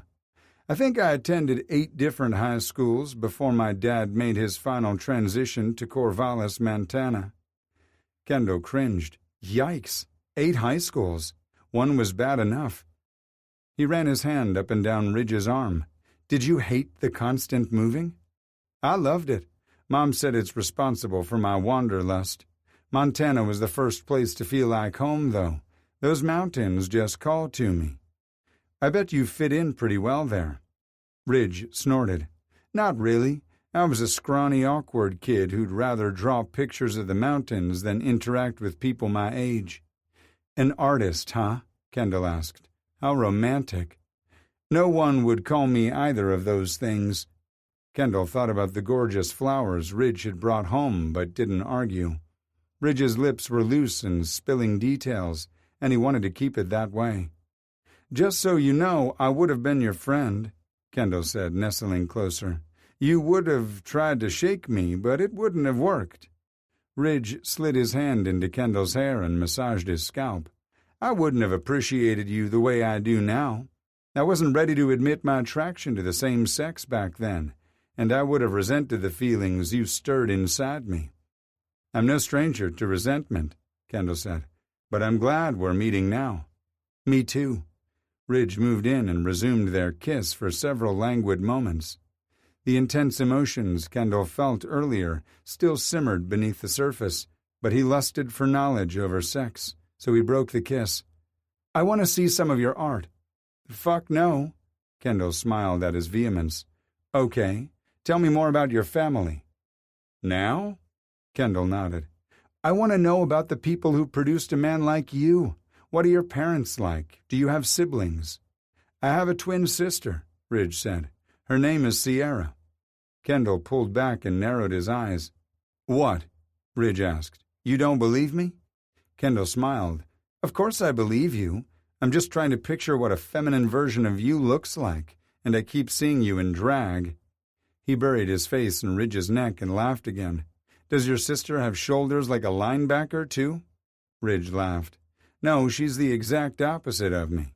Petite and blonde like my mom, where I look like a carbon copy of my dad. Only I'm taller and broader now, he said with no small amount of pleasure. I might be bigger and stronger than Sierra, but I wouldn't want to tangle with my sister for any amount of money. Who was born first? Kendall asked. Sierra by 30 minutes. 30 minutes? Kendall knew a few sets of twins, and their births were much closer together. What the heck took you so long? Did they have to coax you out with a cheeseburger or something? Ridge's shoulders shook with laughter. Mom said I was just grateful for some damn peace and quiet after being bossed around and jabbed by Sierra's bony elbows for 38 weeks. She likes to say my sister entered this world raising hell and hasn't stopped since. It's no wonder she's a kick-ass attorney. The smile on his face was one of pure pride. What's your family ranch like? It's obvious those mountains speak to something deep inside you. Heaven, Ridge said. Mom swears the mountains have healing powers. I feel the stress wash out of my body just by staring at them. He went on to tell Kendall about the organic bison and beef they raised, as well as the different vegetables and grains they grew, taking full advantage of each growing season. You grow chickpeas in Montana? Parts of the state, yes, Ridge said. I love to experiment with hummus flavors almost as much as my sauces for chicken wings. You'd get along great with my mom. One of her dreams is to produce her own line of health foods, including hummus. In fact, she's on the verge of realizing that dream. Something in Ridge's voice was off. Instead of sounding excited, his words came out heavy and hung in the air. What's wrong? I still can't believe my impenetrable father had a heart attack. Seeing him lying in a hospital bed and hooked up to all those monitors? Ridge shuddered in Kendall's embrace, so Kendall held on tighter, hoping to give him comfort. Dad was pretty out of it one night at the hospital, and he mentioned wanting to see me settled and happy before he died. He wanted me to have what he'd found with Mom. Ridge blew out a breath. A world without my dad in it is something I'm not ready for, and letting him down wasn't an option either, so I tried to make something out of nothing. Kendall kept his opinion of Todd to himself. But your dad is doing better now, right? Ridge nodded and tightened his hold on Kendall. Yeah, he's going to make a full recovery, but it landed a mighty blow to his ego. He's worried about the impact it will have on Mom's business endeavors. He's afraid of losing consumer trust if people find out he's human. Are you going to be as stubborn as your dad when you're older? Kendall asked. Probably. Some would say I already am. I'll make a note. Ridge's laughter was music to Kendall's ears. You still plan on knowing me 30 years from now? Heat infused Kendall's cheeks as he struggled to find the right words. Christ, could he run a guy off any faster? Well, I don't have grand designs on your future, if that's worrying you. Oddly, I feel more charmed than scared. Okay, good. Brace yourself for my next declaration, Kendall teased. Ridge snickered before making a big show of anchoring himself to the couch. Ready? I will always want to know you, Kurt Dandridge. We might become best friends who talk all the time, or we might drift apart and only check in with each other occasionally. But if I'm breathing, I'll still want to know you. Ridge's eyes softened like melted chocolate. That's the sweetest thing anyone has ever said to me, and the bravest words Kendall had ever dared to speak. Ridge cupped his face, stroking a thumb over Kendall's cheek. And I feel the same way about you. Even after meeting my family? Ridge nodded. I can't help but wonder. Dread pooled in his gut. What? How'd you end up so amazing? Kendall laughed and pressed his cheek into Ridge's palm. My mom wasn't always cold and distant, he said. Before she met Stanton, Rebecca was the best mother a kid could ask for. We grew up together. She was so damn excited when she landed the secretary position at Stanton's company. They were a startup back then, but the money was still better than her old job. The higher salary got us a nicer apartment with access to a pool until we moved in with Stan and Travis. Ridge let out a cute little growl, and his hand stilled. Travis is the stepbrother that you... Kendall nodded. I only have one. You really tensed up there, Ridge said, resuming his caress. He shifted his hand lower, working on the muscles in Kendall's neck. I didn't mean to get you all knotted up. Kendall had been unaware of his tension until Ridge drew his attention to it. He took a deep breath and allowed Ridge's tender ministrations to ease it away. Sorry. Don't be. I don't want to stir up pain and misery, and I'm not judging you, okay? Kendall nodded. We don't have to talk about it. Kendall allowed himself to get lost in Ridge's warm gaze. It felt as if something genuine and unique was blooming between them, and he needed to build it on a solid foundation. It was better to show Ridge all the worst parts of him, now, rather than wait until later, when the rejection would hurt so much more. He resolved to have an honest conversation with Ridge and let the chips fall where they may. I think we do. Don't do that, Ridge whispered. Do what? You're bracing yourself for goodbye. Knock it off. Let's get something straight right now. I will always want to know you too, Kendall Blakemore. I promise to listen without judgment now, or whenever you're ready. Okay? Kendall took a deep breath and nodded. Stan Burkhart was the worst thing to ever happen to us. The asshole was nice to me until he put a ring on my mom's finger. Then he resented the very air I breathed. I tried hard to please him, but I failed to meet his expectations.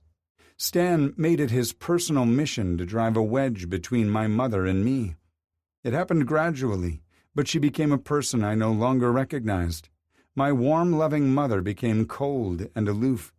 I eventually stopped turning to her when I had something exciting to share, or when I wanted her to nurse my broken heart. Kendall smirked up at Ridge. I was always a sensitive, dramatic little thing, so it was a daily occurrence. Kendall chewed on his bottom lip as he thought about the right way to transition to more challenging topics. Stop doing that too, Ridge said, rubbing his thumb over the abused flesh. I was 10 when I started to wish I could just disappear. Ridge sucked in a deep breath and tightened his grip on Kendall's hip, but didn't say anything. Stan sent Travis to a boarding school in London. He told Travis it was to open up doors for him, but I think Stan wanted to punish his son for showing kindness to me. Without Travis there to deflect some of the verbal abuse, Stan's attacks grew more intense until I just wanted to fade away. Those thoughts manifested as a nasty eating disorder. Fuck, Ridge growled and resumed his massage. It wasn't intentional, Kendall said. I didn't make a conscientious decision to stop eating or to harm myself. My stomach just got tied up in knots from the stress, and it became too painful to eat. Where the fuck was your mother? Stan kept her busy with all kinds of committees and social engagements. Most of them happened in the evenings, so I was in bed before she came home. And in the mornings? You didn't see her before school? Kendall shook his head.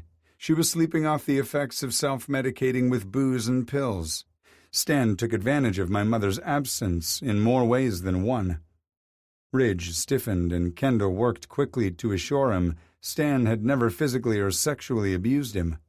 I was referring to his many affairs. So Stan's affair with Amber Everly wasn't the first time he strayed? Ridge asked. Kendall's eyes widened. That came out during the raid? Ridge nodded and bit his bottom lip to keep from laughing. I'll tell you about it someday. Kendall smiled. Amber was probably his 100th affair. I just need 5 minutes alone with Stan in a room with no cameras. I can make this right, Ridge said. Kendall's heart melted. 5 minutes couldn't possibly undo the damage, but I appreciate the thought. Ridge dropped a soft kiss on his forehead. When did your mom figure out you were starving yourself? She didn't, Kendall replied. Travis came home for a school holiday and flipped out. He made an anonymous call to Children's Services. God, it was a fucking mess. I don't know whose pockets Stan greased to make it all go away, but he must have paid someone off. He would have punished us harshly if my mom hadn't caught him with the housekeeper around the same time. Adelaide? Ridge asked. Kendall snorted. God, no. She would have cut Stan's dick off and forced him to eat it. Mom hired Adelaide to replace the woman she fired. So did the power dynamic change once your mom had irrefutable proof Stan was a cheating asshole? Briefly, Kendall replied. Stan played the remorseful husband who wanted to do better. My mom fell for it. Hell, even I did. It didn't take long for the power to shift back to the asshole. But in the interim, my mom made 3 life-changing ultimatums that Stan never reneged on. And they were? She hired Adelaide, who became my surrogate mom and biggest ally in the house. Rebecca arranged for Travis to return home and attend his regular school. She also sent me to therapy for my eating disorder, and boy, did Stan hate paying for that. Therapy helped? Yes, but I'm going to battle this disorder for the rest of my life. It gets better, but never fully goes away. When I get really stressed, my stomach still knots up. I have to use the techniques my therapist taught me to override the instinct that tells me to skip meals. Ridge stroked a broad hand up and down Kendall's back.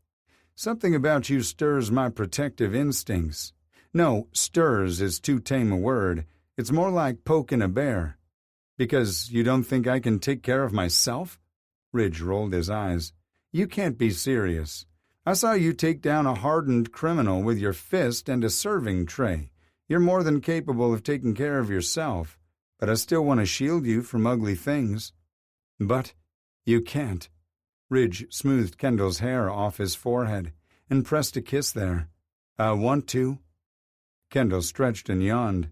My evil genius plan to bog you down with carbs has backfired.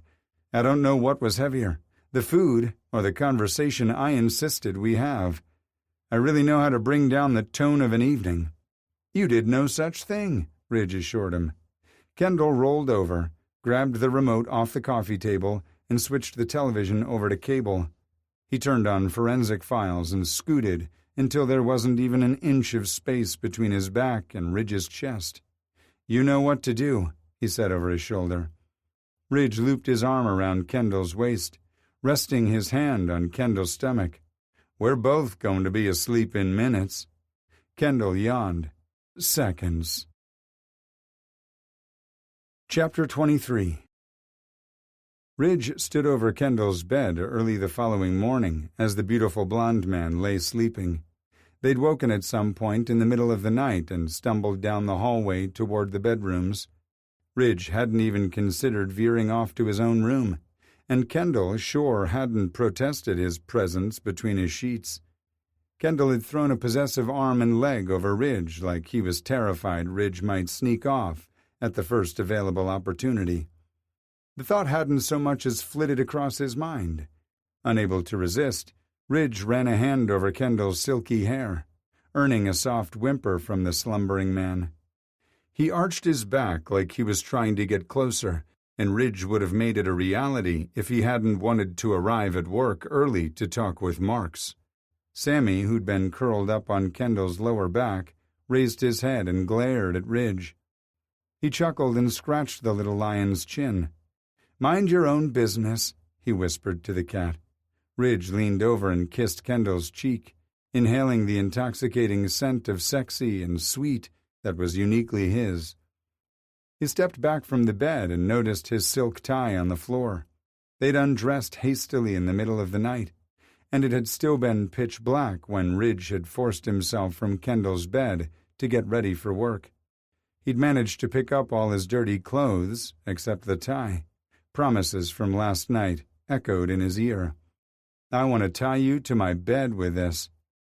Ridge leaned over, picked it up, and looped it around Kendall's bedpost so he'd see it and remember, too. Ridge stepped into the kitchen and made a single cup of coffee to go before heading out. He had to make one stop before he could meet with Marks. There was a Walgreens on the way to the field office, and Ridge knew they were open 24 hours. The store looked lit for Jesus at the pre-dawn hour, and the 3 walls of windows made him feel like he was swimming in a fishbowl. He headed straight for the cosmetics section, thinking it would only take him a few seconds to find the concealer. What the fuck? There had to be 100 different shades between a few dozen companies.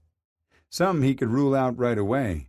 The point of concealer was to hide something, not to draw attention to it, by using a shade too light or too dark.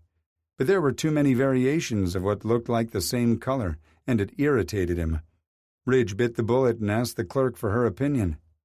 "I don't wear makeup, so I probably won't be much help." She held the packages up to his face and shrugged. "They all look the same to me." Ridge let out a little growl, then an idea hit him. Emma and Jess would be able to help. "Can I buy these and return the ones I don't need? As long as the packaging and seals aren't broken." "Deal." He pulled into the parking lot at work a few minutes later and was dismayed to see so many people had arrived already. Damn workaholics. Ridge spotted Jess's and Emma's vehicles but wasn't surprised, since they were working overtime on Burkhart's and Jones's assets. Just thinking Burkhart's name made Ridge want to punch something. He hadn't been joking when he'd said he only needed 5 minutes with Stanton. Ridge could tell Kendall saw his mother as another of Burkhart's casualties, and she was, but it was tough for him to give the woman a pass. Ridge headed straight for the asset forfeiture department, or the dungeon as Jess and Emma referred to their basement offices. He stopped at Emma's first and knocked on the glass wall. "Have a minute? I need some help." Emma snapped her head up. Her hair was so inky black it appeared blue in the fluorescent overhead lights. "Of course. What's up?" "Can you come with me to Jess's office?" Emma scooted her chair back and stretched until Ridge heard her vertebrae pop. "You did go home last night, right?"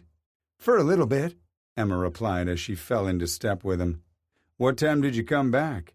"Too damn early," Jess said around a yawn when they stepped into her office. "What's going on?"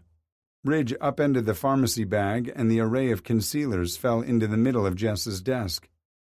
Yeah, we'll be needing some of that later, she said. It's for me. Ridge tugged down the collar of his polo shirt. Whoa, Emma said. Someone burned their neck while curling their hair? Ridge bit back a laugh. It's razor burn. Jess snorted. Who is he? Ridge grinned because he was eager to tell his friends all about Kendall, but knew he had to get his ass in gear if he wanted a shot at talking to Marks before he lost his nerve. I want to tell you all about him, but I need you to help me cover this up before Eddie sees it. Too damn late, Ridge's best friend said from behind him. Ridge dropped his collar into place and turned to greet his friend with a smile, but Eddie just scowled. He held a drink carrier with 3 coffees in one hand and a pastry bag in the other. You fucking moron. I knew you were hiding something under that dress shirt yesterday. Eddie, Jess and Emma exclaimed. Don't feel sorry for him, Eddie said as he strode forward and set the drinks and food down. Let me see it. Ridge peeled back his collar again. You and I are going to have a serious talk, Eddie said. Not until I speak to Marks first. Ridge and Eddie continued staring at one another for several moments. What the hell is going on? Emma asked. Don't know, and I'm oddly okay with it, Jess replied. Do you know what you're getting yourself into? Eddie asked. Ridge grinned and winked at his friend. Trouble? Eddie raised both hands and stepped away from the desk. I won't get in the way of the ladies giving you a makeover. Don't be jealous, baby, Jess said. There's a shade in here that will work on you. Ridge snorted. You're a real smart-ass, Jess. I like you a lot. She slapped his bicep. I like you too, big guy. That's why I'm going to save your ass. None of these concealers will give you the coverage you need. Damn, he grumbled. Jess held up a finger before he could spew other curses. Fear not. I have a solution. She patted her vacated desk chair. Make this easier on a girl and have a seat. He looked at the chair and calculated the likelihood it would break under his weight. I better sit over here, Ridge said, pointing to the visitor's chair in the corner. The lighting isn't as good over there, Jess countered. Babe, Eddie said, you're not contouring his face or giving him a smoky eye. Just dab the crap on his love bite. Jess giggled and shook her head as she rooted around in her purse. Aha, she said, raising a small tube in the air like it was a trophy. This is what you need to apply first before the concealer will work. But it's green, Ridge said. Green cancels out the red, Emma explained. Jess nodded. It's what you use to cover acne or rosacea or just a ruddy complexion. Then you go over it with a concealer or foundation that matches your skin tone. Marks didn't say anything about green concealer, Ridge said. Eddie groaned and started pacing. Dude, Marks gave you advice on how to cover your hickey? Assistant Chief Deputy Jane Marks, our boss? Yes, Ridge said. It's not quite the bonding moment you're envisioning. She basically compared me to her horny teenager. Ridge told them about their conversation, and the 3 of them had a great laugh at his expense. Jess dabbed the green stuff on first while Emma scrutinized the concealers, murmuring something about undertones he didn't understand.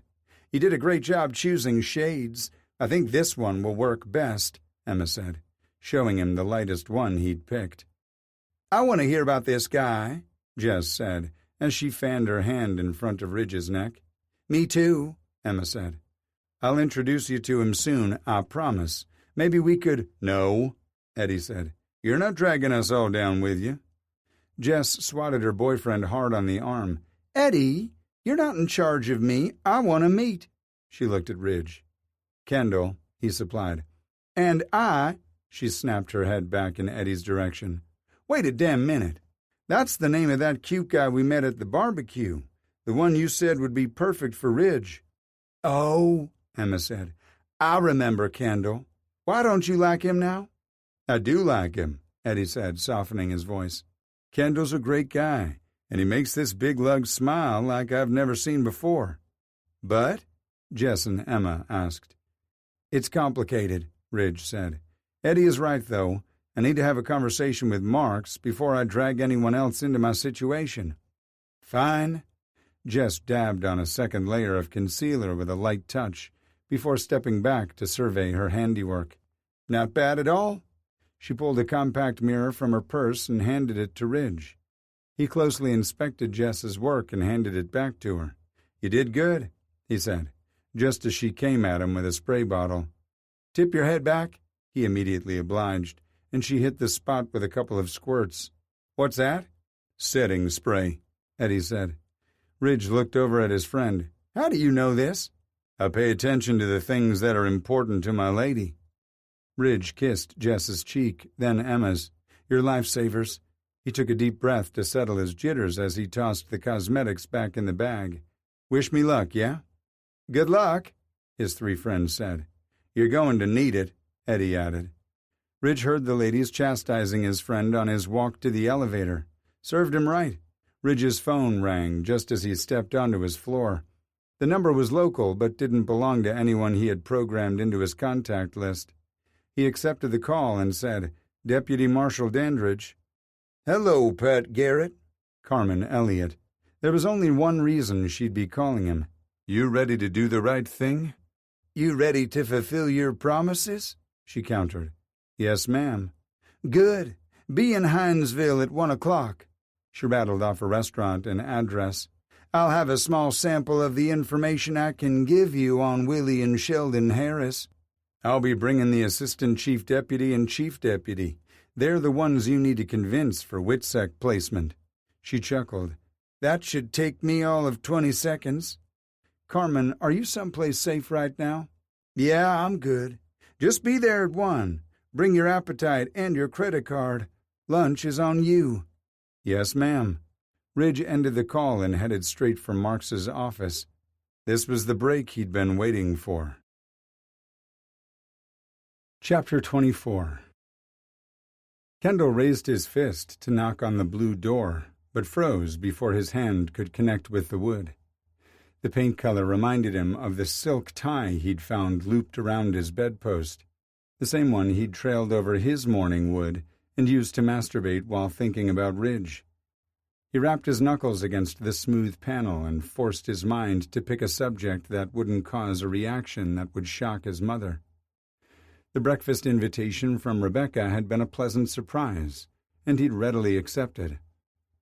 It felt like the second chance he'd longed for but never dreamed would come. Hope and fear were the kissing cousins of emotions, wreaking havoc on his heart. Individually, the reactions were necessary for survival, but together they didn't mesh. Afraid to hope. Who wanted that? Certainly not Kendall, but it was the latest quagmire he found himself in. The boldly painted door suddenly swung open, giving him his most significant surprise of the day. I feel like I've stepped through time, he said, raking his gaze over Rebecca.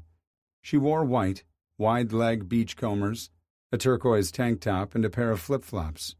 She'd pulled her hair into a high ponytail and greeted him sans makeup, and her smile, Kendall couldn't recall the last time he'd seen a genuine expression of joy on her face.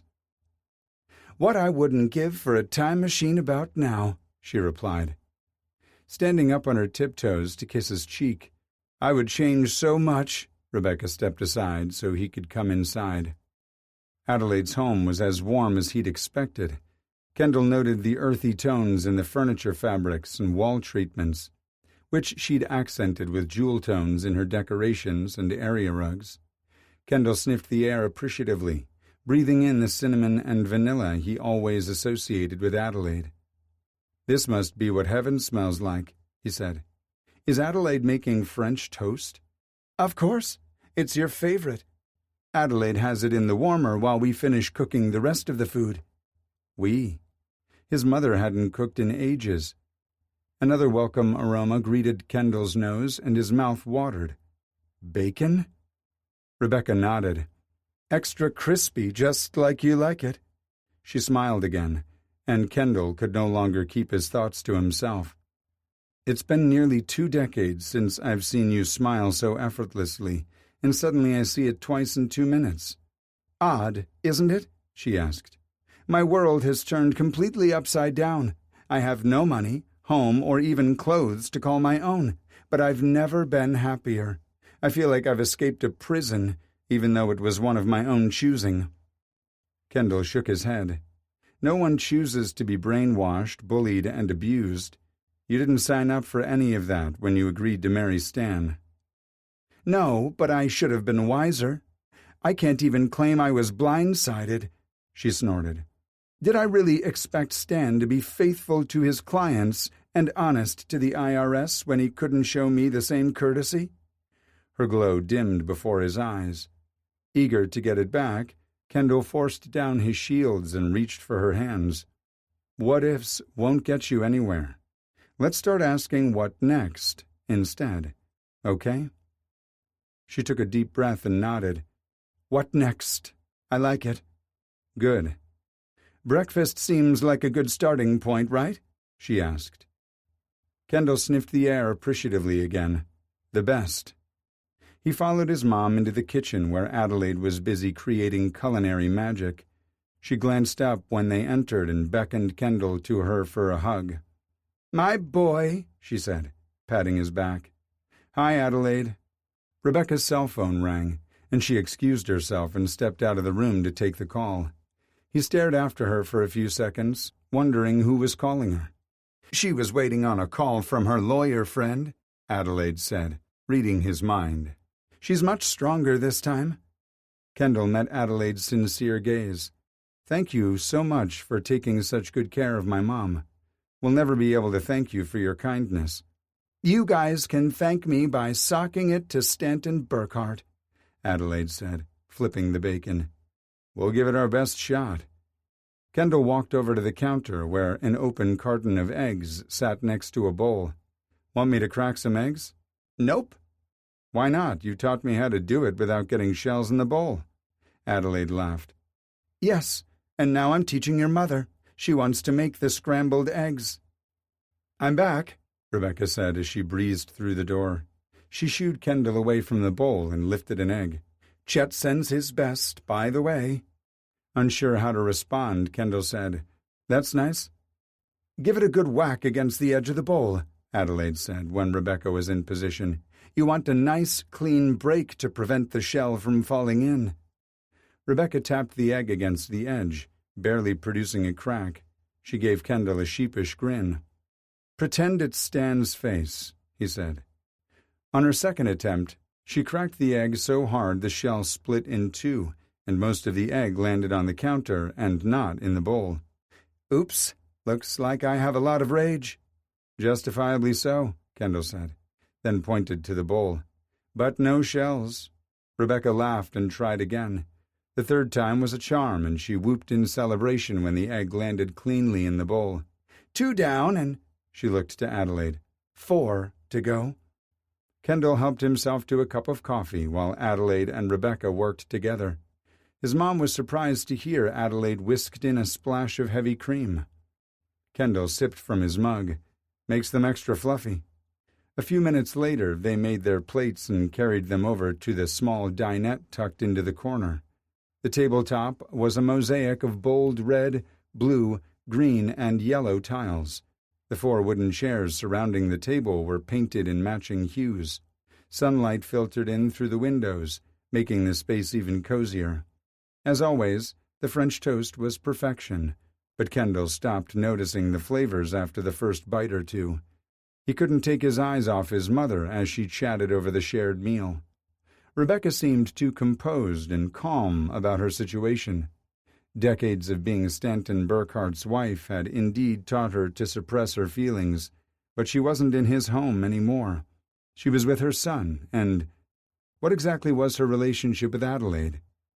Kendall shifted his attention to the housekeeper he loved like family. His mother and Adelaide had always had a positive working relationship, but opening up her home to her former boss?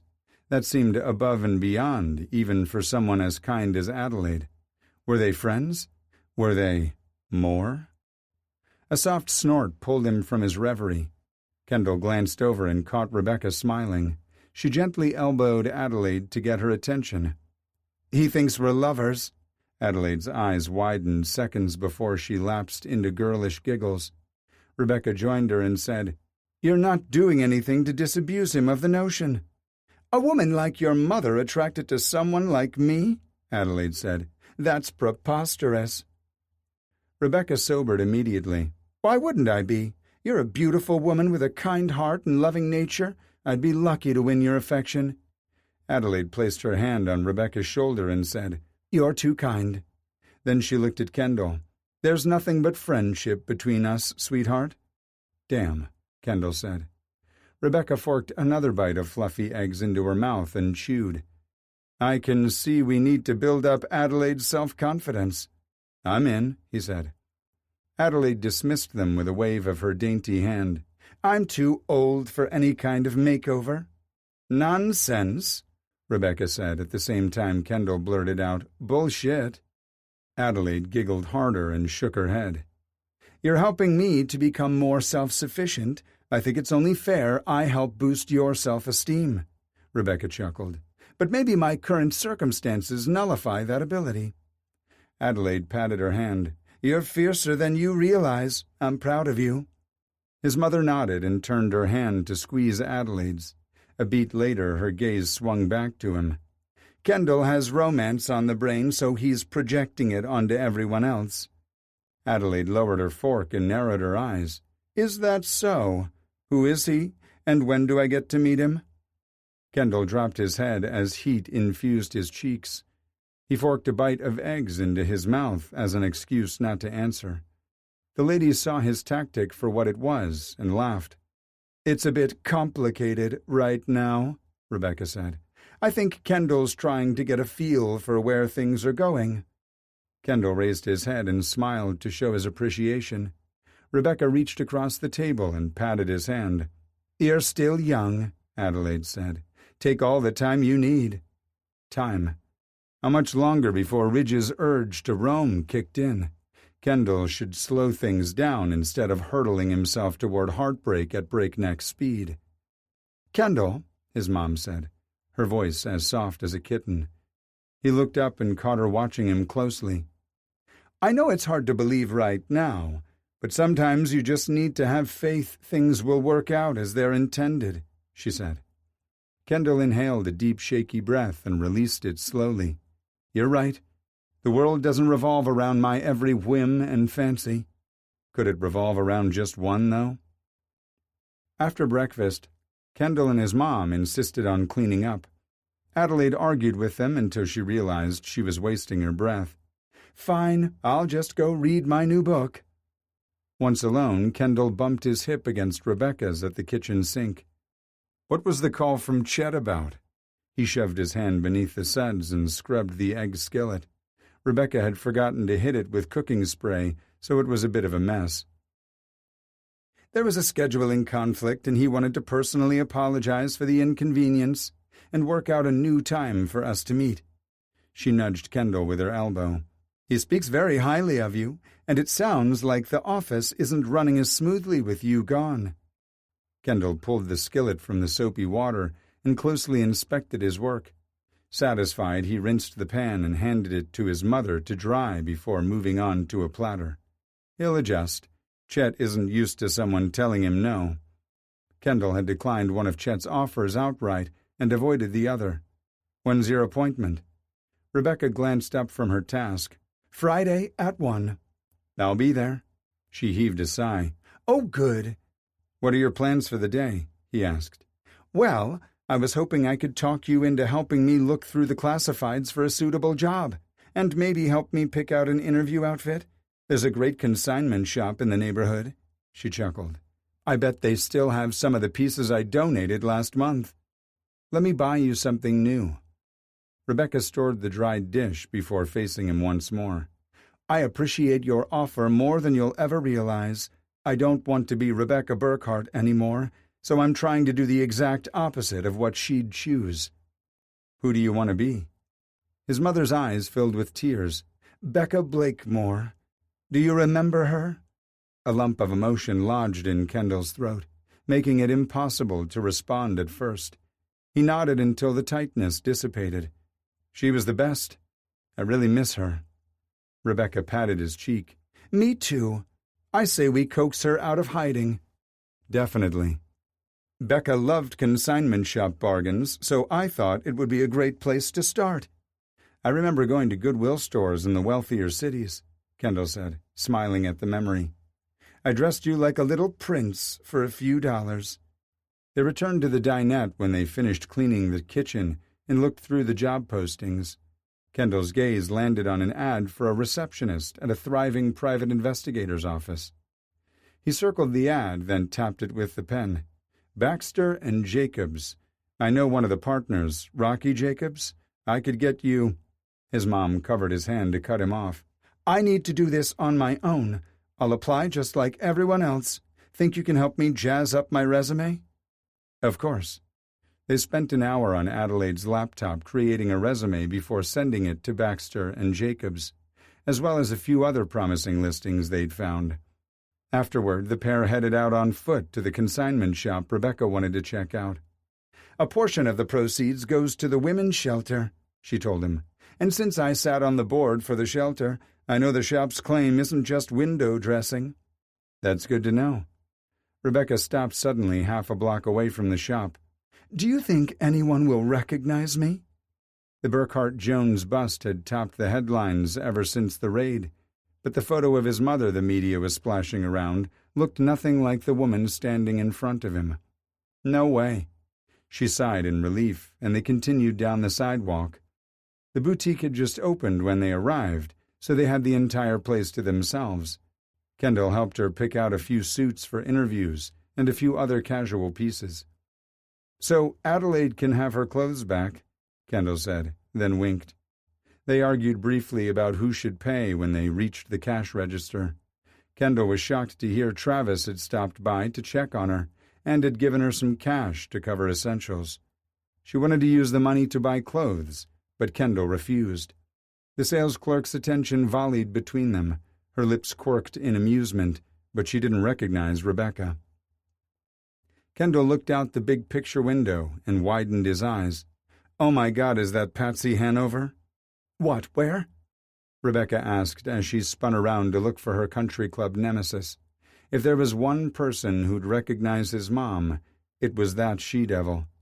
Kendall took advantage of her distraction and handed his debit card to the clerk, who winked at him. Rebecca spun back around. You little shit! I believe the words you're looking for are, thank you.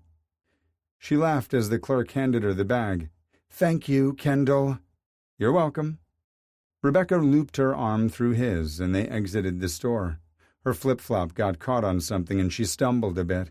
After glancing down at her feet, she met Kendall's gaze with a sheepish expression. I'm going to need some shoes.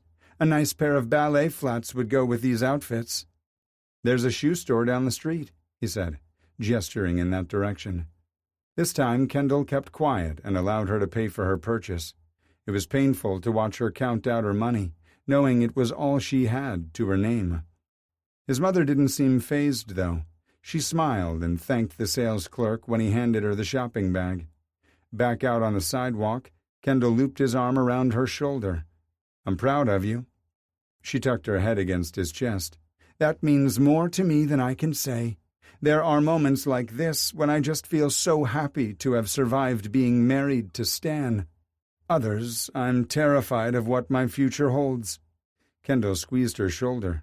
You're fiercer and smarter than you give yourself credit for. She sighed heavily. Fierce, I can believe, but smart? A wise woman would have planned better before she decided to call in an anonymous tip and turn her husband into the Federal Trade Commission. Kendall stopped suddenly and stared down at his mother in shock. A slow smile spread across his face as the gravity of her words sank in. Atta girl, Becca. Chapter 25. Ridge bounced his leg and checked his watch again. Relax, Dandridge, Mark said. Chief McKinley is never late. He blew out a breath and stood. Outward displays of anxiousness were unlike him, but the meeting in Hinesville was too important to blow. Carmen might be able to give him the first solid lead he'd had on Sheldon Harris in 3 freaking years, and the responsibility he felt toward Carmen and her kids pressed heavily on his shoulders. And that wasn't all. Marks was someone he admired, and earning her respect hadn't come easily. The trust she'd placed in him and her regard for his character would crumble if he continued to keep his relationship with Kendall a secret. And if she found out through other channels, or if his decisions reflected poorly on her, he would be toast. "Something else on your mind, Dandridge?" He snapped his head up and met her shrewd gaze. Of course, she hadn't missed his uncharacteristic behavior. It was on the tip of his tongue to come clean. But Chief McKinley strode into Marks's office before he could respond. "Sorry to keep you waiting," she said, extending a hand to Ridge. Nell McKinley's grip was as firm and no-nonsense as her demeanor. She was nearly as tall as Ridge, and her Nordic heritage had given her glacial eyes and cheekbones, both sharp enough to slice cheese. "It's good to see you, Dandridge." "Ma'am," he said with a nod. Marks stood up and joined them. McKinley towered over her, but Marks reminded Ridge of a stick of dynamite.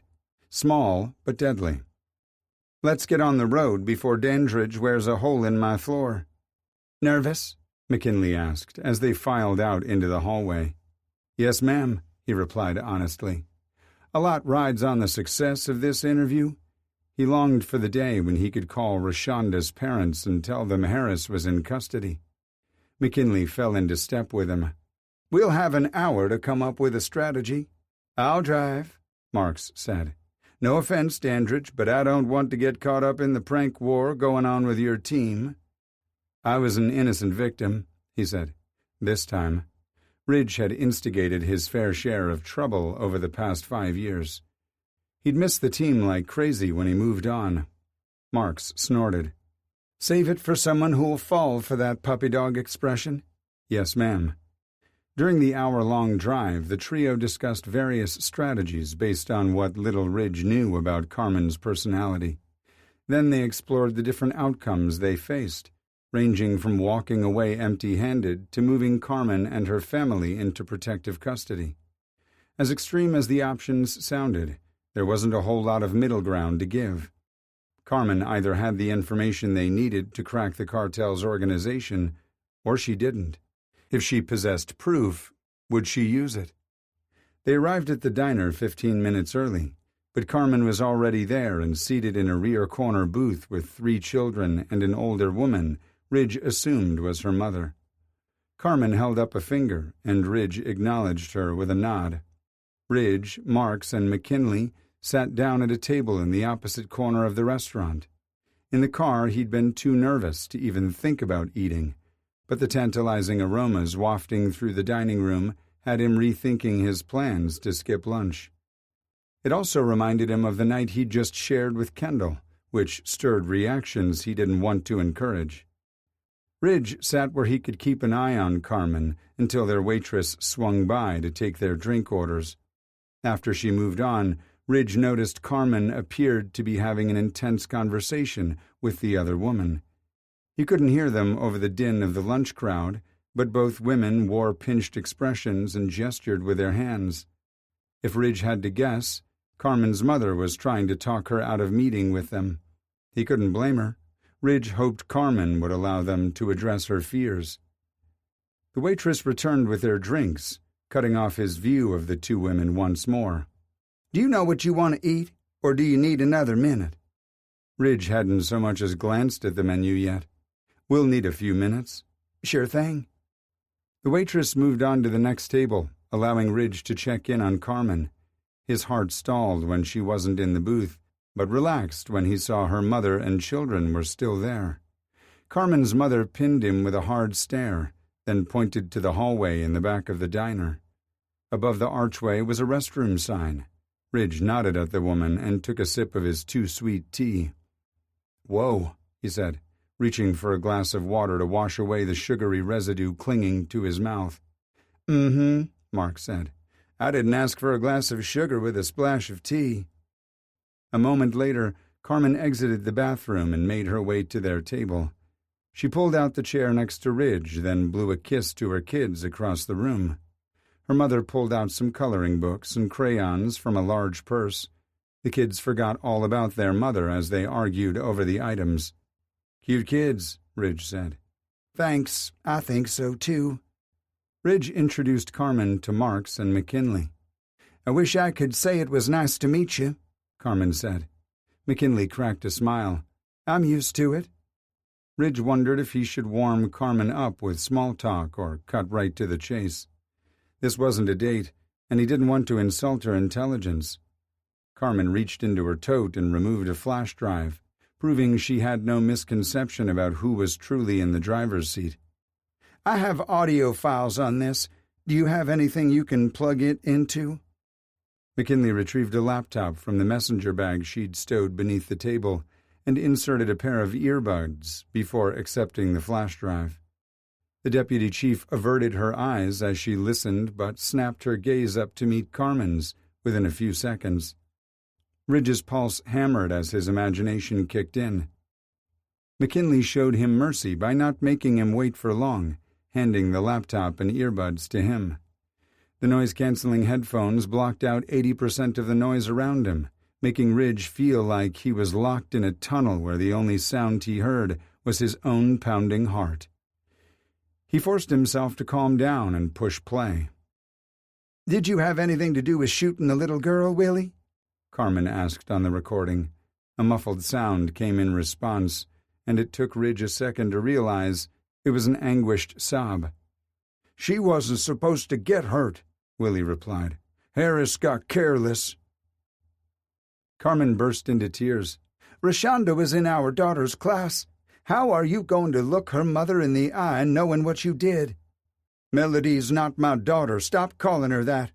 You're the only daddy she's ever known, Carmen argued. Not my fault you fucked nothing but losers before we met, Willie snarled. And I didn't shoot the girl. I don't harm no kids. I just drove the vehicle. Harris pulled the trigger. Ridge listened raptly, wanting to hear Willie say Rashonda's name. Without it, this recording was probably worthless. You gotta turn him in, Willie. Fuck you, bitch, Willie snarled. I'm not spending the rest of my life in prison. I already told you I didn't shoot Rashonda. Harris did. What are you asking all these questions for? You fucking crazy all of a sudden? Just shut up about it. And there it was.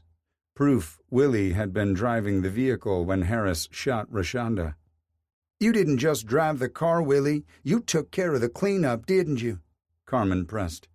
Harris doesn't wipe his own ass at this point, so there's no fucking way he got rid of the gun. Turn it over to the police.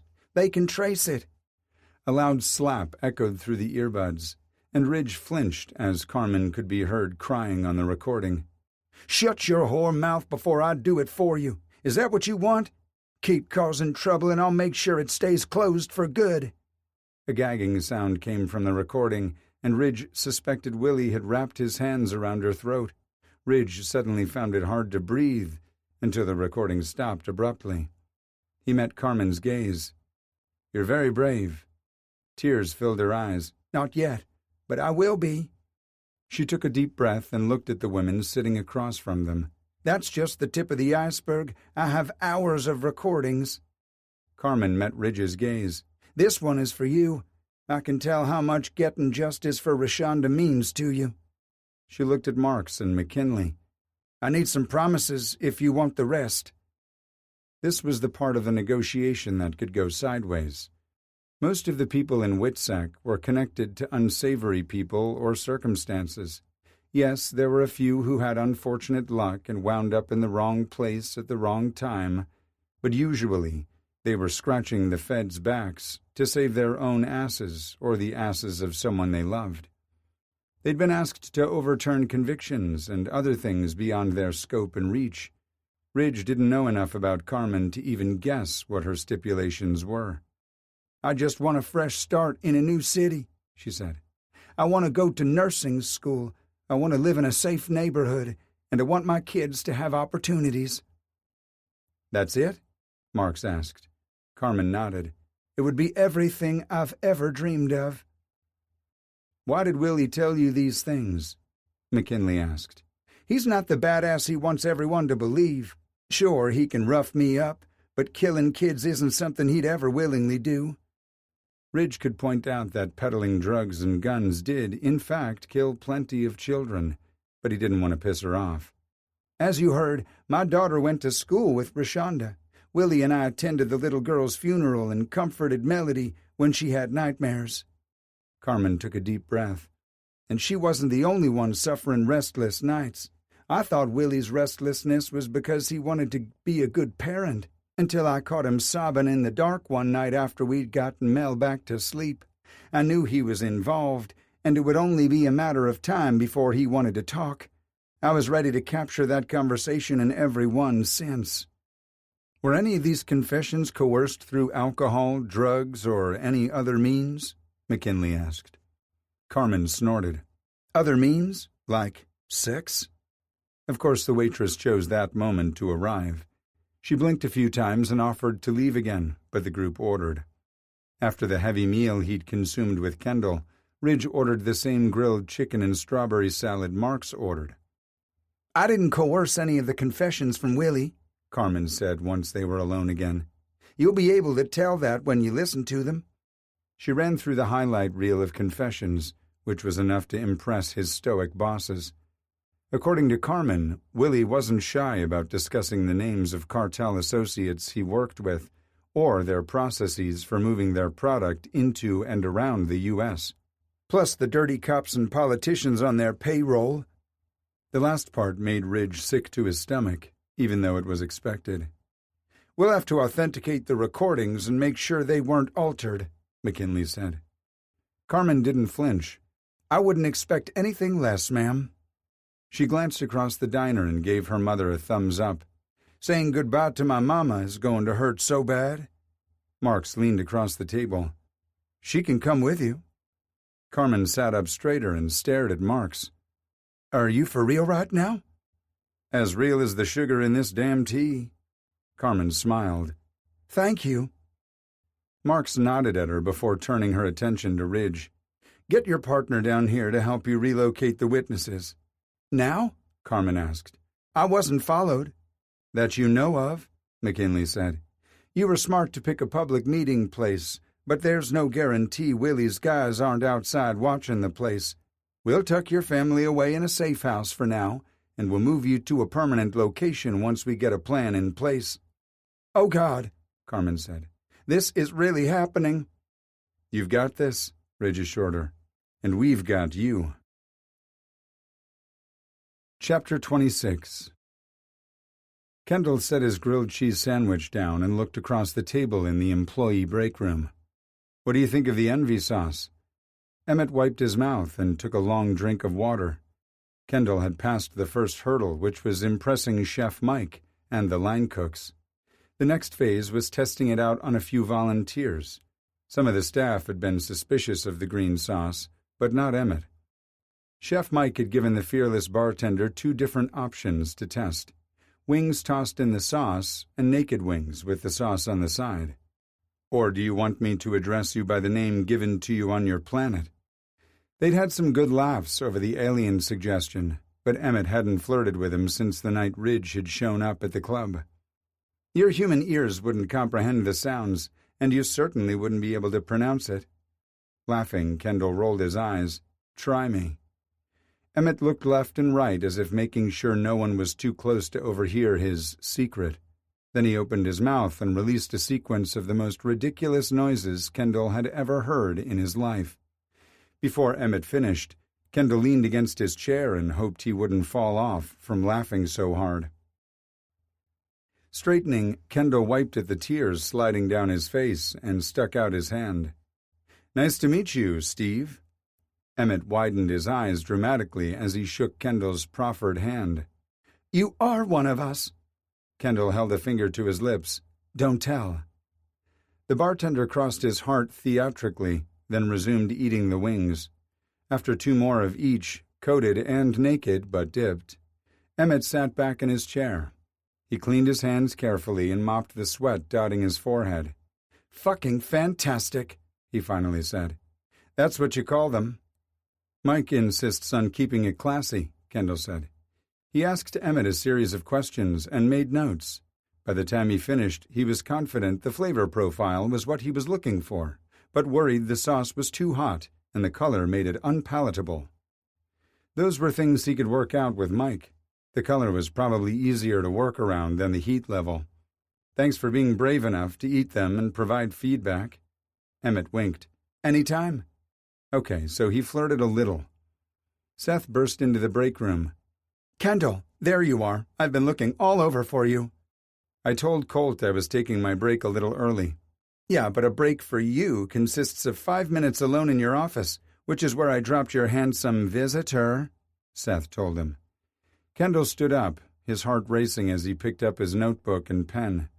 He forced himself to finish the partially eaten triangle of grilled cheese and offered the uneaten one to Emmett, who devoured it before he cleared the break room. Handsome visitor? He asked. Seth fell into step with him. You're having a banner week, my friend. Who is it? Shrugging, Seth said, Never seen him before. Very handsome, though.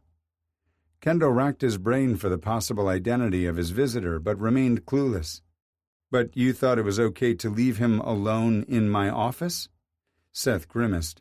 Okay, maybe that wasn't the smartest idea. He's very, very handsome. Oh, he claimed to be a personal friend. Well, in the future, keep any personal friends at the host station until I come out, or seat them in the dining room, Kendall said. Even your favorite marshal? I don't think he'll be a frequent visitor. Seth smirked. But if he is? The rule doesn't apply to him. I knew it. Kendall looped his arm around Seth's neck when they reached his office and rubbed his knuckles over the host's hair. You know nothing of the sort. Seth landed a few light punches to Kendall's middle before he managed to pull free. Keep telling yourself that, and until the marshal shows up, enjoy this hottie for me. Kendall waited until Seth disappeared around the corner before he opened his door. His visitor rose from a chair and Kendall came to a sudden halt, as if he'd smashed into an invisible wall. Travis rushed toward him. Are you okay? Kendall pulled himself out of his stupor when Travis reached for him. He automatically took a step back to avoid the contact. Travis stilled his hand mid-air, and a deep V formed between his brows.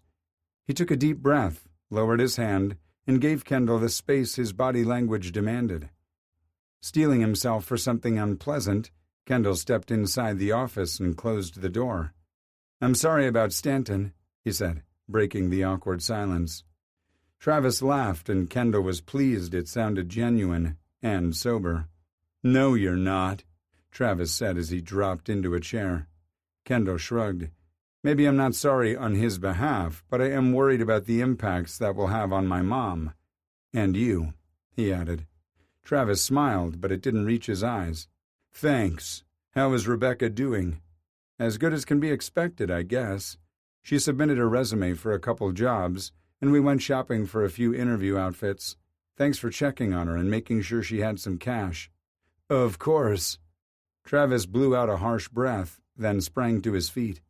Kendall silently watched him pace around the office. Travis ran a hand through his hair and mumbled something incoherent, but his words weren't meant for Kendall's ears. He'd seen Travis in a similar state before, and knew he'd eventually get his thoughts off his chest. He stopped suddenly and faced Kendall. How do you do it? I'm afraid you'll need to be more specific, Kendall replied, even though he had a pretty good idea what Travis meant. Live authentically, or whatever the head shrinkers are calling it these days.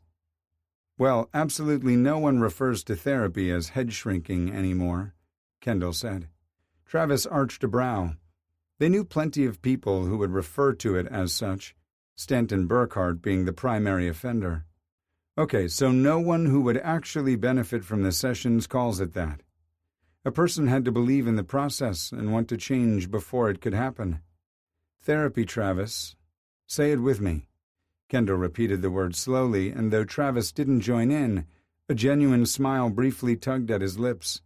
Kendall cocked a brow, and he threw his hands in the air. Therapy, Travis said, drawing the word out so it was obnoxiously long. Are you happy now? Kendall snorted. I'll be happier if you give it an honest try. Stan has really done a number on you, Trav.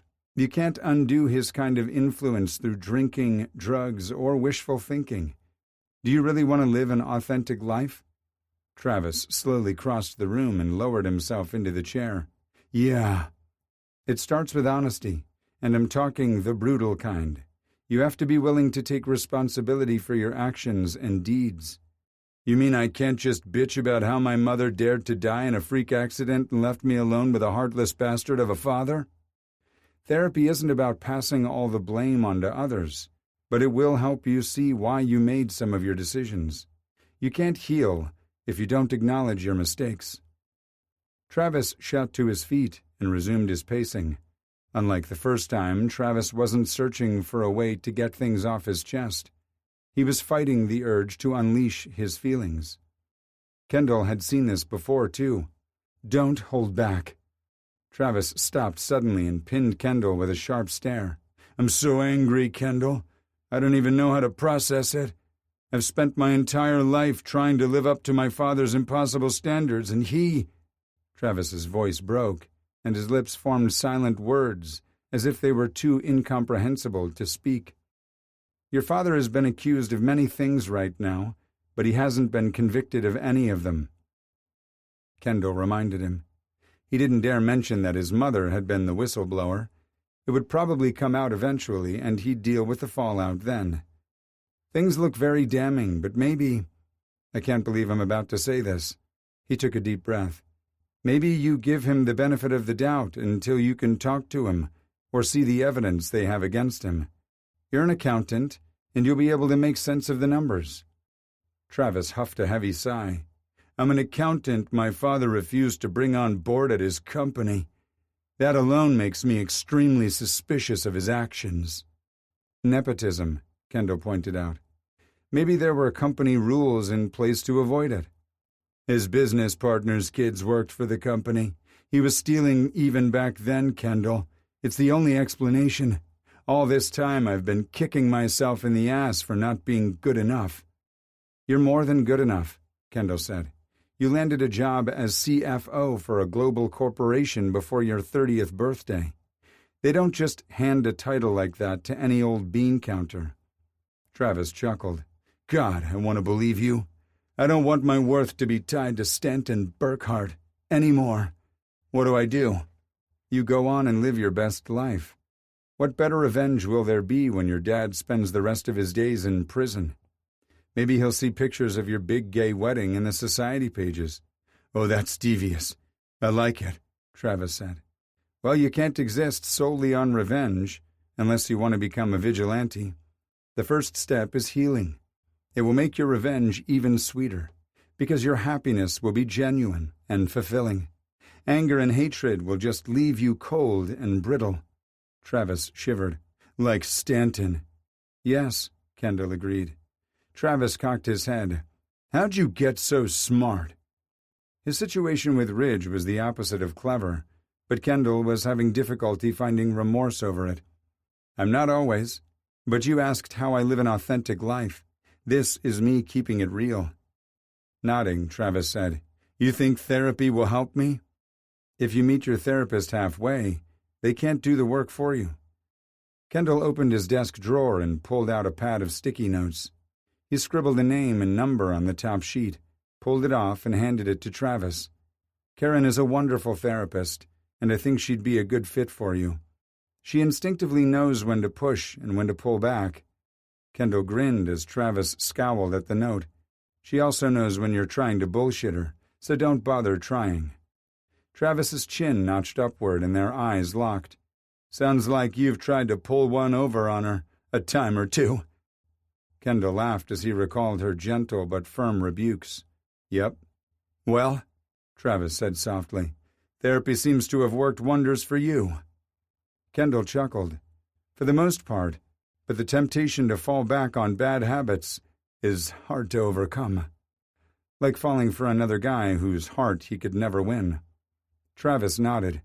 I imagine apologizing to people you've hurt is a good start. Yeah, and it's as difficult as you're imagining it right now. You put yourself out there and hope the person forgives you. The harsh reality is they may still want to cling to their anger, and that's their choice. You just try to forgive yourself. Can I be brutally honest with you? Of course, Travis said. It's easier to receive grace from other people than it is to offer it to yourself. Travis tilted his head. Yeah, I can see that. Do you mind if I give it a practice run?" "Here, like role-playing?" "Not exactly," Travis said. He stepped forward but didn't round the desk to reach for Kendall. "Of all the people I've hurt, I regret none of them more than you." Travis took a shaky breath. "You quickly became a beacon of light and goodness in my life, and I betrayed that.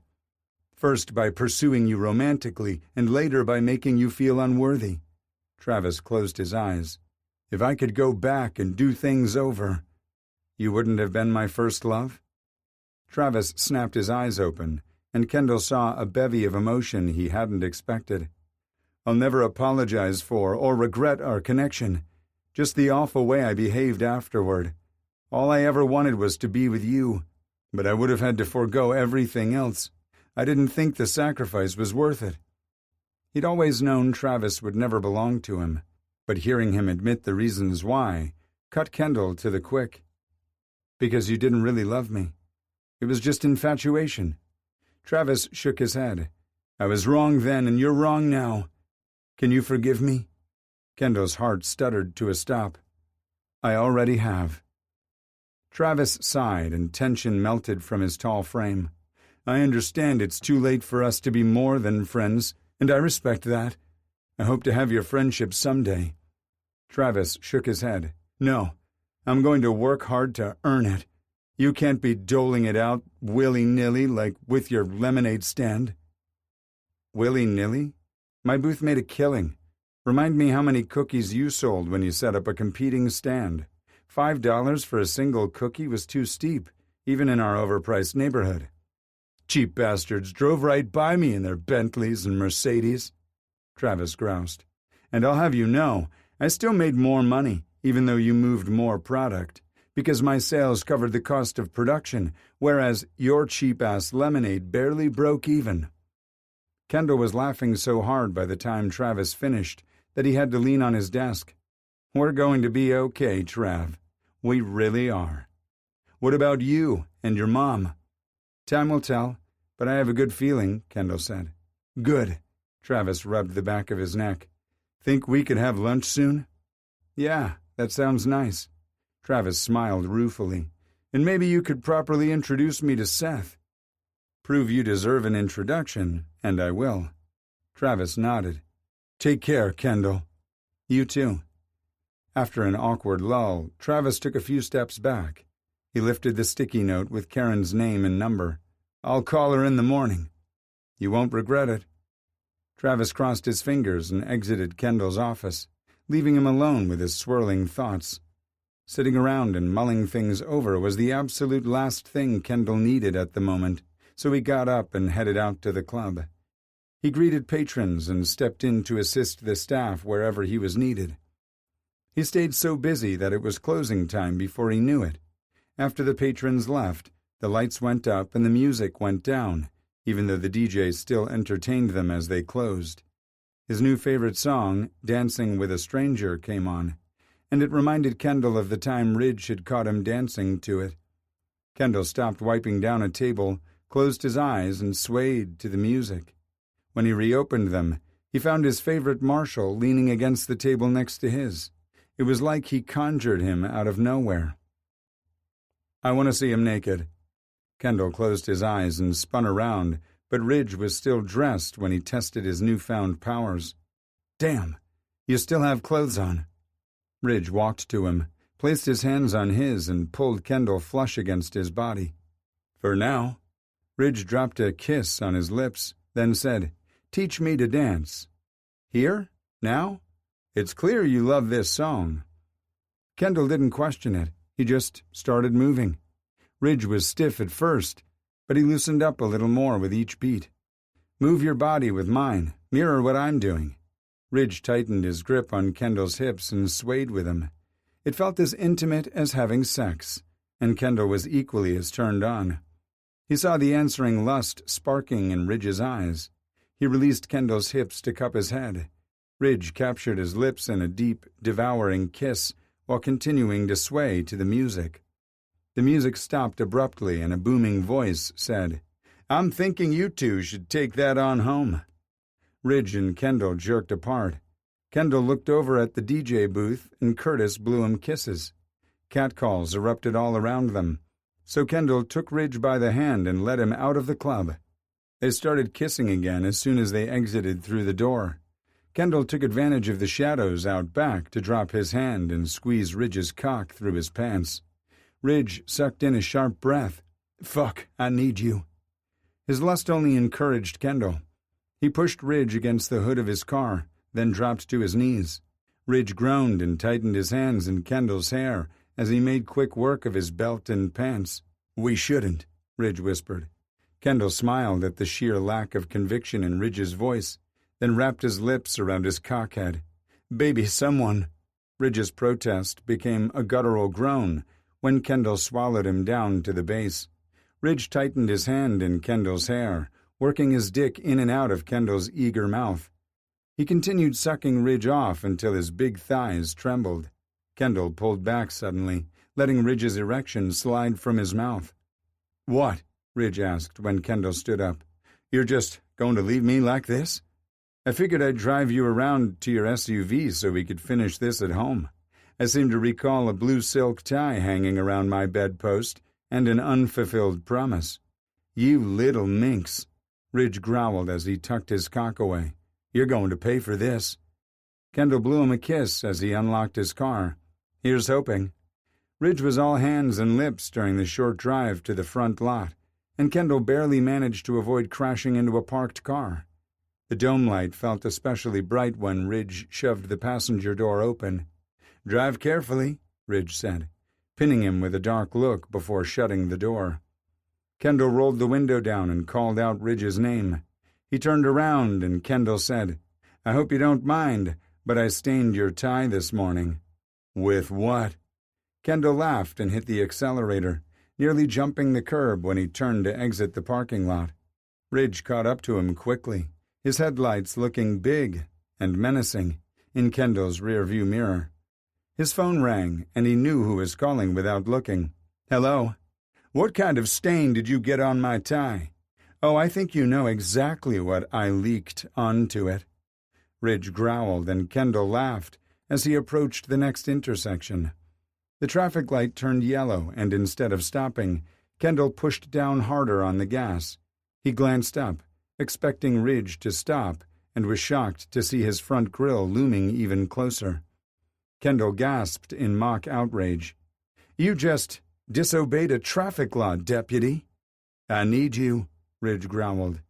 Thank fuck the rest of the traffic lights were in their favor, and no innocent bystanders were harmed in their horny pursuit of each other. Kendall didn't bother waiting for Ridge. He headed straight for the front door, knowing 200-plus pounds of muscle would be right behind him. They fell into the house, all roaming hands and hungry lips. Ridge gripped Kendall's cock through his dress pants, setting off fireworks behind his closed eyelids. Ridge dropped to his knees and released Kendall's cock, licking and sucking until Kendall was an incoherent mess of thrusting hips and snarly growls. Ridge released him as quickly as Kendall had done to him back in the dark parking lot. Glaring, Kendall said, "Finish me off." "Make me," Ridge said as he backed toward the hallway. He peeled his polo shirt over his head and tossed it to the ground. Sammy released a low growl and ran for cover behind the couch. Kendall pushed off the door and caught up to Ridge halfway down the hall. He pressed his bare chest against the wall of muscle and practically purred at the heat and energy radiating off Ridge. They were entirely naked by the time they reached Kendall's bedroom, both their cocks erect and shiny with pre-cum. Ridge grabbed the tie off his bed and inspected it closely. When he saw the dried cum, he snapped his head up to meet Kendall's gaze. Ridge's nostrils flared, and he lifted the fabric to his nose, inhaling deeply.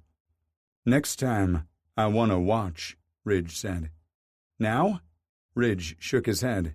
"Now I want you to come on my cock." He slid onto the bed and positioned himself so Kendall could secure his hands over his head. Kendall climbed onto the bed and straddled Ridge's chest, letting his dick drool on the handsome face beneath it while he secured one end of the tie around Ridge's hands and the other around a curlicue scroll cut into the headboard. He gave the tie a sharp tug to make sure it was secure before checking on his prisoner. Wicked brown eyes met his as Ridge jutted his tongue out to lick Kendall's pre-cum off his lips. "Like that, do you?" Ridge lifted his head and licked the underside of Kendall's dick. He rocked his hips forward so he could feel the wet friction from base to tip. Then Kendall pushed the weeping head inside Ridge's mouth, feeding him his shaft until he met resistance. Ridge breathed deeply through his nose and swallowed around Kendall's cock. Fuck, he wouldn't last long if Ridge kept this up. Kendall pulled back, rocking his erection against Ridge's tongue again and repeating the deep penetration until his balls pulled tight. He knew it was time to move on and leaned over to retrieve a condom and lube from his nightstand. He dropped them on the bed beside Ridge before kissing a path down Ridge's delicious body, stopping to savor, explore, and entice. "Bring your cock back up here," Ridge said. "I didn't get enough." Kendall dipped his tongue inside Ridge's navel before sucking the sensitive skin above it. "I'm calling the shots." Kendall looked up the length of Ridge's body and locked in on his dark, hot gaze. "I decide who shoots, where, and when." "I think you're liking this a little too much." "I think so, too." Having Ridge under his control had gone to his head, but Kendall wouldn't leave the other man wanting for anything, especially not pleasure. Kendall continued his exploration, dragging his nose through the trimmed curls at the base of Ridge's cock. Fuck, he smelled so good. "Your mouth," Ridge whined. "Give me your mouth." Kendall chuckled, then kissed and licked everything but Ridge's cock, taking plenty of time to suck and lick his balls and taint. Every moan and groan only amped Kendall's pleasure to a higher peak. He kept his gaze locked on Ridge's when he finally licked a path up his cock, circled the head, and sucked it deep inside his mouth. Ridge arched his hips, going deeper than Kendall had expected. He gagged a little, but didn't panic. Kendall worked him until Ridge was on the edge, but pulled back before he could climax. "Evil. Pure evil. We'll both end up on the ID channel. They'll call our episode Fucked to Death. Suck me or fuck me, but please put me out of my misery." Kendall let loose a wicked laugh. "So soon?" he asked, even as he reached for the condom. "Some of us didn't rub one out this morning." "Bet you won't make that mistake again," Kendall said. Ridge stiffened and bowed off the bed when Kendall rolled the condom down the length of his cock. Of course, it might have been because he used his mouth and tongue. "Get on my cock."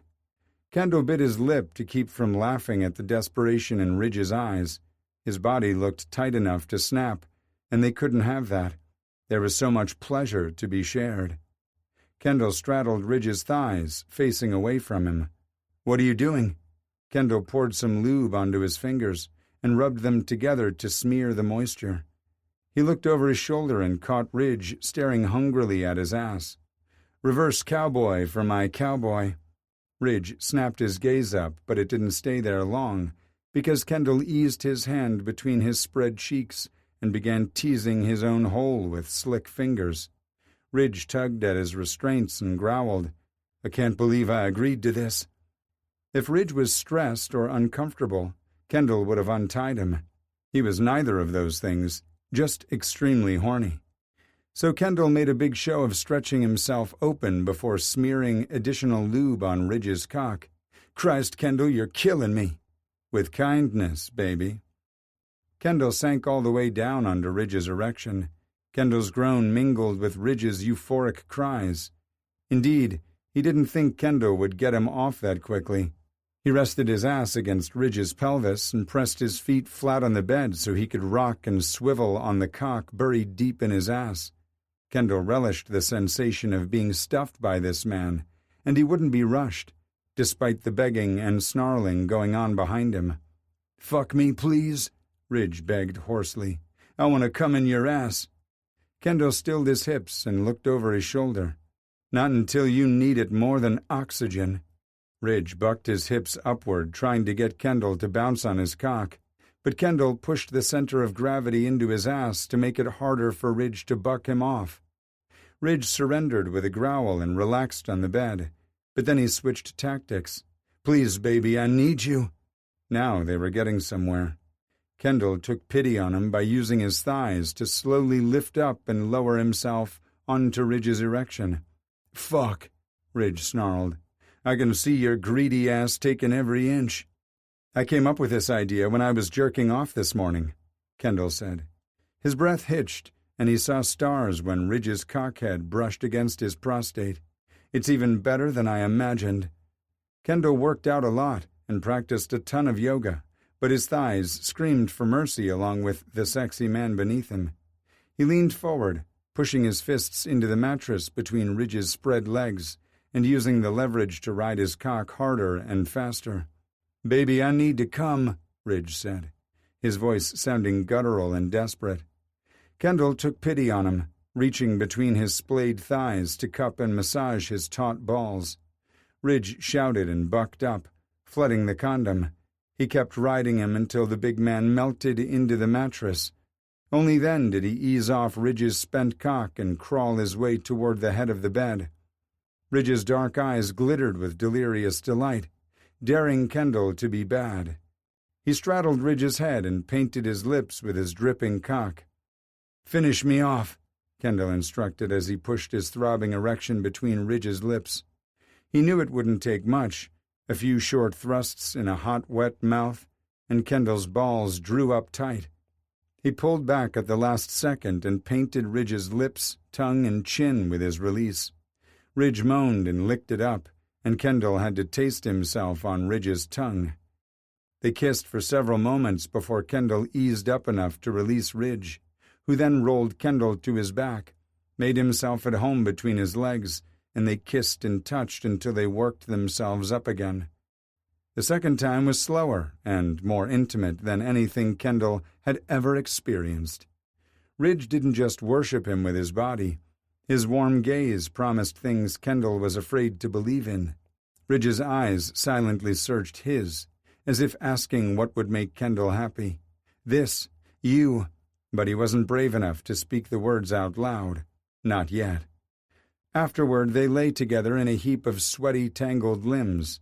Kendall pressed tighter into Ridge's embrace, burrowing into his heat as sleep pressed in on him. "Please don't break my heart," he whispered. He thought Ridge might have already fallen asleep until he tightened his embrace and pressed a kiss to Kendall's forehead. "I won't." Chapter 27. "So can we talk about our game plan, or are we going to pretend we don't need one?" "About Willie?" It was a perfectly legitimate question, since they were on their way to the county jail to meet with Willis One-Eyed Willie Morrison, his attorney, and the federal prosecutor overseeing the cartel investigation. For 3 days they'd spent endless hours listening to recordings and had just peeled back the surface layers of the cartel's organization and reach. It would take a lot more investigating and a special grand jury to issue the sheer number of indictments they needed to make a dent in the evil empire. But Ridge was excited to serve the one that meant the most to him until he stood face to face with Sheldon Harris. "Hardly, but nice try," Eddie said. "You know damn well I'm talking about Kendall and possibly the reason why you're wearing long-sleeved dress shirts during summer in Savannah." Ridge fought the urge to rub the fabric burns beneath his shirt cuffs. It had been his first experience with any form of bondage, and he'd been unprepared for the marks it left behind. Kendall, also a novice, had felt awful and expressed remorse for binding his wrists so tightly. Ridge wasn't sorry. Wearing a lightweight dress shirt was a small price to pay for the most incredible experience of his life. Just thinking about it made him want to squirm. "Stop thinking about sex with your man," Eddie griped from the passenger seat. "I'm not." But now he was. "My fashion choices aren't your concern, buddy." "They are when they're hiding something that could get you in big trouble." Ridge glanced over at his best friend. "The worst Marks will do is fire me. How does that impact you?" Eddie slugged him in the shoulder. "Stop being an idiot. I'd lose the best partner I've ever had, and I could get swept up in the tide that drags your ass out to sea." Ridge hadn't really thought about how his deceptive behavior could affect his best friend. "I'm sorry." "About which part? Falling for the guy or not having the conversation with Marks you agreed to have days ago?"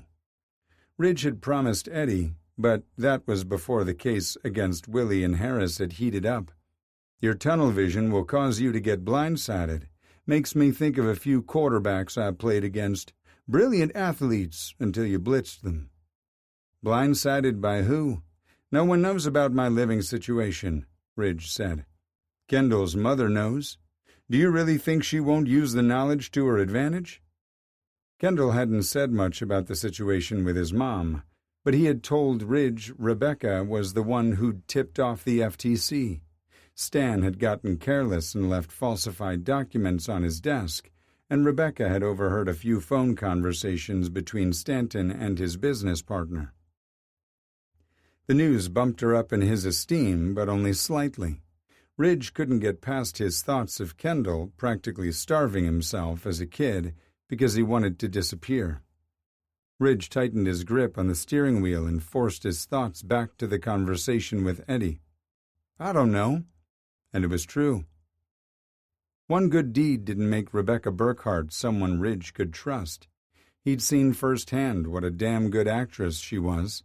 No one involved in the raid would have known the blindsided, cheated wife was the person who'd triggered the avalanche.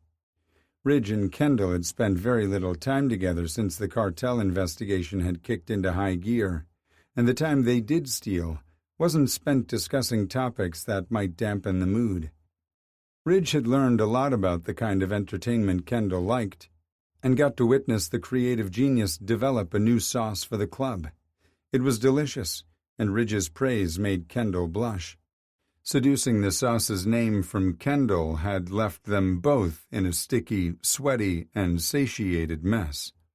Ridge had volunteered to be Kendall's taste tester whenever he liked, but regretted it when a look of sadness washed over Kendall's face. Ridge's previous assertion that he would leave Savannah as soon as the case wrapped up still hovered over them like a depressing pall. He could dispel the gloomy cloud with just a few words, but didn't. His relationship with Kendall was so new and right on the heels of a breakup. He'd promised not to break Kendall's heart, and giving him false hope and flimsy promises would surely do just that, because Ridge's urge to leave was still there.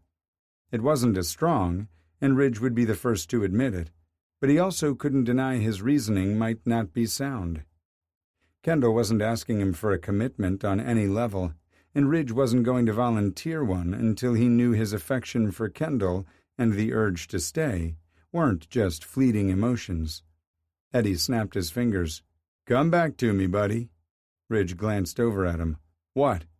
"I said, I don't know isn't a good enough answer." Eddie chuckled and shook his head. "I know you've got it bad for the guy, and I'm overjoyed for you. You're just glad you can say I told you so. No, that's Zach. He's the smug bastard in this friendship." Ridge laughed, but it didn't linger. "Eddie, I do care about Kendall a lot, but I'm not sure the relationship is serious enough to lay it all out there for Marks." The words felt all wrong, almost like a lie, which only ratcheted up Ridge's anxiety.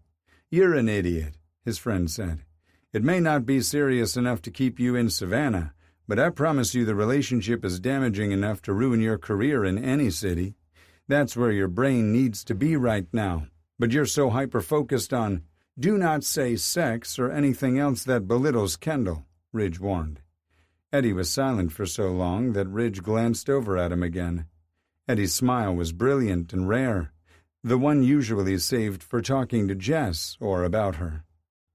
"Not that serious, huh? You're an idiot," Eddie finally said. "I wasn't going to say anything about Kendall. I was accusing you of being so hyper-focused on capturing Sheldon Harris that you weren't using your best judgment. See, right now you're worried Marks will pull you off the cartel investigation if she finds out about your relationship with Stanton Burkhart's stepson." Eddie wasn't wrong. Ridge had thought the exact thing too many times to count, though he'd never spoken his fear out loud. "Estranged stepson," he said, which was the closest he'd get to admitting his friend was right. "Estranged? Didn't you tell me Kendall had been there that night for dinner?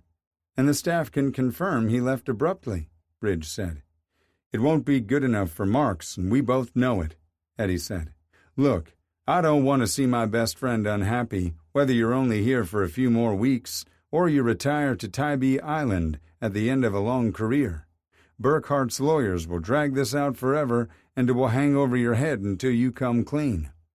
I know. I have your back, Ridgie, no matter what happens. Just do me one favor. Name it. Stay away from Burkhart and his co-defendant. Don't give the brass more ammunition to use against you.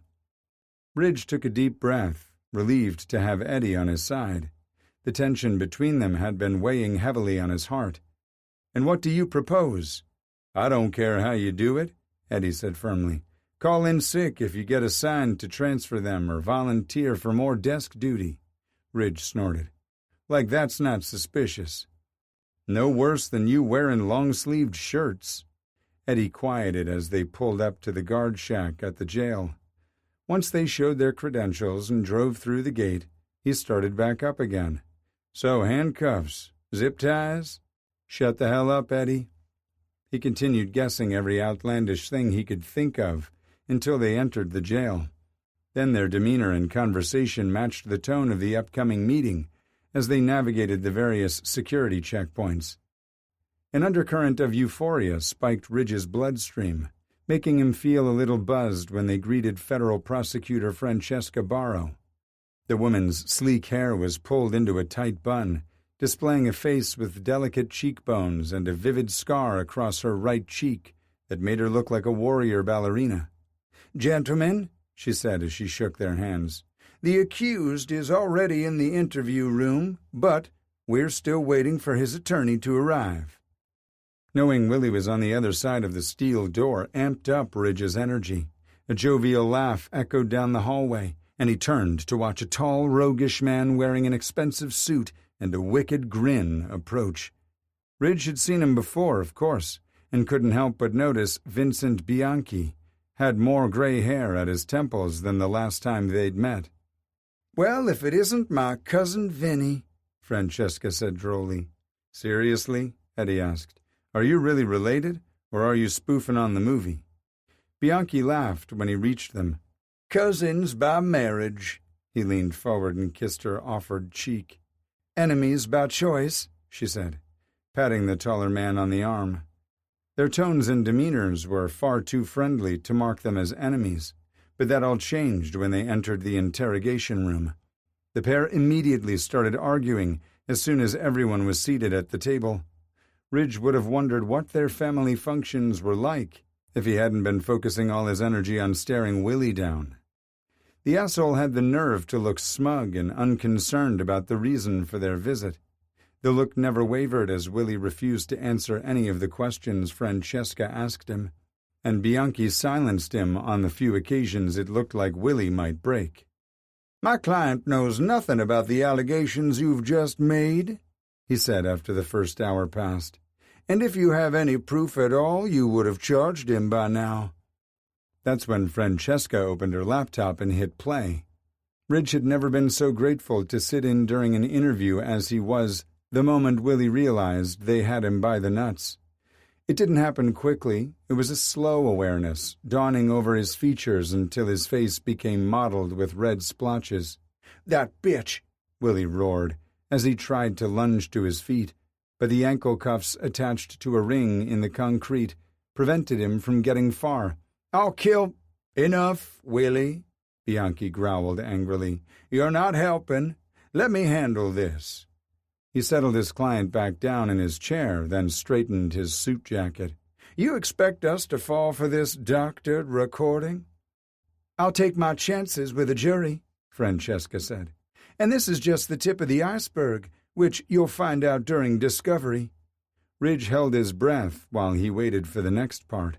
Francesca pulled the federal warrant out of her briefcase and handed it to Bianchi. She glanced at Ridge. "Will you do the honors?" It would be his pleasure. Ridge smiled at her before meeting Willie's scowl. "Willis Morrison," Ridge began, then stated his formal charges before reading his rights. The U.S. Marshals Service is taking you into custody and transferring you to FCI in Jessup." Away from his local thugs and where they could isolate him to minimize Willie getting word out to his crew.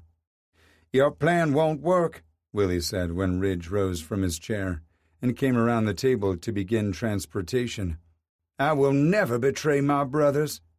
"Maybe so, but your days of breathing air as a free man are over, Willie.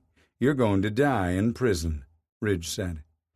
The drive to Jessup took over an hour. Willie didn't utter a single word, not that they attempted to interrogate him after he'd invoked his right to counsel. Just escorting Willie to federal prison was enough for now. The rest of the chips would fall into place soon enough. He didn't look so brave when the federal prison guards met them at the facility, and looked even less so when he'd been remanded behind bars. "Give Sheldon my love, Huckleberry," Willie bravely said once he was out of reach. Ridge didn't know what the hell the Huckleberry reference was all about. "Will do, when I find him. Or he'll find you first." Willie's laughter echoed ominously as the guards dragged him deeper into the prison. "Huckleberry?" Eddie asked as they stepped into the sunlight. Regardless of the weather, the air was always fresher once he exited the prison. "I have no idea, but it sounds vaguely familiar." "Me too. It's going to bug me until I remember," Eddie said. It might drive Ridge crazy later, but not until after his euphoric buzz faded. "Congratulations, Ridgie," Eddie said, and clapped him on the shoulder. "I know we don't have Sheldon yet, but this is the next best thing."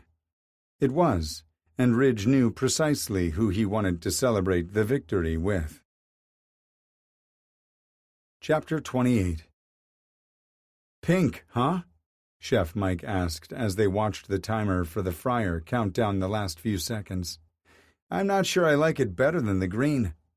Kinda reminds me of sweet and sour sauce," Emmett said from Kendall's other side. "What's this one called?" "Ecstasy." But Kendall wasn't ready to share the name yet. It was just too personal. "I want to get your impressions first." The kitchen doors swung open and Drew rushed in. "Am I too late?" he asked, loosening his tie. "I had a meeting with my banker and he was especially chatty. Wouldn't stop talking about Burkhart and Jones." Kendall averted his eyes to the timer so no one would see his reaction to hearing Stan's name in one of his safe spaces. "I get why he wanted to assure me his firm wasn't robbing me blind, but geez."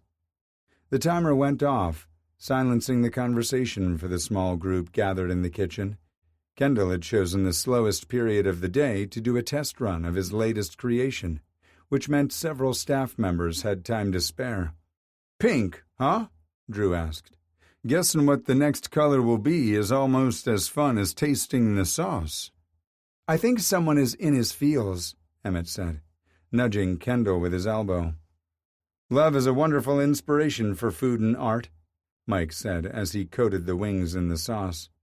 When he finished, everyone took a wing and sank their teeth into the crisp skin. Kendall grinned as the collective group reacted to the flavor profile. "Oh, it is sweet," Emmett said. Mike nodded, then his eyes widened. "Oh, there it is." Drew smiled as he chewed another bite. "The heat starts slow and toys with you a little before building to a big finish." "Like sex with Ridge.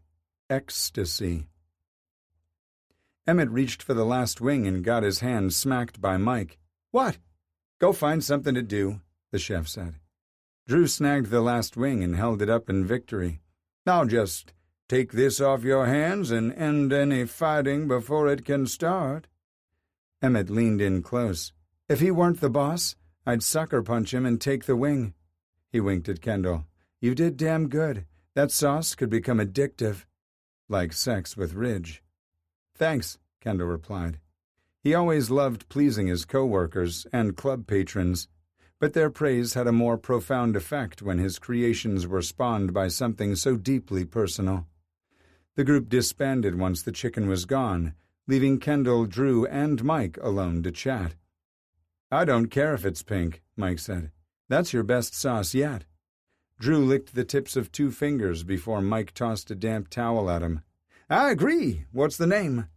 Kendall averted his gaze and used the tip of his shoe to trace the grout line between floor tiles. It's a little embarrassing. Not sure I want to put the name I came up with on the menu. No problem, Mike said, scanning the ingredient list. I'll come up with a name based on a single ingredient and the flavor profile. Thanks, Mike. Drew scanned the recipe too and looked at Kendall with a raised brow. Pineapple juice?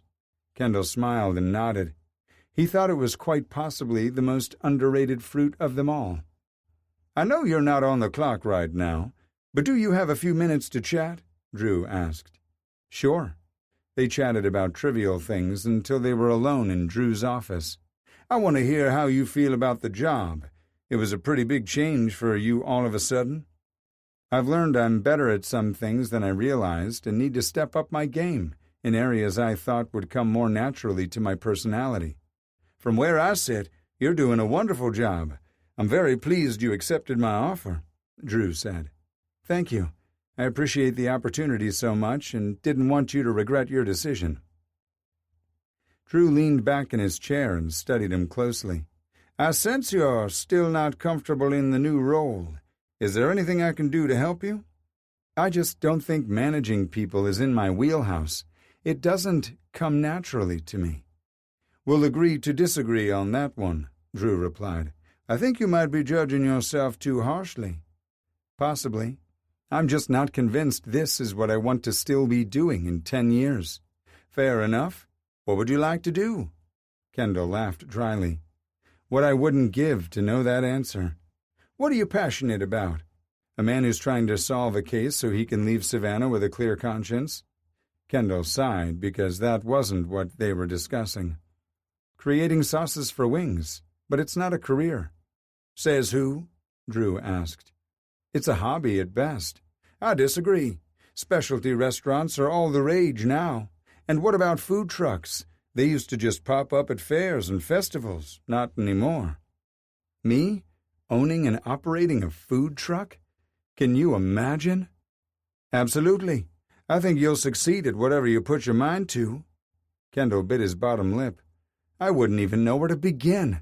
I don't know anything about cooking commercially or running a business. I do, Drew said as he pulled a notebook and pen from a desk drawer. Well, the business part anyway.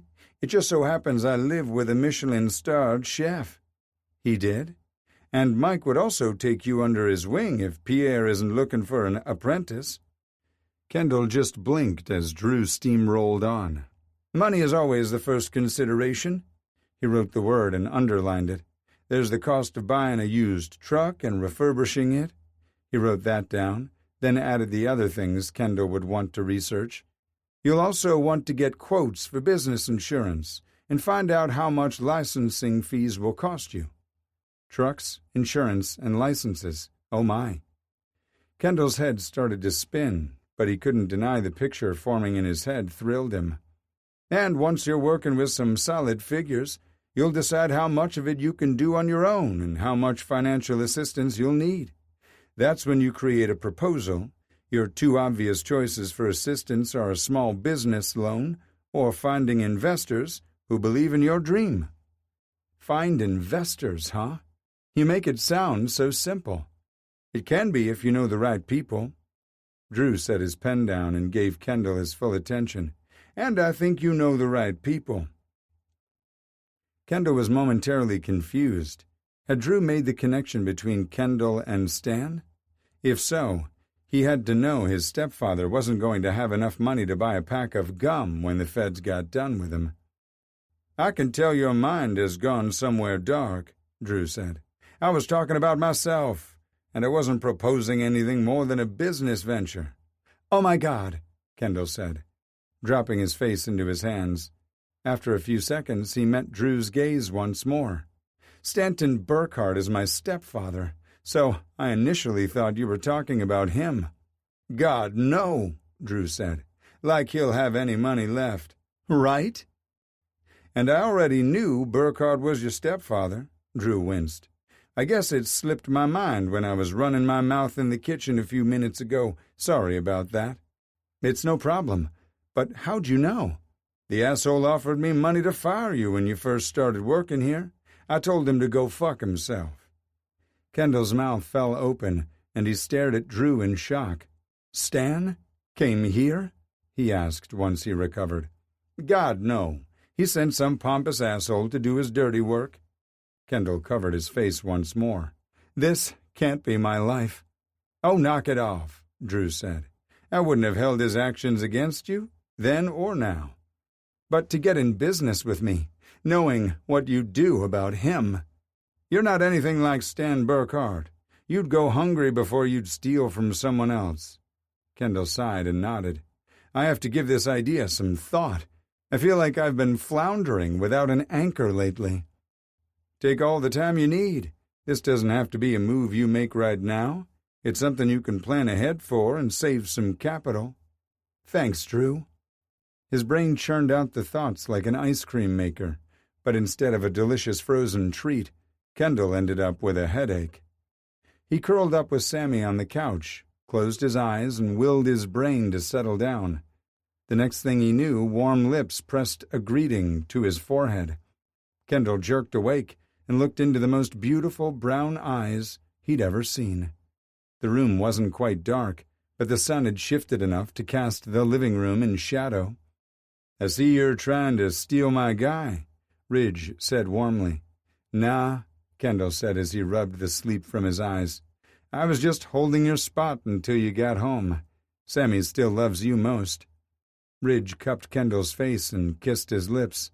"I was talking about Sammy trying to steal you away from me." "Steal my guy." No, the way his heart bucked and leaped at the thought, but his hopes were dashed the next instant when Ridge updated him on the progress of his case. He couldn't say much, but Kendall saw Ridge's joy and pride in his beaming smile. He wouldn't begrudge Ridge his victory, and he was happy they were one step closer to justice for Rashonda Knight's family, so he replied with the enthusiastic embrace expected of him. Kendall held on a little tighter, inhaled Ridge's scent a little deeper, and lifted his shields a little higher. Chapter 29. Ridge's life became an endless stream of 16-hour workdays. 24 local, state, and federal investigators combed through everything Carmen had given them and cross-referenced the recordings to known cases both solved and unsolved. The task force combined old techniques, such as boots on the ground and surveillance, with new ones, like feeding the data into a supercomputer built by Kendall's friend Jonah St. John, who worked for the Georgia Bureau of Investigations. The results of their tireless work resulted in Francesca presenting the case to a federal grand jury. The fate of their investigation was in the hands of 23 strangers. It wasn't just the case hanging in the balance. Ridge was on the verge of gaining the freedom to leave with a clear conscience. So why did the mere thought of going make his stomach churn as if he'd overindulged in spicy food? Where had the sense of suffocation gone? "That's a cute one," Eddie said, nudging him from his thoughts. "Did you know our Ridgie was an artist?" "No," Zach said, "but I knew he met Todd at an art gallery. Makes more sense now." Ridge focused his attention on the napkin he'd been absently doodling on. The rough sketch of a food truck wasn't what he'd call art, and Ridge had never thought of himself as an artist. He hadn't consciously set out to draw a symbol of the dream slowly taking root in Kendall's beautiful soul. Ridge started to crumple the napkin, but thought better of it, and smoothed out the paper before folding and tucking it away. To do what with it? Pretend Kendall hadn't been pulling away the past 3 weeks and present it to him? Pretend their kisses and intimate moments weren't tinged with desperation because their time together was slipping away? Had Kendall picked up extra hours shadowing a chef named Pierre because he was working toward fulfilling a dream, or was he avoiding Ridge? Was he eating? The churning magnified, and Ridge pushed the plate with his half-eaten sandwich farther away from him. "Are you sick?" Zach asked him. "You never leave food on your plate, and the Reuben is your favorite sandwich in this joint." The joint was a cafe close to the courthouse, and they'd gathered there to eat while the grand jury deliberated on the cartel member's fate, and on Ridge's fate. "Moping," Eddie replied. "Or maybe there's a battle waging deep within, huh? Busting Harris and moving on has lost its allure a little, yeah?" Ridge glared at his friend but didn't comment. His look said it all. "It's okay to admit defeat," Zach said. "Or stop acting like a stubborn mule and acknowledge your plans have changed," Eddie added. Ridge's phone rang before he could reply to his friend's harassment. Besides, what could he say that wasn't an outright lie? He was acting as stubborn as his father and his father's favorite mule. Ridge forgot all about his problems when he saw the identity of the caller. "Dandridge," he said into the phone. "I just received word the jury will be returning their verdicts in 30 minutes, Francesca said. He only needed 10 to hoof it back to the courthouse. "We're on our way." "Go," Eddie said, pushing him from the booth. "We'll settle the bill and meet you there." Adrenaline pumped through Ridge's veins like gasoline, feeding the fire burning in his gut. He wanted to run to the courthouse, but he would need to save his energy for what would follow, because he refused to believe the indictments weren't coming. He found Francesca and her co-counsel, Rafael Baez, standing outside the courtroom talking to Marks. All three wore confident expressions on their faces. He'd heard most lawyers were rarely surprised by an outcome in court, so Ridge took their assurance as a positive sign. "I'll give the green light as soon as we have the indictments in hand," Marks said. "Are you ready?" "Yes, ma'am." Truer words had never been spoken. Ridge might not know what lay ahead for his future, but he was certain busting Harris was part of the bigger scheme. They'd planned for all contingencies before the hearing, and dozens of team members were on standby waiting to hear the results. It was ridiculous to think they'd isolated all the people Harris had on the inside, so waiting until after the indictments came down to plan the takedown mission was a recipe for disaster. They were not going to allow these scumbags to run. Eddie and Zach arrived a few minutes later, and the group huddled together, talking quietly until the bailiff informed the prosecutors the jury would be seated momentarily. Since Marks had been the one to testify on the marshal's behalf, she was permitted to sit in during the session if the jury had additional questions. Since Ridge, Eddie, and Zach weren't there in an official capacity, transporting or providing judicial protection, they waited in the hallway. Ridge paced back and forth, working out the excess energy buzzing through him. They only needed 12 out of 23 jurors to side with them. He reminded himself of how confident Francesca and Raphael looked. Eddie and Zach didn't tease him for once, which Ridge greatly appreciated. It seemed like an eternity before Marks rushed out through the double doors with her phone held to her ear in one hand and a stack of indictments in the other. "Operation Karma is a go," she said, then disconnected. "All of them?" Ridge asked hopefully. "Every single one," she replied, slapping the indictments into Ridge's hand. "Gentlemen, you have work to do." Eddie and Zach clapped Ridge on the back, and the trio set off for the exit. The papers would later describe Operation Karma as shock and awe, and a sweeping stance on organized crime. And it was just that. The task force had done their homework and knew the schedules of everyone involved. They knew where they'd be at any given time, making the arrests for nearly 36 people swifter and easier. Shock and awe, indeed. The hard part was processing and questioning them all, which stretched on for days. Some lawyered up right away, while others seemed to enjoy cat-and-mouse games. None of the detainees gave a single clue until the fourth day when a runner who went by Skinny Pete, though he was neither skinny nor named Pete, referred to Ridge as Johnny Ringo instead of Pat Garrett, and said Ridge looked like someone had just pissed on his grave. And that's when the Huckleberry reference clicked into place. Both he and Willie had loosely quoted lines from Tombstone. Doc Holliday had said similar lines in the movie, although Skinny Pete should have said he looked like someone had walked over his grave, not pissed on it. First, the Pat Garrett reference, and now Johnny Ringo?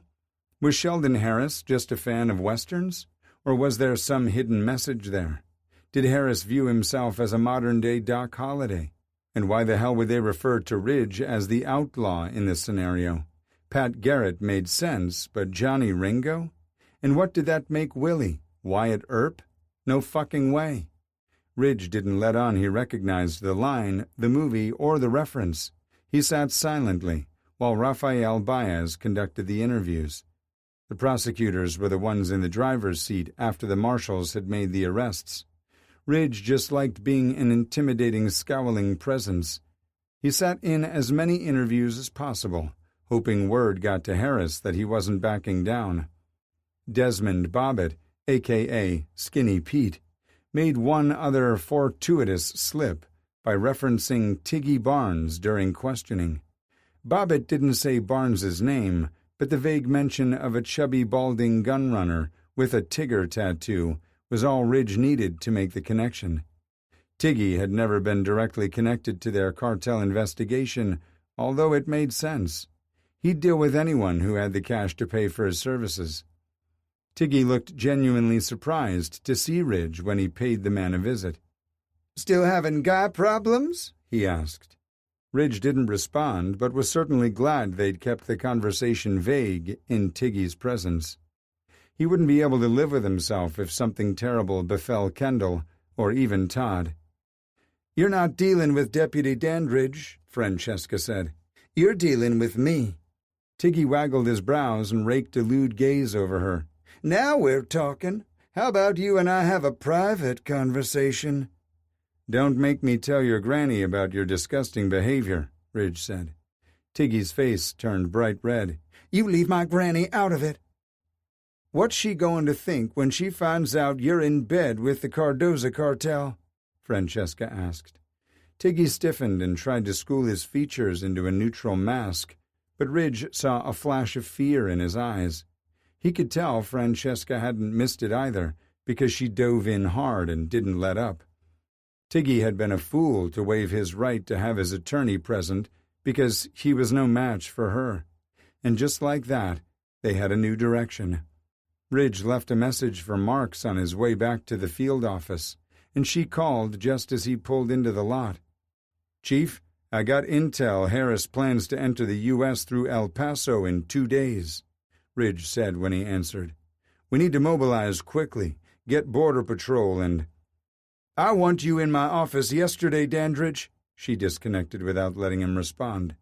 Fuck, that didn't bode well for him, and he knew in his gut the shit had hit the fan. He just didn't know how. "Have a seat," Mark said when he entered. Ridge hated the disapproving look she gave him. "Are you familiar with a social media account called Sassy in Savannah?" Ridge just blinked. This wasn't at all the direction he expected. "No, ma'am." She spun her laptop around to display a photo of him kissing Kendall in the club. It had been taken the night he asked Kendall to teach him how to dance. It should have worried Ridge that his first thought was how beautiful they looked together. "The video is even nicer," Marks said. "Who knew a big guy like you could move so smoothly? I want to know everything about your relationship with Stanton Burkhart's stepson, and don't even think about lying to me." "No, ma'am," Ridge said. "Not even through omission." Her voice sounded low and deadly. "No, ma'am." Ridge told her everything, starting at the beginning with his initial trip to the cockpit after his breakup with Todd. She at least looked a little sympathetic after learning he'd found him in bed with his boss, but it didn't last long because Ridge told her about moving in with Kendall before the bust. "When did you discover that the man you were living with was Stanton Burkhart's stepson?" Ridge blew out a breath and rubbed the back of his neck. "The day after the bust, ma'am. Rebecca Burkhart, Kendall's mother, showed up at the house after her release, and we obviously recognized each other." Marks cleared her throat. "I really don't want to ask personal questions about your relationship with Mr. Blakemore, but—" She took a deep breath and shook her head. "At what point did your relationship become intimate?" "The night of the bust. Until then, we just circled around the attraction." She crossed her arms over her chest. "And you obviously continued to have a romantic relationship with him once you realized his affiliation with Burkhart?" "He's not affiliated with Stanton Burkhart." Ridge said. "They're estranged. He barely has a relationship with his mother, though they are trying to work through their differences." "Their estrangement won't be enough to save your job, Dandridge. The mere idea you are in a position to pass information between Burkhart and someone on the outside is enough to destroy your reputation and mine. Did you stop to think about that? What about Beaumont and Chandler? Do you think the brass will believe they weren't covering for you?" "Ma'am, Zach and Eddie—" "Save it, Dandridge," she said tersely. "Can I ask how you ended up with the video and photo?" he asked. "Was this something that had gone viral?" "My son Andre follows Sassy and Savannah and saw it. Apparently they shared the video of Kendall taking down Rodney James, too." "I believe so, yes. The first video went viral, so you need to assume it's only a matter of time before the attorneys for Burkhart and Jones get their hands on this one. I won't be able to save your job when that happens. I'm so disappointed, Dandridge." "Ma'am, I understand you're furious. I should have been forthright about the situation from the start and taken action to mitigate the damage. I should never have kept this from you, and I apologize. I will resign immediately. But Zach and Eddie are busy packing for the trip to El Paso, which I suggest you do as well." Ridge's heart galloped. Dare he hope? "Ma'am?" "I'm many things, but heartless isn't one of them. Pack your bags and be ready for Wheels Up at 0400. I want a transfer request or a resignation letter on my desk as soon as you return from Texas." "Yes, ma'am." Ridge should have called Eddie and Zach after leaving the chief's office, with his tail tucked between his legs, but all he could think about was getting to Kendall. He found him lounging on the couch with Sammy.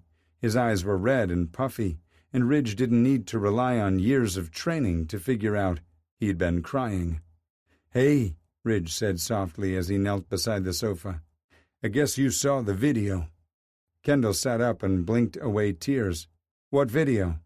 "The one Sassy and Savannah posted. Of us." "What?" he shrieked. Ridge told him about his conversation with Marks and watched in awe as Kendall's expression morphed from shock to anger. Kendall grabbed his phone off the coffee table and looked up the video. "I'm going to kill him." "Him who?" "Do you know who Sassy and Savannah is?" "I have a pretty damn good idea based on the camera angle," Kendall said. "I'll take care of it." He closed his eyes and sadness washed over his features again. "But the damage is already done. Your job. Let me worry about it." Ridge pressed a light kiss to Kendall's lips. "I want to hear why you've been crying." Kendall attempted to smile but failed miserably. "I was just watching a sappy movie." Ridge moved to sit beside Kendall on the couch. Sammy huffed off, with his tail twitching, and Kendall tucked himself under Ridge's arm. "Which one?" Kendall sniffed. "I'm not saying. It's too embarrassing." Ridge knew that Kendall was lying to protect his feelings. The little minx wasn't shy about what he liked, so there was no reason to be embarrassed. Kendall had been crying because his heart had been breaking over the past few weeks, which was something Ridge had promised not to do. He cleared his throat because the next part was going to be so hard. "I got the break I've been waiting for and have to leave for Texas soon." Kendall sat up and looked into his eyes. "Is this it? The big one?" Ridge nodded. The euphoria he'd expected to feel wasn't there. How could he be happy when Kendall's beautiful blue eyes swam with unshed tears? "So, this is goodbye?" Chapter 30. Of course it was. Kendall couldn't believe he'd asked such a dumb question. Ridge had been honest about his intentions from the start, and Kendall thought what? That their connection and chemistry would change Ridge's outlook on the future? "I'm sorry," Kendall said, moving to put some space between them. "I didn't mean to put you on the spot." Ridge's hand snaked out and grabbed his wrist before he could scoot too far away. "Don't." His voice suddenly sounded thick and raw, as if he'd been yelling for hours. "Come here." Kendall went to him, his heart in his throat when he straddled Ridge's thick thighs. The tears he'd tried to stem spilled down his face. He wanted to beg but wouldn't. Kendall might not have a lot to offer, but he had pride, and he'd cling to it until the worst of his heartbreak faded. Ridge cupped his face and kissed him long, deep, and with so much emotion it only made him cry harder. Their kiss was tinged with Kendall's salty misery, which only made the sweetness of their embrace all the more acute. Losing Ridge would hurt far worse than the others, but he was a survivor. Kendall didn't want to spend what little time they had wallowing in self-pity when he could be indulging himself in Ridge. He'd rather choke on the words he yearned to speak in favor of having one last night with this man. Kendall slid from his lap and extended his hand to Ridge. They didn't tear each other's clothes off like they usually did as they stumbled to the bedroom. Instead, they waited until they reached Kendall's room to slowly undress one another in between passionate kisses and adoring touches. They didn't come together in frenzied desperation once they climbed onto the bed either. They took their time, as if trying to burn the memory of every kiss and touch into their brains. When Ridge finally slid inside him, Kendall's eyes filled with tears again. He tried to turn his head to hide them, but Ridge wouldn't have it. He cupped Kendall's face, forcing him to meet his gaze. Kendall blinked and his tears slid down his cheeks, clearing his vision and allowing him to see matching tracks trailing from Ridge's eyes. He wasn't sure if he felt better or worse that Ridge was as miserable as he was. Kendall wouldn't let himself think about it because he'd either get his hopes up or he'd get angry. Neither emotion would help him, so he pushed his thoughts away and focused on making love with Ridge for the first time. Kendall wasn't alone in his emotions either. Everything was different about Ridge, from the reverent look in his eyes to the way he cherished Kendall with his hands, mouth, and body. It was so much more than sex, so different from all the times they'd been together before. Kendall tightened his hold around Ridge, pressing tighter against his muscular frame. He felt the telltale signs when Ridge was on the verge of orgasm. Instead of giving in to his desire, Ridge stilled, closed his eyes, and leaned his forehead against Kendall's. "I'm not ready for it to be over." Kendall wasn't sure if Ridge meant sex or their brief relationship, but it didn't matter. Both endings were inescapable. Kendall teased Ridge's lips open, then slid his tongue into Ridge's mouth. The big man shuddered in his embrace, gasped, and took over, dominating the kiss as he surged deeply into Kendall's body. The tempo morphed into the fierceness Kendall had come to expect, but the tender look in Ridge's dark eyes remained, even through a savage climax. Afterward, they lay in a tangle in the center of the bed. Ridge kissed Kendall repeatedly as he trailed his fingers up and down Kendall's spine. These weren't the actions of a man who was eager to pack his meager belongings and get on the road. "Can you have dinner with me, or do you need to leave?" Kendall asked. Ridge pressed a kiss to his forehead, making the damn tears well up again. "I can stay longer. I don't board the plane until 4. He carted his fingers through Kendall's damp hair. "This is where I want to be." Leaning into his touch, Kendall said, "What do you feel like eating?" Ridge rolled Kendall onto his back and said, "Who said anything about food?" Meow. Kendall opened his eyes and turned his head to find Sammy sleeping on the vacant pillow beside him. Sunlight streamed through the window, making the cat's golden eyes glow. All the pain and misery he'd managed to stifle the previous night flooded to the forefront of his mind. He reached over and sank his hands into the cat's thick fur as the tears fell anew. Meow. Sammy stood up and stalked toward him, and that's when Kendall realized the furry beast had been lying on a stack of folded papers. "What were you hiding, pretty boy?" Kendall's breath seized in his throat when he unfolded the first sheet and saw a sketch of himself smiling dreamily. He didn't know when Ridge had drawn the image, but he was pretty certain he knew the source of joy behind the smile. He'd never felt so seen in all his life. How unfair was it that the person who saw him well enough to draw such a beautiful sketch would never belong to him? He looked at one drawing after another, 7 in all. Each sketch showed a variation of joy and humor on Kendall's features. It was in his eyes, the tilt of his head, or the quirk of a brow. It was all there on vivid display, the teasing, the laughing, and the loving. A part of Kendall wanted to ball them up and throw them across the room, but instead he neatly folded the drawings and tucked them away in his nightstand. That's when he noticed a napkin left behind on the pillow. It had a crudely drawn food truck with the words, "Kendall's Kickin' Chicken," written on the side. It looked like Ridge had started to add a chicken and chili peppers above the lettering, but got interrupted before he could finish. Kendall's Kickin' Chicken. He hadn't allowed himself to think too far ahead, but couldn't deny the name was damn catchy. Kendall sighed deeply and tucked the napkin away with the other drawings. One day, he'd take them out and look at them again, when they didn't make him want to sob. When he stood up, sadness pressed heavily on his shoulders, making them stoop as he walked to the bathroom. He flipped on the light and saw another sheet of paper taped to the mirror. It was a note instead of a drawing this time. Kendall, never goodbye. You promised you'd always want to know me. I'm going to hold you to that. Ridge.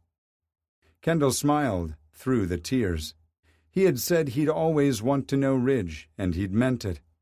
He might just need a little time to get past his disappointment first. He had a better grip on his emotions by the time he showered and dressed for the day.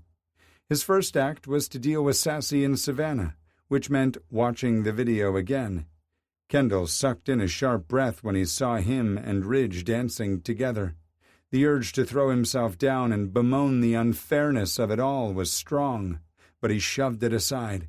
Instead, he read other posts and picked out familiar quirky phrases his suspect commonly used. Then he sent a tersely worded text to Seth. I don't know how you got security footage from the club, but that's going to be Drew's problem to fix. You've caused an epic shitstorm with your stunt, Sassy. Get the posts down now. Don't bother trying to deny it. Save your excuses for Drew. He wasn't sure when Seth would see the text, since he'd been scheduled to work the previous night. Kendall had given the guy a ride home before and knew where he lived, but decided to give Seth a chance to make it right before driving over there. For insurance, Kendall texted his suspicions to Drew and washed his hands of the matter. By the time Kendall made breakfast and coffee, he was even committed to not falling into his old self-destructive habits, which meant he couldn't sit around the house and fixate on Ridge, coming back to pack his things and pick up his cat. Kendall grabbed his phone and called the person he'd been growing closer to, even as he'd pulled away from Ridge. They'd talked on the phone every day and met for lunch a few times a week. She answered on the second ring. Hello, love. Hi, Mom. What's wrong? She asked.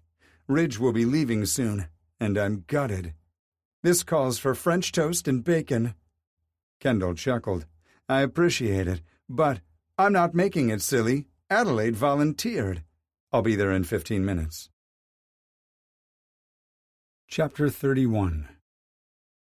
The size of the task force needed to have eyes on the multiple U.S. border crossing stations in El Paso was staggering, and making sure they remained inconspicuous was nearly impossible. Their first line of defense was the Border Patrol agents, who were tasked with not only identifying Harris but letting him cross into the U.S. without tipping the wily fugitive off. The information they had about his re-entry, though credible, didn't include any aliases. Harris wouldn't be so bold as to attempt entry under his real name, and they could only guess what the name on his fake documentation would be. Ridge was convinced it would align with Doc Holliday or one of the other famed gunslingers, so they'd included possible aliases, including several variations of John Henry Holliday. Their objective was to let Harris pass through the checkpoint and follow him until he pulled away from the crowd before moving in to avoid innocent bystanders getting caught in the crosshairs. El Paso was hosting a huge festival that brought tons of tourists and extra people into an already crowded city, adding further complications they didn't need. What's a Sky Lantern Festival? Zack asked. As usual, he was behind the wheel of their borrowed stakeout SUV. The dude had serious control issues. "It's just what it sounds like," Eddie said from the front passenger seat. "People write messages about their hopes, dreams, or grief on paper lanterns.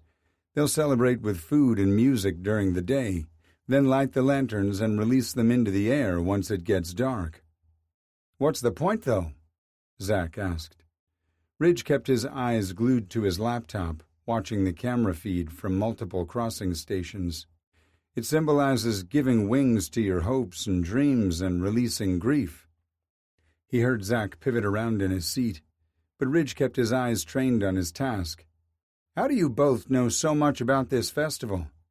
"It was part of the mission brief," Eddie said, sounding disgusted. "Some of us actually read every page." "Yeah?" Zack asked. "Well, some of us were still reeling from the ass-chewing they got over Ridge's illicit affair. Some of us weren't privy to this information until seconds before getting called into the chief's office." Ridge glanced up, but only for a second. "I said I was sorry. I was trying to avoid the very thing that happened. I'm more pissed about being left out of the loop than getting my ass chewed by Marks," Zack replied. "I said I was sorry about that too. I've tried to make it up to you." Zack huffed. "The amazing breakfast you brought me was a good start, but you're still not forgiven. I'm heartbroken." "It's indigestion from all the hot sauce you poured on your breakfast skillet," Eddie said. "I hope you don't shit your pants while chasing after Harris." "Ha!" Zack said. "I won't be the one on foot." "Famous last words," Ridge said. The banter and video feed scanning continued for hours without triggering even the slightest buzz of recognition until just past midday. Ridge clicked on the feed so the image filled his entire screen. He narrowed his eyes and watched as a man swaggered toward the Border Patrol booth. Same height and similar gait. This man's hair was long and scraggly, as was the beard covering the lower portion of his face. Harris had two unique characteristics, a distinctive scar and heterochromia. This man wore a white cowboy hat and a pair of aviator glasses, so Ridge could not confirm if he had a jagged slash on his right temple or sported one green eye and one brown eye beneath the shades. "He's not breathing," Eddie said. "You got something, Ridgie?" Zack asked. Ridge's mouth had gone dry, and his pulse hammered loudly in his ears, but he managed a nod. "Breathe," Eddie said. "You don't want to pass out before you get a chance to slap the cuffs on the slick fucker." Ridge forced himself to calm down as he watched his target get closer and closer to the booth. He knew Border Patrol would insist he take off his hat and glasses while they checked the documentation presented, but Harris could angle his body to make recognition harder. "Got eyes on a potential target getting ready to cross into the U.S. at the station on Paisano Drive," Ridge said into the comms. "How certain are you, Dandridge?" Asher asked. If he made the wrong call, they'd pursue the man into the city and possibly miss their chance to catch Harris re-entering the U.S. So much could be fabricated or impersonated to throw them off. Hell, even the heterochromia could be faked with contacts. Ridge reported the issues back to his inspector. "He's at the far-right checkpoint, 3 back from the agent." "The guy wearing the white cowboy hat, wife-beater tank, and a pair of skinny jeans tucked into cowboy boots?" Asher asked. "That's him." "Sounds like Kid Rock," Eddie said. "I don't think he tucks his jeans into his boots," Zack said. "Can we focus, fellas?" Asher asked. It felt like it took forever for the people in front of their target to get through the checkpoint. Ridge zoomed in and watched the man remove his glasses and hat. The scar was a match, but again, it could be faked. "Turn your head for the camera, asshole," Ridge mumbled. As if the target heard him, the man looked directly into the camera, showing off one green eye and one brown. Then he smiled arrogantly and lifted his hand, scratching his head with his middle finger. "It's him," Ridge said, his heart slamming against his rib cage like it was trying to escape. "Documentation identifies him as Johnny Holiday," Asher said. "You were right, Dandridge." "I've got him," Adriana Rodriguez, a marshal from El Paso, said. "We'll follow on foot." "Keep a safe distance," Asher told her. "This is one wily coyote." Ridge wanted to throw open the door and run down the street, but knew it would be a mistake. Harris would make him too quickly. "Christ, why does everyone in Texas wear a cowboy hat?" Rodriguez grumbled a few moments later. "Are you losing him?" Asher asked. "No, sir, but he's approaching a white Ford F-150. A woman with strawberry blonde hair just exited the driver's side and is coming around to greet him." "Shit," Asher said. "Do we have an ID on this woman?" "Negative, sir," Ridge said. "I've never found his soft spot. This could be her, and she's just managed to stay off the radar all this time." "Or it's someone new we met online and she has no idea of the danger she's inviting into her life," his inspector said. "Treat her as a hostile until we know otherwise." Rodriguez reported that the couple embraced and shared a passionate kiss before getting into the truck. She rattled off the license plate as soon as it became available. "Dark tinted windows," she added. "I can't see into the vehicle, but it's heading east on Paisano toward the historic district." "And the huge fucking crowds there," Ridge said. Asher instructed one of the teams to pick Rodriguez up and wait for further instructions. "We're up next," Zach said, then shifted their SUV into drive. They waited for a visual on the truck, and Ridge growled when he saw 3 vehicles matching the description approaching their position. Only one had tint dark enough to match Rodriguez's description, so Zach waited to let it get a few car lengths ahead before easing into traffic. They stayed a lane over and a few cars back once they confirmed the license plate. "Coming to you guys," Asher said. "We'll catch up to you the next block over. Hickson, what's your position?" "I'm on Overland, sir," he replied. Ridge checked the aerial maps and saw Hickson was 2 streets over, moving parallel. They agreed to rendezvous at the intersection of Paisano and Kansas and execute the takedown. But like with most operations, things went sideways. "Fuck!" Hickson yelled. "A trash truck just pulled into the intersection and got stuck when the light changed." Furious honking ensued, followed by more cursing. "There's no place for him to go. I won't make the rendezvous." "No worries," Asher said. "The next intersection is Campbell and Paisano. We'll—" Loud metal crunching cut their inspector off. "Fuck me. Some asshole just rear-ended us." "What next, an asteroid?" "Do you still have Harris in sight?" Asher asked. "Yes, sir," Ridge said. "Do not try to take him down on your own," Asher commanded, before ordering other teams to converge to take his position and offer additional backup to Hickson's and Ridge's team. "Wait for the other unit to arrive." "Copy," Ridge said. Both the traffic and the street crowd became more congested the closer they got to the historic district. "Let a few more cars in between us, Zach. We can't see Harris, but I guarantee his head is on a swivel looking for trouble.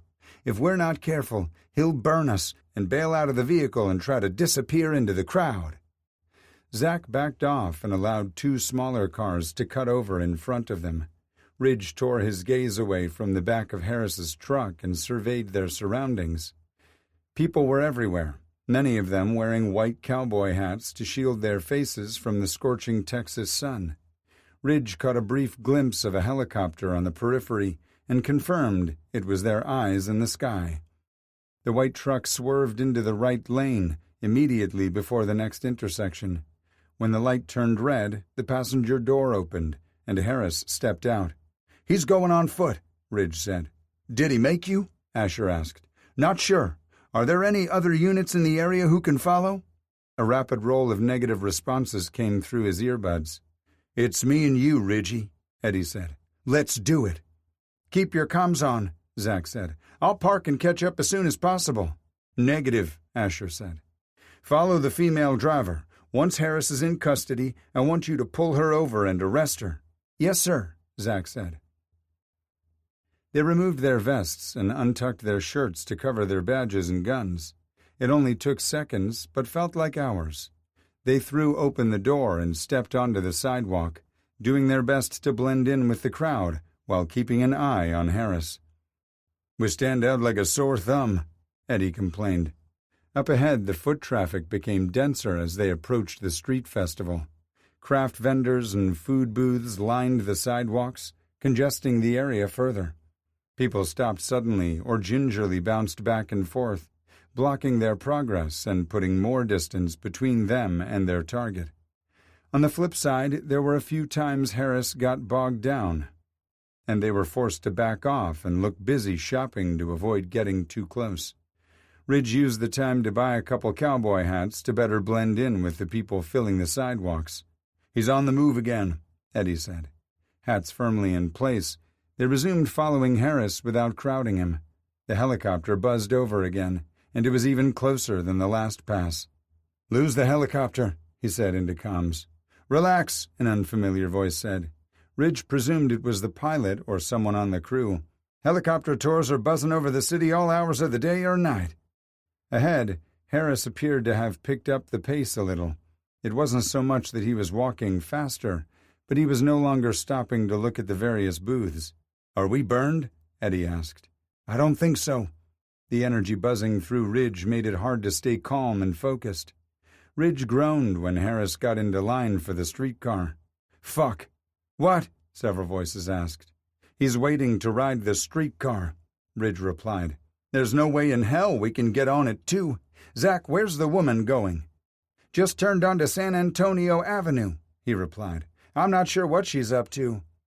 Ridge ducked into an alcove and checked his phone, zooming in on the map, showing the streetcar route. "There are tons of streetcar stops along the loop. I bet she plans to pick him up at one of them." "So this was just a test to see if he was being followed?" Zach asked. "Possibly." "Stay with the woman," Asher said. "I exchanged information with the person who hit us, and our vehicle is drivable, so we're coming to you." "I'm in position," Hickson said. "Got lucky and found a parking space. Let me know if you want me to mobilize someplace else." "Intercept Zach so he doesn't spook the woman," Asher said. "Copy, sir." "Even in these dopey hats, Eddie and I stick out like a sore thumb." "I got you," Rodriguez said. "I'm half a block behind you. Eddie, hang back and follow at a distance. We'll act like a couple out for a day of fun. Maybe it will be enough to throw Harris off." Ridge kept his body angled to keep an eye on Harris while watching for Rodriguez as the streetcar chimed in the distance. She reached him a few moments later, throwing her arms around Ridge's neck and pulling him down like she was going to plant one on him. "Harris is looking in this direction," she whispered. Ridge kept his back toward Harris and watched Eddie fade into the street crowd, which was no easy feat for someone his size. The chimes grew louder as the streetcar drew nearer. The noise was taxing Ridge's nervous system even further. "Hang in there," Rodriguez said, slipping her arms around his waist and burrowing into him as a lover would. Ridge patted her back, then eased from her embrace. Arm in arm, they slowly made their way down the street. They stopped to check out the wares at various booths, and Ridge bought Rodriguez an ice cream cone. Harris remained in line and kept his back toward them as he waited for the streetcar to approach. Ridge briefly contemplated taking down Harris himself, but Rodriguez squeezed his hand. "Don't do it," she said. "Wait for backup." They were running out of sidewalk between them and Harris, forcing them to linger longer at a few booths. Ridge's gaze landed on a leather cord necklace with a heart-shaped gemstone the same color as Kendall's eyes. He picked it up and imagined it resting against Kendall's skin or binding his wrist too. "Oh, that's pretty," Rodriguez said, breaking into his poorly timed thoughts. The vendor was an old man, whose long lifespan was etched in the many wrinkles on his tanned face. "You should buy your pretty lady a necklace, fella." "Oh, no," Rodriguez said. "I don't wear much jewelry." The vendor wasn't about to let a potential sale walk away and kept teasing Ridge. Getting louder and louder, Ridge pulled out some cash and bought the necklace to shut the guy up before he drew unwanted attention to them. The vendor thanked him for his business when he and Rodriguez moved on. A group of young ladies burst out of a cafe, laughing and giggling. One of them slammed into Ridge's chest and teetered on her sky-high heels. He reached out and took her arms to steady her. "Hey there, cowboy," she said, patting his chest while batting her eyelashes. The alcohol on her breath was strong enough to burn his nostrils. "My name's Madison." "His name is taken," Rodriguez growled. "Maybe you should step back." Madison's friends formed a half-circle behind her, and Ridge could see the trouble coming a mile away. Fuck, this was the last thing they needed. "Looks like someone is afraid you'll steal her man, Maddie," one of the friends said. Madison raked her scathing gaze over Rodriguez. "As she should be." "Not now, not ever," Rodriguez said. "This really isn't the time," Ridge said, trying to defuse the situation. "Kick her ass, Maddie," one of the women yelled. "Fuck." "Listen," Ridge said, "you'd be fighting the wrong person, but I can assure you my boyfriend is pretty scrappy," he said, thinking about Kendall taking down Rodney James. Madison's eyes widened and her friends snickered. She held her hands up in surrender and backed up. "My bad." On her next step, Madison's heel got stuck in a sidewalk crack, and she crashed into her friends, bowling two of them over. A mixture of screaming, crying, and even laughing rent the air, pulling everyone's attention, including Harris's, to the pile of women on the ground. The literal and figurative crash happened so fast Ridge didn't have time to turn away. He locked eyes with his fugitive and saw recognition bloom. A sick grin spread across Harris's face in the next instant, and Ridge knew what the man was going to do, as surely as if he'd announced it out loud. The two men pulled their weapons at the same time. Ridge aimed his at Harris while the fugitive held his gun to the head of the woman who'd been standing in front of him. Her little girl screamed bloody murder as she watched the man drag her mother toward the streetcar that had just pulled to a stop. Multiple people shouted, "Gun!" Pandemonium ensued as the people on the sidewalks ran for cover, and the people on the streetcar tripped and stumbled over each other, trying to climb out the emergency exit at the rear, including the conductor. Several people went down and were trampled, but Ridge couldn't tear his gaze away from the man who was backing onto the car with a hostage as a shield. "Mommy!" the little girl cried, trying to follow.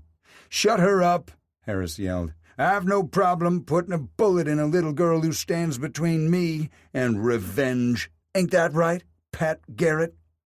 A bystander grabbed the little girl and pulled her to safety, while Ridge and Rodriguez kept walking steadily toward Harris, guns steady while waiting for any opening. "You might as well surrender," Ridge told him. "There's no place for you to go." "Fuck you," Harris spat. "You won't take a shot at me as long as I have a hostage." "Guess we'll find out." "This ends today, Harris," Ridge said.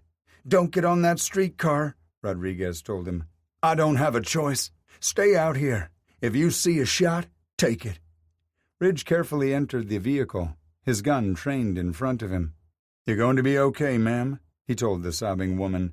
Harris laughed, sounding unhinged. "I should put a bullet in her brain right now and show her how little your words mean." "Why don't you let her go, and we can handle this man to man?"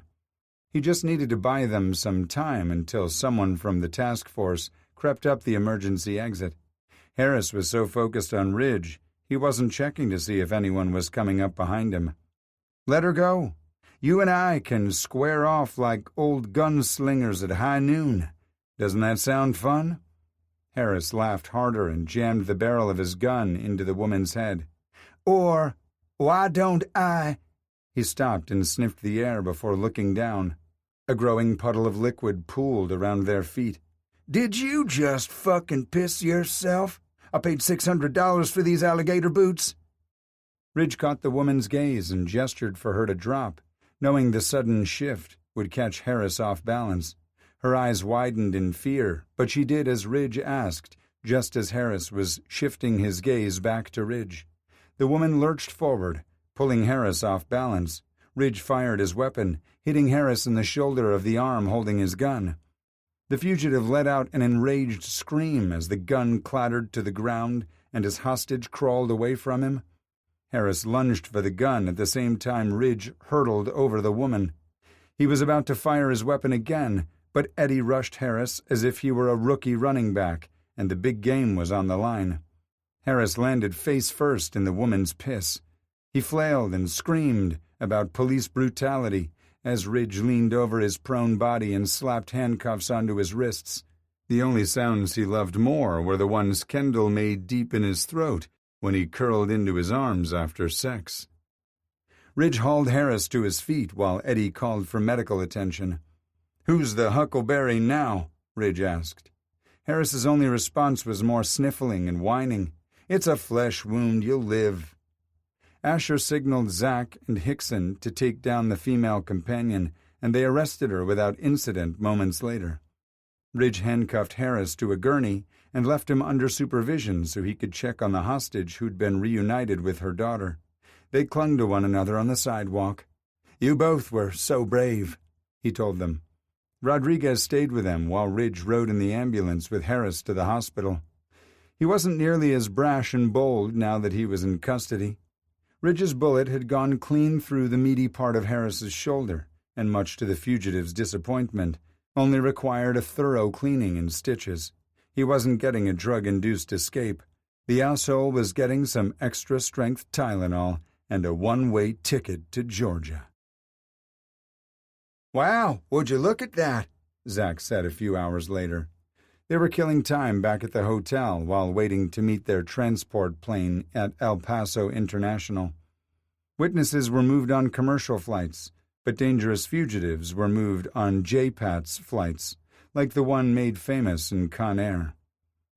Ridge looked out the hotel window and saw what looked like hundreds of giant fireflies floating through the sky.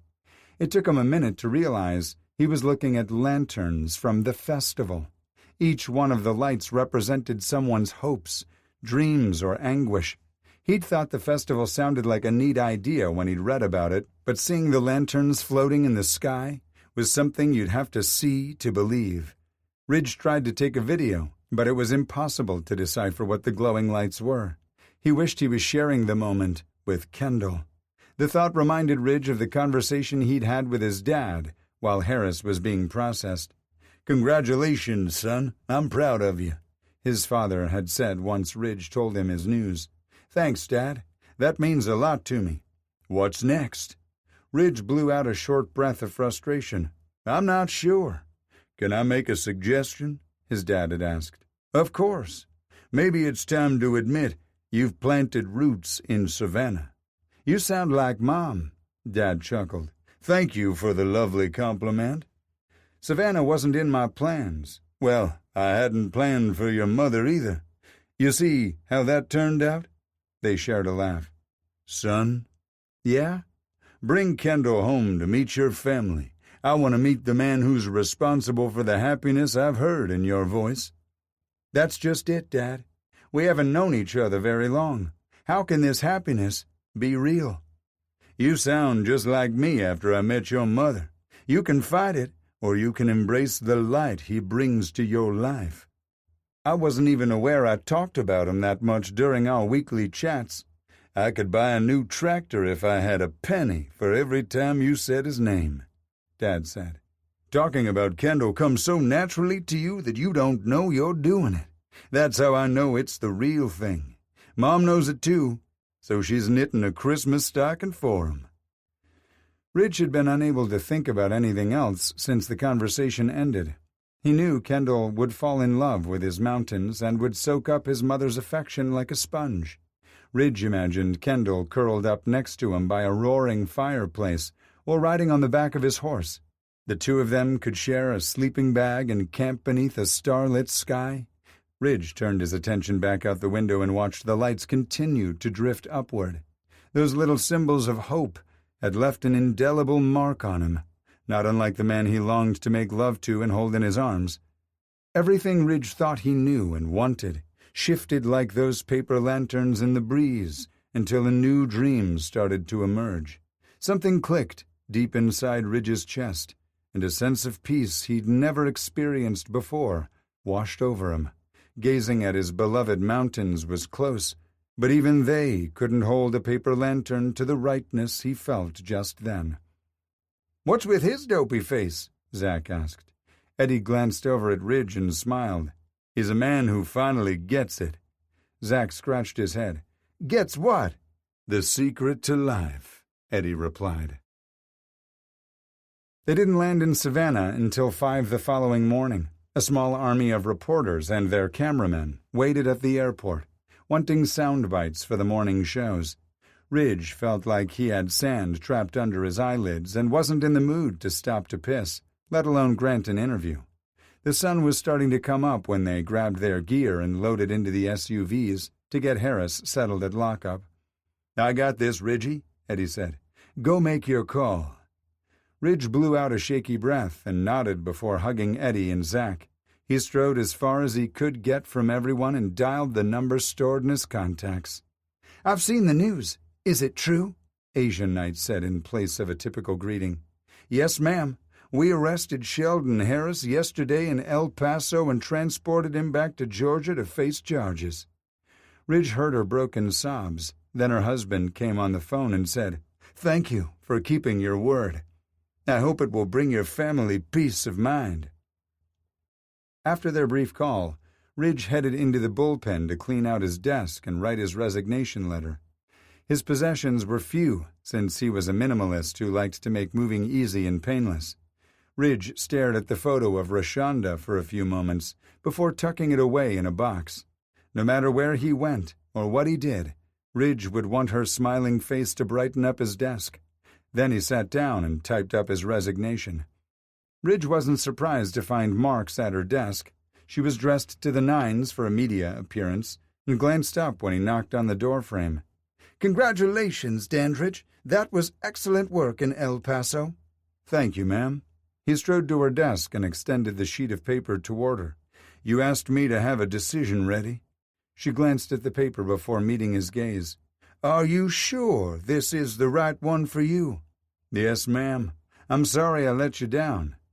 He would not apologize for falling in love with Kendall Blakemore. She sighed, rotated in her chair, and swiftly fed his resignation letter through her paper shredder. "Ma'am?" "Stop being so dramatic. I'm not giving up one of my best agents, so don't even think of transferring out of here." Ridge managed to stifle his smile. "No, ma'am. I'm not so heartless I want to stand in the way of true love, either." She grinned wickedly. "Though I will make you suffer mightily until I deem you worthy of my trust again." All the possible shit jobs she could foist on him rolled through his tired brain, but it didn't matter. "What about the video of Kendall and me? Won't that still be a problem?" "Not where you're going," she said ominously. "Besides, Francesca told me she'd handle it if the video or photo resurface." "Resurface?" "Sassy and Savannah took them down, but you and I both know that doesn't mean they're gone for good." "No, ma'am." "Francesca's confident the video won't be a problem. If she's not worried, neither am I." Ridge felt boneless with relief. "Get out of here, Dandridge. I don't want to see you for 3 days." "Yes, ma'am." Chapter 32. Sheldon Harris's capture and return to Savannah had been all over the media. Kendall's phone had chimed several times with Google alerts when the news hit the internet. He'd held out for an hour before he clicked on the links and read the articles. The photos that accompanied the stories triggered tears of pride and sorrow. One of the links included a video of Ridge escorting Harris in chains to a waiting vehicle. Ridge stood tall and walked proudly. His expression was one of peace and victory, though Kendall suspected he was exhausted. It wasn't likely he'd slept much before the apprehension and not at all afterward. Where would he lay his head down to rest now that he was back? The images were captured before dawn, but Ridge hadn't returned to his house. How long would processing Harris take? Surely not hours. Had Ridge decided to crash at Eddie's place? Why? To avoid an emotional scene? Or to spare Kendall's feelings? Would Eddie be the one to show up and collect Ridge's things? He discounted that idea as soon as the thought registered. No way. It wasn't in Ridge's nature to back down from challenging situations, and he vowed not to break Kendall's heart. Sending Eddie to retrieve the cat and his belongings would shatter his promise. Kendall stroked the cat's silky fur and braced himself for the goodbye he knew was coming. "Not sure how much longer we have, big fella." The miniature lion purred loudly and rubbed his face against Kendall's palm. "I'm going to miss you, too." Kendall's thoughts shifted to the ingredients he'd need for the new sauce brewing in his mind. He'd need Carolina Reapers for starters. What other pepper burned as hot as heartbreak? No, this was deeper than heartbreak. This sorrow sank into the marrow of his bones. Devastation, he whispered. It completely described his feelings, and Reapers were the perfect pepper to express them. But what could he add to counterbalance the heat and avoid searing people's taste buds for life? He cycled through ingredients, some sweet and some savory, discounting ones that were too common or not feasible for a large-scale recipe. Sammy leaped onto the back of the couch seconds before Kendall registered the familiar sound of Ridge's SUV pulling into the driveway. The powerful engine rumbled to a stop, and Kendall forced a smile to his face as he stood up from the couch. He would stifle his feelings, congratulate the man, and not make this harder for either of them. Kendall wouldn't beg or barter or grovel at Ridge's feet. He cared too much, and Ridge's happiness was paramount to his own. His good intentions started to waver the moment he heard Ridge's key turning in the lock, and then, there he was, big, beautiful, and bursting with pride. "Hi," Ridge said. Kendall set down his coffee cup and strode forward. "Fuck the high road," he said, pulling Ridge into a no-holds-barred kiss. Rolling over and playing dead wasn't an option.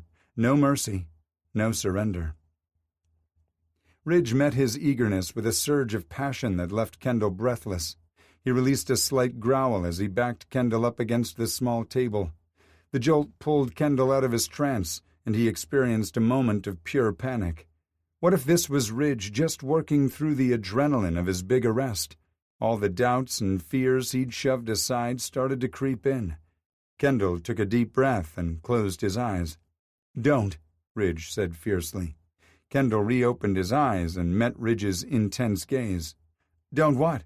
Don't you dare pull away from me." Kendall blinked in confusion, then patted his strong shoulders. "I'm right here, and haven't so much as moved a muscle." Ridge lowered his head and ran his nose against Kendall's, nuzzling him before planting a soft, solitary, stingy kiss on his upturned lips. "Maybe you haven't pulled away physically, but I've watched you distance yourself emotionally from me for weeks now." Kendall swallowed hard. "It wasn't intentional," he said. "Not at first, anyway. I wasn't aware you noticed. You've seen the drawings I've made of you? Those were all done from memory, by the way." Kendall bit his lip to keep hope from bubbling out of him in a nervous giggle. "Even the one of me sleeping? You could have sketched it while I dreamed of you, and I wouldn't have known it." "Stop watching so much true crime shit," Ridge said, then cupped his neck and pressed their foreheads together. "Even the sleeping pictures were drawn from memory. You saw the attention to detail. Do you honestly think I didn't notice you picking up extra shifts nearly every day? Do you think I didn't feel the changes in your body? During sex, you couldn't hold me tighter, but afterward—" "I pulled away," Kendall whispered. Instead of sprawling over Ridge, he kept to his own side. Kendall took a deep breath and leaned tighter into Ridge's embrace. "That was a completely subconscious decision." "To protect yourself from me," Ridge said. "God, I hate that so much." Kendall squared his shoulders, steeled his resolve, and put a little space between them. He didn't want to use sex to persuade or manipulate Ridge. "I know you didn't count on me showing up and throwing a wrench into your plans, and I'm sorry the situation with Stanton has caused trouble for you, but Kendall's thoughts got tripped up and he faltered before they could become words. "I think I'm in love with you. I think we could have a real future together. I will travel the world with you." There were so many things he wanted to say. "I submitted my resignation this morning," Ridge said. "It's partly why I'm so late getting home." "Home? Why would you do that? Why not just transfer to—" Ridge silenced his question with a kiss. "Before the mission, the chief asked for either my resignation or a transfer request." "Because of me?" Ridge stroked his cheek. "No, because of me. I was the one who let her down, not you. I essentially felt like she was asking me to choose between a life with you or without you, and I chose you." Panic and joy surged inside Kendall, and it was hard to figure out which emotion was winning the war. But you love your job, and you're so good at it. I'm good at many things, Ridge said huskily. Doesn't mean I want to make a career out of them. No, Kendall said, shaking his head. I will not be the reason you give up a job you love. If you want to transfer, I'll pack and go with you. Ridge tilted his head. You'd do that for me? I'd follow you anywhere. His words were met with a dopey smile. What about your food truck? We'll take it across the country. I have no idea what kind of permits and licenses that would entail, but I'm excellent at research. His mind started tallying the things he'd need to sort through. Ridge chuckled softly. Kendall. Marks fed my resignation through the shredder. She said she wasn't standing in the way of love. Love? Had Kendall spoken his earlier thoughts out loud? That was a fuck ton of pressure to put on Ridge. They hardly knew each other. Love? It was too soon. Ridge pulled Kendall into his embrace and trailed kisses along his neck. No need to panic. I'm not, he said breathlessly. Ridge nipped the tender skin where Kendall's pulse beat frantically. Your pulse says otherwise. I see you. I want you. Kendall pulled back and stared into his eyes. But we've only known each other for 2 months, and you've just gotten out of a relationship.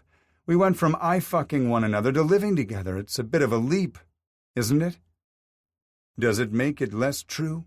Ridge asked, quirking a brow as he waited for Kendall's counter-argument. When none was forthcoming, Ridge added, It's okay if you're not ready to speak the words right now, or slap labels on what we have. I'll figure out your feelings when you debut your next sauce. Kendall grinned. You'll eat my feelings? Something like that. Kendall couldn't deny the base ingredients for the next secret sauce had started to shift. He no longer wanted to punish. He wanted to adore. That's the name of my next sauce. Ridge's rumbling purr rivaled the cat's. I love the sound of that. He kissed Kendall for several long moments before pulling back from their embrace. I don't suppose I can talk you into holding off on starting the sauce for a little while? Kendall took a few steps backward, tugging Ridge with him. You have other things you'd like to do? Uh-huh, and I need your help. 10 minutes later, Kendall stood in the center of his bedroom, scowling. This wasn't what I had in mind. He had to shout to be heard over the banging. Ridge stopped hammering, then hung the second canvas. He stepped back to study his handiwork before adjusting each frame until he was happy. There. Now I'm happy. I hadn't noticed, Kendall said as he trailed a finger over the erection poorly concealed by Ridge's pants. You really like these images, huh? Ridge arched his hips, pressing into Kendall's caress. You are by far the most exquisite person I've ever met. I'm not just talking about your looks and sex appeal. Those are only parts of the recipe. I love your heart. Ridge slid his hand down to cover Kendall's chest, the one that's beating so hard for me right now. He pressed a kiss to Kendall's mouth. I especially love the sass that comes from these sweet lips. Ridge nipped his earlobe and slowly dragged his teeth down the flesh until it popped free. I adore how you listen so attentively and how deeply you care about the people in your life. Are you going to kiss all the parts you like? Yes, Ridge said, but then pulled back. I brought back a few things from Texas for you. Me? Ridge pulled out a leather cord necklace with a light blue heart pendant. It made me think of your eyes. Kendall smiled up at him. I love it. Thank you. The salesman said you could wear it as a necklace or wrap the cord around your wrist a few times to make a bracelet. Or you could use it to tie me to the bed and fuck me. Oh, damn, Ridge said. I should have bought 2. He reached back into the bag and pulled out a cowboy hat. Kendall accepted the gift but eyed it suspiciously as he traced the brim with his finger. You want me to wear this? Ridge nodded and pulled a second one from the bag. I have one, too. So we can play Ride 'em Cowboy? Ridge's answering grin was full of wicked intention. Yes, you'll need to practice for where we're going. Kendall tipped his head to the side. And that is Montana, to meet my family. Chapter 33 It took a month of working asset forfeiture before Marks allowed Ridge out of the dungeon, and another 3 weeks before she approved the vacation time he needed to take Kendall out west. "What if they don't like me?" Kendall had asked during the flight. He'd been a nervous wreck since they'd woken up that morning. 2 weeks is a long time to be trapped with someone you don't like. "They already adore you." His mother had texted Ridge a photo of the Christmas stocking she'd knitted for Kendall not long after he returned from Texas. He'd thought about showing it to Kendall to ease his nerves, but didn't want to ruin his mother's surprise. Instead, Ridge lifted his hand and kissed it. "Everything will be fine." His parents met them at the airport, and Cheryl Dandridge practically elbowed him out of the way so she could envelop Kendall in her arms and squeeze him tight. "I'm so happy to finally meet you." They'd been texting and chatting on the phone for weeks, which was why Kendall's nervousness was so cute. "Me too," Kendall replied, pulling back from the hug. He extended his hand to Ridge's dad, but Mitchell Dandridge wasn't having any part of that. He hugged Kendall and kept his arm around his shoulders as he led them out of the terminal. "I'm going to want him back," Ridge said grumpily. His mother giggled and looped her arm through Ridge's. "If you think we're bad, wait until Sierra gets a hold of him." The next 2 weeks were the best of Ridge's life. Montana was on the precipice of fall, and the leaves were still flirting with the idea of changing colors. Though the temperatures dipped lower than what Kendall was accustomed to, he loved sipping coffee while sitting in one of the chairs Gemma had painted. Ridge usually found his mother sitting in the one beside him, a look of contentment on her face as they quietly watched the sunrise. Kendall took to ranch life and camping much easier than even Ridge had anticipated. Kendall had especially loved sharing a sleeping bag with him. He'd been nervous around the animals at first, but quickly caught on to their eccentric personalities, and he especially liked Gus, the goat who thought he was a dog. Kendall loved sipping spiced cider or mulled wine by the fireplace as they played hours of board games. He'd started out laid back, but it only took a few days before the Dandridges' competitive personalities rubbed off on him. "He's one of us now?" Dad had said one night after Kendall trounced them in Monopoly. "Yeah, he is." One day, it would be in name, too. And his mom had been right. Sierra and Kendall had become thick as thieves. They whispered, laughed, and danced like no one else was around. "Stop pouting," Dad said the night before they were set to board a plane back to Georgia. "If you can't see how much that young man loves you, then you need to get your eyes checked." "Yeah, he does." Kendall expressed his adoration with his actions, body, and words. "I'm going to marry him someday." His dad slapped his shoulder. "I know you will." Chapter 34. 8 months later. Pierre tucked his phone away and smiled. "Drew said a line is already forming. Are you ready for this?" Kendall looked around the pristine interior of the truck they'd worked so hard to get ready. He smiled at the 2 line cooks, then nodded at Pierre. Kendall's kickin' chicken was moments away from becoming a reality. "The question you should be asking is if Savannah is ready for us." "Give 'em hell, kid," Pierre said. Kendall straightened the custom apron Cheryl had made for him and rolled the concession window shade up. He stared in awe at the nearly 30 people who stood in line. The paper had run an article about them in the arts and entertainment section a few weeks prior, and apparently it had generated quite the buzz. At the back of the crowd, Kendall saw some of the faces he loved most in the world, and he was nearly moved to tears. "Welcome to Kendall's Kickin' Chicken," he said. "Who's first?" Their team worked seamlessly, serving up the best wings and fries the city would ever know.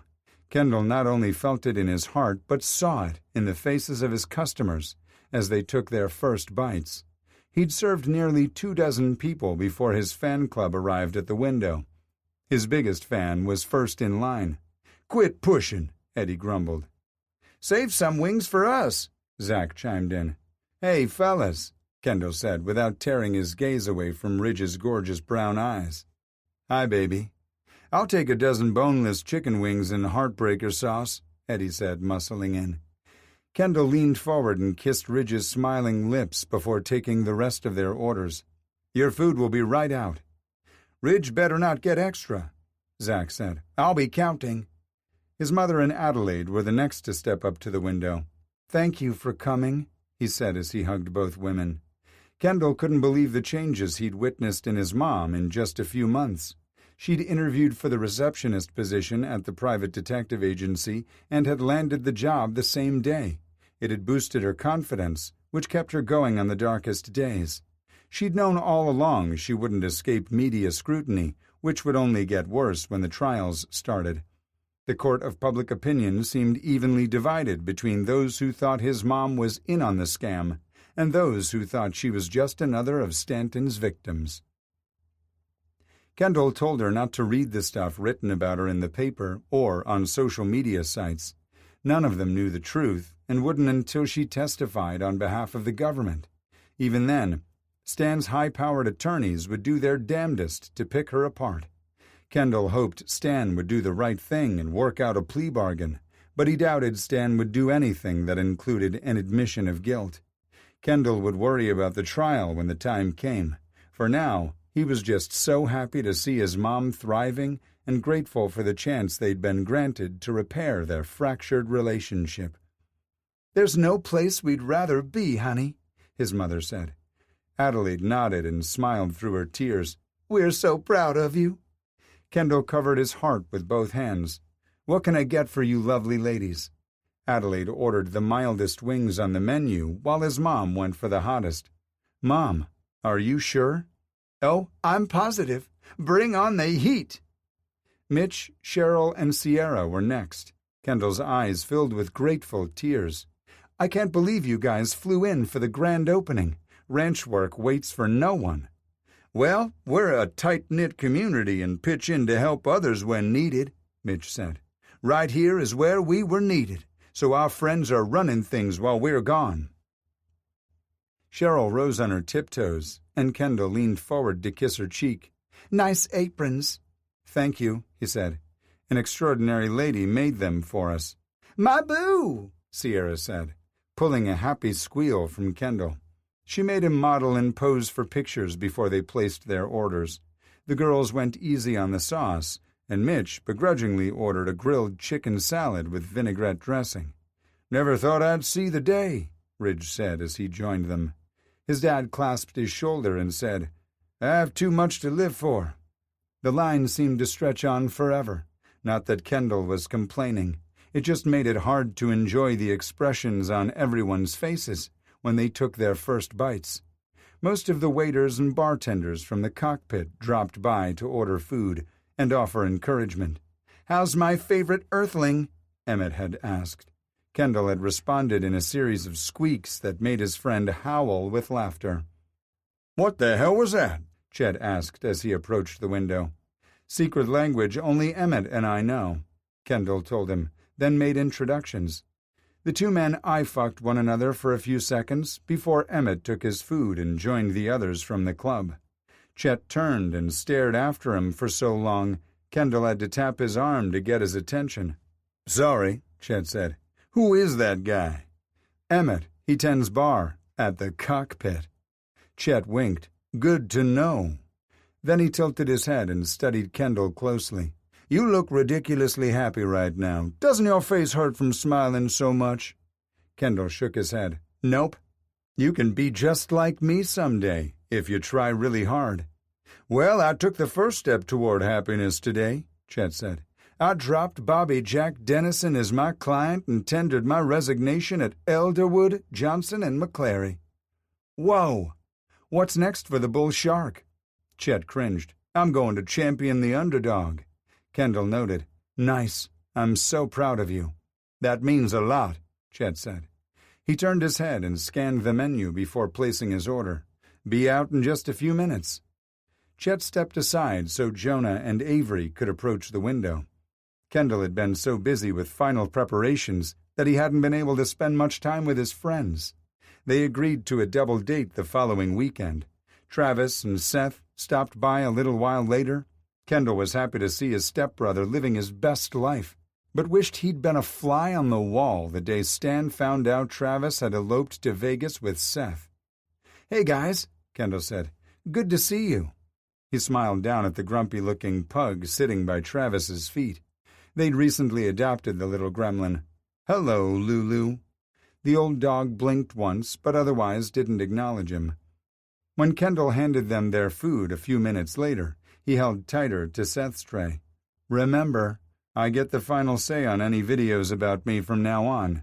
Seth smiled sheepishly and blushed. "I shut the site down a long time ago." Kendall knew he had, but still teased him about it. Seth had felt horrible about causing trouble for Ridge, and felt even worse when Drew fired him over it. Kendall had intervened to get Seth's job back, and the younger man had learned a valuable lesson. Colton Carey stepped up next, and Kendall was glad to see the two lovebirds looking happy and healthy. Drew claimed the club had become boring once they stopped fighting their feelings for one another, but Kendall doubted it. And speaking of the club manager, Drew smiled when he stepped up to the window. "Checking up on your investment?" Kendall teased. Drew shook his head. "Supporting a friend." Kendall served several more customers after Drew before he caught a quiet lull. He wanted to mingle among his customers and find out what everyone thought about the food, but focused on tidying up the truck and restocking supplies for the next rush. "Excuse me," Ridge said firmly. Kendall whirled around to see what was wrong. "Babe?" Ridge's eyes glittered with adoration and orneriness. "There's a problem with my order." Kendall snorted and approached the window. "What's that? You ate it too fast? There are no free refills, sir, not even for the man I adore." "Nope. I found something in my food." Kendall's eyes widened, and alarm screamed through him. "What?" he managed to croak out. "This," Ridge said, holding up a platinum ring. "It was in my food. Are you trying to tell me something?" It took Kendall's brain a second to catch up since his heart was still pounding from the scare. Now it sped up for an entirely different reason. He glanced around and saw almost everyone had their phones aimed in their direction. "What are you doing?" Kendall whispered as he reached for his boyfriend. Ridge grabbed his hand, then dropped to one knee. "Pretty sure it's obvious. I'm asking the man I love to marry me." Kendall's mouth fell open and he stared at the face he loved so damn much. "Am I dreaming?" "No, baby, it's all real." Kendall tore his gaze from Ridge long enough to scan the crowd, noting the smiles on everyone's faces. Their mothers held hands while they waited for Kendall to respond. He imagined they were holding their breaths, too. "So, will you?" Kendall met Ridge's warm, hopeful gaze again. "There's nothing in the world that would make me happier." The crowd cheered as Ridge slipped the thin band onto his finger. Kendall dashed out the door of the truck and leaped into Ridge's arms. "I called it," Zach said. "We called it," Eddie countered. "Idiots," Jess and Emma said. "What are they talking about?" Kendall asked Ridge. "After Zach and Eddie met you at Asher's barbecue, they wouldn't shut up about how perfect you were for me." Kendall smiled up at him. "Well, they're not wrong. Now kiss me. Let's seal this deal." And Ridge did. Sometime later, it could have been 5 minutes or 50, Eddie said, "Your boyfriend sure can cook chicken." Ridge smiled. "Fiancé, Eddie." This concludes Bad at Love by Amy Nicole Walker, narrated by Tristan James. Copyright 2021 by Amy Nicole Walker. This unabridged audiobook is published by arrangement with Amy Nicole Walker and was produced in the year 2022 by Tantor Media Incorporated, a division of Recorded Books, which holds the copyright thereto. Please visit Tantor.com for more information on our growing library of unabridged audiobooks.